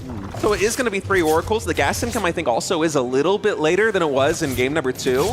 But these double gases getting taken now at the natural expansion, I felt like it was a touch faster the previous game. And look at this. He's at 19 out of 16 probes here on minerals. Let's see how heavily he's going to be leaning into the gateway units pre-storm here in this match. Yeah, the Storm Rush has been pretty trendy, you know. Definitely we've seen a lot of Protosses going for that. I love, by the way, that he's adding in this probe in the wall. Yeah. So often he doesn't do this. And the run-bys have just been so detrimental. But I think even Hero, it's like, okay, my EWC life is on the line. Let's be a little bit more safe here. Actually, never mind. He's going to throw caution to the wind. Shade up these 5 Adepts onto the high ground. I think from this high ground, they might be able to barely hit some of those drones on the low ground. I'm not quite sure, but in any case, he is now heading into this main mineral line. Going to get at least 2 drones. Third one going to fall. Can he get a 4th? Yes. No Spine Crawler or Spore Crawler thrown down from that. As now these Oracles are going to be looking for some damage here. The natural expansion. Ooh. No Spore Crawler, so he's able to catch a Queen. Yeah, it doesn't quite get the drone counts I'd like to have seen, but I do like the Queen pick off there. A couple more gates on the way back at home during all of this as well. I would love to see him double at the back and also take down that Creep Timber, and indeed he does. Just make that Queen loss a little bit more painful in terms of energy right there for Solar as we have extra gateways coming in, and he cancels Blink and goes Glaives. Oh, wow. That was scary. Yeah. Seriously was. Glaives, though, you're right. Glaives on the way, so definitely a very aggressive game still coming out of Hero. Has plenty of Adepts there, and when I see that many Adepts, I'm like, what are we looking at? And a Baneling Nest gets started. Perfect here from Solar. I think it's a very smart move from Solar. He saw those Adepts warp in at the natural expansion from Hero, and in kind of a reflexive moment, you might see that as like, oh, okay, well, he's really worried about these Lings getting into my natural expansion. But the moment you see the extra Adepts there at the third, I feel like this is just far too many Adepts for somebody like Hero. You don't know whether or not it's going to be Glaives, but you can expect a lot of Adepts coming to your side of the map in the next couple of minutes. Well, I think with the Baneling Nest, he should have a good chance of holding it off. You know, we've seen that a lot where the Shades start to go in, the Banelings start to fall, and you're like, well, I have to cancel. Like, I'm not going to throw these away. But here they come, and the Banelings are not ready as of yet.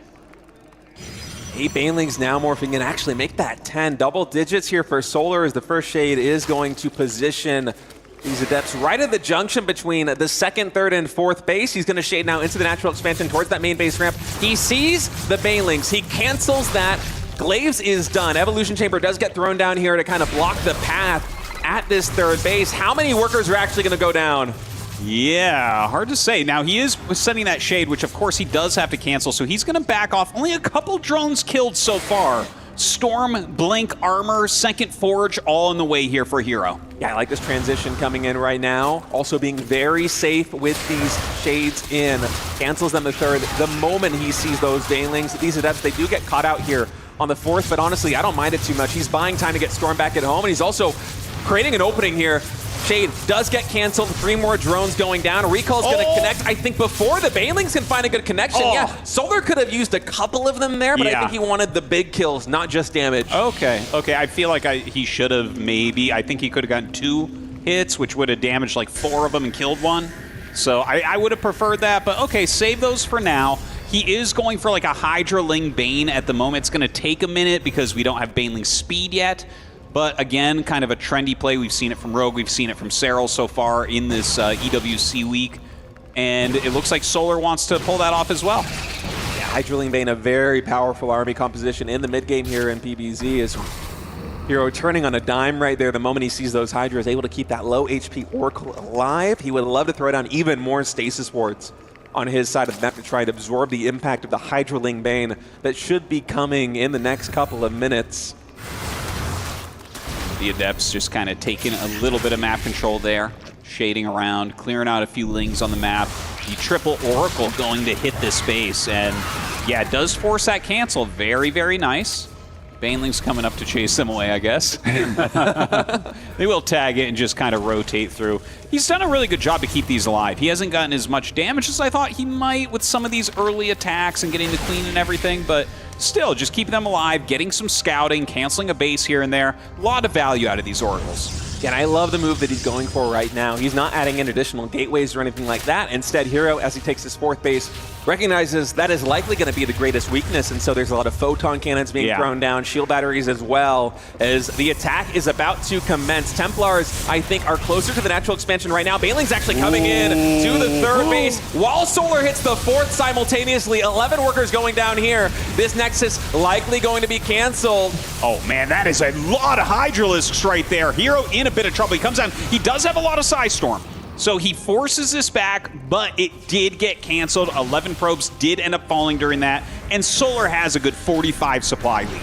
Yeah, and I think for Solar, mission accomplished right there. You took down double-digit workers at that 3rd base. You got to cancel on the 4th Nexus, which Hero, by the way, still has not remade. Instead, he is going all gas, no brakes, just pushing in to the side of the map of Solar. A really ambitious move, and actually, there are stasis traps in position. Solar identifies them. All the traps are defused, and now the attack commencing here. A lot of Psystorms going down as the Zerglings charge in here. The Hydra's just trying to move through and target down some High Templars. A ridiculous surround comes up here from Solar, and the Stalkers just barely not caught in the center. Oh, that surround was perfectly by the book. 360 degrees for Solar with Hydraling Bane coming in. More upgrades will be finishing here for Hero momentarily, but there's no 4th base to fall back to. He retreats to the stasis trap, but it only catches 4 lings. Templars have been reset down to 0. This is looking really good for Solar right now. The fact that he's up on 5 bases, getting some drones up to that top right base. He's crushed a lot of the High Templars that were in the army. So what does Hero really have? It's a mostly Stalker-based army. You know, on this patch, you do get to recharge some of that energy, so he will have some storms for the next attack. But this is looking grim for Hero. Oh, he's sitting at only 3 bases right now as Solar continues to push in. 5 bases and 77 drone economy behind this push.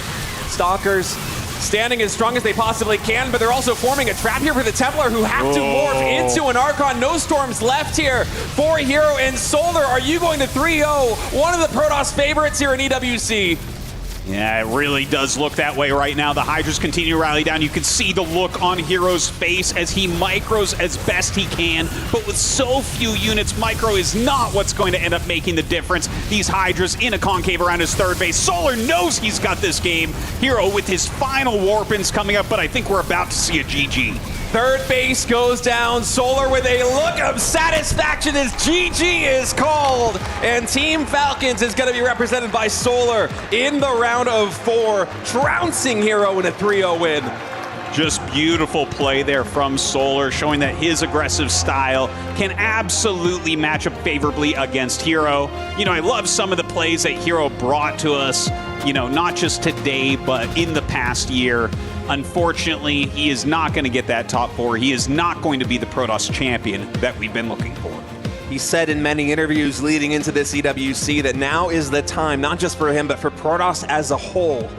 And now he is the 2nd to last eliminated, only Classic standing strong. But Clem is waiting in the wings in that next match as we look back at the winning moment here for Solar. You can see him reclining in his chair, a big grin. He knows he has it, and a bit of a cheeky smile there from Hero too, as he finally taps out.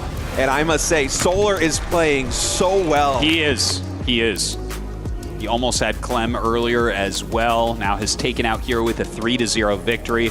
Maybe a dark horse to take this down. All right, let's hear from our victor.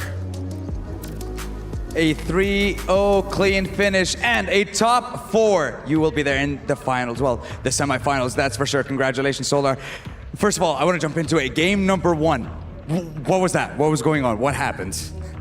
Yeah, I was pretty confused because it's like never used strategy, so it's repair on burst. But like I played it when I was in the other team. When I played Team League, I played against this build, so I know how to defend it. Just kill the Nexus and just not letting Protos have more Tempest. So yeah, so my experience worked. Yeah. Yeah, your experience definitely shined there, and it definitely helped you out in the first game. Now, I want to ask you, historically, I want to say over the past 4 or 5 times that you have met Hero, the record hasn't been in your favor, and finally you managed to break it, and especially here at EWC, and getting yourself into the top 4. What was the preparation that you did coming into this series? You know, when I was Korea, I know I'm very bad against Protos. Also, Hero is really the best Protos as well. Yeah, you know, as you know.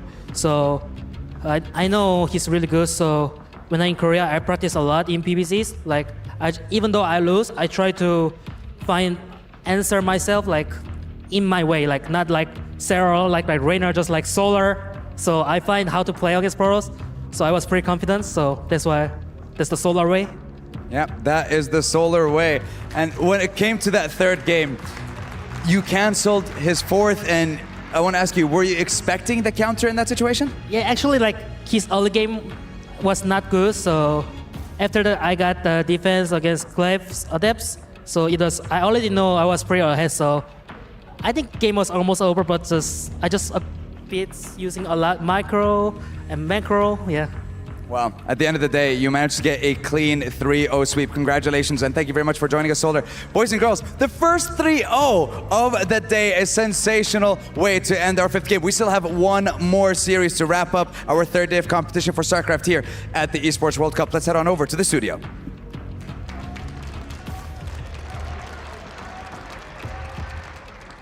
Looks like our hero flew too close to the sun here as Solar is able to dazzle him. A 3-0 coming out from this. I did not expect Hero to go down like this, but Solar looking spectacular, Loco, to get this rolling.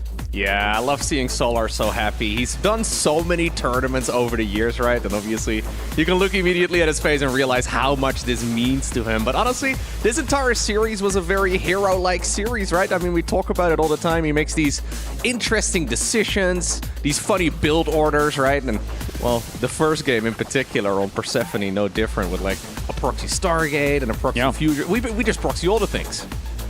You know, it almost seems like the Hero style of play is a little bit obsolete. There was a period where he was this guy who was able to get into Zerg's face and kind of break them and punish them if they were very growth focused. Now we're really in the era of players like Classic, where Classic kind of stays back. He's almost like a Zerg himself. He's that macro, growth-oriented Protoss. It just kind of wants, berry stats, like very much like the old Reign when he was playing StarCraft 2 before he switched to StarCraft 1. And I think this is almost symbolic of kind of where Protoss is in the meta, is that Hero's style appears to be obsolete and he's not able to hang. I think it also doesn't help, but we'll take a look at the from Solar. The fact that Solar as well is, I think he doesn't get enough credit for being able to really identify quick weaknesses in his opponents, right? Like, if you look at Solar and how he played this out, he's really bringing the power against Hero, knowing where he can identify those weak spots, those weak components, and he did run rings around Hero in this series. Yeah, you're absolutely right. Like, oftentimes I feel like Solar does get overshadowed a little bit. This has been the case for years, where everybody's always talking about those other Zergs, like, for example, Serral, like, for example, Reynor, Dark before he went off to the military. But Solar has always quietly been there, right? Like he's always been one of the very best players in the world, and yeah, it's nice to see him perform at this level now. Well, we have one more round of 8 match left here, and it's an important one because either we get our current reigning defending world champion into the round of 4, or we get our last remaining Protos able to get himself to the top 4 as well. Join us right after this. It's an important one. It's Classic versus Clem.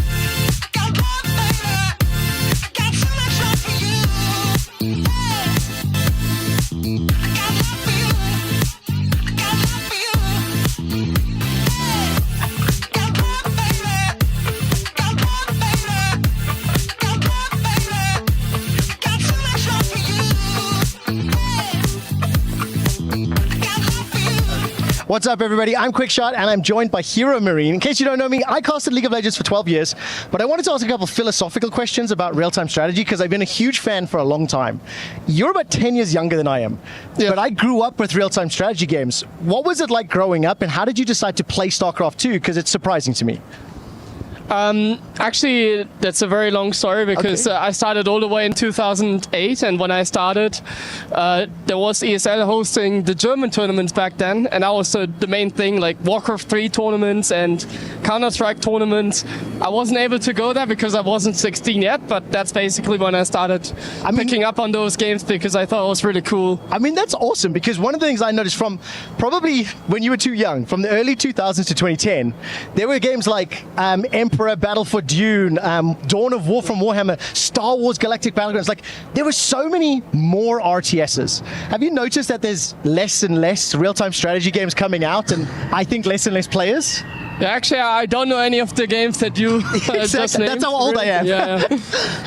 But yeah, for sure. I feel like nowadays there's a lot of shooters. Yeah. That's like the main thing. Yeah. Now, what does that mean for you and StarCraft 2 being at a tournament like this, next to the biggest games in the world? To me, RTS is nowadays more like a niche thing. Yeah. Like the community, it's like a very old community, and we all know each other very well. It doesn't really grow that much anymore, but it also doesn't really get smaller. I have to congratulate you. As again, you're about 27 years old to be in this level of play when I know there are some people that have been playing for maybe as long as you've been alive. It's crazy. Okay, if you could give one piece of advice to aspiring StarCraft or RTS players, what would you advise the next generation of stars? I would, in general, like my approach, and I tell that everybody, I think it's very important that you start doing it. You obviously have a goal, you want to become a pro, but you mainly do it for fun. And if you're doing something for fun, especially when you're young, that's when you can get like really good at it. Like nowadays, I feel like now that I'm older, there's like so much going on in my life. So it's crazy noise here. Yeah, it's so loud. We're on the Boulevard as well. So it's very hard for me to pick up on new things, but when you're really young and you enjoy doing something, and you have the talent, which you don't know, like if you have talent or not, that's what you're gonna have to find out. That's how people like become pros, basically. I love that. Thank you so much, Hero Marine. Thank you for taking the time to chat to me. Love what you do and keep practicing.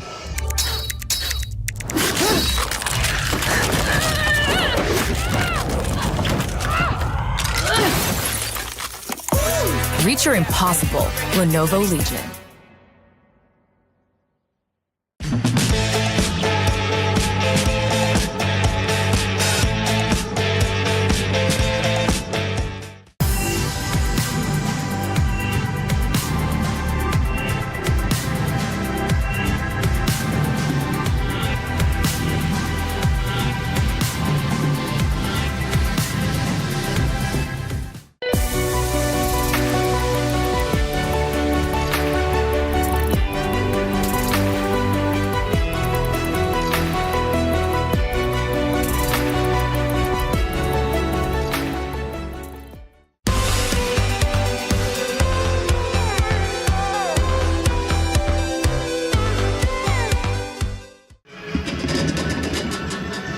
got another prediction game here with Quickshot and Hero Marine looking at the last quarter final, Clem versus Classic. Now I'm going to ask you to pick one of the players, and then you have to spin this. Whichever one of us gets the higher prize will represent that player. So, which player do you think is going to win and that you're going to represent in the luck today? I want Clem to win, so I'm going to pick Classic. Oh, okay, so that means you think I'm going to have more luck than you. All right, so he wants Clem to win. All right, let's give this a spin, and let's see what you come up with. All right, let's go. Strong spin. Hey, whatever you think's going to help out here. All right, we're going for the spin. We're going for the spin. Oh, look at those biceps. Let's go, let's go, let's go. Are you nervous? No, not really. I always lose. Oh, better luck next time. So you pick Classic, which means if I win a prize, Clem is favored. That means it's my turn. It's my turn. Let's give this a spin. I'm going for a much smaller spin. I have to get more than better luck next time. Oh, we got another loss. Okay, because that's a terrible prediction. Who's actually going to win and why? Clem, because I think he's just mechanically the better player than Classic, and yeah, even though Classic is a Protos. And what's the score going to be? 4-1, 4-0, 4-0, 4-1, or 4-2? It's best of 5. Best of 5. I thought it was best of. Oh, today's best of 5. Thank you. So, who's going to win? What scoreline? 3-1, 3-0, 3-1, or 3-2? I think it's Clem 3-1. Clem 3-1. That's the prediction.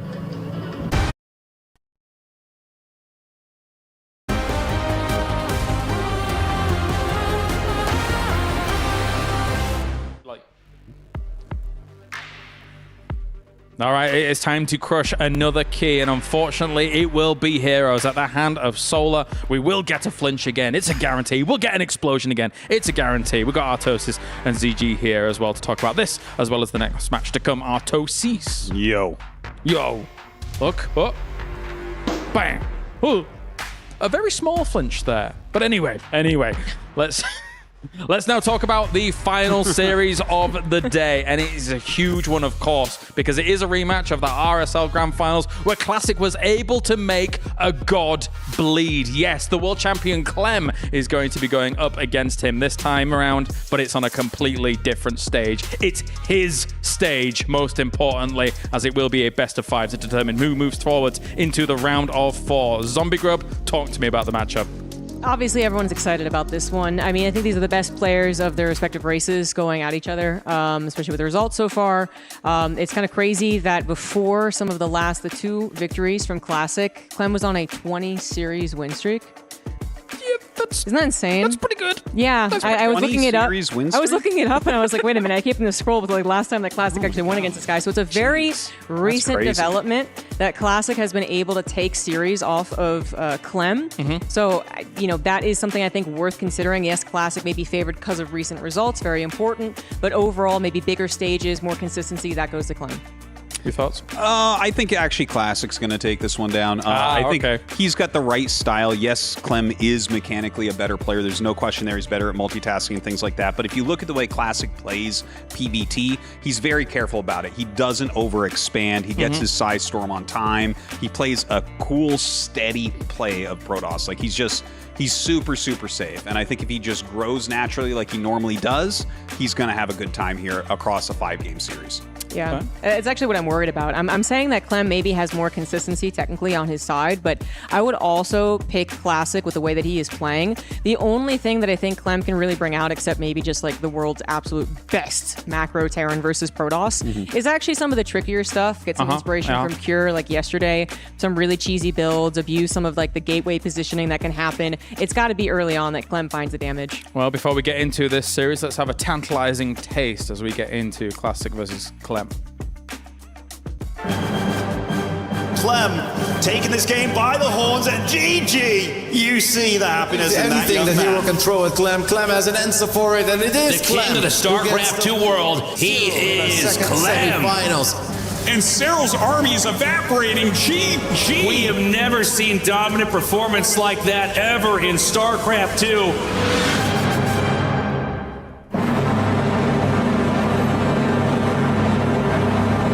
Clem, of course, won the World Championship last year, and I think his tournament run was phenomenal. Clem is your world champion, defeating Serral 5-0. And that was super exciting for me. Yeah, also like I think the way that happened and the score lines and everything, that was just insane to me, and I couldn't really believe that happened.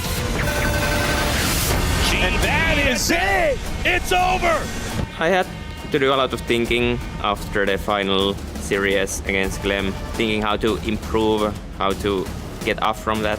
I think it's extremely likely that we could see Clem as a back-to-back champion this year, picking up another win here at EWC. Well, I'll do my best for that to happen for sure. I'll try to have a performance like the one I had last year. I think Clem is still the best Terran player in the world right now, and if I had to pick a favorite, it would probably be either Serral or Clem again for 2025's EWC finals as well. Clem has always been a very hard opponent, and if he's playing his best and I'm not playing my absolute best, it's always going to be hard. Well, having a performance like the one I had in Dallas is definitely not great for my confidence, but I don't think it impacts it that much because at that tournament, like in my matches, I knew what I did wrong, I knew what went wrong, what I need to like fix, and it was, I think, pretty easy stuff mostly. And also winning Star Zagora kind of boosted up again. We're going to see a replay of last year's Clem.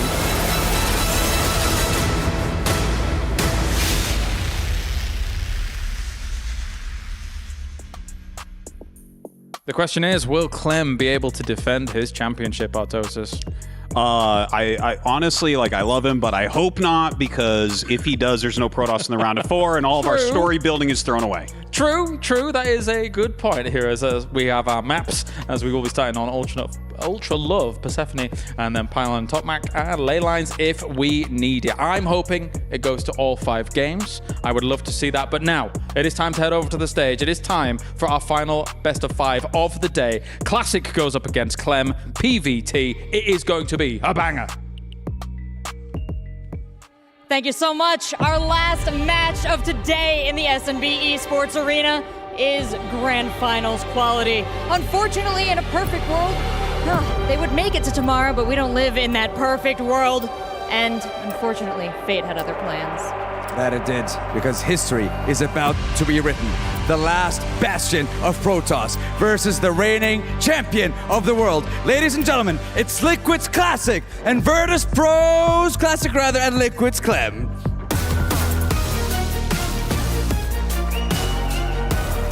The hopes of a race on the line. Can he protect the legacy of Protoss and defend the integrity of his key?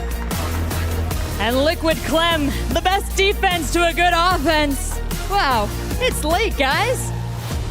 Offense is the best defense, and Clem had no option other than to choose violence this morning when he woke up. Something casters, take it away from us. It's getting away.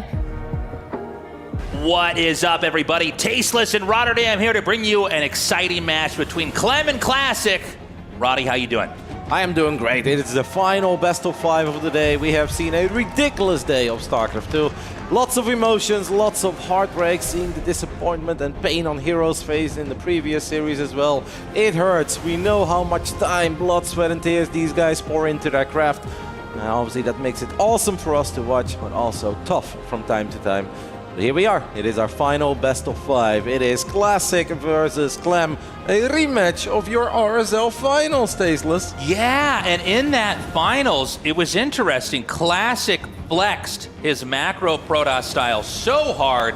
I thought Clem came in with a lot of interesting ideas, but at the end of the day, Classic was a wall that could not be passed. He basically doesn't really ever rush or cheese. Instead, he just tries to grow. And he'll grow, he'll take more bases, he'll get more tech, and eventually it just doesn't feel like there's a lot that Terran can do. Now, hopefully from that RSL finals, Clem has figured out that puzzle. He's solved that riddle. He knows how to play. Is that to be more aggressive? Is it maybe there's some way to macro against the Protoss? Are you going to harass so much that you don't have to worry so much about your whole army in a push getting stormed or blown up by Colossus? I don't know, but he's got to bring that answer here right now. Storm was definitely the story of that best of 7, and they also had a best of 5 earlier in the upper bracket. That too went in favor of Classic. Historically, Clem has done incredibly well against Classic, as they have played 34 series overall. Clem winning 30 of those, Classic only winning 4, but then Classic winning the last 2. That was barely a couple of weeks ago, so it's like, all right, who's got the upper hand in the mental game? Is it Clem, who's pretty much always won, or is it Classic, who has won the last 2? And let's not forget, in that best-of-7 grand finals, the man took a 3-0 lead.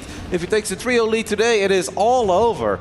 It is the reigning world champion Clem versus the last man standing of the green wave. That is Classic. That's right. Clem coming into this may be his biggest challenge in some ways of the tournament. He's struggled with the matchup itself. Classic, I didn't expect him to come out so strong this year, but he is riding a high and we don't know when it's going to stop. This is a best of 5. Probably going to be a pretty long series, even if we only have 3 or 4 games, because of the nature of the way the matchup appears to be working, especially when it's in the hands of Classic. Now, I think I agree with you, especially because Clem was so aggressive against Classic in a couple of those recent encounters. And guess what? He ran into a storm, infinite amount of storms. Storms all over again. Classic obviously doesn't just warp in 1 or 2 High Templars if he has access to that tech. No, it is 5 or 6 of them with energy recharge as well. So I think you're spot on. I think it is going to be a longer series than their previous matches. In the top right, in the red, he is Classic.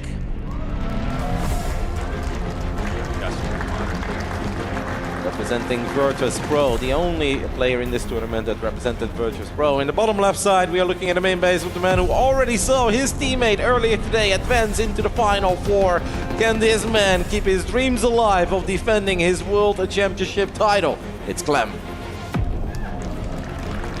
And so we go into this first match. We were talking about Clem being pretty aggressive. And, one of the issues about being very aggressive early on is if it backfires, you're so behind, right? So if it works, you look like a genius. If not, you start to look like a fool with every attack failing.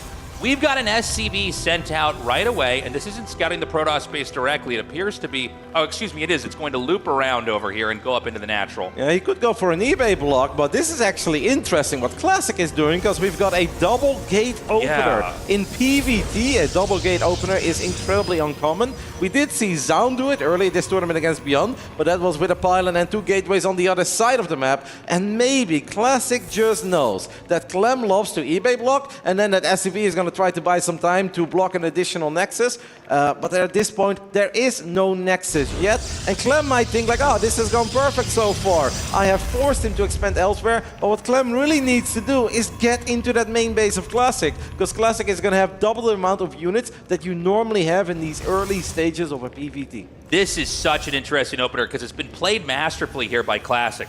You're totally right, Roddy. He identified that Clem wants to do a control style play by basically putting an eBay there to block the entrance. And because the SCV is chasing that probe around, it's not scouting the main. That's the big secret, is that double adepts coming out of the main. He's still searching the map. Is there any hidden, anything here? And it's a double chrono as well. And Clem might even go for a proxy starport. I was going to talk about the fact that Clem, in big series, when it's for all the marbles, will always go at least once for a Hellion drop. He loves this build when it's for all the marbles, but Classic is reading Clem so far like a book. Clem has no idea, and that Hellions are really not going to do very good against these 2 adepts. And then on top of that, we've got 2 Stalkers as a follow-up. What Clem needs to do, Tasteless, is get a bunker up this high ground ASAP, or somehow have the most spectacular Hellion micro. But I want to see Clem's face when he sees it's not 1 adept, but it's 2 adepts. And Classic actually is still hiding it. He's still hiding the fact that it's not 1 but 2. And now Clem is probably like, huh? You've got 2 adepts over here? In what universe can you have 2 adepts already? Yeah, the Marines gets taken out. 1 Hellion gets jettisoned outside the base, the other to be repaired inside. The starport is done and a medevac is being made, but the Stalker is going to kill the 1 Hellion out on the map.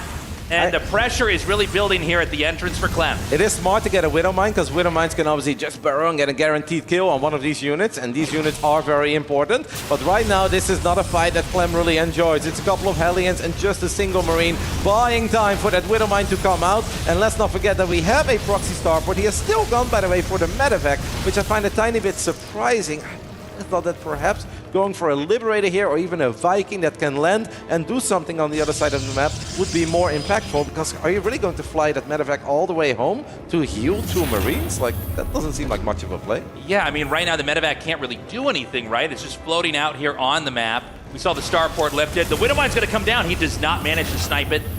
The command center, of course, can't land over here until the 4-Stalker contain is denied. The wind is really taken out of the sails here for the proxy starport. This is going to have to be relocated infrastructure back towards the main. Let's keep in mind, Classic on a second base, albeit an uncomfortable one that could be harassed later on. But Classic does not know about this medevac that's already out. And this medevac has taken a pretty sneaky route towards the main base of Clem. Clem is immediately going to load up these 4 Hellions, and this could be the play for Clem, as Clem will keep the medevac at home, but he's still going to send 4 Hellions to the other side of the map, and that is going to be incredibly surprising to Classic, who is moving the Stalkers home, but he needs to recall them. He has energy for a recall. We need a recall here, Tasteless. Yeah, he's got to bunch them up over here, but be careful, because if that Hellion damage spikes on top of this, he's going to lose all these workers as well. Instead, the Stalker's going to come in over here. They're going to try to hit on those Hellions. They're going to be able to take out 1. 2 more going to come in the main. Enough Stalkers here at the ramp for the block. Wow, that is a lot of Stalkers, by the way, for Classic. That double gate production has really been up and running from the very beginning of the game. And I'm actually a little bit worried for Clem if Classic decides to be aggressive here with a War Prism, because Clem has built a bunch of Hellions, then built a Widow Mine. None of these things are very useful in dealing with a bunch of Stalkers. That is the very first siege tank that Clem has been producing. Clem does have a lot of potential in this little drop, because Classic just used recall, so Clem can actually just attack this main base without having to worry about a bunch of Stalkers being recalled. There is a shield battery in the main though. That is such an important shield battery for Classic, because it's going to buy a lot of time. Yeah, we can see the pickup over here with the medevac. And the Stalkers are just going to kick in the front door, starting to take these SCVs out one by one. There's really not a lot to defend here. There's no Widow Mine. The raw strength of the Stalkers, especially when spread out like so, can do so much damage. The tank's going to siege up. We have a drop occurring in the main over here. And he's going to have to blink these Stalkers just out of range. And there's not a siege tank that right now that can actually hit these Stalkers if they're tucked back far enough. Classic is playing an excellent game. Great defense against that one medevac with the Cyclone and a couple of the Marines. And great offense here as well. Sure, he has lost a Stalker or 2, but he is piling on the pressure. Clem is already 11 workers behind. Does not have Stim on the way. Does not have Combat Shield on the way. He is about to get his hands on the 2nd tank. That's pretty nice. Classic has multiple choices now. Is he going to try to end the game? He could go for it. It's a little bit risky. He's going to go for it. He's going to get the first tank. No, he doesn't get it immediately. Lost a few more units here than he's supposed to, but he should be able to continue just to kill a couple of extra SCVs to make this still okay. This wasn't pretty because he didn't know about the 2nd tank, but I still think it's all right for Classic. I think it's still okay for Classic. The drop's going to come in here, which means the Stalkers are going to warp in. Remember that every piece of damage on the Marines is permanent. They can't heal without any medevacs over there. The Stalkers will clean this up. The shield battery drained of energy is not going to be able to protect too many more probes. We already have 10 workers killed here for Classic. That is a pretty impressive, by the way, by Clem, that he managed to get 10 workers there in the end. That medevac was very low on HP. At first, it looked like Classic properly defended his main, then Classic properly defended the 3rd base. So for Clem, in the end, to get 10 workers is definitely a little bonus, but Clem definitely knows that he's still in trouble as well, as he just doesn't have a lot to get excited over. He's going to try one more time. We're loading up a medevac with 8 Marines. We're going to send this one out as well. Did lose a tank earlier, so the tank count is still not that high. Classic doesn't have to do this, but I have the feeling he wants to do it. Why the hell not? Tank's out of position. Could he cancel Stim? What? The Stim is being upgraded right over here. That's huge. An already very late Stim, because of the unusual nature of this game, is now going to be denied the tank shot down as well. He might be able to dip in for one more. It's a sick game so far by Classic. Perhaps the best game he has played all tournament. He still has that shield battery in the main base that has been the absolute MVP. Now he's using these Stalkers to hunt down this medevac. And if Clem loses this medevac as well, things will go really bad. Clem knows that Classic is looking for it, and it seems like the boost will be able to bring this medevac to safety for now. But what an incredibly impressive game this has been coming out of Classic. If you're talking about preparation, this right here has been textbook. Knowing Clem likes to eBay block, knowing Clem will follow that probe towards the 3rd base to block the Nexus further, never entering the main base, being completely unaware of the fact this was a double gate opening. Incredibly cool and impressive stuff coming out of Classic. Yeah, Classic playing a world-class game right now. We're going to see if the medevac can get anything done. Classic is aware of it on the periphery, and it looks like he might be able to jump into the blind spot. The Stalker harass is over. But most importantly, with the Stim denied, and by the way, it's about 3/4 done now. I mean, we're almost 9 minutes into this game, so this is a very late Stim. And without Stim, basically Terran can't do that much as far as pushing. I do think it's a good decision by Clem to drop a third command center, because 2 base all-in just wouldn't cut it anymore. You're going to run into storms, and that is something we saw over and over again in those RSL games these guys played against each other. It makes no sense to pull the SCVs and go for an all-out 2 base all-in when you know Classic doesn't have 1 or 2 storms, but probably has 8 storms to work with. So Clem probably not happy about having to drop that third command center this late and being this outmined, but it absolutely is his best choice from all the rough choices he has presented to himself. So Classic is starting to play the game that he wanted to play. Okay, nice storm drop here, beautifully done. You know, one of the things, that's actually a lot of kills there. Sometimes if Terran's fast enough, oh my God, almost nothing gets killed. So he gets 18 there. I didn't realize he had a pocketed storm. So that's huge. Now the Warp Prism's going to be killed off, but it's. I mean, it would always be better to keep it alive, right? But it's basically fine.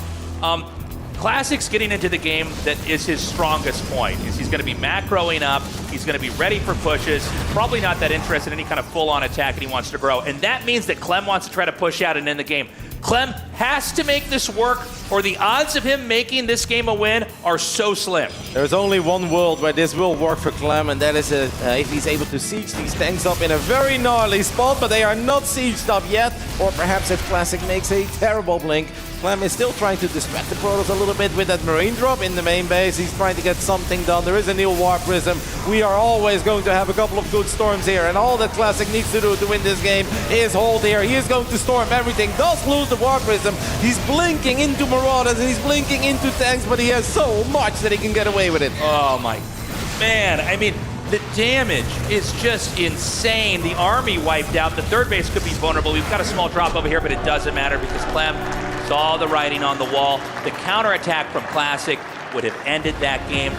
Clem going to save his stamina, save that APM, and try to go into game 2 here in this best of 5. What a cool way to start this best of 5. I mean, the opening, I'm just fascinated by it. Classic reading Clem like a book. Convinced Clem would go for the eBay block.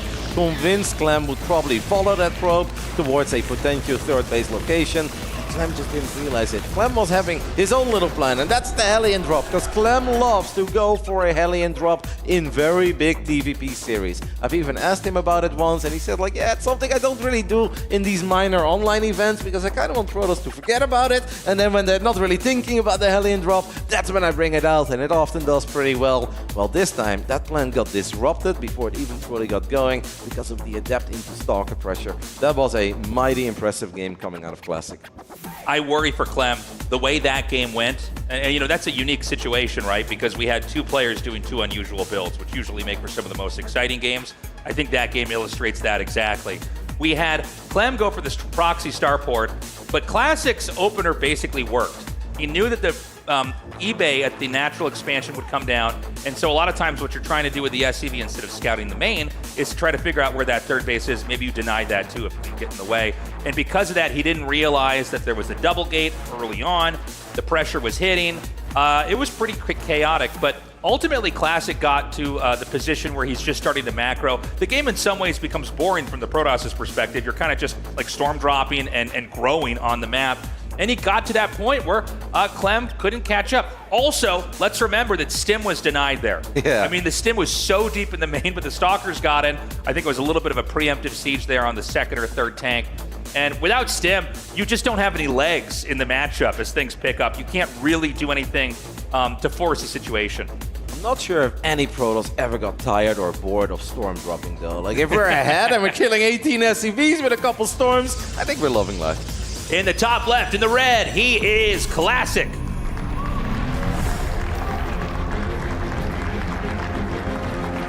And that, of course, means that in the bottom left side of Persephone, we are taking a look at the main base of the reigning, defending world champion of StarCraft 2. It's Clem.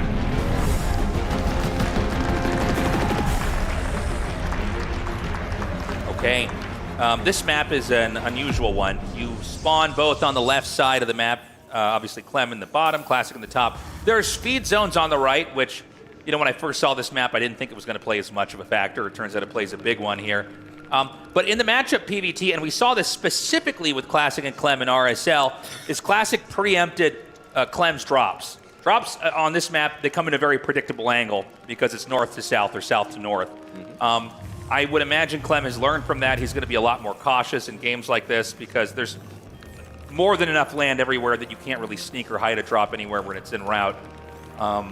But yeah, let's see what kind of openers we're going to have here. This time around, it's an immediate scout into the main from Classic, and the first SCV is going to be moving out here for Clem. Out of all the maps, though, this is a map where I do kind of like macro-oriented Terran play. And I know a lot of Terrans are very afraid to play those 3, 4, 5-base scenarios against Protos right now, because Protos can just explode out on the map. That's a lovely little mental victory there for Clem. As Classic obviously a tiny bit annoyed there by the missed micro of his probe. That's not supposed to happen. Probes and SCVs move at the same pace, so you're not supposed to lose your worker like that. Not the biggest of deals, but it's definitely very annoying. And that's going to help Clem a little bit to just shake off the frustration of Game 1. Because losing the game 1 in a best of 5 is obviously always annoying. But the way that it happened is probably like, man, how the hell does this guy just know what I'm going to do in the first 2.5, 3 minutes of the game for him to go for that bizarre build order? Like, what kind of a weird soul read is that? Like, is he staring straight through me? How did he know? Well, you know, now you can shake it off. You're like, I got the probe. I never lose a game when I kill a probe with my SCVs. So in this game, we've got what looks like the 1-1-1 coming. Bunker here at the entrance. Everything is very textbook right now. We don't have any twists or turns here. One thing about Classic that I've really liked about his play is he goes for Storm probably faster than any other Protoss player in the world, really. Look at this. He's going to come out here and try to fight this Adept. It's actually a very nice play here by Clem, because normally you don't bring these Marines out, but I guess Clem truly expected Classic to go very far forward with the Adept, and he thought perhaps if I bring the 2 Marines, I can just get enough shots off. I also love the very early bunker by Clem, as Clem did not SCV scout, and he hasn't sent the Reaper to the other side of the map yet. It's like, just in case this guy is double gating again, which is absolutely not common in this matchup. I want to make sure I have an early bunker, and I actually get to play this at TVP. This Reaper is going to bounce right back out of the main. Could be intercepted here by this Stalker from Classic. Nice nade there. Actually chucks the Stalker to the side.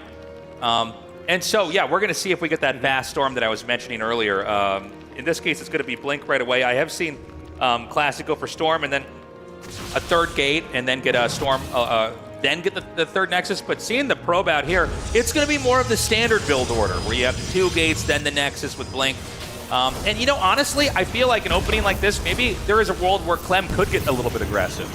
Yep, a very macro-oriented opening here coming out of Classic. The Observer pointed out, by the way, that Classic moved his Adept to the Healing Shrine. That Adept was obviously very low on HP, now it's back to full HP.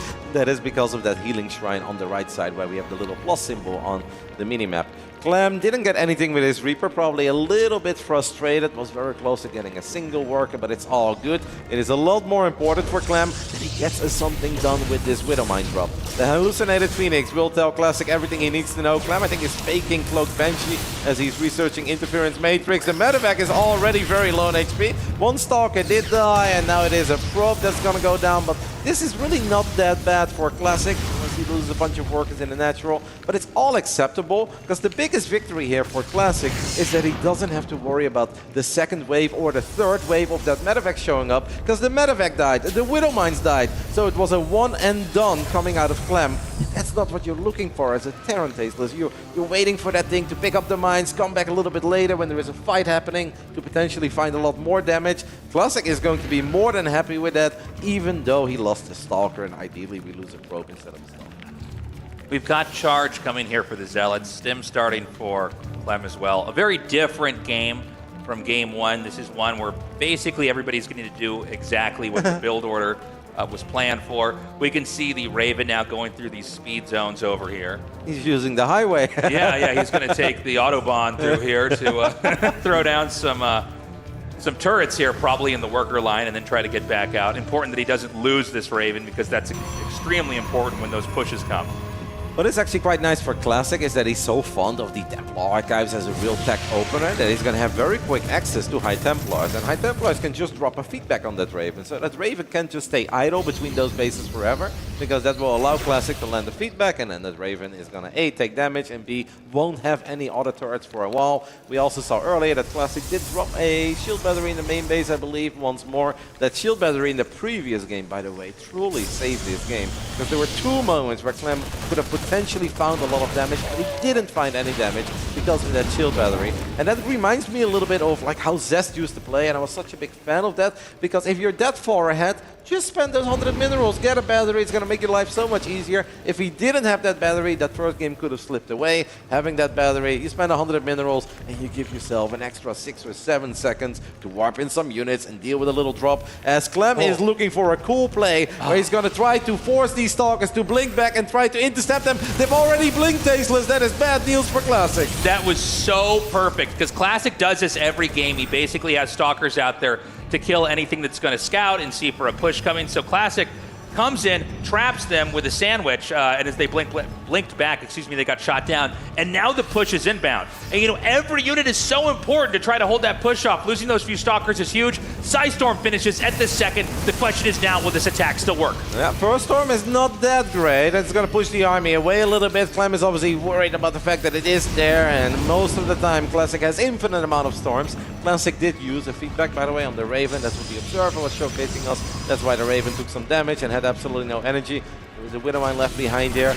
I was worried for Classic after losing those Stalkers, but I think that first Storm was almost like a bit of a bluff, where it's like, hey, you sure you want to do this? It's Classic, I have a lot of these. And Clem immediately decided to disengage and split up his army, and he is getting ready for the next phase of this game with the Ghost Academy, which does obviously mean that Classic, for now, is enjoying a nice economic lead. 67 growth over only 54 SCVs. I really respect the caution here from Clem. He lost previous games by being, kind of crashing into the army too much and basically losing everything.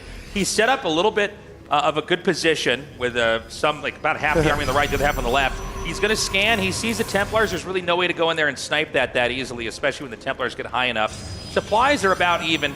Right now, Classic is teching into the next phase, which is going to be Colossus tech.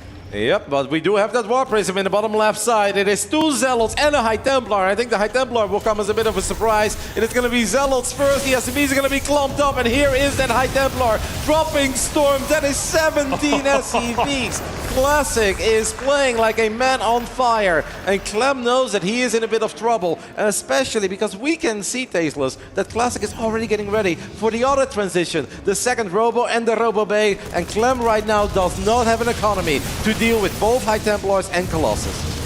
Yeah, that Storm drop, like the amount of value you got with one Templar is absurd. That was 17 kills. We see a small counterattacker from Classic. Maybe he's going a little bit too hard here for the Zealots. A little bit of an overextension, but I think it's acceptable. And now we've got the 4th base. I've always noticed this with Classic. He takes a 4th base instead of in the very top right corner, instead kind of out on the outside here. And there's a huge medevac drop coming in here. If Clem can do damage, it has to be right now. Yep, he needs big damage here because he continues to take damage at home. He lost a couple SCVs to the Zealots. That is not enough. Classic needs a lot more, but he does have High Templar, drops the Storm immediately. Did he leave any units behind in the main base? Doesn't quite seem to be the case. 2 Stalkers nowhere near enough. Clem right now is on the offense. He is all over Classic. Classic is going to be forced, I think, to cancel his base. Apparently doesn't want to. He's got a bunch of Zealots here, has a Guardian Shield, does cancel it in the end. I mean, Classic could slow the game down a little bit because he is seconds away from having 2 Colossus, and having 2 Colossus will make his army so much better against an incredibly marine-heavy Clem. Because Clem is kind of poor, you don't have money to afford a lot of Marauders, so by nature you're going to go back to building more and more Marines because you don't want battle units. Colossus, needless to say, are fantastic against Marines. Yeah, these Zealots doing a decent job right now. Clem going to come back and drive this way. I think this is a game that Clem could still absolutely take. I mean, he's got a greatly sized army here. Classic going to gear up and come in here. I believe this is another Storm drop. I think there might be Zealots in here as well. Let's actually find out. Hold on. It's 3 Zealots and 1 High Templar. Yeah, perfect. So he comes in, doesn't get any kind of Storm off because I don't think he had the energy, but it's going to be a nuisance. This may force Clem to go back. Remember that Classic's on 3 bases and so is Clem. That 4th base was denied, so Classic's going to remake it in this really far out corner here in the top right. Very hard to actually push into. It's the furthest walking distance from the Terran starting point on the map. Clem has a few Widowmines that are just scattered around the map. It would be nice for Clem there if it found a connection with the War Prism, but that's not quite working out. I agree with you that Clem is becoming more and more like solid in this game as we're getting an armory. We've got a pretty big army, but at this point I'm still a bit worried for Clem because he's not that rich. I mean, when you only have 4 Vikings 4 Vikings against 4 Colossus is never enough. And let's not forget that Classic is also working with double Forge. So right now the upgrades favor Clem. Soon the upgrades will favor Classic. And it's going to be incredibly difficult for the men from Team Liquid to deal with this kind of a Protoss army. Infinite amount of storms, 4 Colossus. Honestly, I'm worried for Clem. Yeah. I see the army here from Classic, and it looks really healthy. It's hard when I even see it to imagine how Clem would come in and stim and do the damage without between the Storm, the Colossus, Thermal Lance. The damage has got to be insane, and the push is going to come in. Now, Classic doesn't normally push in games like this, but this appears to be a moment he thinks he can just take the third, and there's no counterattack yet here from Clem. I don't hate it. Clem does have a lot of units, perhaps on the top side, so there is a world where Clem can surround this army and collapse on it from 2 different angles, but there's also a world where you get Storm, but what an EMP on 6 High Templars at once, and Clem thinks that this is the moment to take that fight. It's a beautiful concave of Vikings as well. It looks like he takes out the Colossus, and there's only one more yet. Classic doesn't juggle it into the Warp Prism. This means it's only Archons and Starklers left over. That was one of the greatest EMPs that Clem is ever going to drop, but it is still going to be tough for the man from Liquid as he is about to fall behind in those upgrades. Classic has +2, a dream fight for Clem, because if those High Templars were properly spread, there were way more storms there for Classic to work with. Classic is immediately rebuilding those Colossus he lost. He immediately added 5 High Templars as well. I think he's looking for a feedback on the Raven here. Does manage to get that feedback off, and with a single blink should be able to finally get that Raven. Perhaps, yes, there we go. That is a nice one for Classic. I mean, Classic probably kicking himself a little bit there, though, because there was more potential in that army than he managed to get out of that fight. Well, I mean, I think he could have maybe won the whole game right there. Again, it's unusual to see Classic attack at this phase of the game. I don't know if that was impulsive or maybe the best of all possible moves that he could have done. Normally, he stays back and keeps growing. And so, in a lot of ways, this is very good for Clem, especially when you consider how the other games in the past have gone between these two. For now, it's going to be Classic on 4 bases. Clem basically staying out, roaming. He's trying to keep his army very well spread out so that if he sees another push, he can try to surround it once more.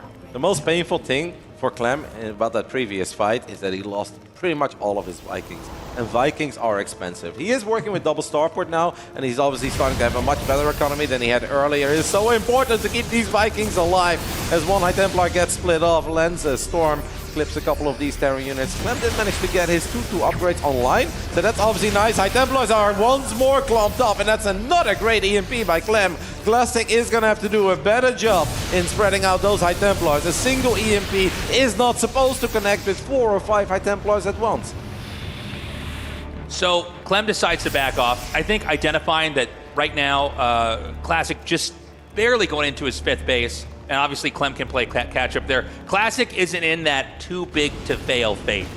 A lot of times we'll see Classic get up to 7 or even 8 bases, and then the income is so insane, we'll see a huge amount of gateways laid out. And it's a little bit like watching how a Zerg plays, where they, fight in with their whole army and then remake it in the blink of an eye and close the game out. Clem definitely is feeling the pressure of this moment as he's moving around in his chair a little bit. Our observer is showing us that Classic, his gateway count is pretty damn low for this phase of the game. We're 15 minutes in and he only has 8 gateways. He's adding 4 more right now. Of course, to Classic's defense, he did go for relatively early double Robo after the Templar Archives, and he's playing double Forge. Like, he's been rich, but he has also not been that rich that he could have been on 20 gates already. But it makes a lot of sense for Classic to add in a few more gateways. We are going up to 14 at this point. I think that's a very reasonable number for the state of the game. We've got a Warp Prism that's going to come through here. Classic laying down these 3 bases at once is starting to look scary.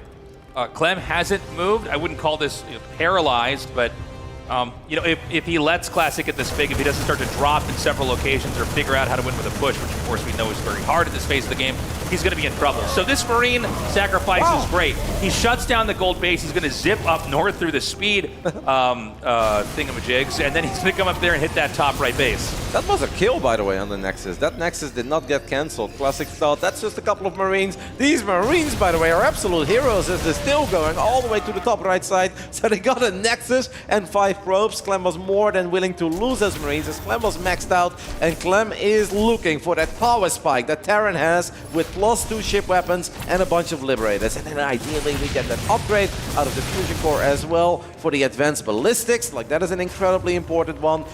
Liberators with +2, especially combined with a bunch of EMPs. That is a very gnarly combo for Protos to deal with, unless Protos is working with a bunch of Tempest, but Classic doesn't even have a Stargate yet. That's right. No Stargate yet. Scans come down here. We're seeing a little bit of sharking around here from Classic. Classic has some deep pockets, 2.2k, nearly 2k gas. We're going to see a defensive position set up as Terran's going to try to reach out and take this base towards the center right on his side of the map. And, okay, beautiful EMP takes that first Templar out. Nice EMPs blanketing those units. A little bit worried for Clem though, because at this point the Liberator count is not that high and there are so many High Templars in the back and they are looking to drop a few more storms, but so far so good. Classic is going to put those 16 gateways to very good use. So Clem definitely handled that fight beautifully. It looked like the Libs were going to be a bit exposed and they did manage to go down in the end. But obviously Classic was looking for a little bit more. Did manage to save at least one of those Colossus. A lot of High Templars left in this army. Not a lot of Ghosts left. Not a lot of EMPs to work with. You see the storm go down. It hits both the Vikings and the units on the ground. Is there enough, though, for Classic to try to push through? The Zealots are going to come through here. And Clem's army, it looks weak. He's going to have to kite in 2 different directions at once. That is difficult, even for Clem, to micro this army to perfection, all the way back to the bottom left, all the way on the right side. He's kind of doing it, though, and that's why he's the world champ. But there are still so many Archons, and the Immortals, they really pack a punch as well. That Warp Prism is still sitting pretty. One Liberator flies in, it dies. The Vikings are dying. Clem's in all sorts of trouble. There's just so much, and he's on top of a decent amount of the infrastructure here for Terran. We have a little bottleneck over here that's going to slow these Zealots down. Clem explodes back out. However, this third base is under so much pressure, I don't know if Clem can recover it. It doesn't look like it. GG gets called. Classic from Virtuous Pro takes the 2-0 lead over the reigning world champ, that is Clem. And then you keep in the back of your mind as well that Classic won the last 2 series that these guys have played. A 4-2, a 3-1. Classic just has a read right now on Clem as he keeps on having absolutely marvelous starts to these games, which forces Clem to play from very far behind. I'll say this, I think the first half of that game was some of the best I've ever seen Clem play. I loved what he did, even coming out and fighting the Adept immediately on the map. I liked how he came around and hit the Stalkers from behind. I liked the EMP that hit like something like 4 or 5 Templars and shut that down. But at the end of the day, it's not enough to shut down Classic. And Classic basically always gets back on the horse, macros out, and then his army is just untouchable. And if Clem can't figure out how to stop that, I don't know that he can win. Maybe he has to do something, I don't know, cheesy, super eccentric. What do you think, Roddy? This was such a beautiful moment for Classic to truly go for it, pedal to the metal, knowing that Clem was looking for that transition into not 3 Liberators, but 10 plus Liberators with advanced ballistics and +2 ship weapons, because that would have made Clem's army a whole lot better and would have made it incredibly difficult for Classic to deal with it. But Classic saw 2 or 3 libs and he's like, you know what, I think I can deal with it. And this time Classic did a great job keeping those High Templars behind the army, leading the charge with 1 High Templar at a time, baiting out a lot of EMPs, and those EMPs did connect with the Stalkers, with the Zealots, with the Archons, but that's alright by Classic, as long as he's got 5 High Templars in the back that are ready to show up after those 16 gateways did their thing, and we had infinite amount of storms to work with. This, of course, was a monstrous moment for Classic as well. Just revealing the 2 Zealots, Clem's like, alright, let me pull the SCVs away from the Zealots. Wait a minute, what? Surprise, High Templar hops out of the prism. 17 SCVs in that phase of the game is massive. You know, it's funny, because the Terran is trying to push out and be aggressive, it means you don't have any kind of turrets or anything to stop the drops like that. This was another moment I thought was beautiful here from Clem. I mean, he basically got a great EMP off here. He took out all the Colossus, but then the Warpin came in shortly after, and that was a little bit... Oh, no, I'm sorry, that was a later part of the game. Okay, that's actually the Zealots that came from here. Regardless, you know, the reality is that Classic, he can be hiccuped, he can be slowed down, he cannot be stopped, at least not so far here from Clem.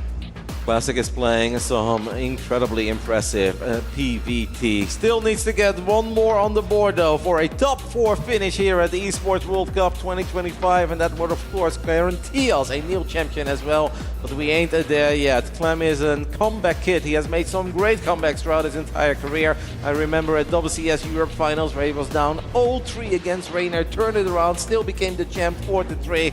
So let's not count out the champ just yet. In the bottom right, up 2-0, he is Classic.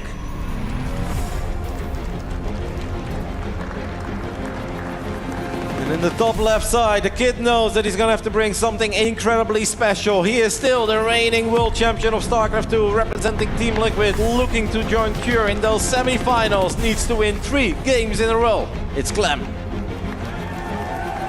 We've had people come back 3-0 before, although that look on Clem's face didn't give me a lot of confidence. I think it's a overwhelming feeling, right? You know, the way that Classic plays is so basically risk off. He's very good at defending. He's even fine playing from behind. As long as he gets all the pieces on the board, he can play whatever kind of game he wants in late game. It just adds up, right? If you're Clem, you're like, all right, I know this is going to be a tough one, but this is the stage that I can shine on. I've done it before. I'm going to do it again. You can shake off those RSL defeats and try to learn from them.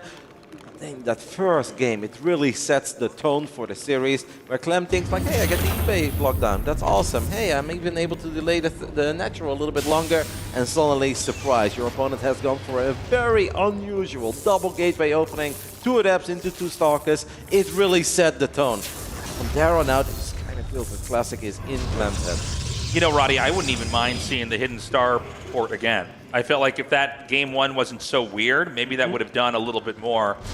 It's probably more important to try to make the game chaotic early, right? The earlier you can do that, the harder it is for Classic to add every following building block to the point where he's unstoppable.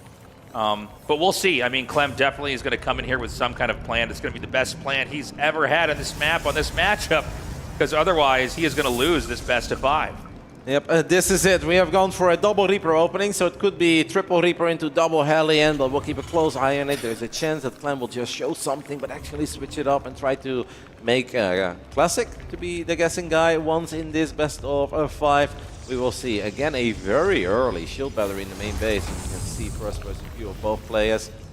That is definitely worth mentioning. Like, the man is building double battery before I think he has dropped the tech building. That is not standard tasteless, but perhaps he is anticipating Clem to look for some of that early damage. And these batteries, they do really help you with it. You know, there's something about the way this series goes. I mean, it's always tough to predict StarCraft games. And we can always kind of, he actually gets it. Nice. Okay, snipes that 1 Reaper. You can see a frustrated smile there on Clem's face as he knows he's already lost a lot of the power that he had on the map investing in that 2nd Reaper. Yep, that's very painful when you're opening up with multiple Reapers and a Hellion, because you're counting on those units to at least get something done. They're not going to win you the game, but they are supposed to get a few probes. But it is so much less likely for them to get anything done if you lose one of those key units early. The only thing that Clem can hope for right now is just to delay that 3rd base a little bit.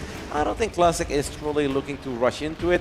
Classic is going to send a hallucinated Phoenix to the other side of the map, and he is going to spot that natural of Clem is obviously a little bit later than it is with many of the other builds, and he should be able to see the Cyclone as well, maybe even the Medevac in the near future. With that shield battery in the main, with a shield battery in the natural, I'm not expecting Classic to really struggle with the opening that Clem has gone for here. So the scouting hallucinated Phoenix is going to come in here. You know, right now, Clem is going to try to play, I think, a game idea-wise similar to what he already did. And I think he's done a decent job so far, just not enough to make this work. It is going to be a mix-up of the combination of units. Like this time it's a Cyclone drop with infantry, followed up with Banshee with Cloak. You know, in these games right now, Classic has been very comfortable at defending. I mean, he seems to have a very good sense of where the drop, whatever it may be, is coming, how he splits his stalkers accordingly. I think he's really the best in the whole world at this with Protos. And he's making his life easy by staying on 2 bases a little bit longer, right? Like if he would have already gone up to 3 bases, you have to worry about that pylon that Protoss players will very often build near the 3rd. Then you're going to move your units out of position. That's where Clem can pick up those units and boost into the main base. None of that is happening. Classic is having a very simple but incredibly solid approach. And this is risky by Clem because we are 10 seconds away from Blink finishing up. And what is also very cool, by the way, on Clem's side, I do want to mention that, is that Clem is telling a bit of a story. Last game, he used that tech lab on the starport to boost up Interference Matrix by like, hey, I'm playing Cloak Banshees. But he wasn't playing Cloak Banshees. This time he does want to play Cloak Banshees, but we said it, Blink is close to finishing up. Classic finds the medevac, and things are just going from bad to worse for the man from Team Liquid. This is looking brutal. I mean, we saw the Reaper go down. That was a bad sign. Losing the medevac you made with everything in it is even worse. No. The Stalkers are going to come in here in the front, and the harass in the back is just not going to kill enough workers. The tank dying is an absolute disaster. Clem doesn't have a bunker here, only has a single tank that is about to come out, but then you still need to worry about where are you gonna put that tank. That tank could get picked up as well. The Reapers and the Hellions didn't get much done on the other side of the map. This is a horrible scenario for Clem. The champ is in all sorts of trouble. Tank on sieges. He's going to need to move in a little bit further. Classic guy has to be careful, of course, and not overextend. These are very bruised stalkers. You know, you can see Clem muttering to himself here. He knows how impossible the situation is. Everything that happens in a StarCraft game ripples into the next few minutes, and losing that many workers is so painful. But here come the Banshees. If he can recover now, that would be huge. He's got to get a lot of worker kills, and he has to avoid this Observer. Yep, the Observer is going to get on top of the Banshees, but getting a High Templar is already something. Maybe getting out of range of these Stalkers is big as well. This is exactly what Clem needs to have a little bit of hope to make something of this Game 3. Being down 0-2 in this series, that was big. Getting 11 workers, seeing that your opponent is not always perfect, even sniping one of those High Templars, that is absolutely what's going to give Clem a little bit of hope that he's still alive and there is a world where he can still turn things around. We have already seen a few miraculous comebacks today. We saw it in the ZVZ, we saw it in the TVT, and I'm sure that Clem at this point thinks as well, why not me? If they can do it, why not the champ?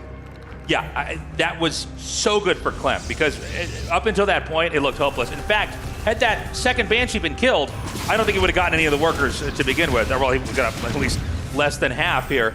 So that's a big moment. This Banshee is going to escape. I don't see an Observer that can catch up to where this is. So he gets a couple more workers. Right now it's 48-48. But what we need to watch out for is the tech from Protos. And if Protos ends up getting enough, by the way, Banshee goes down. Does Protos get enough Psystorm? Does it get enough the Colossuses? Now the fact that there is a Warp Prism, I assume this is for a drop. Sometimes it means it's for a push. Generally for Classic it's a drop. Yeah, Classic can go multiple ways. I believe Classic's gateway count is quite high, but I am sure that Clem just... Wow, that went so much better. Our man lost his only tank, had no bunker in the natural, was forced to pull the SCVs. We lost that medevac in the center of the map. This game looked almost unplayable for Clem. Now Clem actually has a army supply lead. Clem is very close in the working count. He is starting to add in some Widow Mines. He has his first Vikings on the production tab, which I really like, by the way. I think the early Vikings to put some pressure on this Warp Prism is massive. Classic, I think, is going to try to end the game here. Classic might just think, you know what, I'm just going for it. I know you don't have Ghost out yet. With the way that this game has gone, it is impossible for you to have Ghost, and that's where High Templars, of course, shine the brightest when that Ghost Academy is done, but the Ghosts are not quite out yet. Okay, the Warp Prism's going to be driven back here. Does not use his two Templars. He may want to try to pair that in with an attack. Coming up here now, he's going to come in here with the Zealots. The Stalkers blink on top of the tanks. The Storms need to come down on top of the workers, and they don't quite get that many. Very good micro on the side of Classic against those Widow Mines. He even picked up a couple of units. He keeps on dodging them. The Storms have been quite good. He needs to morph those High Templars into Archons immediately. Drops his final Storm. He has the ability to get 2 Archons here. And he's going to warp in a couple of extra Zealots. Clem stims forward. He's going to gun down one of the Archons. He's going to get the second one as well. Where are those Zealots Classic is waiting for? He's going to pull the SCVs. He's going to try to go for a dive and push through where the warp in is. The Zealots get in time. It's a tug of war here in the middle of the map. Wow. Clem has to be extremely careful not to overextend. He snipes the Observer, and he survives that huge attack. What a hold there by Clem. That was not easy. Did not have any Ghost out yet. And I actually thought Classic executed incredibly well in the beginning. Split off some units, dodged the Widowmine shots as well, was patient with the Storms, connected in a big way on a couple of those Storms. But Clem was able to keep it together, brought the boys to the fight on the right moment as well. And Clem is now enjoying a 27 supply lead, at least in the army, and he's got +1 to work with as well.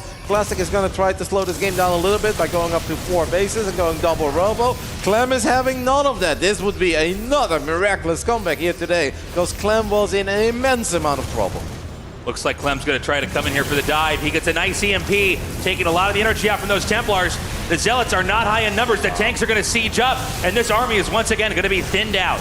That was beautiful by Clem as well. It's like, all right, nice job with the Warp Prism and the High Templar drops. What if I do the same thing? Boosting the medevac forward, dropping a ghost, landing a good EMP. Classic right now is praying Clem goes back because he wants time to get those Colossus online. He made a big investment, double Robo, the Robo Bay. He's starting to research extended thermal lens as well. At this point, Classic not capable of fighting Clem's army, but in a minute, he's obviously going to be a lot more capable when he gets some of these high-tech Protos units online. Okay, we've got Classic pushed back. I have to say, it's kind of insane how well this game is going. I mean, remember how this started? It was a disaster. It was a disaster. I mean, I thought we were going to be in the game for just a few more minutes. Once I saw that medevac shot, I thought, okay, there's no way Clem recovers. But here we are, Clem with a larger army. He's way up in supply. He's going to come in with his push. The question is, can he make it work, or will he overextend, as has happened so many times in the past? That is a great run by Classic, though. The doors are wide open. 12 SCVs will fall immediately, and Classic can potentially get a cancel as well in this command center. There are a few Marines and Marauders making their way over at home. Clem forgets about a tank in the center of the map. These are big moments for Classic, where the last 2 minutes went pretty freaking good for Clem, and Clem pulled off a fantastic hold. It is now once more Classic who is dictating the pace of this game and has been able to buy so much time for himself. Colossus number 3 and 4 are on the way. He's got double forge, extended thermal lens is about to finish up, and it's difficult for Clem to pump out a lot of Vikings because he's simply not that rich. So what he wants to do is pick up a huge number of units and drop into the main. He'll then try to push into maybe the 4th, possibly the 3rd or the 2nd. Classic knows that this push is on the map somewhere because there's nothing back here to defend. So trickling Zealots into here is the right idea. He wants to kill as many workers as possible. Classic, maybe the positional master of defense here at PvT, is going to have to try to deal with this huge attack coming in here from Clem. We're 10 seconds away from +1 armor finishing up. That is absolutely not something that Classic wants to see get shut down. The recall is massive. That's a lot of Colossus. All of them survived. At the same time, though, Clem is going to be able to take out the 3rd base. That is nice. He's going to be able to find all these probes as well that were hiding in the corner. So big plays here by Clem, but it obviously wasn't for free. He did lose a lot of supply, and he's going to lose one of the medevacs as well that still had some cargo. 30 probes in the end. That's a serious number. This is crazy. I mean, he took out... I mean, positionally, Clem is so ahead now. The bases are so much higher.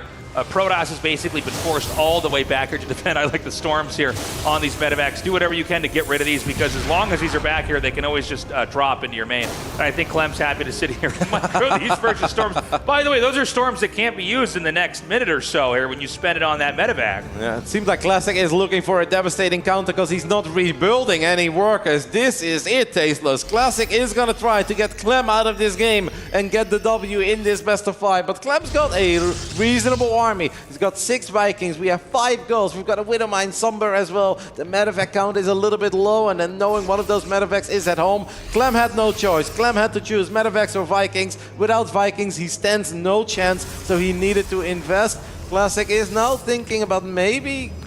I don't know what he's actually thinking about. Like, he turned around there for just a couple of Marines. If we're not rebuilding workers, we gotta go, Classic. And I'm certain he's gotta go. Yeah, he's gotta go. I think he wants these 2 Archons to finish. And basically, he's not gonna try to recover. He's gonna try to have a counter punch that's so strong that it might just kill Clem in one blow. He's gonna come up here to the top, and the planetary makes it a very undesirable position to attack into. Yep, you probably prefer the natural, the 3rd, or somewhere in between. Classic has now warped in a Nexus on the right side. Has still not rebuilt. A single worker is getting another pylon as well, so it seems like he truly wants to max out. The armies are massive on both sides. We're looking at 130 supply. It's gonna come down to the storms. It's gonna have to come down to War Prism Micro. Can we save that Colossus? No, we lose the Prism immediately, and it's hard to end the game without a War Prism. Okay, some storms go down, but Clem's basically willing to ditch the base. I think he realizes the situation he's in. That storm hit hard here. Another nice EMP takes some energy off of the Templars. Some snipes come in here and take out these Templars as well.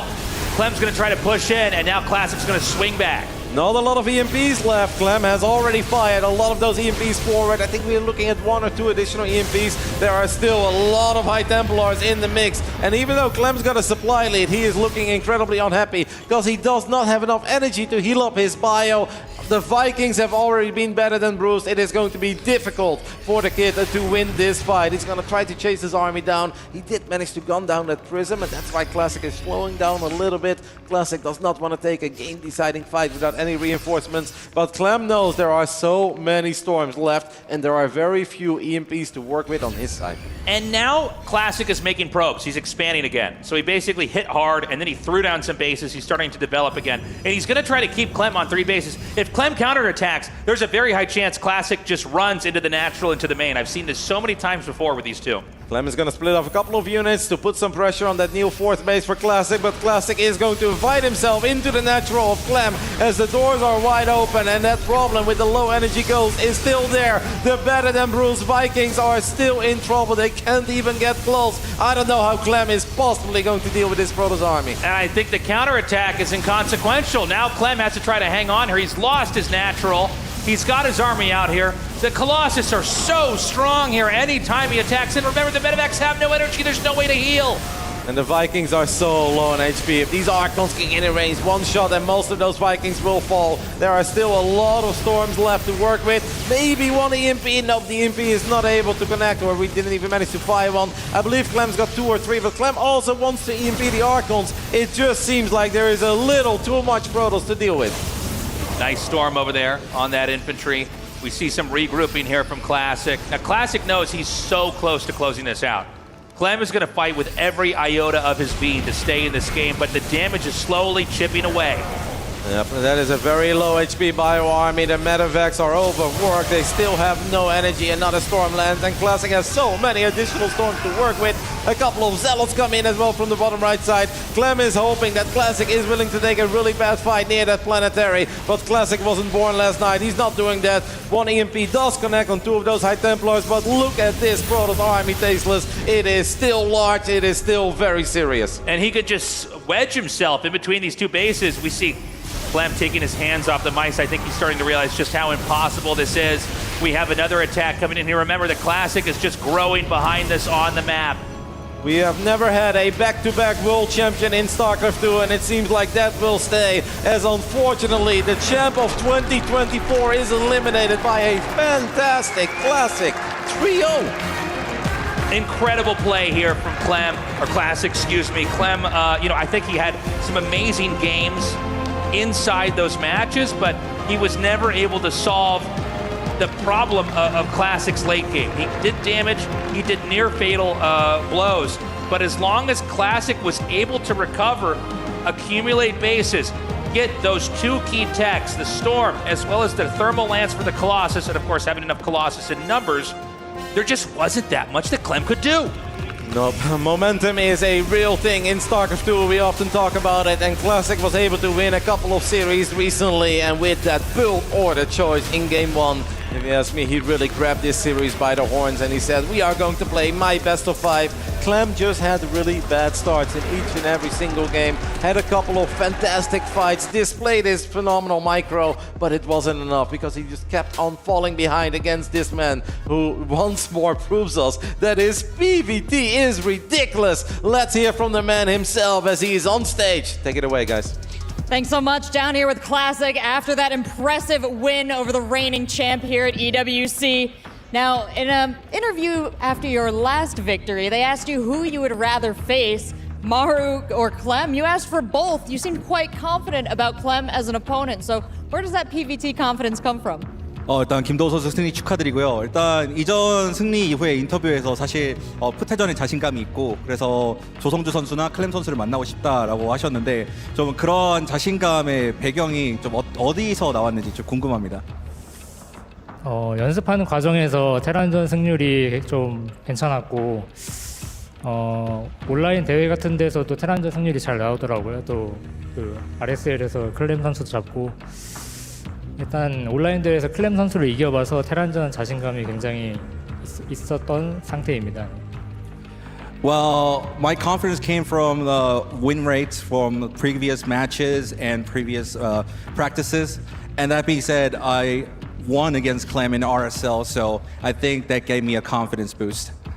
Well, you certainly seem to have a great read on him. Game 1 with the 2-gate worked out quite well for you. Talk to me a little bit about that against Clem and why you decided to open with that build in particular. 일단 이번에 클렘 선수 상대로 혹시 두 번째 세트 오프닝 전략에 대해서 좀 말씀해 주신다면 어떤 게 있을까요? 몇 번째 세트요? Was it? 2-gate, that one. Yeah, two gates. 그냥 딱히 너무 무난하게만 하면 좀 클렘 선수를 이기기 쉽지 않을 것 같아가지고 제 나름대로의 전략을 준비했고 그게 상대 선수의 빌드를 좀 예측해가지고 그게 잘 맞물려서 잘 통했던 것 같습니다.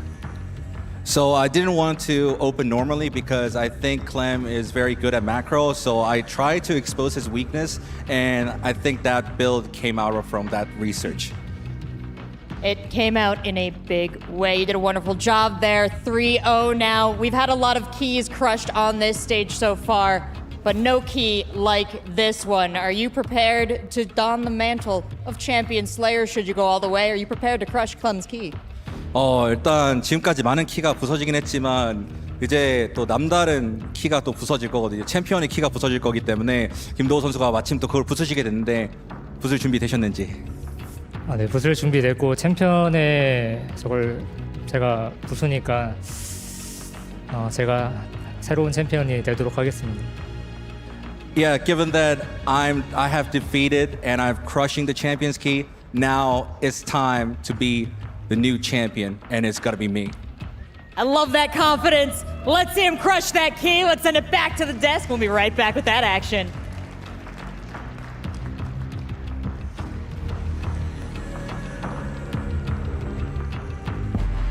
Classic goes 3-0 against the title defender here at the Esports World Cup.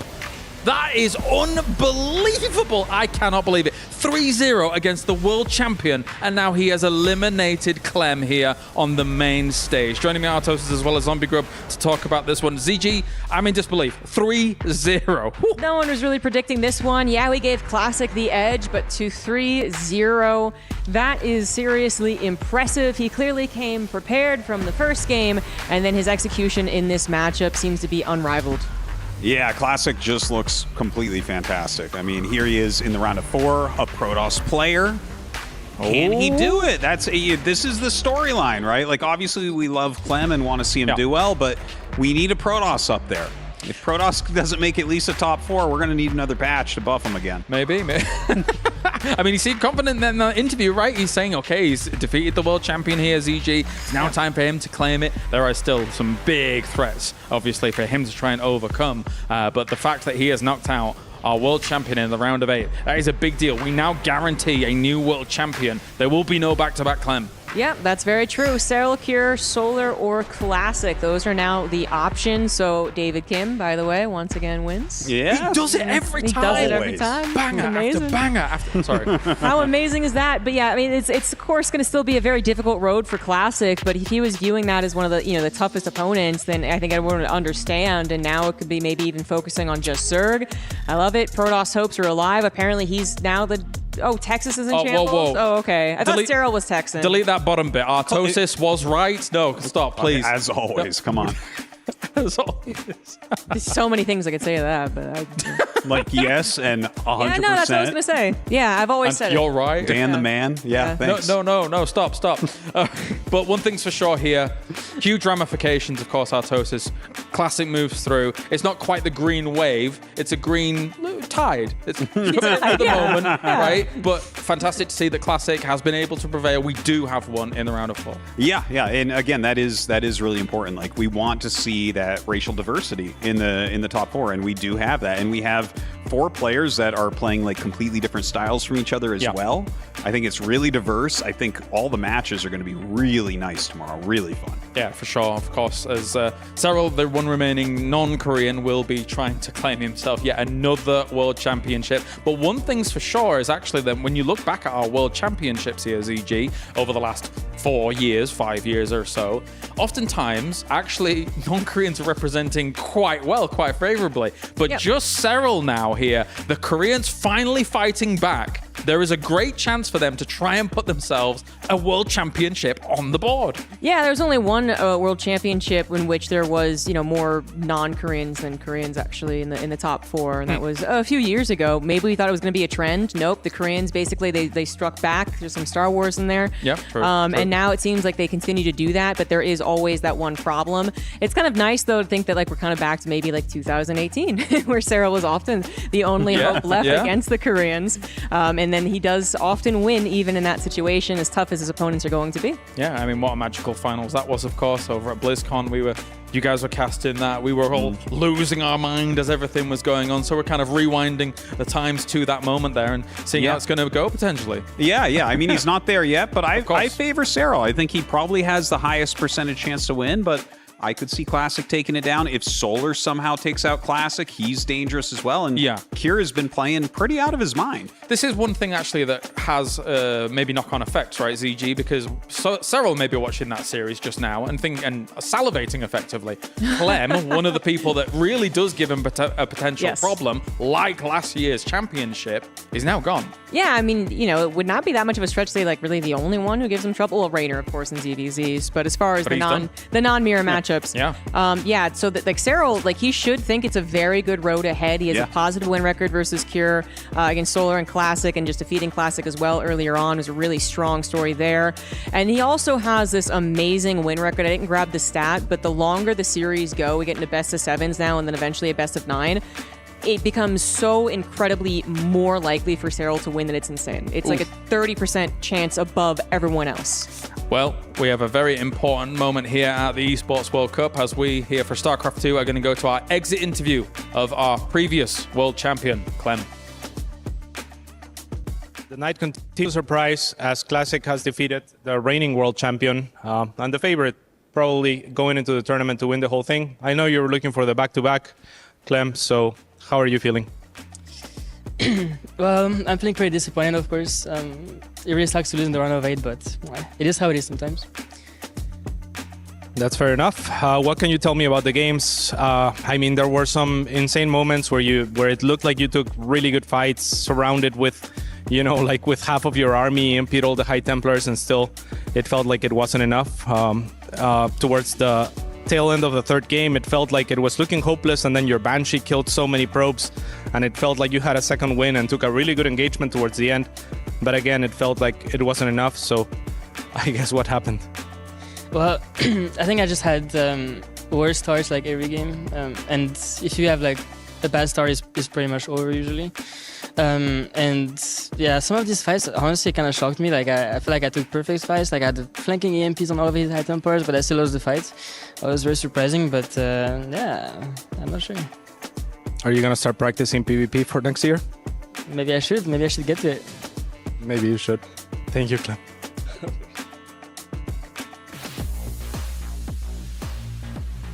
And Clem there here. Emotional moments as Classic doing some shifty Protos moves there for a second.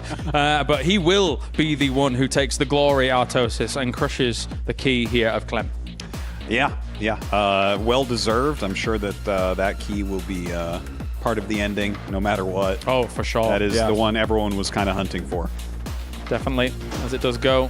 And Classic is going to be elated with that one. That's that key crush out of all of them here so far. ZG means absolutely the most. It does, yeah, and Classic gets to hold that as well, even if he doesn't end up winning, which he still absolutely really has a strong chance of doing so. You can always say that he took out the reigning world champion. So yeah, good performance from Classic. We had high hopes for him coming into the tournament, and so far he's delivering. Classic clean on the day, goes 3-0 against Showtime prior as well. Here are all the results coming in from day number 3 of our StarCraft 2 World Championship.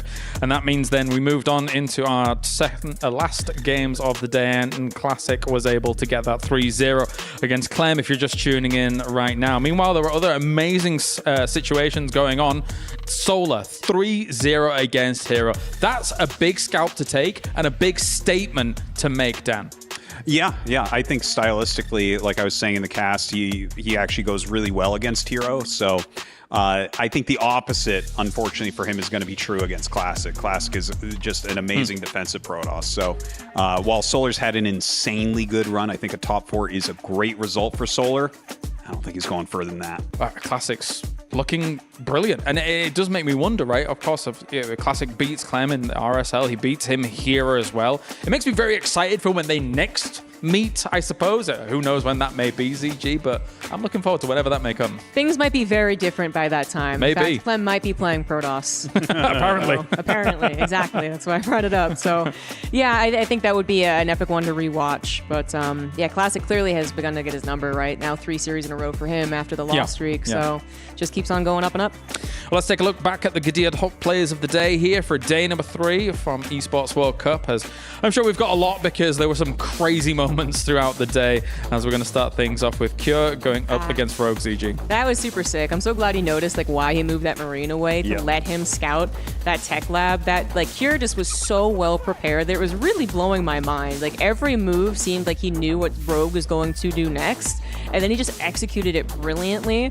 I mean, this looks like this does. I said it then. I'll say it again. It reminds me of Cure at Gamers 8 2 years ago when it wasn't necessarily that he was the favorite to win, and then you watch his games and you're like, oh my god, this is a leveled up Cure who is already a beast. And then, of course, we moved on to the apparently undying Serral, which I just do not know how he won this series. Yeah. But Serral makes Serral things happen. It was unbelievable because Serral was shaking his head. He was pretty much dead against Reynor, and Reynor just kind of overcommitted, and Serral was able to take that back. So I think heartbreaking moments for both of them.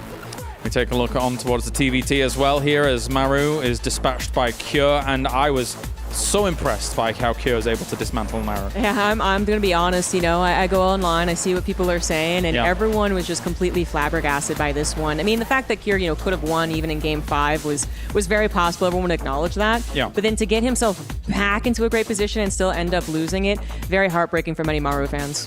We moved on. Here it is. We've just witnessed it, and we have witnessed destruction of our world champion. Classic has got all the hallmarks currently of a potentially great run within him, and if he does have to take out the world champion on the way to winning a world champion himself, that's amazing. Yeah, he's not really losing very many games. He's putting out some great strats. He's defending perfectly. His control is great. His macro, he's on top of everything. He's really dialed in. Honestly, before we started the tournament, a lot of us casters were talking to each other Classic's one of the favorites. Yeah, absolutely. That's 100%. I had him predicted in the top 4. I also had Hero, though, but Hero played, I guess Hero style, actually, which is very fun, but Solar took care of it. Yeah. But yeah, it's an unexpected top 4, but the 2 that I think people would be like, yeah, no, okay. It is Serral and Classic. All right. Well, let's take a look at who was able to take the MVP spot for the day, and there are so many names that could have taken this. It will be Classic, as he has, of course, defeated the world champion here, brought to you by Sony for our daily MVP. Is there too much surprise? I mean, you could make the argument that Serral looked crazy after being able to recover, or Cure being able to take out Maru, but Classic takes it against Clem. Yeah, I mean, if you beat the defending world champion, that's as good as you can really do, right? Yes, correct. He is, by definition, the guy to beat this year. So I guess you got to give it to Classic. Yeah, he was more the guy to beat, too, just because of, everything coming up to it. This isn't one of those situations where someone won a world championship. It's that might be a one-off. He really has to prove himself. Everyone is looking at Clem for every single tournament, actually, across the last year, and he couldn't quite get it, but EWC was very possible, and Classic was just a brick wall he couldn't go through. You're laughing down. What's up? Yeah, no, I heard the Oliveira slight, but that's okay. Yeah. He was a one-off, that's for sure. That's not who I was thinking of, but oh, really? Okay. Okay. Well, either way, Clem is a killer. I'm sure he'll be back next year and in that running once again. Hey, you'd suspect so. Congratulations to Classic, I should say, but also Virtus Pro as well. Obviously, right? He's the only player representing Virtus Pro here for StarCraft 2. So this is going to mean, for Club Championship points, very important that they get them on box. I know Virtus Pro is representing in quite a few games. Yeah, absolutely. But then I was thinking, Solar as well, and Team Falcons, obviously want him to help them out, as they're not doing as well so far. But then also Cure comes out as the leading star for Team Liquid, which was not what we were expecting. True. Clem really helped to get to that second place last year, and now their hopes for getting even higher on that point board go to Cure. And even Basilisk, I believe, is also representing in chess in the LCQs that are going to be going on as well. So, yeah, I'm sure at some point we can take a look at the Club Championship points and see what is going on with all of that, because it's very important here. But let's head over to Quickshot, actually, who has a little bit of an update on those Club Championship points.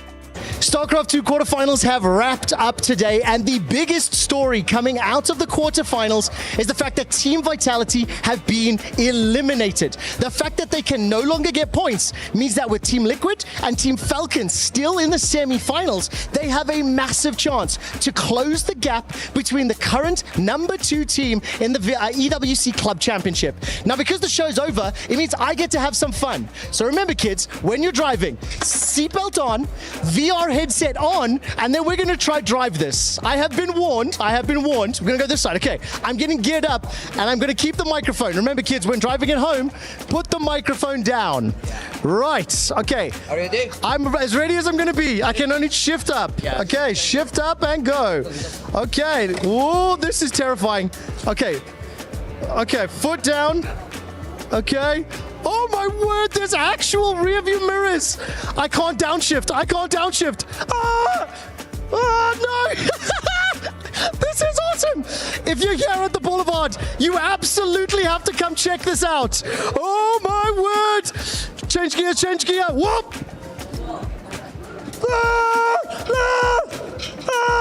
This is terrifying. Okay, I'm going to focus on this. You guys enjoy the night.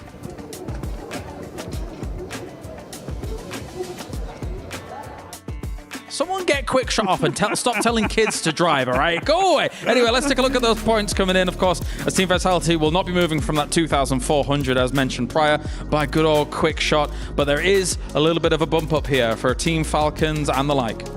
Yeah, I see Virtus Pro there in 5th place as well, so they're really going to be very happy with their pickup of Classic. That's going to gain them a lot of points, I think. Yeah, definitely. Just being able to leapfrog Team Spirit after a brilliant win for them in another title, of course. So congratulations to them. But I mean, looking at how this all plays out, now those points for Club Championship start getting really big. Once you've made the top 4, and of course we will have a 3rd place match as well tomorrow here at ZG. So there's a lot to play for tomorrow. Yeah, 3rd place actually more important than I think than basically any other StarCraft 2 tournament where we had actually not had them as often. But like $20,000 difference in the prize pool, big club championships to deliver as well. So unlike some other tournaments, even if you get knocked out and it's going to be hard to recover from that, you really got to focus up and still get your eyes on the prize, which is the 3rd place.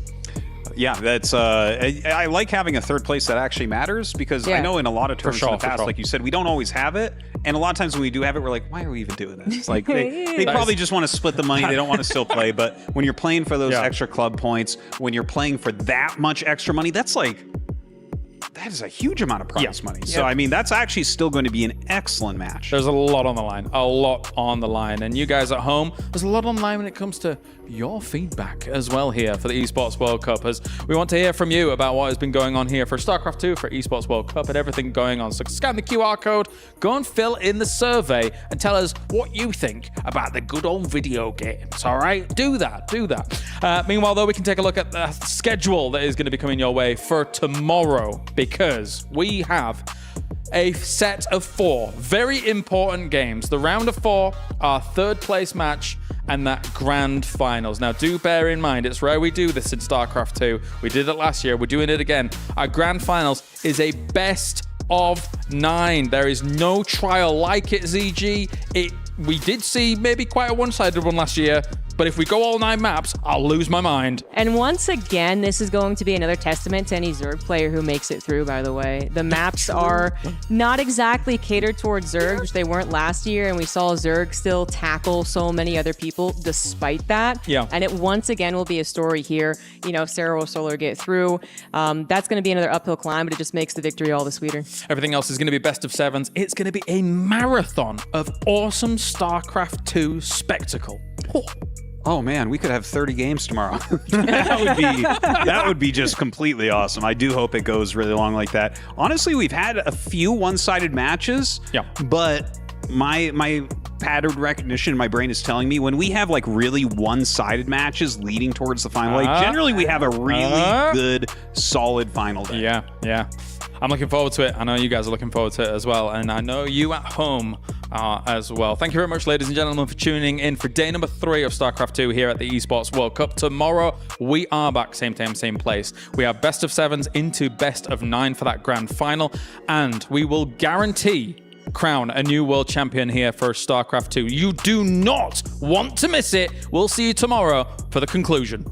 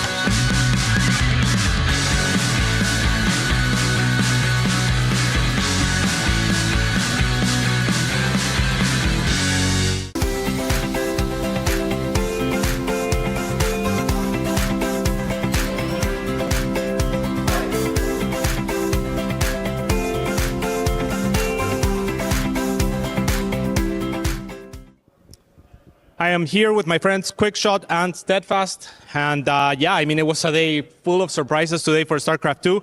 Quarterfinals, let's start there. We can't really wrap up the entire show today. There's just been too much going on. But Serral, Reynor. I mean, it was amazing. Obviously, hello, everybody.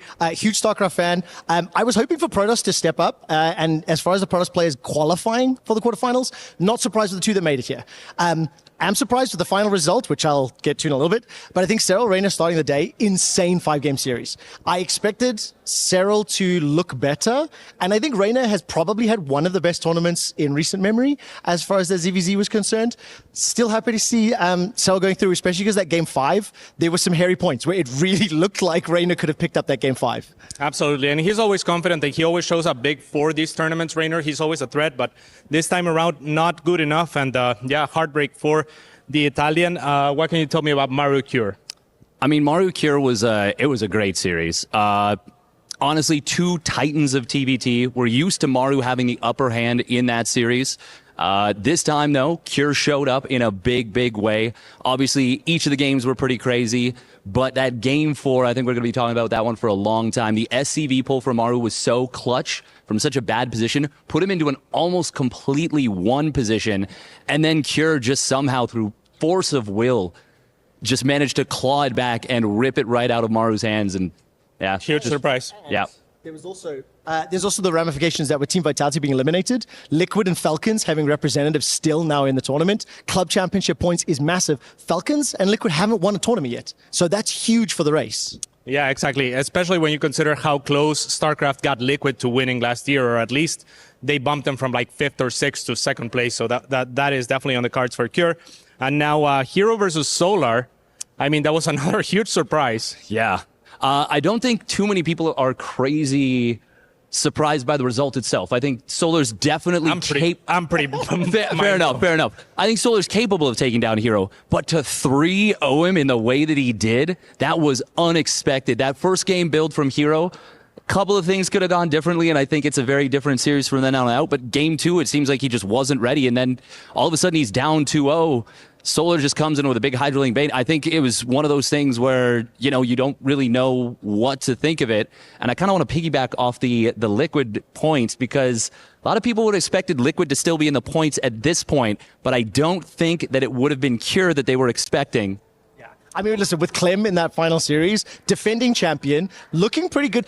I felt watching this tournament, and bearing in mind I'm a bit more of a casual viewer, the competition has felt significantly closer in a lot of matches. I like that you guys are nodding. Yes.